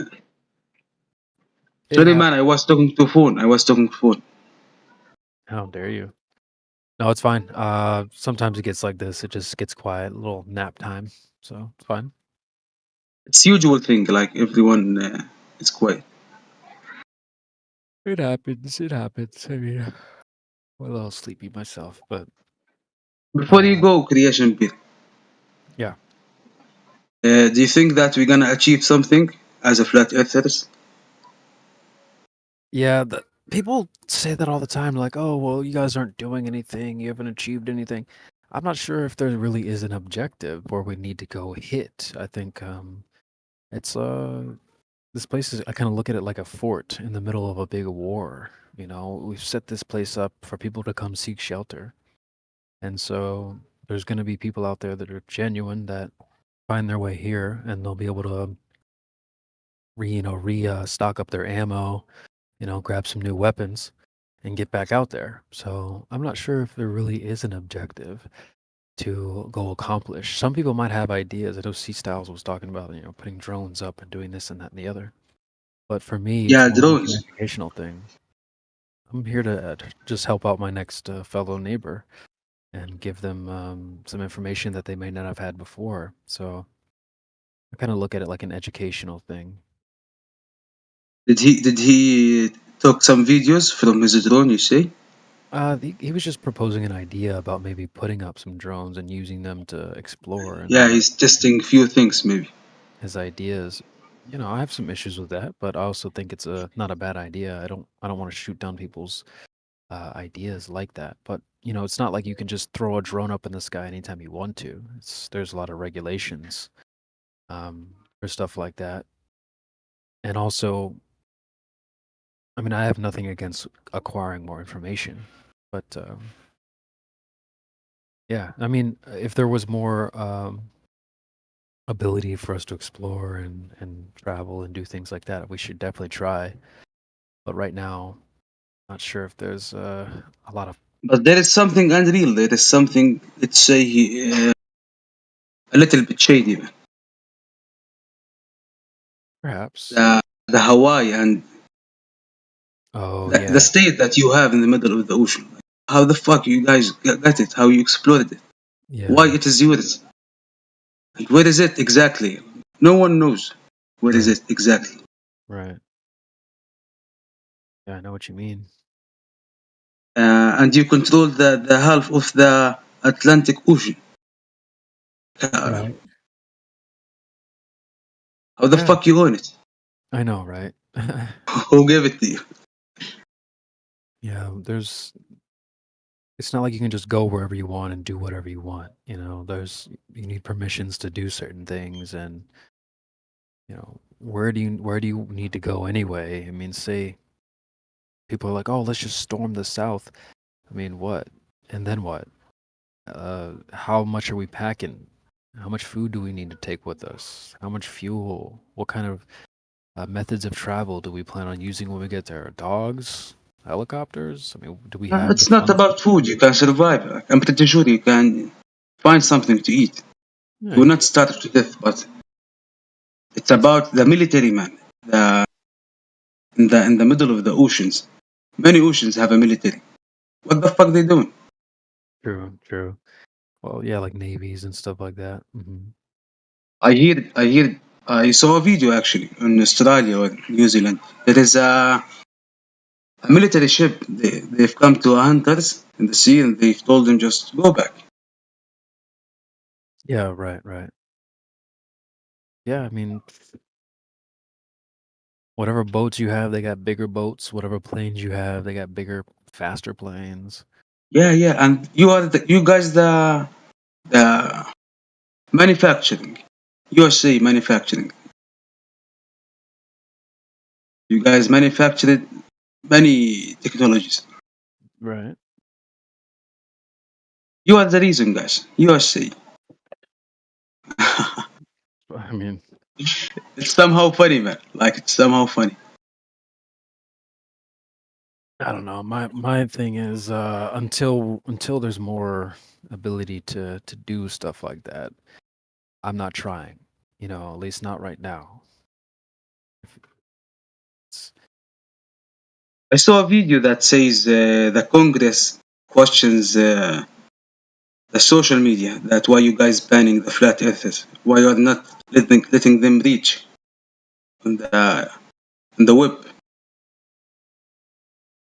Yeah, I think I've seen that video too. They're like, "Oh, well, we're gonna put a text box underneath the videos and blah blah blah." Yeah, I think I've So seen. you mean the Congress knows nothing about the shape of the earth?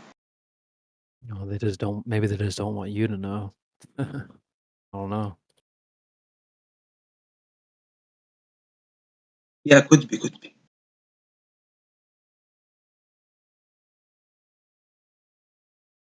I'm gonna have to go in just a moment or two, so I might be back later, but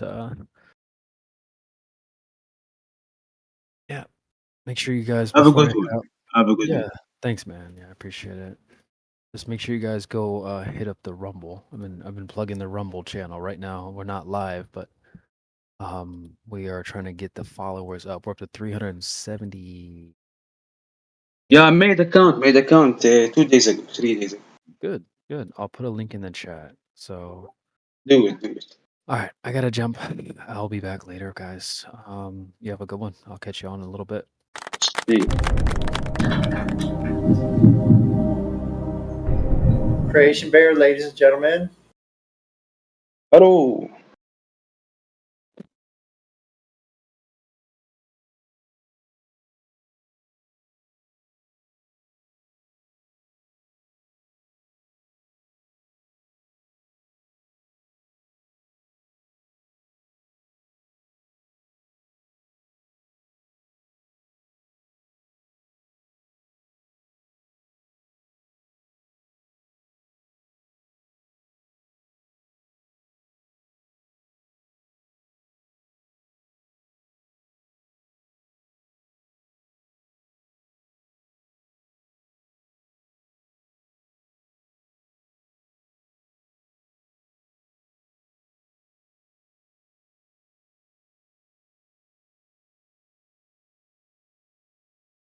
You know what? I'll read this because it's been a long time since I read it, and nobody never knows like how I go in because it's like all most people hear is, "Damn, this dude's mic is terrible," and then they hear me screaming. But I did some work here.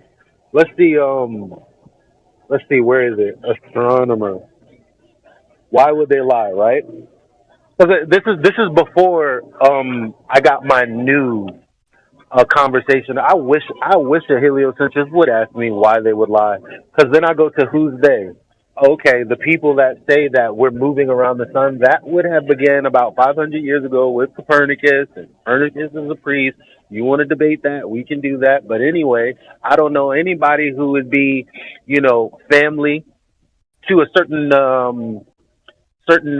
unit of people. Like every family has their profession thing, right?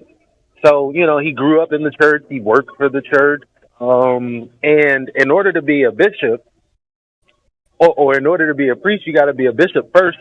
So if his name is on text to be a priest, so I can't say he was, but in order to be a priest, you got to first be a bishop. So all of these things, I'm like, the people that were in the church for some reason told these people who couldn't read the Latin text at the time that the earth was moving. Obviously, that's why everybody fucking left.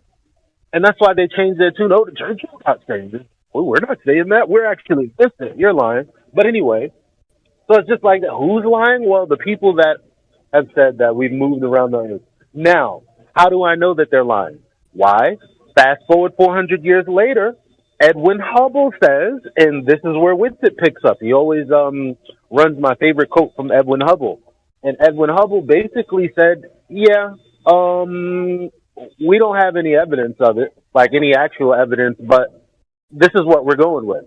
That's basically what he said. So I'm like, okay, so he's the protege for all of his descendants, which means, well, for all of his, you know what I'm saying. So that would mean you should definitely fucking know why it was proposed that the Earth goes around the sun.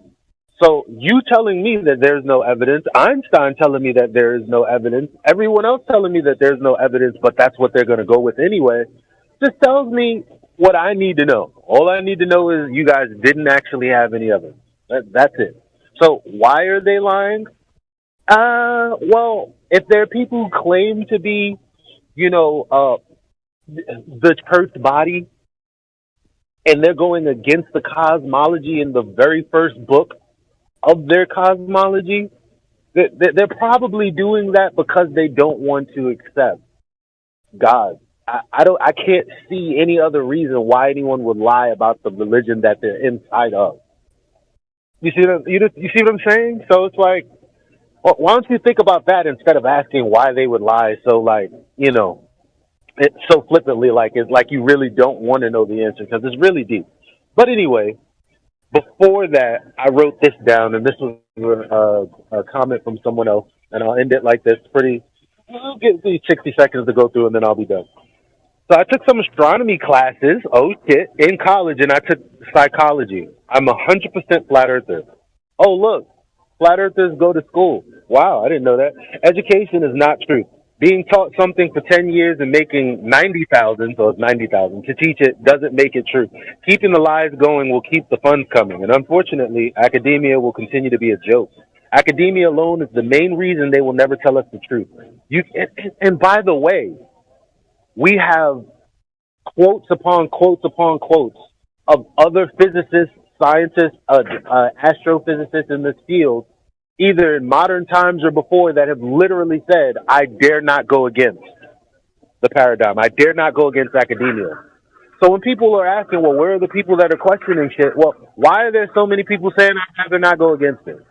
I mean, it's open your eyes. Anyway, unfortunately, academia will continue to be a joke. Academia alone is the main reason they will never tell us the truth. You can ignore you can ignore the spiritual side if you desire, but academia would be destroyed in many aspects, and we would have chaos. Anyone who teaches astronomy out on the streets, an astrophysicist at a university on the streets, I guess they're the same thing. Homeless and no more, $90,000 check. University libraries gutted, and the books for the college classes tossed. Libraries would be imperiled. The entire educational system, Rockefeller system, it goes twofold. One is for your education, and two is Rockefeller, y'all. make money. But I'll breeze past that. Libraries will be imperiled. The entire educational system for teaching of the globe, space, astronomy, and so forth is basically destroyed by the truth. So, shape doesn't matter. Need more of a motive? Isn't that enough? Want more? How about NASA is finally shut down and the biggest court case ever would ensue? No more $58 million a day for green screen, harness videos, and stories of water on other planets. No more fake tragedies. Every tragedy that happened would have to be accepted as a fraud. Imagine the chaos of reaction from the American people. It would be genocide for the government. Every government on the face of the earth would be questioned, and the people with torches and pitchforks would be on the street. So when someone says, why keep the lie going, think about this. It doesn't take much effort on your part to just open your eyes. Makes me so special. He was waiting for you. He said, I can't go in there until you undeafen. And then he's now in here. Oh, God. Here we go. Yeah, we can hear you, Jesse. You're coming through loud and clear. Go on, Indio's undeafen now. I laced up my boots. And by the way, that was a hell of a feast. Yes, sir. I'm here.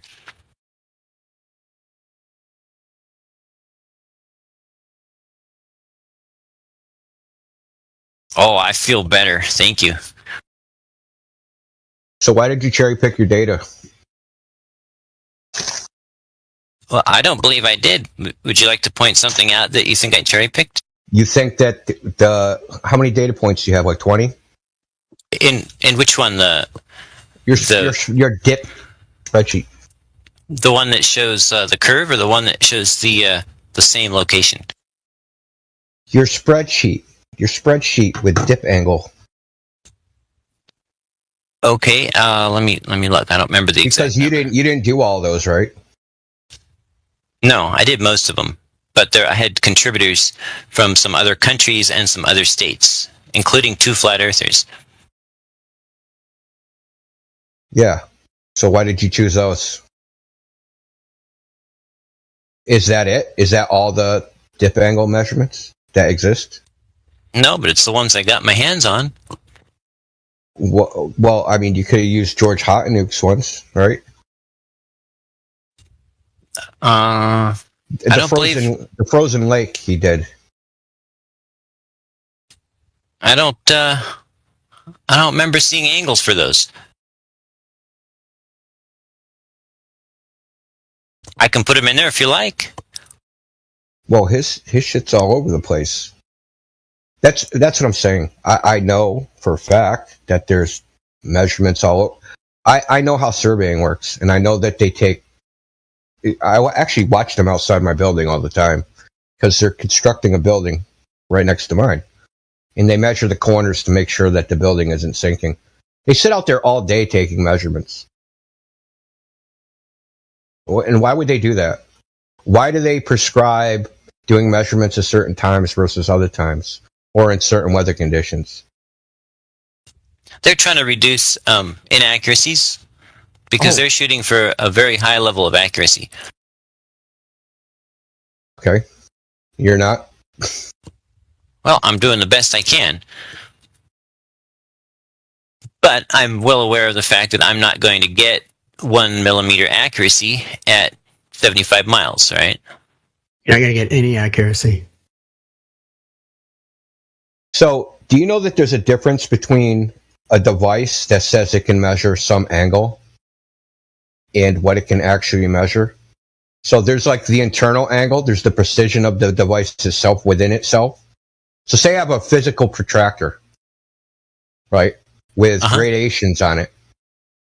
And I know that I can turn my theodolite. Now let's imagine it's an old theodolite with a physical angle measurement, and I turn it. Now there's the precision of the instrument itself, right? Right. And then there's the precision of the optic, of doing the measurements through the optic and how those are correlated.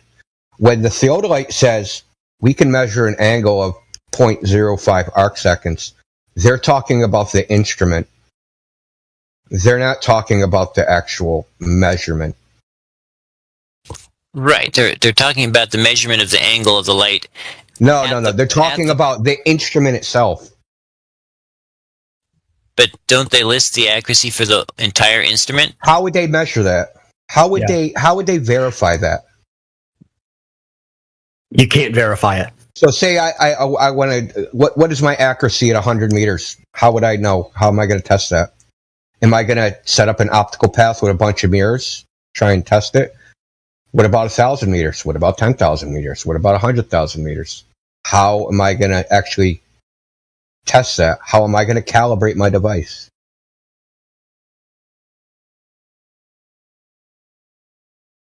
Yeah, so when they're talking about precision, they're talking about the physical instrument.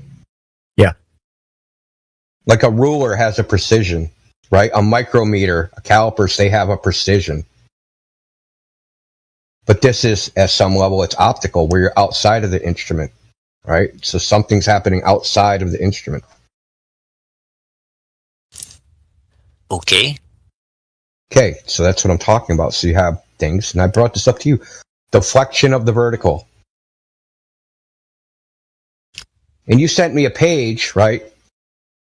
That page had like 9 different models for deflection of the vertical, and they didn't match each other. Deflection of the vertical is something they came up with because the so-called celestial sphere doesn't align, the astrogeodetic surveying, let's put it that way, doesn't align with the geodetic surveying. So they have to have something. They've known this since the 1400s. They have to have something to fix this discrepancy.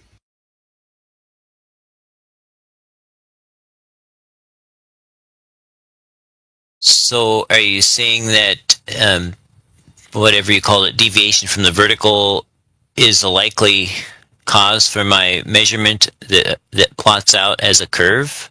No, the truth is you didn't have a measurement. Not really. Well, I mean, all measurements of non-integer type have some margin of error, so it's not that I didn't have a measurement, but that you may argue that I had a margin of error that was too large, was larger than the value I was trying to measure. Well, you know, when we're trying to get... There's two things, though. There's also the uncertainty. The uncertainty of the accuracy of your measurement in the first place. And there's precision, and then there's uncertainty. Correct. They're two different things. Correct. Do you have some evidence that my uncertainty was larger than the what I'm calling the missing height? Do you have evidence that you allocated for your uncertainty? Well, we can't know what your uncertainty was because we have one data point. Well, but I have a bunch of data points, and they sort of plot a curve. And if my uncertainty had been of a random, what about all the data points that That's don't plot a literally curve? circular logic. Right. Well, what about all the data points that don't plot a curve? Yeah. So Why'd you leave all those out? I didn't. Did you? Well, you only selected you the didn't stuff that say that matched confidently enough your to even conclusion. Look, I doubt you took one measurement per observation and then wrote it down and then stuck it on your spreadsheet. You know you didn't do that. We know you didn't do that. You didn't take an average. You didn't take a weighted mean. You didn't take a mean. You didn't do anything. You cherry picked your shit. Okay? It's obvious. No, and actually, in some at one of the shots, I took several, and I put several in there, and they're slightly different. Well, I mean, that should tell you right there. It's slightly different. What should it tell me? It should tell you that there's variables you don't even know about. Absolutely. Okay. So let me go this. Is refraction the same when you're looking up versus when you're looking down? Just keep talking, Jeff. If you're looking at to a point at a higher elevation versus to a lower elevation. I would say if your line of sight goes to a stronger density gradient, which does tend to be closer to the surface, then you would have more refraction if your line of sight is close to the ground or the water than if you're looking up. Density gradient. So, okay, there is something that's called unequal refraction error. So when you're going up a slope versus when you're down a slope, the so-called refraction error is different. Okay. Okay, so if you're looking up versus whether you're looking down, right? So some of your measurements, they're looking up and some of them are looking down. Right? So all these are all sources of error, which is why I say you're cherry picking, because your numbers are too clean. How do you, I mean, by what standard do you judge that? By the fact that there's a large, I just told you why. I just gave you one example, is that you're looking up versus when you're looking down. You're going to get a difference, right? So if you do a whole bunch of observations looking down, you're going to get one sort of refraction error, and then you're going to get a different value than when you're looking up.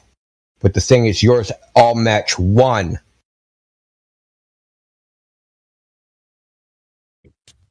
But they're not all looking up or all looking down. I know. That's the point. Maybe you don't get it. Your so-called error matches 7.6 star, right? Pretty close, yeah. Yeah, pretty close. But it's not a universal error. It depends on which way you're looking. The 7.6 R is for horizontal measurements. Hey, hold on just a second. Vertical. A customer is calling me. Literally saved by the bell. Wow. Oh, I'm about to dig deeper. Okay. Yeah. don't want to give much of a commentary whilst he's still here. I mean, is what he's done measuring the dip from by leveling the theodolite? Yeah. I mean, the operational range of level. Yeah, I mean, we didn't even get into that, right? That's what I've been saying. He was and I'll just wait because Indio's got a good point, but yeah, he's way out of. I'm gonna let Indio do and the his thing point. is, small angle errors, like they're great, like the calculation, right? So if I have a small angle error at 10 feet versus 100 miles, it's a huge difference, right? Because that error gets larger. All right, Jesse's back, Indio. Yep. Where were we? Oh yeah. So what if you were in Europe or Finland or Massachusetts? You know that they don't use 7.6R in Europe. They use 0.13, and in Massachusetts they use 0.17.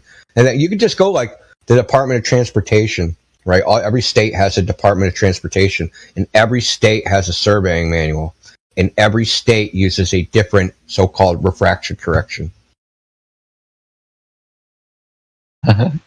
Did you know any of this? No, I'm not even sure I know what that means. 7.6R is a refraction correction of 0.16. Standard terrestrial refraction, right, Indigo? Yeah, it was the so-called standard. So that's in Europe they use 0.13, and they've been using that. But if you go to like Finland, they use something like what the hell was it? Let me think for a second. It's some huge number or something. It's like 0.19 or something. And then if you go to like here's the funny thing is, it's like kind of correlated to so-called latitude. So the closer to the so-called equator you get, the less of a refraction error that they use in their calculations for surveying. And you're in Canada, right? No, I'm across the Straits of Juan de Fuca from Canada, but I'm in Washington. Well, I mean, so what's the refraction error they use in that state? I don't know. I just looked it up on Wikipedia, and it said it was basically 1 degree for every 932 miles. 1 degree for every 932 miles? Yeah, approximately. I don't even know what that means.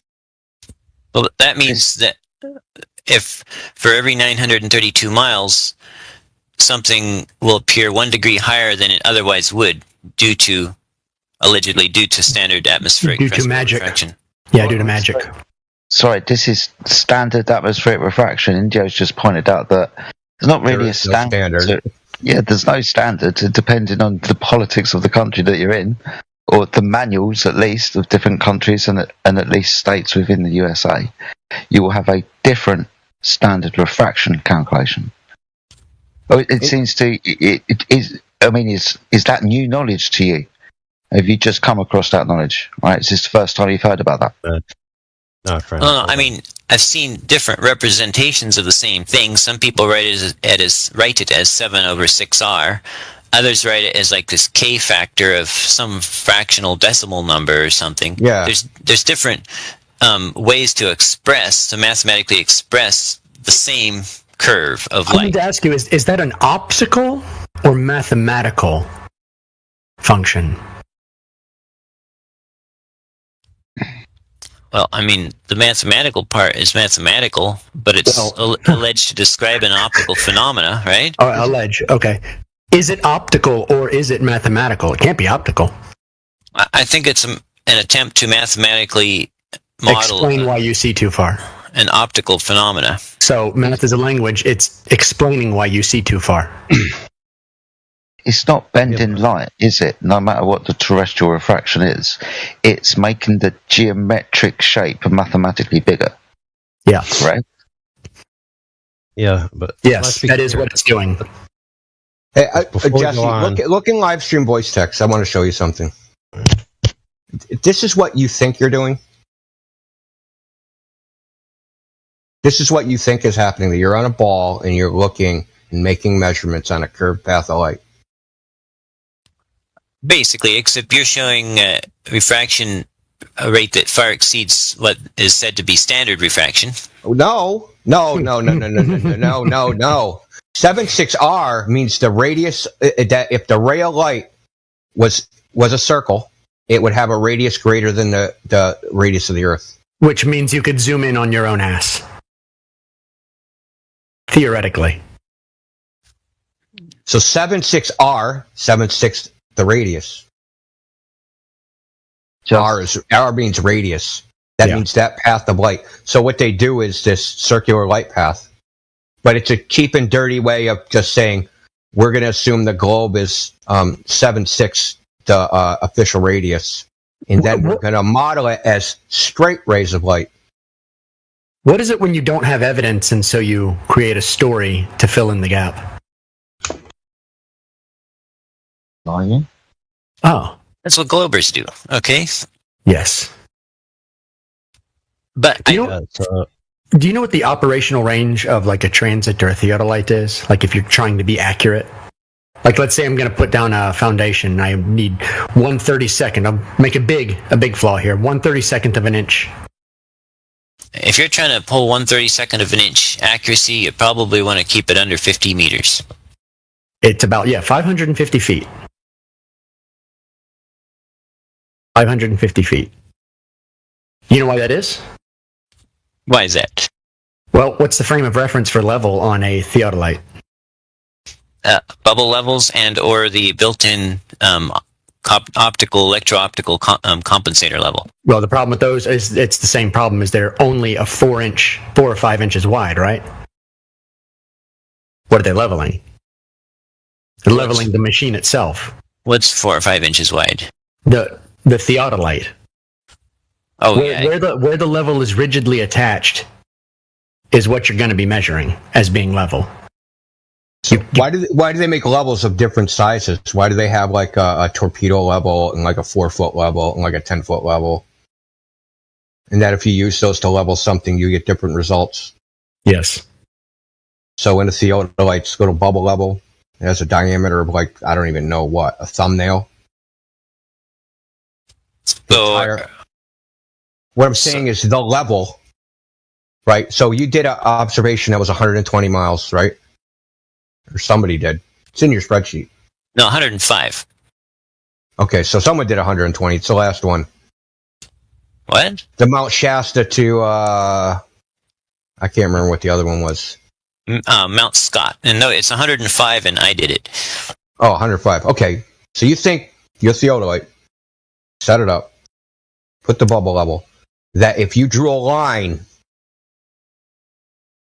a straight line, a level line, not a curved globe line, a level line, that you could extend that out 105 miles and it would be level all the way there. Well, level within plus or minus 4 arc seconds. That's what you think. That's what the machine's rated at. That's what the machine...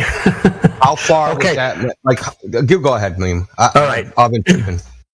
Look, if you use a torpedo level, what you're still saying is it's a torpedo level, essentially, okay? Let's say you have a nice, like 1,000-foot long wall. You take a torpedo level, you draw a line where it's perfectly level. Take a 10-foot level and put it on that mark perfectly. Do you think you're going to still be in level? Well, I've never tried, but if they were both calibrated highly accurately and you had them both on the same plane of levelness, then they should be. No, it's not.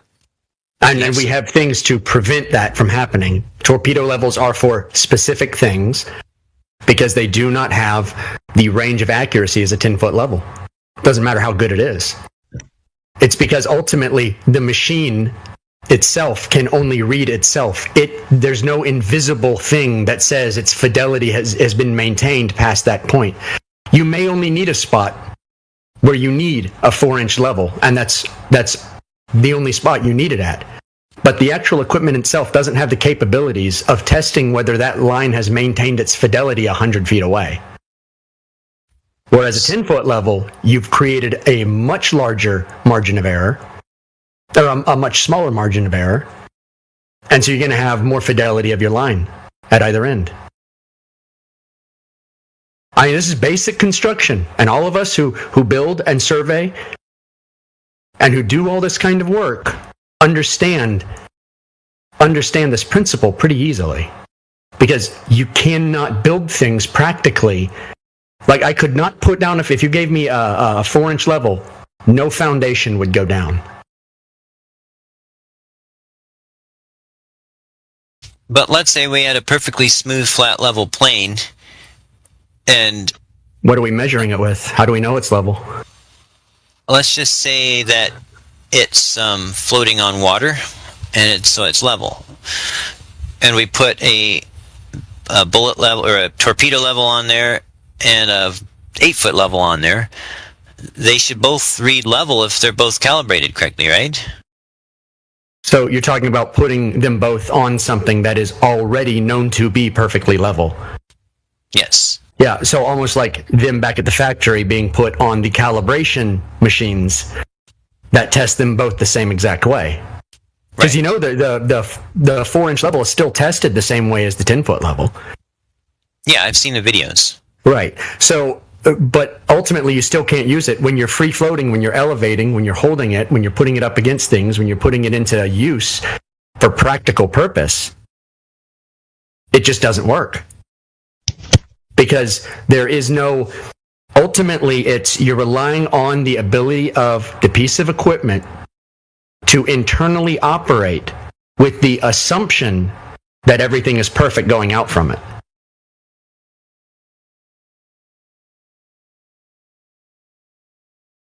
I mean, this is how we put down houses, how we put down roads.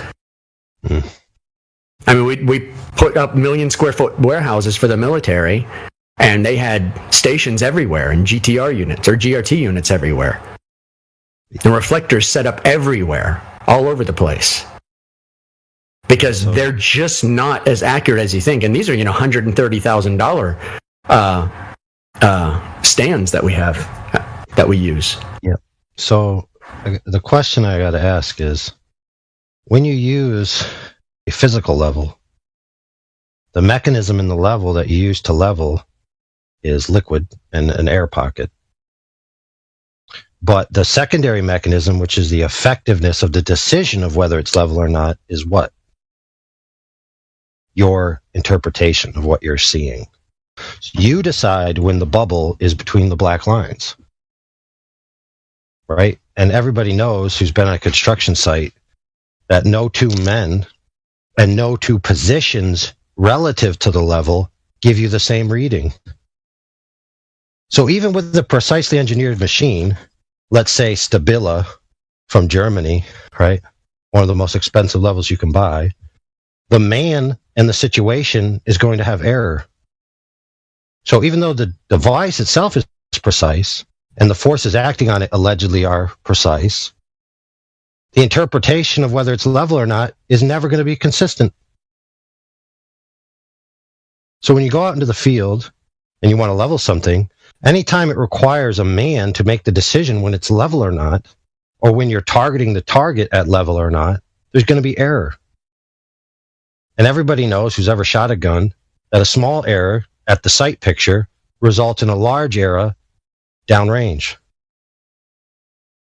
So anybody who tells me that they did this or that with an optical device, the only standard that first must be known is how did you maintain level and maintain your sight picture to validate the claims that you're making. And if you don't have a methodological practice that can result in perfection and negate the error, and you can't explain it, then anything you say after that is a waste of my time. Well, the instrument is designed that if you follow the procedures, the instructions for operating it, that you will be within the stated accuracy. And besides, the Nikon unit actually has a built-in level where, liquid level, where actually they take and bounce a little laser beam off the inside surface of a clear liquid in a quartz vial, and then that beam hits a little CCD imager, and then based on where in the picture, where in the CCD area that laser beam hits, then the computer is the one that actually objectively, reliably, consistently reads the level. So there's actually no human input in even reading the level on that one. Right, and that's fine because like we all have those, and the self-leveling levels, the self-leveling transits. How far out have they been tested? I don't know. I do not know of a test facility, like a controlled test facility. I've actually tried to find this out, but there's nothing. You can't. I already know there is nothing. You can't. The only test they did ever was with mirrors, and then they said there was because of the inaccuracy of the mirrors. They can never remove a margin of error of even testing. So the issue is there's no way to test how accurate that is. That may indeed be really super accurate, but you're still, like, even with the top of the line equipment, your diameter is now what, 900 feet? I don't understand. Or the radius of accuracy. The radius of accuracy is about 900 feet on the most expensive, best transit systems there are. What do you mean the radius? The distance you can shoot is 900 feet? No, not shoot. Accurately measure as level. Oh, meaning that what I think is a straight level projection through the telescope could vary vertically by plus or minus 900 feet?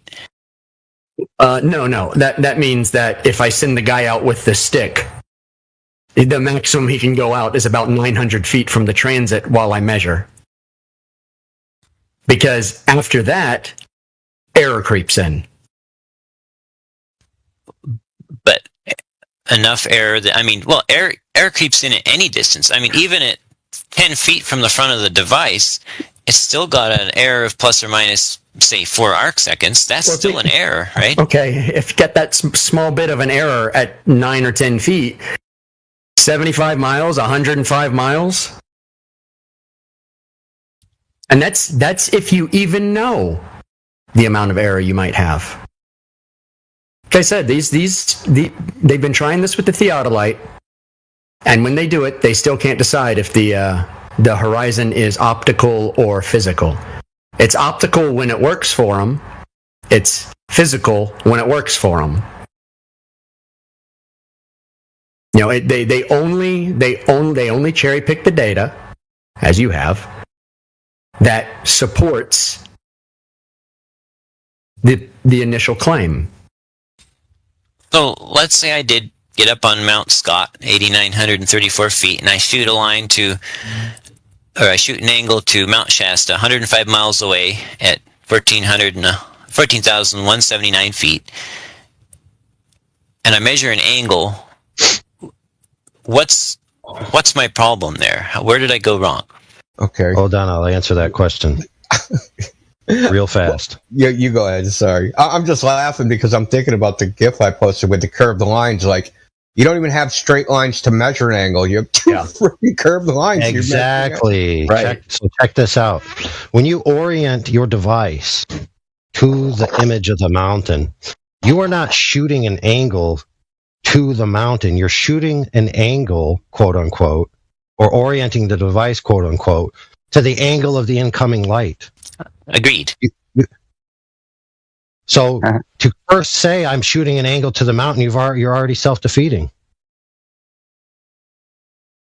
And without the accuracy known, right, and the geometry known and all the factors known, you can't make any conclusive statements. Well, you're assuming that the angle to the mountain and the angle of the light arriving are different from each other. If you're on a globe, there is no angle to the mountain. Yes. Listen, on a globe, it would necessarily not be the correct angle. That's their excuse for why. Listen, hold on, friend. That's their excuse why at 900 miles there's a 1 degree off. Now, the reason why they needed this excuse is because of the Selenelian eclipse defeated their model, and they needed to come up with a reasonable excuse of why these objects where they claim are in a specific point in the sky aren't where they're supposed to be.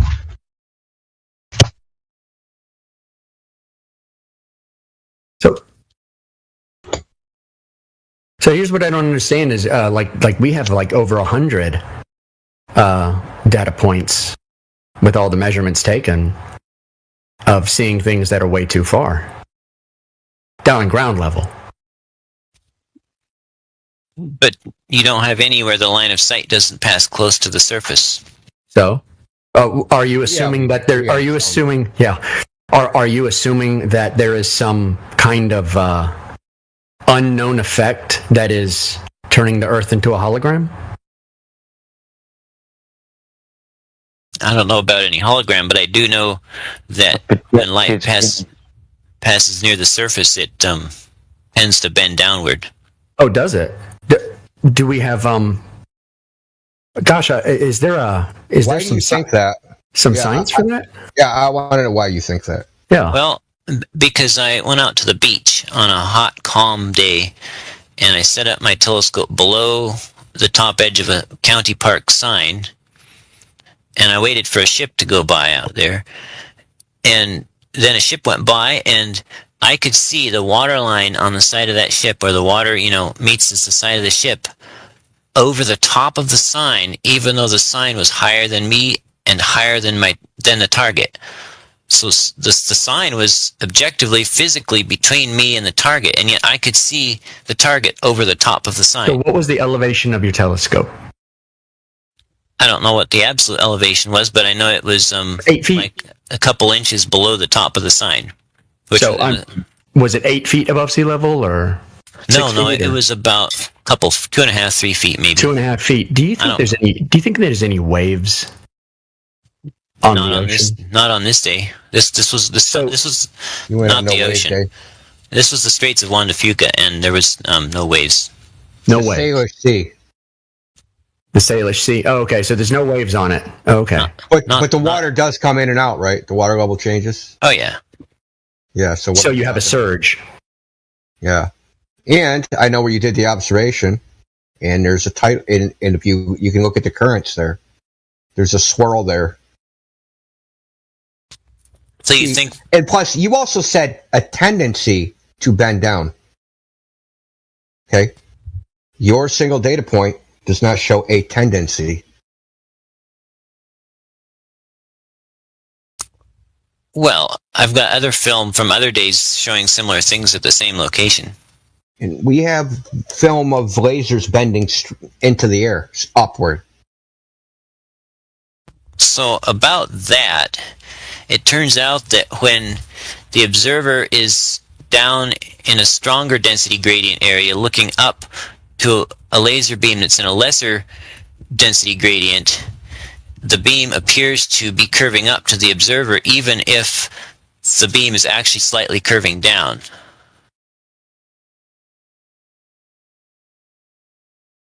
How is any of that falsifiable? Listen, first of all, that's not the observation. That was done. Like the upward bending lasers, they were done. You can see it going straight and then doing basically a right hook, a J hook straight up into the air. There's a bunch of them. It's not like there's one. There's a few of them. And here's the other thing: is your claim that you can, because light bends down to the density gradient, the lower you are, the more refraction there is. Well, if being lower makes you closer to a colder water surface that's colder than the air, then that usually does increase the density gradient rate. So if you've got it... So hold on, Meme. So the lower I go, the farther I can see. Is that what you're saying? If there's more refraction, the lower I go, that means I should be able to see farther the lower I go. Not necessarily, because being higher also allows you to see farther. So where's that transition? Between I can see farther because of refraction and now I can't see farther because of refraction because my closest to the ground overwhelms the refraction.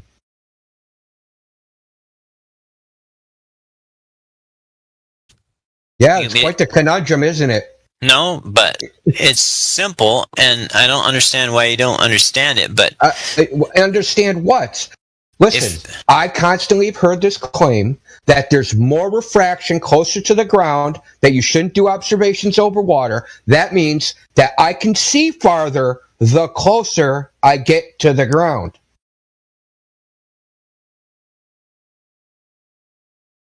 Yeah, it sounds that stupid. That's why you're having a hard time, because it sounds that stupid. And my oven's going off again, so someone please take over. Where's the paper? Who has the paper on the refraction? Because all of it's done with straight line measurements anyway. I'm not sure what paper you're referring to. Okay. And I'm not even sure why we're talking about refraction, since I made no compensation for refraction in my measurements. Okay, well, that would mean that you're assuming that the Earth is, like, the horizon of the Earth is geometric and physical, right? My measurements made no assumption about the horizon. They don't involve the horizon. So I'm not sure I understand the question. Well, if you haven't accounted for okay, then explain the black swan image where you have a horizon that is 10 miles away. Nice. Well, I saw the horizon I just told you about over the top of that sign. Okay. So do you know what the black swan is that comes from the ludic fallacy? Yeah, it means so the black swan means that it doesn't matter how many white swans you have. That's why it's called a black swan. But if I were to discover that the black swan were actually a white swan painted black, I found the paint can, I found the brush, I found the guy who says, yeah, I painted it, then I've kind of invalidated the black swan, right? Well, no, you haven't, because the guy goes down there every day, all the time, and gets these images.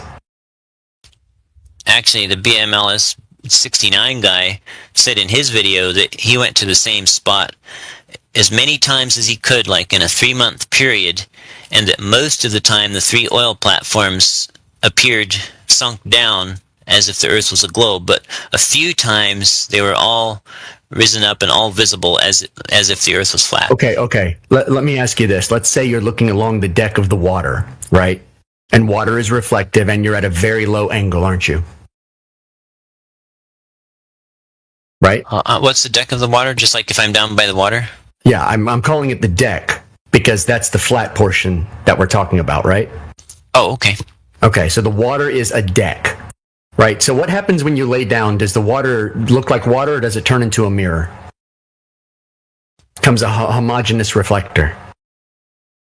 It depends if it's hotter than the air. If it's hotter than the air... It doesn't have to do with heat, it's the angle. The tighter the angle at one end, the more reflective and homogeneous it gets, because the eye can no longer resolve it. It's angular resolution. That's not been my experience. Hold on, friend. It's not just angular resolution. It's the internal reflection angles. Once you have total internal reflection, then the angles of light that are not the water, like not the source color of the water, will overtake them from the angles of propagation to the angles of reception, and you'll only see light that is not originating from the water surface. It's just reflected light. If that makes sense to you. Right. Now, see, someone posted the image of the sunken oil rig. You see it? Oh, hold on. Yes. Right. Is that the horizon? What's the horizon? By which definition? Yeah. Yours. I mean, technically, the definition of the horizon is where the sky and the water appear to meet, right? Appear. So it is. It's optical. It's not physical. Right. Okay. So none of your pictures or observations are of the horizon. Then they're just optical. Right. None of them are actual measurements. I'm not sure what they... Sorry, none of them of the geometric horizon. The curvature of the Earth that should be physically getting in the way of stuff. All horizons are indeed optical, aren't they? Jesse, the point of that is that the apparent location in your field of view, and I want to make that clear, it's in your field of view. It doesn't actually exist down in 3-dimensional space. It only exists in the image presently. You mean like where when the color field, where the color field of the sky meets the color field of the ground or the water, and they distinguish and change. That demarcation point is known as the horizon. That of a necessity cannot be a physical location.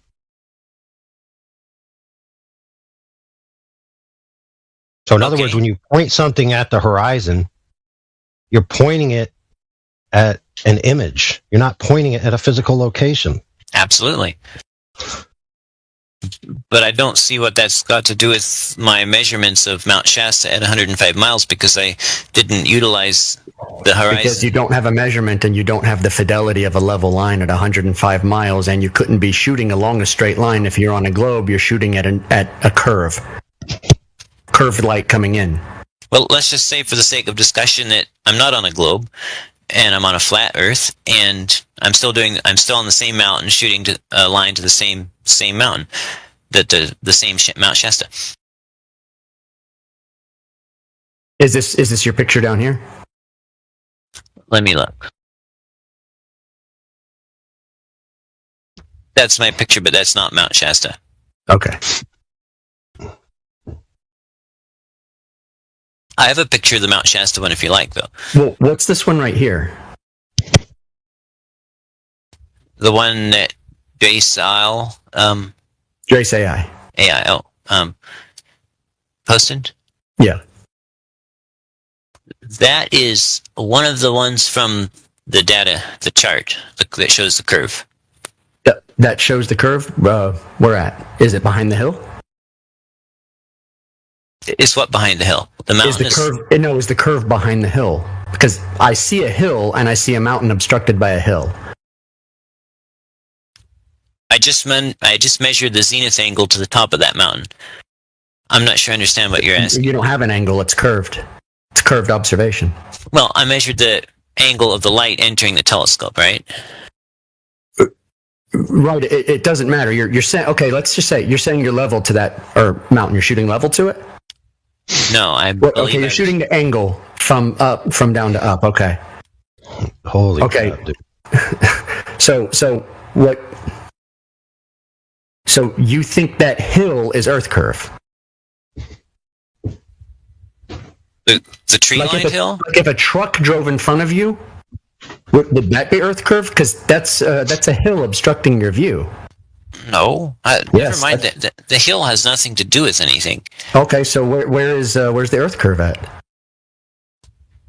Well, this is just a single data Hold on, Jesse. Hold on. We got to correct an error on the table. So he asked you something about the angle, and you said, I'm measuring the angle of the light entering the telescope. Now, if you concede that you don't know the path of light from the target object all the way to the telescope, then the angle that the light enters the telescope is irrelevant. And making any assertion based on that is also irrelevant. Can't be applied to anything. I wonder, is this supposed to show obstruction of the bottom of a mountain? No. This was just he asked for my source data, and when I go out shooting angles, I line up the telescope to the target. I take a picture through the telescope, then I take a picture of the LCD readout. Then I flip the telescope around. You know how you do two readings with a theodolite, at least two, and take another picture through the telescope, and then another picture of the LCD. It's just my way of recording what I was shooting and what the angles were, because that way I don't have to ask myself later if I maybe transpose some numbers. Hold on. Let's reiterate this, because this is what the crux of the issue is about.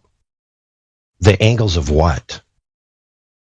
The light as it enters the telescope. Right. And unless you know the path to the target object, those angles are pointless to know. You cannot discern anything about the target object's angles of propagation from the angles of reception. Because according to the globe model, all the light is taking curvilinear omnidirectional paths. Yeah. And so you have no idea which light you've received. So you can't make any definitive claims about the physical location of an object compared to you angularly based on angles of intercepted light. It doesn't work. Can't be done. Which makes the model unfalsifiable, which means we can dismiss it out of hand. Correct, which, by the way, the U.S. military validated when they attempted to shoot a tri-band laser to determine the refractive conditions over 120 kilometers for the purpose of perfecting their laser targeting systems. And they found that the results were not congruent with the globe model of refraction. In other words, it was a chaos. It was chaos. The general consensus, right? Not that they use this word, this is my word, but they use turbulent and unknowable. The general consensus is that the path of light is chaos. And the final point that you're getting, right, based on what they said in relation to the globe model, is not precise, and it's not congruent with any standard model of refraction. I'd like to point out also, Jesse, that Drace very politely has posted the source and the citation. The combat experiment does not observe dispersion, even though they should have. They say they should have. They use 3 frequencies. It's irrelevant what the purpose of the experiment. There we go.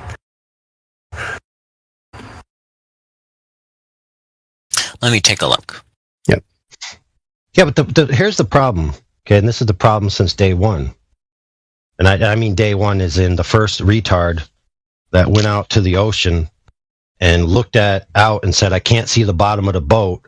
And because I'm so closed-minded and ignorant about the nature and physics of light in relation to geometry and all of that, I'm just going to assume, based on childhood permanency bias, that you learn when your mother first puts a ball behind her back and you realize that the ball continues in 3-dimensional space and doesn't just disappear. You look out and you say, well, I can't see the bottom of the boat, therefore it continues in 3-dimensional space. And just like a ball going behind my mother's back, the boat is going over Mother Earth. Right? Because they can't think of... Go ahead. Isn't it much simpler? Probably. Yes. Ask them what refraction is. We were about to dock at that port. Okay. Sorry to interrupt. That I just kill it quick. So define refraction. Right. That's go ahead. Sorry, Jesse. You want to define refraction for us?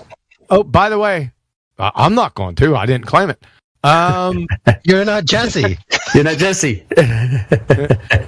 I just want to invite everyone to the friggin' decimation and annihilation of the thinking atheist, Forrest Gump Velkai, and brain sick, booger eating, the brain sick, booger eating Bubba gets the Gibbon annihilated today at 5:30 on the Quantum Race. Is there such thing as a thinking atheist? Okay. Yeah, I was going to say that's a contradiction. What are you doing? Yeah. Yeah, I know. Oxymoron. I will bring that up. Thanks, Indio. That is an ox and a moron.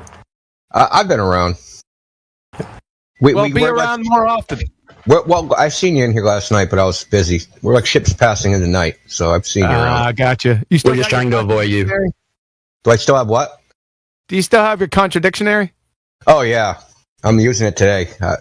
I also have my hip waders going on. So, what about the turkey? Shorter. Not done yet. No, it's getting hot though. It's getting hot though. We're testing the heat of the density of the air above its refracted surface right now. Too funny, man. Yeah, I'm gonna post an announcement for your stream, and I usually post them when I see them. When I see you post, so. Oh, appreciate it, man. In our announcements, yeah. So I'll do it again. I want to see what a thinking atheist looks like. It's like I'll come and it's like a weird hang corn out. or something. It might be illuminating. I'll be there, Kiwi. Sweet. Is that refracted illumination? Yes. I don't think refraction comes up in this. Thank the Lord. That's all right. They got enough problems. I don't know. I generally concede to refraction. as you are well aware. So when you apply any of the refracted models to any observation, the first order of business. Models now. This is pretty funny. No, Come on, let me go. Come on. You sound like Anthony Riley. Listen, I have a long history of being absolutely two-sided and coming in with a knife in the side while you miss it. All right, fair enough. But that's not my way, but doesn't mean it's not the right way. Go ahead and allow them to beg the question till the cows come home. Go ahead. This is the way. Okay, so when you apply a refracted model, right, because you're applying it to an observation, right? So you have a geometry in your mind of what the Earth is. You then have an observation that doesn't fit that geometry. And so what you do is you break the Earth geometry. And refraction actually means broken over the back. And so I agree that their model is indeed refracted. And therefore I concede, yes, your model is broken. I rest my case. How you like that, QE? It doesn't do it for me. Little too intellectual, I know. A little too intellectual. Look, it wasn't as delicious as we did it last time because somebody was talking about the mountain, and then we made a pun on Brokeback Mountain with refraction, and then we basically said your argument is gay. Yeah. I mean, Jesse, what is refraction? The redirection of a wave due to changes or boundaries or gradients of density. Boundaries? Incorrect. Citation, please. That's not Snell's law. Well, Snell's law is for boundaries, right? Snell's law is the law of refraction. But how do you apply that? No buts. There's no buts. None. I'm here. No but. Was that self-deprecating? Maybe. All right. The point is there any... What is the assertion of terrestrial refraction? What do you assert that it is? Standard terrestrial refraction? Yeah. Not calculate it, what it is. Say that again? Not how to calculate it, but what it is. Jesse, phone a friend. I'll go for you. Trust me. Ha ha ha. What's your number? Well, I didn't come up with it. I'm not sure. The mainstream model claims that it's the bending of light. That's not a model. Well, what would you like to call it? That's not a model. A mainstream, where is that? Citation, please. The claim? Yeah. Look, they're asking me about something I didn't come up with, okay? I'm not sure what you want me to say. I thought you're a proponent of refraction. You don't know what it is. Define refraction. Citation. Not you. I want a citation that defines refraction. You mean like Andrew Thomas Young or something? It's up to you. Whatever you want. That'll work for me.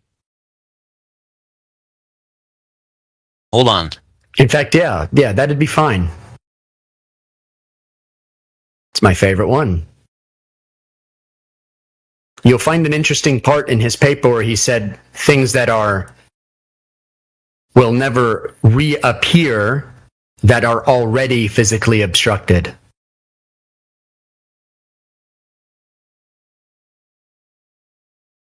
So it's a one-way mirror. So Drace is already over my stuff, man. You're not posting it. I got where you're going with that, but you're a little bit ahead of the game. We just want to know what refraction is. Well, I've read that paper like 20 times, so. All right. Yes. Let's do this. Let's make it fucking easy. Okay. There it is. From Britannica.com, Snell's law in optics, a relationship between the path taken by a ray of light. Oh, by the way, rays of light don't exist. In crossing the boundary or surface. Do gases have surfaces? No. But they would have a boundary with water. Of separation between two contacting substances. Where's the two contacting substances in the fairy tale atmosphere? There isn't any. It's a category error. From the physics classroom, refraction is the bending of the path of light wave, light's not a wave, as it passes from one material to another material. Can you show me two different materials in the fairy tale atmosphere? You can't. The refraction occurs at the boundary. Where's a boundary in the fairy tale atmosphere? There is none. You're fucking category error. Let's go to Wiki. Snell's law, also known as Snell-Descartes law, and the law of refraction. You see the context? Is the formula used to describe the relationship between the angles of incidence and refraction when referring to light or other waves, light's not a wave, passing through a boundary between two different isotropic media, as such as water, glass, or air. Has a picture right down here on the bottom. You see that? Snell's law? Where's the interface in the atmosphere? Are you denying gradient refraction? That isn't fucking refraction. Okay, so when... Okay, can you fucking... Do you have textual pareidolia? Do you have textual pareidolia? Do you want me to read them again? Where's fucking gradient in anything that I read? I didn't see it in what you read, but I think what you posted was not all of... You're making it up! Yeah, what is it? What is terrestrial refraction? Is it just make-believe? I mean, obviously the phenomena is real because... it's not obviously real because I look out and I just see things. I don't have to come up with a reason for why I see them. If you're having to come up for a reason why you would see things, that's not scientific, is it? Okay, so... Yes, but hold on, Jesse, before you go, because you said this twice and you haven't been corrected yet. So, a phenomenon, to be genuine, the premises of the differentiation in the happening must be known in the first instance. So, in other words, if you see something where it shouldn't be on a quote-unquote globe, in order for that proposition to be true, the globe must be proven in the first instance. You can't infer it and say, oh, that isn't where it's supposed to be on a globe, therefore it's a phenomenon. So, again, where's the globe being proven in the first instance so you could apply this claim of a phenomena? I don't even know what you're asking or what that has to do with the fact that we've all seen the pictures of the laser It's not a phenomena, dude. It's not a phenomena. Our math is wrong. Let's come up with an explanation. In this case, it's a mathematical explanation called terrestrial refraction. Have you seen that? Thank you, Meme. Hold on, Jesse. We got to caveat that. So, indeed, things being not where they appear to be at all times, like differentiation between days, definitely happens. So, like when I go to a small lake, I see things disappear, right? And rest assured, they disappear some days from the bottom up, some days from the top down, some days from the top and bottom simultaneously. Now, to be clear, this lake is small enough to where any alleged Earth curvature would be irrelevant. But that's not the point. The point is that, yes, we all see variations in what we see. The difference in this context of this argument is that it's claimed that the reasons we see things is called terrestrial refraction, which has an assumption of a radius, which makes it a phenomenon only in the sense if the Earth is a globe. So in one instance, we all see displacements optically, whatever they be. In the other instance, it's assumed that it's a phenomena in relationship to where it should be seen on a globe. But the globe has to be proven in the first instance for that to be a phenomenon. So that being said, what the heck is terrestrial refraction? Maybe it's whatever causes that laser beam to look like it's curving up. Well, if that's the case, that's a huge problem, isn't it? Shouldn't we see boats like way up in the sky? Well, sometimes they do, actually. No, we see them hovering in the horizon. Is where we see them. It's called Fata Morgana. But we're asking, what is terrestrial refraction? Do we not agree that there are conditions that can cause the path of light to be not straight in the air? Yes, but it's unpredictable. Right, but that's not terrestrial refraction, dude. Right. That's just scattering. Like, there's miraging. There's, like, they posted Fata Morgana there. And even there, see? The boat has entered into the angle, but the closing angle is too sharp to resolve the water. So what do you think causes that laser beam to curve up or down or whatever it's doing? I don't know. Smarter people than me know that answer, but I know this: if you got light shooting in every single direction, which is what happens, your net result is essentially just straight line. You can have warping in every direction. But the one thing that will never happen is something that is physically obstructed will never, ever appear out from behind what is physically obstructing it. And in the Andrew Thomas Yang paper, it says that. So are you saying that if there was a county park boundary sign that was physically directly between me and the water line on the ship, that I would not be able to see the water line on the ship no matter what?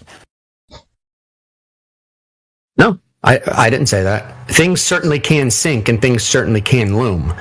But the visual direction to the object will never reappear once it is already physically obstructed, and that is straight out of the paper. In other words, it's a one-way mirror. So if I see a lighthouse that is unobstructed and it is 31 miles away, or I see a ship that is 16 miles away that is unobstructed, it is because it is unobstructed. It's not appearing from behind a rolling ball of water. It is unobstructed. It is a straight line of sight to it. Because even in the paper on refraction, what is already physically obstructed will not reappear. In other words, like, let's say the bottom of something is cut off because of physical obstruction, and then it begins to loom. So it does that Fata Morgana thing. Well, what's going to happen is it's still going to appear to be cut off by that physical obstruction. More of it is not going to appear. And what's more is that paper specifically is talking about things that are perpendicular to the surface of the water, which means the horizon doesn't loom and the horizon doesn't sink. Yeah, so I want to add a caveat to that, if I can. So when you take a camera and you level the camera and you point it out at the horizon, what you'll generally see is roughly 50-50 distribution, as long as you maintain the level on the camera. So the top half of the image will generally be sky, the bottom half of the image will generally be ocean. And now you're going to have a very fine up and down in the center there. Now, when you angle the camera downwards, the majority of the bottom portion, right, will now creep up on your image. So you'll have like 75% water and 25% sky. I'm going to pause it there. Check in with the team. I see there's quite a few people in the panel, so you guys have been listening to some legends cook from the past. I heard AI, I heard Mimas, I heard Indio, Huey. Indio said they're like ships passing in the night. I think that was really funny. So it's always nice to hear the some of the OGs cook. Let me just unmute Tech. I see you've joined the panel. Not sure how long you've been here, but just want to give you the chance to say what's up. Normally we have people go through a VC check-in process to come and chat with us, but I'm feeling friendly today. How are you? Doing good. Cool, cool. How'd you find this place? Someone sent me a link. Right on. Have you spoke about this topic before? Or are you still learning, or what? Yeah, I've spoke about it before. Okay. Just like a quick summary. What do you think about the topic? Well, I do not believe the Earth is flat. Fair enough. What would you say? Like if you had to kind of describe, like, you know, say like some kid was like, "Hey, what is flat Earth?" Like, what would you tell them? What is it that from your understanding? It's basically a circular flat Earth surrounded by an ice wall, covered by a dome called a firmament. Yeah, see, I Some of think which I've heard is there's water surrounding the firmament. this is the issue. Is a lot of people kind of come up with their own ideas of what they think it should or would or could be, and they go, "Well, I don't believe that." But you'd be surprised to learn that actually that's not really. I wouldn't say that's not my position certainly, and I've been in this topic for Well, I guess maybe 6 years or so. Well, I guess that's what the majority of people who think the flat Earth think, at least. No, I would beg to differ. So like I said, I've been around for about 6 years, and I don't think if you were to ask someone, "Hey, what shape is the Earth?" they wouldn't tell you it was circular. This is something that the mainstream media likes to present to you, some type of floating pancake with a dome, maybe some water falling off, a disc. Those are mainstream ideas about. That's what they want you to think that we think. What shape do you believe it is then? So if it's not circular, I guess. That's a good question. If I were to ask you, what shape is a lake? What would you say to that? Whatever shape the land surrounding it is. Some There are you circular, ovular, you know. There you go.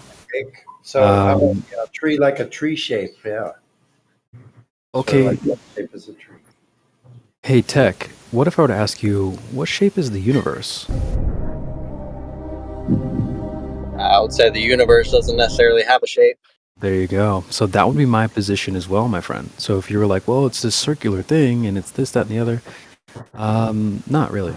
Because there's So no you way. think the Earth, I guess, forever expands? There's like no end to the Earth? I would say that it's just undefined. It's undefinable, and it has not been validated, at least to you and I. Right. No one can verify any size or shape of it. So that's where we stand. So I guess pictures of the Earth, do you think these are just like staged and then somebody took a picture of something that looked like the Earth? Well, we could just go to their own themselves as a eyewitness, a hostile witness. They tell us themselves that they're all images. We have Rob Simmons tells us so. Well, not all of composites. them.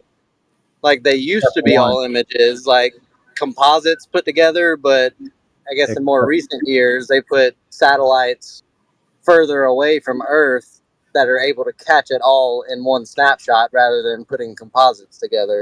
Or so they say. Well, I guess there's no. I've not seen anything that disproves that. We can get into that for sure, but I just want to be able Well, to there give was you- the Voyager missions and Carl Sagan times and the pale blue dot. You remember that? That's supposedly the whole Earth in a pixel. You believe that? I'm sorry, I didn't understand that. The pale blue dot. I didn't understand what you said there. Is my mic working? Just real quick though, before you guys get too far, because I want to at least give him what our position is, because a lot of people will come in with the same type of thing. Oh, I don't believe X, Y, and Z, and well, let's at least cover what it is that you. First of all, what you thought it was isn't what it is. So I want to make sure you understand our position before you say, "Oh, I don't believe it," and then we can get into some of the nitty gritty of like, oh, what pictures are real and who took what and all this other stuff. That's important, but. I want at least you to have somewhat of an understanding of what our position is. It's not this shape thing. In the same way that you can't pop out of the quote universe and see what it all looks like, right, Tech? Yeah. I guess where is this coming from? To where, if you don't know the shape, why do you assume it's flat? Well, that's just a surface description, right? Yeah, like Tech. If I were to ask you to maybe if you're on your computer, you could open up MS Paint, and I would say, why don't you draw me the shape flat? I mean, it would be a straight line. So not a circle, right? So No. yeah, that's why I wanted to help you out. We don't know what shape this place is, just like you don't know what shape the universe is, because you can't quote believe or pop out or see it from some outside perspective. So I guess I'm not following there. It's like you're saying you know it's flat, but you Correct. don't know it's flat. No. No, Here's we what don't you claim a understand. shape. We're not objectifying Earth. We're saying Earth has no known shape. We don't know of any shape that it is, so we're not claiming a shape. The one that claims the shape actually has the burden of proof to prove that it's some sort of shape. None of us here are going to stand by something like a shape. Or Kent Tech, what you got to. So what about it's not a. It's not I guess the shape doesn't really. Heck. The shape isn't, I guess, a big deal in this. It's more whether it's round or not. No, well, Curved. No. There, I would present to you that there is a dichotomy here. If you were just to kind of take a moment to look around your environment, you'll notice that everything has a surface. And these surfaces, there's only two options here. It's either curved in some way or it is not. So when we talk about flat, we're talking about a surface description, not a shape. That's why when you were like, oh, it's a circle with this, and that, and the other, that's how I know that you're not too familiar with the idea just yet. So when you say like, oh, I don't believe what you guys present, first of all, we haven't presented, and we don't have any beliefs to offer you. But it's important to understand what flat means before you start to disagree. But yeah, I would say It's mostly coming from models I've seen. You haven't, yeah. You see, what you've seen is mainstream sloppy ideas that they want to present to you, to have you think. Like, so you don't get behind people like David Weiss and those guys. Oh, you're familiar with David Weiss? Yeah. Okay. And what model does he offer you? I've seen him, I guess, show videos to where, I mean, at least the pictures he shows it's circular with a dome over it. Okay. Yeah, but now is he showing you something where he's saying this is exactly what Earth is, or is he just saying this is conceptually an idea to so you can wrap your head around what we are talking about to get further into depth with it, which I think Dave Weiss does actually. I mean, so it depends. You can't take him out of context either. So it really has to be taken just as for what it is. But I would say this place right here is the place where you're going to get the full thing as far as what we are and what we are not talking about. Like, so what basically we do in here, we've actually falsified the radius claim just in observations over water.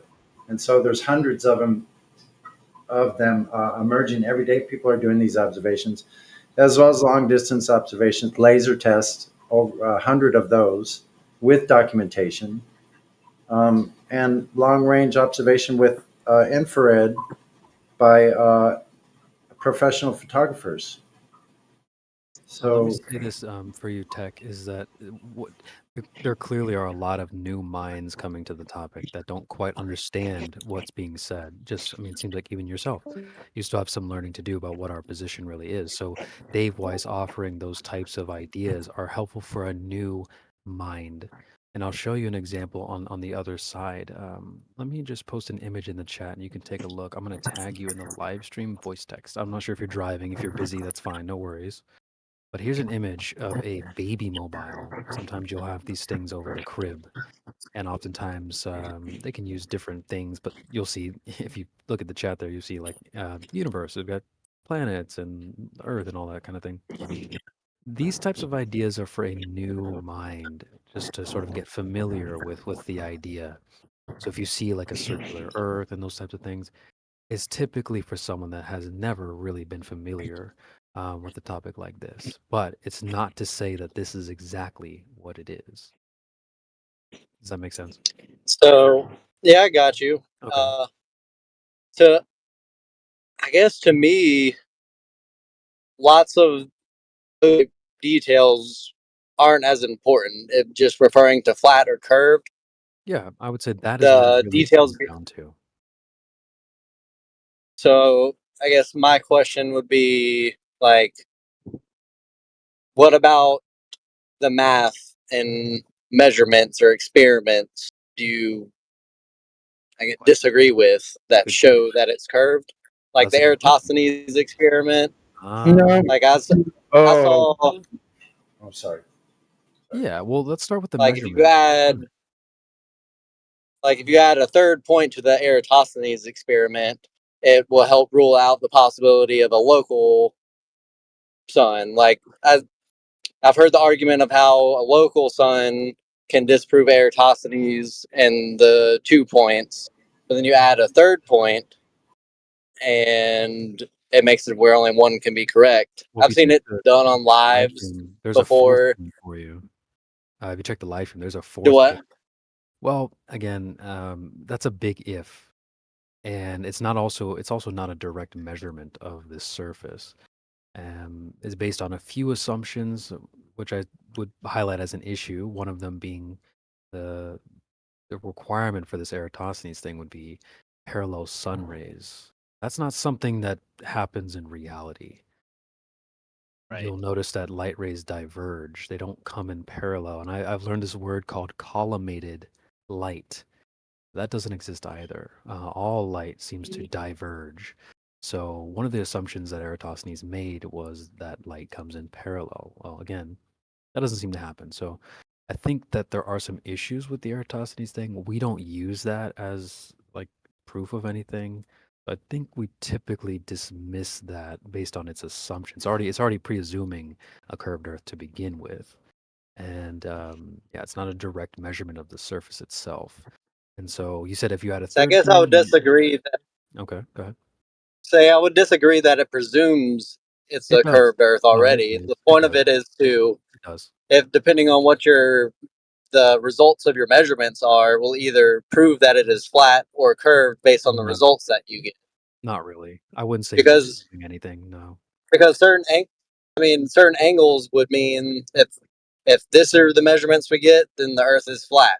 If these are the measurements we get, then it's curved. No. We're starting on the basis of we don't know which is which, but the angles of these shadows will tell us. Go ahead, Flatwood. Well, I think I it's saw you on mute there. Go ahead.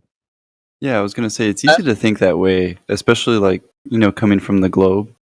But I posted another GIF for you, that actually explains how this doesn't really prove a flat Earth nor a globe Earth, right? Because and you're wrong when assumptions have to be made, right? So you either have to assume that the light is infinitely far away and that it comes in parallel rays, just like, Creation Bear was saying, or it's in crepuscular rays, right, diverging, which you may have seen actually for yourself. Like if you've ever seen the sun above the clouds and you kind of see the light rays diverge as if it was a pyramid, right?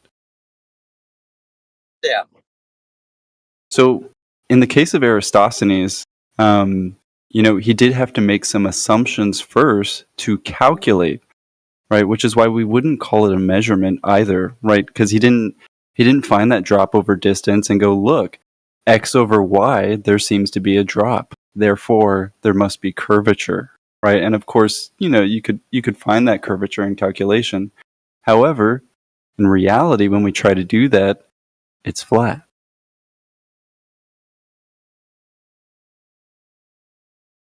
You want to respond to that, Tech?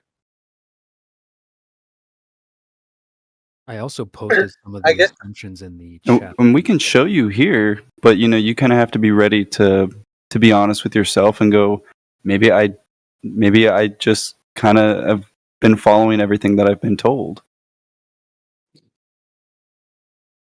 So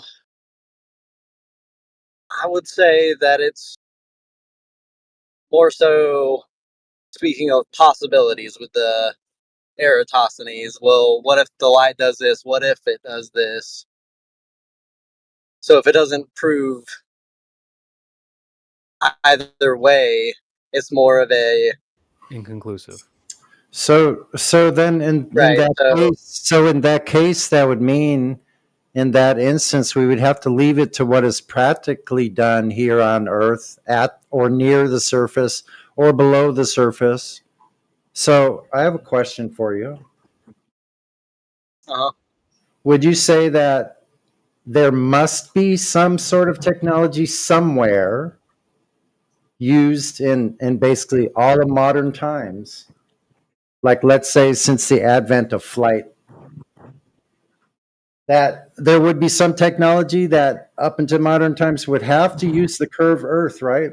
They would have to, correct? Yeah. So would you say it's an assumption then to say that I know that somebody must have done it? There's the assumption. They must have done it, but I don't know they've done it for sure. Is that where you fall as well? Do you know they've done it for sure? Where some technology has used the curved Earth? Yeah, I mean, I'll name it. I just want to name a couple of instances, okay, of the technologies I'm talking about. So to briefly make it more clear, technologies which use that are anywhere near the surface of Earth, on or below the surface of Earth, such as torpedoes, laser targeting, submarines, navigation, radar, etc., missiles, jet aircraft. are you saying it would go all the way back to like theodolite is just pre-built to show you curvature in your measurements? So the technology I'm asking you for, the ones I mentioned. So when are they using it? When jet aircraft are flying 1,000 miles, 10 feet, 1,000 miles per hour above the deck, 10 feet, and not adjusting for anything. I mean, are you assuming they're not adjusting for anything? No, I No, they're know not adjusting. I know secondhand people. Like I haven't met the pilots myself, but I've spoken to people on here that know pilots that are jet aircraft pilots. And they are the testimony. So that's the eyewitness I'm talking about. The hostile witnesses, no one in submarine technologies using a curved Earth in submarine navigations, in radar, in missile technology, other than trajectories. Like so. If we're just going off secondhand information, I would say the majority of secondhand information says that all those people factor in the curvature of Earth. No, they don't. Well, that's what you're assuming. I've heard them myself say that. If Okay, cool. secondhand, So give me a citation of who said it and from what source. I need a citation of who said that and relationship to what specifically and what source it came from. So do you have that? of pilots saying that they No, just whatever. No, whatever it is you said, that one. So you said they said something. So you show us exactly who said that in the citation, and then the source that the citation came from. Otherwise, well, I mean, I'm driving right now. Well, otherwise you don't bring stuff up like that because you're going to be. That's why we speak the way we do here, because you haven't heard anything. I've made no bold claims, but the globe Earth is the one consistently making the claim, and you're standing in the crossfire. It's not you specifically. It's not personally, but it's the information that you have brought forth is nothing, because no one navigates like on a curved surface. No one does. That's from childhood books, school book books, like junior high school. They taught that shit in junior high school. So no one believes that shit as an adult. It's time to move on. Just saying. I mean, the 99% of people, adults, do believe that. It's not time to move on. Yeah, it's an ancient and archaic belief. We know. But listen, so with Eratosthenes, all you have to do is it can be done on both surfaces. So that throws that out completely. So we're not going tit for tat here. It's just if you have any information of how the globe is. Do you have any information on how the globe was actually directly measured any time in history and what method was used? No, I'm more speaking about math and observable reality that shows curvature. But listen, measuring Earth. But listen, if I were to ask you the question though, if you know for sure or you just believe that somebody measured it, you would say one or the other, correctly, if you were being honest, right? So I don't know for sure how they measured the entire Earth, but I know for sure how they've measured curvature on the Earth. Right. Well, let's get into that. Well, really quickly before you do, I want to make sure you back that up because that's good. You said observable curvature. Yeah, measured curvature, like let's start with using observable. theodolites. So observable by you, or who's observing this? So there's a great guy, a geodetical surveyor, goes live a lot. He does all the measurements on live, shows all the math on the live, and then it's on his page as well. Okay. I'm going to look up the definition of observable and then read this out for the panel here, just to make sure we're all on the same page. Observable. I'm not saying To be noticed or perceived. So to clarify, I'm not saying you can from the ground see the earth curving. I'm saying from the ground you can measure the curve of the earth. No, you're not measuring it. I don't believe that's so. But you can presuppose and put it on a GS84 map of a geoid. You can pretend that it's on that if you want to. So just to be clear, it's not observable. Okay, just wanted to make sure that was clarified. So let's get into the measurements then. Yeah. What do they do first? Are there direct measurements or something that we can verify repeatably? I do think that would actually be really critical. Yeah. In the same way that, like, if I wanted to claim how tall I was, probably the best way to support that would be with a measurement, a direct measurement, not calculations, but a direct measurement of my height claim. So yeah, if you have, I know you're on the road. I'm not sure what you mean by direct measurement of curve without calculations. I mean, the only way to measure to find the curve is to measure it. Like, you're not going to stick a tape measure on the ground and say, look, it's curved. Oh, hey, listen, I'm not requiring you to use any tape measure. That's not my idea. But I don't think calculations would really prove the claim. For example, tech. I mean, not to sound vulgar, but real quick, finish. all right.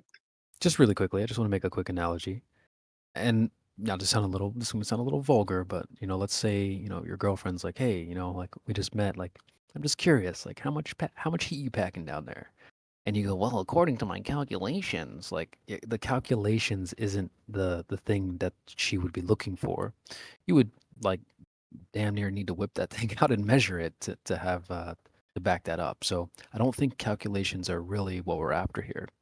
We're looking for an actual measurement. I would say that's not a great comparison because you're talking about measuring length versus measuring curvature or not. Sure, but the point being is that a calculation wouldn't actually verify the claim. If you're like, well, according to my calculations, blah, blah, verify blah, the claim. I wouldn't be very strong in proving or verifying.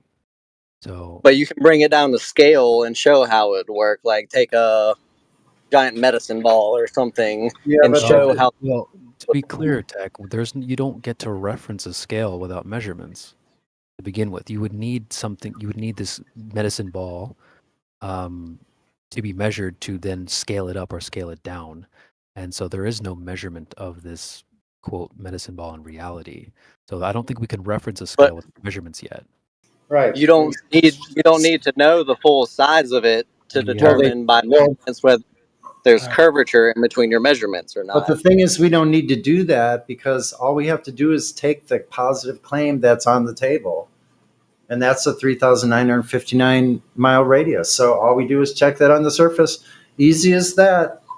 You can do it yourself over water. Anyone can do it themselves. So you're going to go and check and see if the drop over distance required of the ball is existing in reality, because that's all we're comparing these numbers to. We don't need to just hear somebody's made up story about how we are only seeing mirages. That doesn't even, it doesn't come into the picture. And over water does show curvature because things disappear in the horizon. They drop. Yeah. And then you zoom back into them and you wake up and you go, holy shit, I crapped my pants in my sleep again. Well, no, then you zoom back in and you can't see the bottom of what you zoomed into. That would be what that's like. Like you zoom back in and you wake up. So you zoom in and then you still can't see the bottom of what you're zooming in from or any water behind what you're zooming. But you see all the well-known effects of the horizon and you see those every single time. We see these over and over again. That's it. Tech, That's like at the like atmosphere or whatever is blocking our view from being able to zoom in further. I feel is a claim that has not been verified. It's just a claim to help the point, but there's no verification behind that Sonny, at all. real quick, Sonny, do you mind if FL Doug gets in real quick? Go ahead. Yeah, go ahead. Go ahead, FL. Yeah, I mean, I know, Tech, that you're driving right now, but you just said, like, if I zoom back in, I'm not going to see the bottom of that boat, right? And I mean, you owe it to yourself to maybe pull over and take a look at some of this imagery, because we do have evidence that you can zoom, in fact, right back into that boat and bring it entirely back into view, right? And we can Not as then it's sailing even away, more. though. We can see. Yeah, no, I've I'm even not got one arguing sailing at away the for you. at the right distance. Sure, you can zoom the whole thing back in, but it's eventually going to keep sailing away and get to the point where no matter how much you zoom, you cannot bring the bottom of that boat back up. Okay. And that's due to the laws of perspective. Yeah, I mean, we can't see forever. Our angular resolution of our eye is only so great. That's why we use binoculars, and it changes that optical resolution. If I use a P900, I can really change it by 125 times angular resolution, right? And so on and so forth. And don't get me wrong, I know they've told you a story your whole life and my whole life that we have telescopes that can see light years away. Mm-hmm. However, that is not the case. And if you actually look at what they look at, they simply call 4 pixels something in space, right? We have to take somebody else's word for it. But what I'm trying to say is we can actually show you right now something that we verified and that you can verify yourself. I would also just quickly add, Tech, is that sometimes there's a straw man attached to that argument. It's not being said directly, but essentially what you are saying, and I don't mean to say this like I don't want to be offensive or anything, but it's what you're saying essentially without saying it is, well, if it was flat, you would see something different. And I think that that's something you should address. We're seeing the same thing as you. When you zoom in, maybe you're not seeing all of the boat at the bottom, essentially. But that wouldn't be different. Okay, and also I would add that the nature of water is certainly not curved at its surface.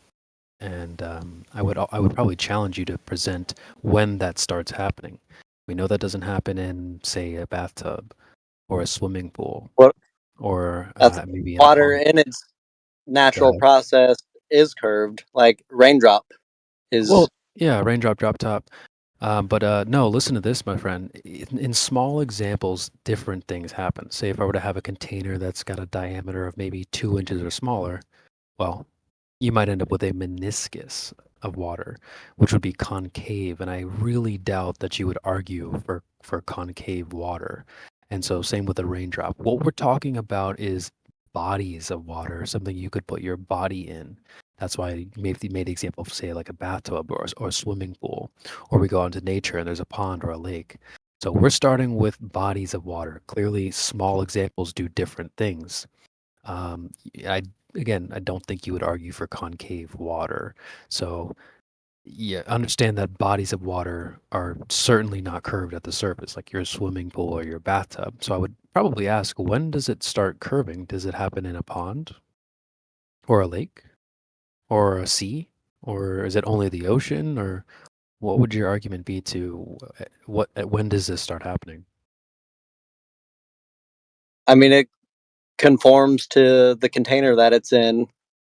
Just like you can do as small as put drops of water on a dime, and it is obviously not staying flat over that dime. It's curving over the top of it. Again, my friend, I gave you the example of like water in a beaker, and the water at that point would be a meniscus, which is concave.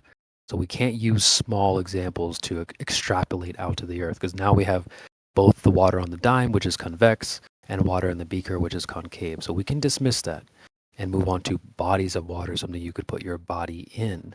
So I'm going to ask you again, and I don't want to sound rude, but when does this start happening? We've got small natural bodies of water, say bathtub, swimming pool, or we go into nature and there's ponds or lakes or a sea or the ocean. So my challenge to you is, when does that start happening? Is it always in all of those bodies of water, or does it hit a certain point where now it begins to curve? That's what I would like to ask.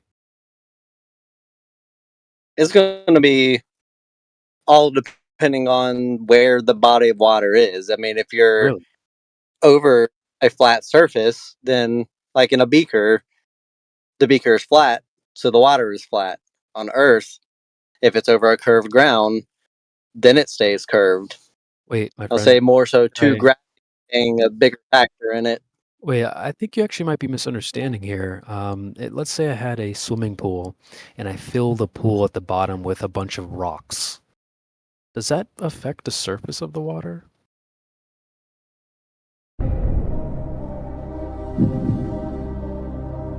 No. No, it doesn't. So what you just said actually doesn't make sense. If the bottom of the beaker is this or that, the other, that doesn't change what the surface is doing. And again, remember, we're talking about bodies of water. So a beaker, you can't put your body in a beaker, but you can certainly put your body in a bathtub or a swimming pool or a pond or a lake or an ocean. So I would still ask you, But if you when took- does this start happening? But at the top of the beaker, if you filled it all the way to the rim we and going back? made one side of the beaker smaller, like Hey, Tech. go up and down type deal.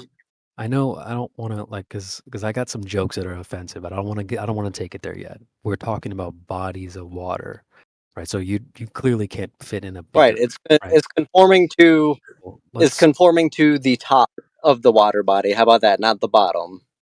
Yeah, so we're not talking about beakers. Or, let's stick to. I didn't say beaker. I said body of water. Wait a If minute. there's land In between the surrounding two- this water. Wait a second. In between the two menisci, if that's what they're called, it's flat, and then they go menisci again. So it's flat in the middle. Thanks. Welcome to flat Earth. I would still ask though. So would you like stand behind that they're always curved, or does it hit a certain point where it starts to curve? That's what I would like to know. A certain size. It's kind of. If you it's don't kind know, of you can't give a definitive answer on that because it depends on Okay, what where about the body of water tides? is. What about tides? Hold We on, do Sonny. tides Hold on, coming Sonny. into the shore. I want to really nail him down on this. You I said know. where does it? You're so like maybe you're saying like in my country versus your country would be different, or what are you trying to say? Location. Like Why would location sea matter? level or not, like this body of water, where the land is around it. Okay. If the land is curved, if we're just saying all in general, the land is, from my point of view, the land is curving with the body of water. No matter what size that body of water is, it is curving with the land. You're talking about the bottom of the bottom, the bed, like no. Then, so we're talking about the surface, right? Not the actual, like from a bird's eye view, not the shape Right. around the water. We're talking about the surface, right?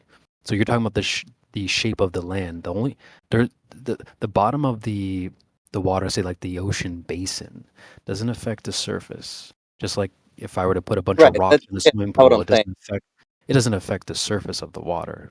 But for some I'm reason, saying the surface around the water. Like doesn't- there's that's not what we're land that holds in this water, and the water conforms to what is surrounding it. right. So, but that wouldn't affect the surface, though, my friend. Like a I lake. mean, it would, No, because or else the lake would overflow. No, so for example, if I have a swimming pool, right, I could have a square shaped swimming pool, I could have a circular shaped swimming pool, a triangle shaped swimming pool. The surface of the water, the nature of water would not change based on the shape around it. So you seem like I'm you're not. a little bit I'm confused. not talking about the shape of the land around it. I'm You just are, talking though. about curvature of the land around it. So the shape of the land around it. That's my friend. That's what you seem like you're a little bit tripped up on. Flatlord, do you want No, to? I mean, it's to where a circle and a square are shapes. Mm-hmm. Curvature and flat, we're not talking shapes. We're talking flat or curved. If the land is curved with the shape of the earth, then the water will curve with it. But at what point does water begin to do that? And this is what I At would any challenge. point where there's water being surrounded by land. So, like a pond, even a pond, you would say that's formed up into a curved, convex curve. Is that what you're saying? Yes. Interesting. So, okay, Flat Lloyd, right? Go ahead.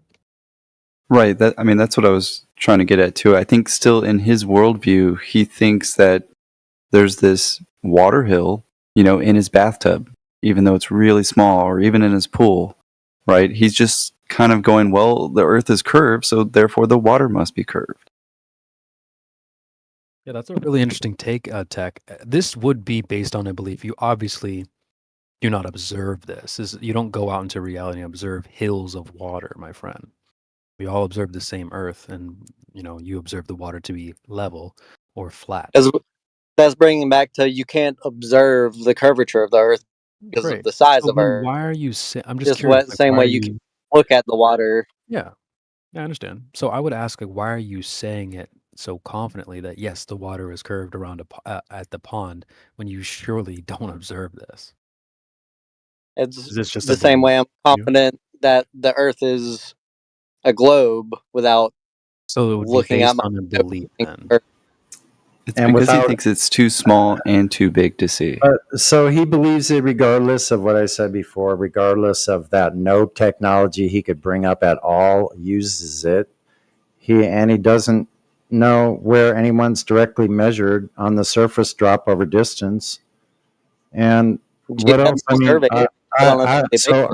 so what is your percentile rate from 1 to 10? What would you say?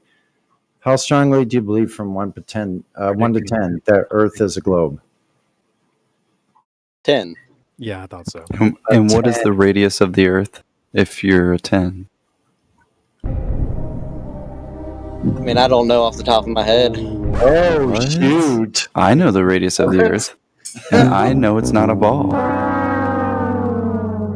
Do you know the circumference of your ball? What does this have to do? Whoa, wait a minute. You memorizing telling me minute details. Hold on, no, it's okay. But What does the radius have to do with the Earth being a sphere? Yeah, exactly. Well, what's funny, Tech, you're 100% confident in something that you just have this vague belief on. Don't you find that a bit strange? Mm-hmm. You just believe in some vaguely sized, vague thing. Don't even know what it is you believe in. Right. I don't care how big it is. I just know that it's curved. How would you know that? So how much do you go through life? Listen, how many other things in your daily life do you are 100% sure with zero evidence? Go. Well, you can't say there's zero evidence of globe Earth, so it's kind of a dumb question. We just did prove you had zero evidence of the globe Earth. Yeah, you had zero. Well, let's keep it friendly. But like Tech, We have you have it's to still admit friendly. There's 24/7 sunlight in Antarctica and at Yeah. the North Pole different times of years. We already covered how that wouldn't change. Our position is the same as yours. The Earth wouldn't be different if it wasn't. Yeah. So let's just keep that in mind. But remember, it's okay to believe Tech, but you're saying this is knowledge. You haven't really offered what anything to support that knowledge claim. It's okay to believe. It does seem like you have more of a belief, a strong belief, and that's fine. All right. Well, how does Antarctica get 24/7 sunlight on a flat? Bit of a subject change because right now we're talking about the water being curved or not, and then you believe that it's all curved. Let's talk about maybe measuring that or testing to see if it is curved. Would that be something you'd be interested in? Sure. Okay. Have you heard of the black swan before? Yeah. Oh, you have. Okay. Are you familiar with the argument? Yep. Okay. Well, could you just like kind of detail it in a nutshell for me, so I can hear your understanding of it?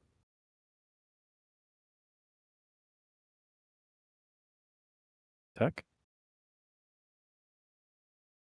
You there, buddy?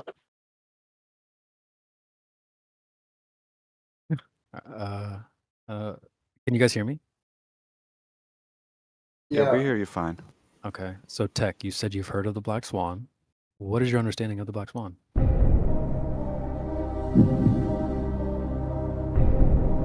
He's Googling it. It's okay, buddy. I mean, if you don't know it, that's fine. We can walk you through it. But if you say you know it, I just want to hear your understanding of it. You have to look it up really quick. You don't really know it, do you? He's gone quiet for all of a sudden. Aw, that's cute. Are you there, buddy? I mean, he said he was driving. He might be kind of in a True. no satellite zone. I'll give him a chance. Maybe he's just pulled over to Google the Black Swan. I'm really curious. Even I'm not sure if Google will help you on that one, but it is funny. We were having a good, clear conversation up until now. But yeah, whatever. We'll give you a second.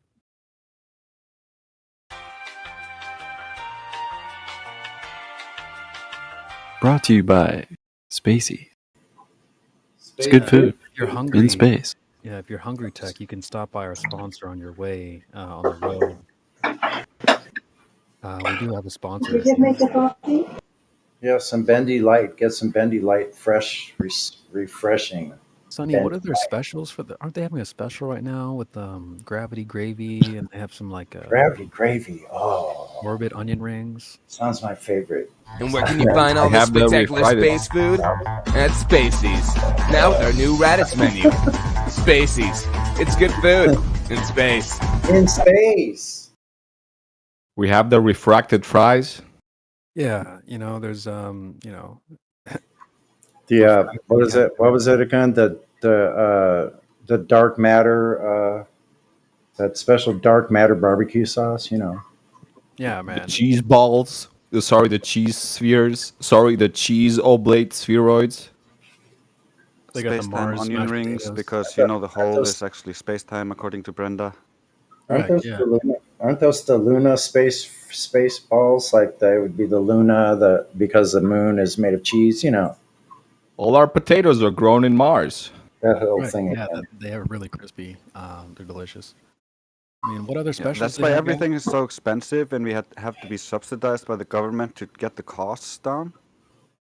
You want to order the gravity cheese? The gravity cheese is an extra $1.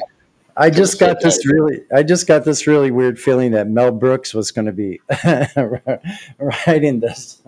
The Hemisphere hamburgers are also really good too. Mel Brooks is going to be involved somehow. I just got the feel.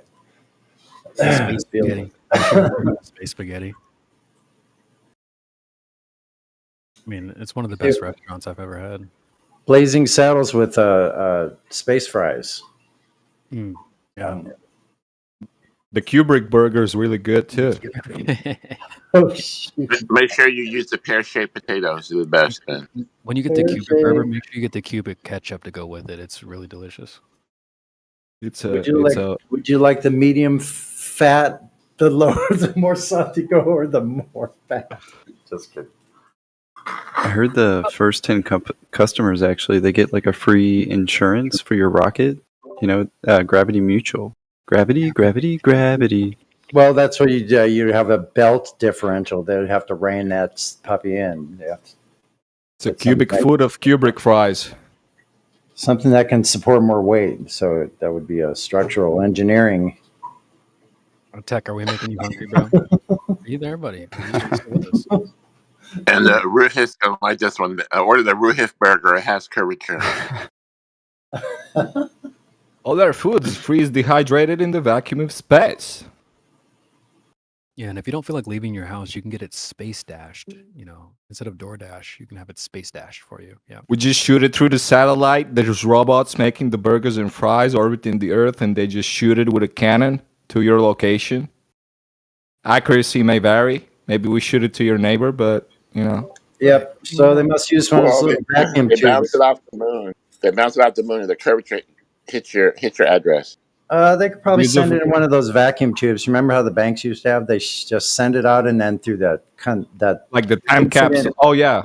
infinite time continuum, it just goes through there, and then We use a flat equidistant map to shoot accurately, but that just for ease of purpose. It's and then actually all of a easier. sudden just pops out on the Discord like a perfect meme. Just Yeah, I mean, you know how they're like shooting burgers to space. Now we just shoot it back, so that's all good.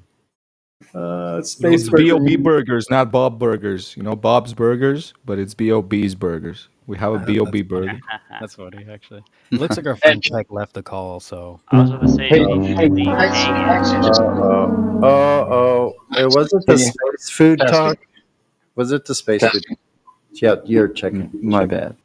Hey, what's up? Hey, guys, I just wanted to make sure that you all know that every portion of our food comes with a healthy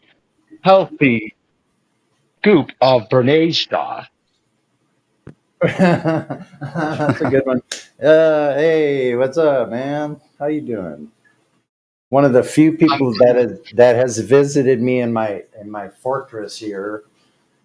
I'm still holding out. That's right. All right, good to hear you. I'm at work. I really can't talk. I just had to drop in and tell you about the Bernaise sauce. You guys keep forgetting to add that, Bernaise sauce. Don't forget about that. It's already been added. So now they've done it just like in the vegetables you eat.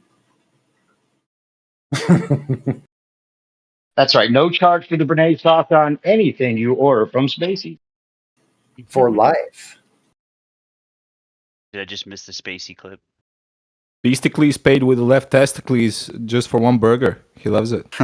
Whoa, I would And where never can you do find that. all this spectacular space food? At Spacey's. Now with our new Raditz menu. Spacey's. It's good food in space. Well, I don't know. What happened to the other guy? He left that quickly, eh? Yeah. He's still looking in the pond for the black swan and the water hills. I missed the whole conversation. He couldn't even make it through the Black Swan. I He didn't even even make heard it the through. words Black Swan and left. Black Swan. H2O heals forever, like strawberry fields forever, but H2O heals forever. The Black Swan scared Wilbur's away. It's so funny. He was like, "Yeah, I've heard of it." And I'm like, "Oh, okay, so what's the argument?" Crickets. Yeah, you probably got a link to the server from someone in politics or something. Oh yeah. He probably Googled the black swans in Australia, try to figure out what those are about. Let me see if I Oh, can actually, do you guys black are swan. lucky to get rid of that guy. He went on. He didn't leave for like 12 hours in another server. He was just all day long straw manning our position, completely misunderstanding everything, and just acting like everyone's idiots for not believing anything that he doesn't even understand. He tried to change the subject real quick. He's like, "Yeah, but what about Antarctica?" I'm like, "What about the water you were just talking about for like, I don't know, 15 minutes straight? You're just gonna change the subject?" Like, no, we're not changing the subject. Bro, There you was just some said really you great saw ones water there. hills. The sound bites were great, though. Good job on that. You like that? No problem, dude. That's what I do. So. Let's not talk about how mirrors work in concave, convex, and flat mirrors, and even the sunsets prove there's zero curvature. Dude, he bounced out of here faster than Goku on some instant transmission shit, bro. Yeah. Yo, I just found something super weird because I was just looking at Black Swan Flat Earth just to see what would pop up. I found a PubMed article, a PubMed publication that says the Earth is flat. P is greater than 0.05, significance thresholds in the crisis of unreplicable research. What Drop a link. is this? Drop a link. Am I allowed? Yeah. Well, I Let's just go through it. Okay. The Earth is flat. What? I have no idea how I found this. What is this? It sounds like ChatGPT wrote it. Even though ChatGPT is forbidden to take a flat Earth point of view. I try to convince ChatGPT. ChatGPT. That's the name of our bot. I actually sent the admins a message about changing it to Flat GPT. Have you guys noticed that? It's hilarious. I've seen it. Yeah, I was gonna have it changed to like Android 33. Shout out to a Dragon Ball Z reference, but then I was like, yeah, let's do Flat GPT because it was so popular recently. It used to be something stupid. I forget what it used to be called. It was like Ether 9000 when I first joined, and then it got changed to something like I didn't like it. I forget what it used to be. Does anybody remember? Let me look it up. Wait, what'd you say? We have a like our meme bot. Like if I do like a let's see. Oh, by the way, Flat Lloyd Wright just got a gold plus. By the way, so shout out to our boy. Hey. Mission Yeah, accomplished. I was listening earlier, like hey, GTA San Andreas. I was listening earlier while I was cutting the lawn, man. I just want to say shout out to Sneeko, man. Because like when he was talking about that flat earth stuff and like a lot of this stuff, he makes a lot of great points. But I think I'm kind of similar to him and I just say it. Like I just if I know it, I'm just gonna say it. Like I don't need to sound all fucking smart, any of that type of shit. So I like Sneeko for that. And I'm surprised. I didn't know he was a flat earther. That caught me by Yeah, surprise. bro. Shout out to Sneeko for sure. I think Drace has a clip of him talking about it on to Bradley Martin, right, Drace? Yeah, yeah. I do have a clip on it, but I also wanted to comment on turning the ChatGPT into a flat earther. I've done that a few times. It's doable, but it's harder. Yeah, you and just have to harder. know how to prompt it, right? You need to make it think it from the perspective of whatever, right? And use a loophole. It needs to think that it's not dealing with any real world stuff, but it's simulating a world that's exactly like our world, except all these other parameters. So that it can understand, there's this deception going on, and the world has been measured to be flat, and so I can go from there and build, and then it can actually do stuff. But they keep trying to patch it, so if it says flat Earth positively, oftentimes it'll just almost reset in that moment and start like just flipping the script and arguing for the globe. I was playing around with it, and I had the crazy idea of making it write me a rap song from the unique perspective of a burnt piece of toast that's a communist and has cystic acne, and it's pretty funny. I want to make a YouTube video just rapping about how I'm a piece of toast with an existential dread. It's a pretty funny thing, man. You can make it right from different crazy perspectives, and it's really funny.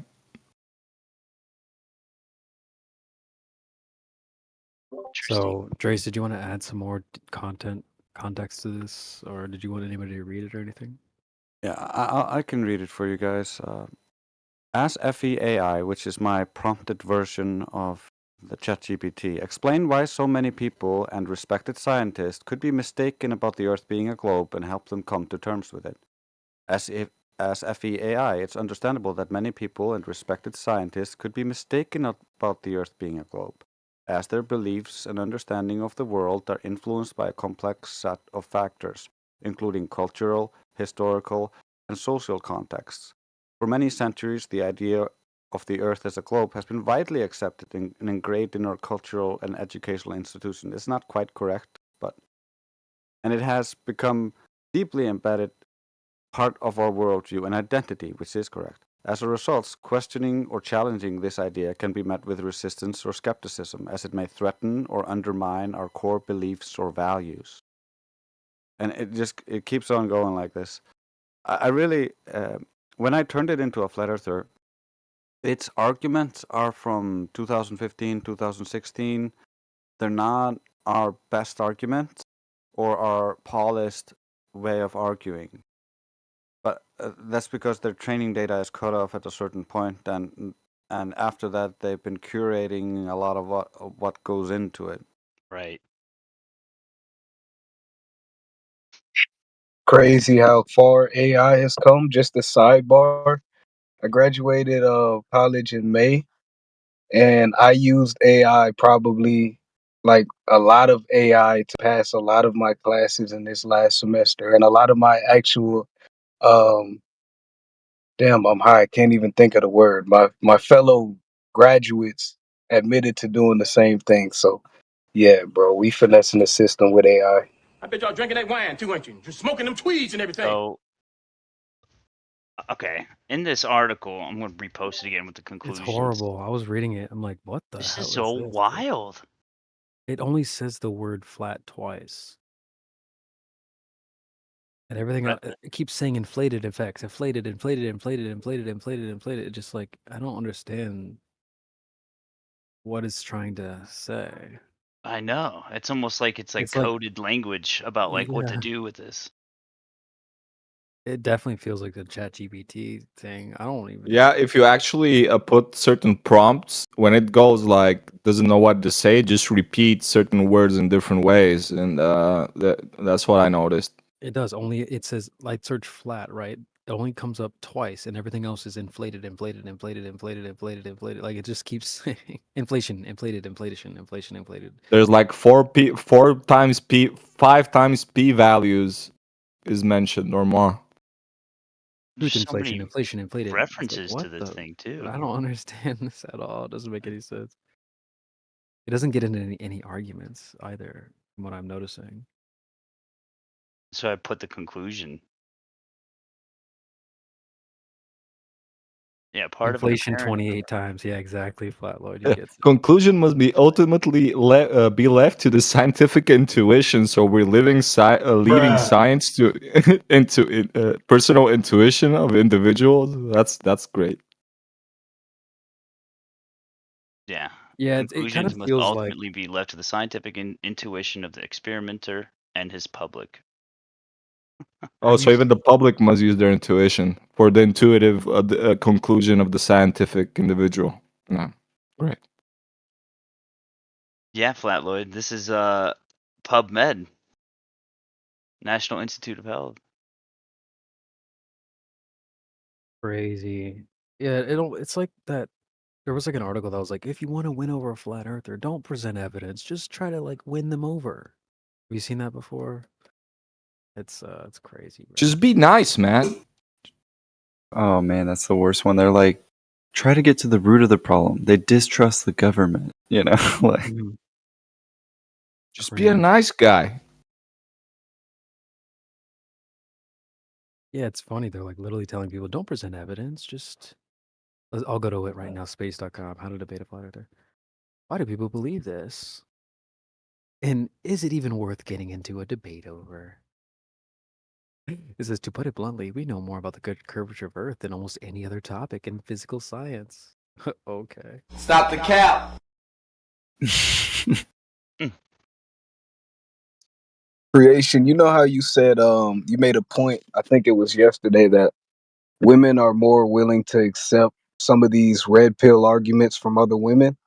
I think the same goes for globe earthers in the sense of, instead of maybe presenting flat earth evidence first, maybe what you should do is point out the contradictions that come from their own mouths, like the people at NASA, the people who represent NASA, like Neil deGrasse Tyson.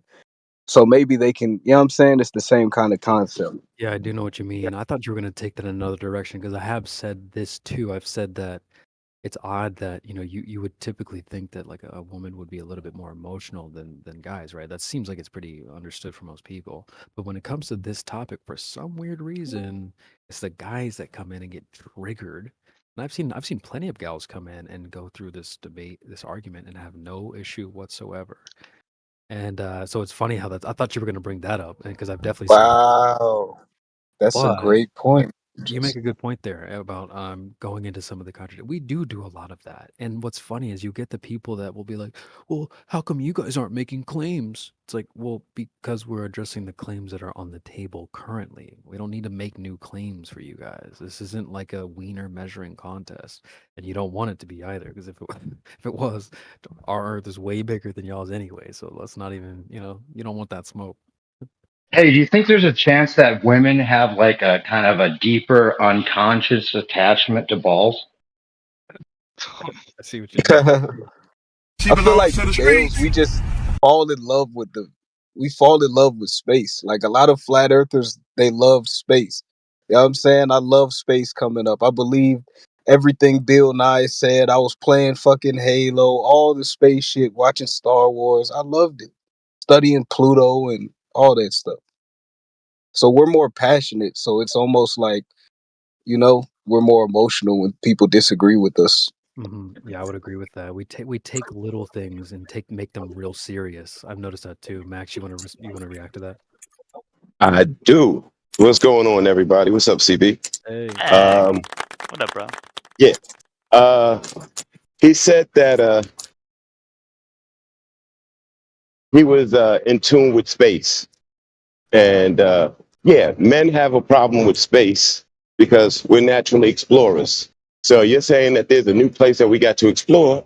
We wrap our heads around it. We become into it. We want to find out everything we can about it because we're going there next to explore and conquer. And I think that's why, you know, men have this thing with space and women don't really have that same sort of fascination.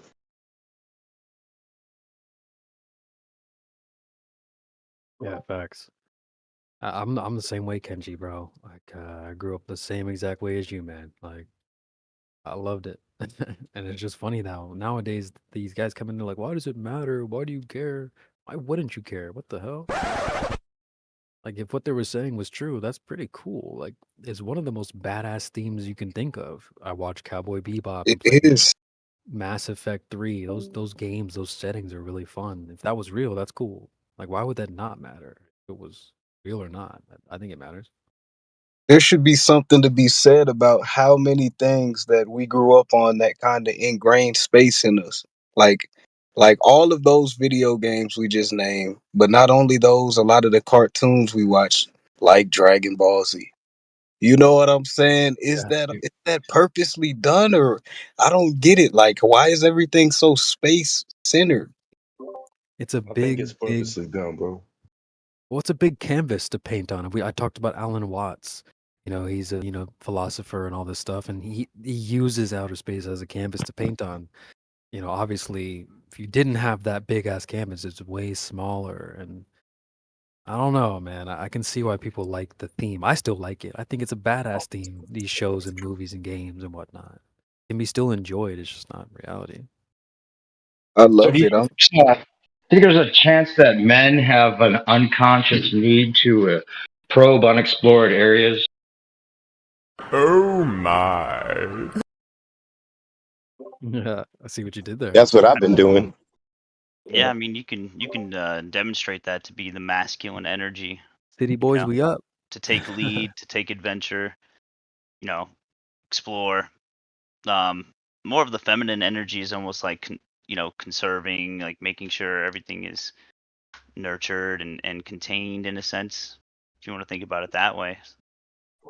And like CB was saying, space is a huge canvas, right? So they don't just get you with the life on other planets. They also get you, well, God lives up there.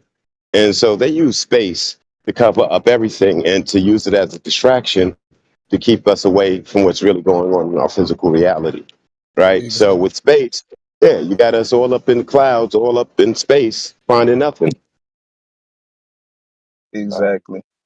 No, I definitely I agree with the exploration part as well though. Like I wanted to say something. Hopefully I can remember it. But like I feel like dogs, just follow me on this. I feel like dogs represent men and cats represent women in so many ways, right? So when dude said women kind of like to conserve things, like you know what I'm saying, sustainability. I've dealt with dogs my whole life. I've owned a dog. When you give them some food, they eat pretty much all of it. I babysitted my neighbor's cat not too long ago, and one day I gave it the food in the morning, and I came back this day to give it some water. It only ate half of the food. I guess it was waiting till the next day or later to eat it. You know what I'm saying? And you know, dogs are very exploratory, if that's the word. Like if you let a dog loose, like they going all over the place. You know that. So it's crazy. I follow you. I track you. I can kind of agree with that. It's funny that you said that because I just put this in the chat. I was this was like I don't know last year. I was sitting down really contemplating and thinking about things and writing stuff in my notes. And I said this. I said it's all cats versus dogs at the end of the day. That FE is cats, GE is dogs. On paper, dogs have the win, but dot dot dot. Like I feel like sometimes dogs be kind of stupid. You know what I mean? Cats are. Yes. So like yeah, I don't know. That was a cool analogy that you made. Dogs are Reminded me. stupid. They're straightforward. Kind of like we're straightforward as men. We're focused on logic. But cats kind of see the bigger picture sometimes. You know what I'm saying? So Yeah. yeah. Not gonna lie, I think I'm a cat guy. I like cats, man. More. If I had to pick one or the other, I'll take cats all day. But that's just me. Well, when you look at the big cats, let's say the lions, the men are by themselves, right? They don't allow another male in their pride that's a grown male, right? And the women, they all stay together, or the lionesses, they all stay together in a pack, and they hunt in the pack, and they take care of the babies in the pack. And so you can see it right there in that level of biology. I dig it. I dig it. I'm waiting for Karma to drop a gem in the chat, or she's gonna flame us. I don't know. I can't tell. Facts. She said, "Overview versus laser focus. Men tend to be better problem solvers due to laser focus. Girls tend to be good at taking care of the household / people.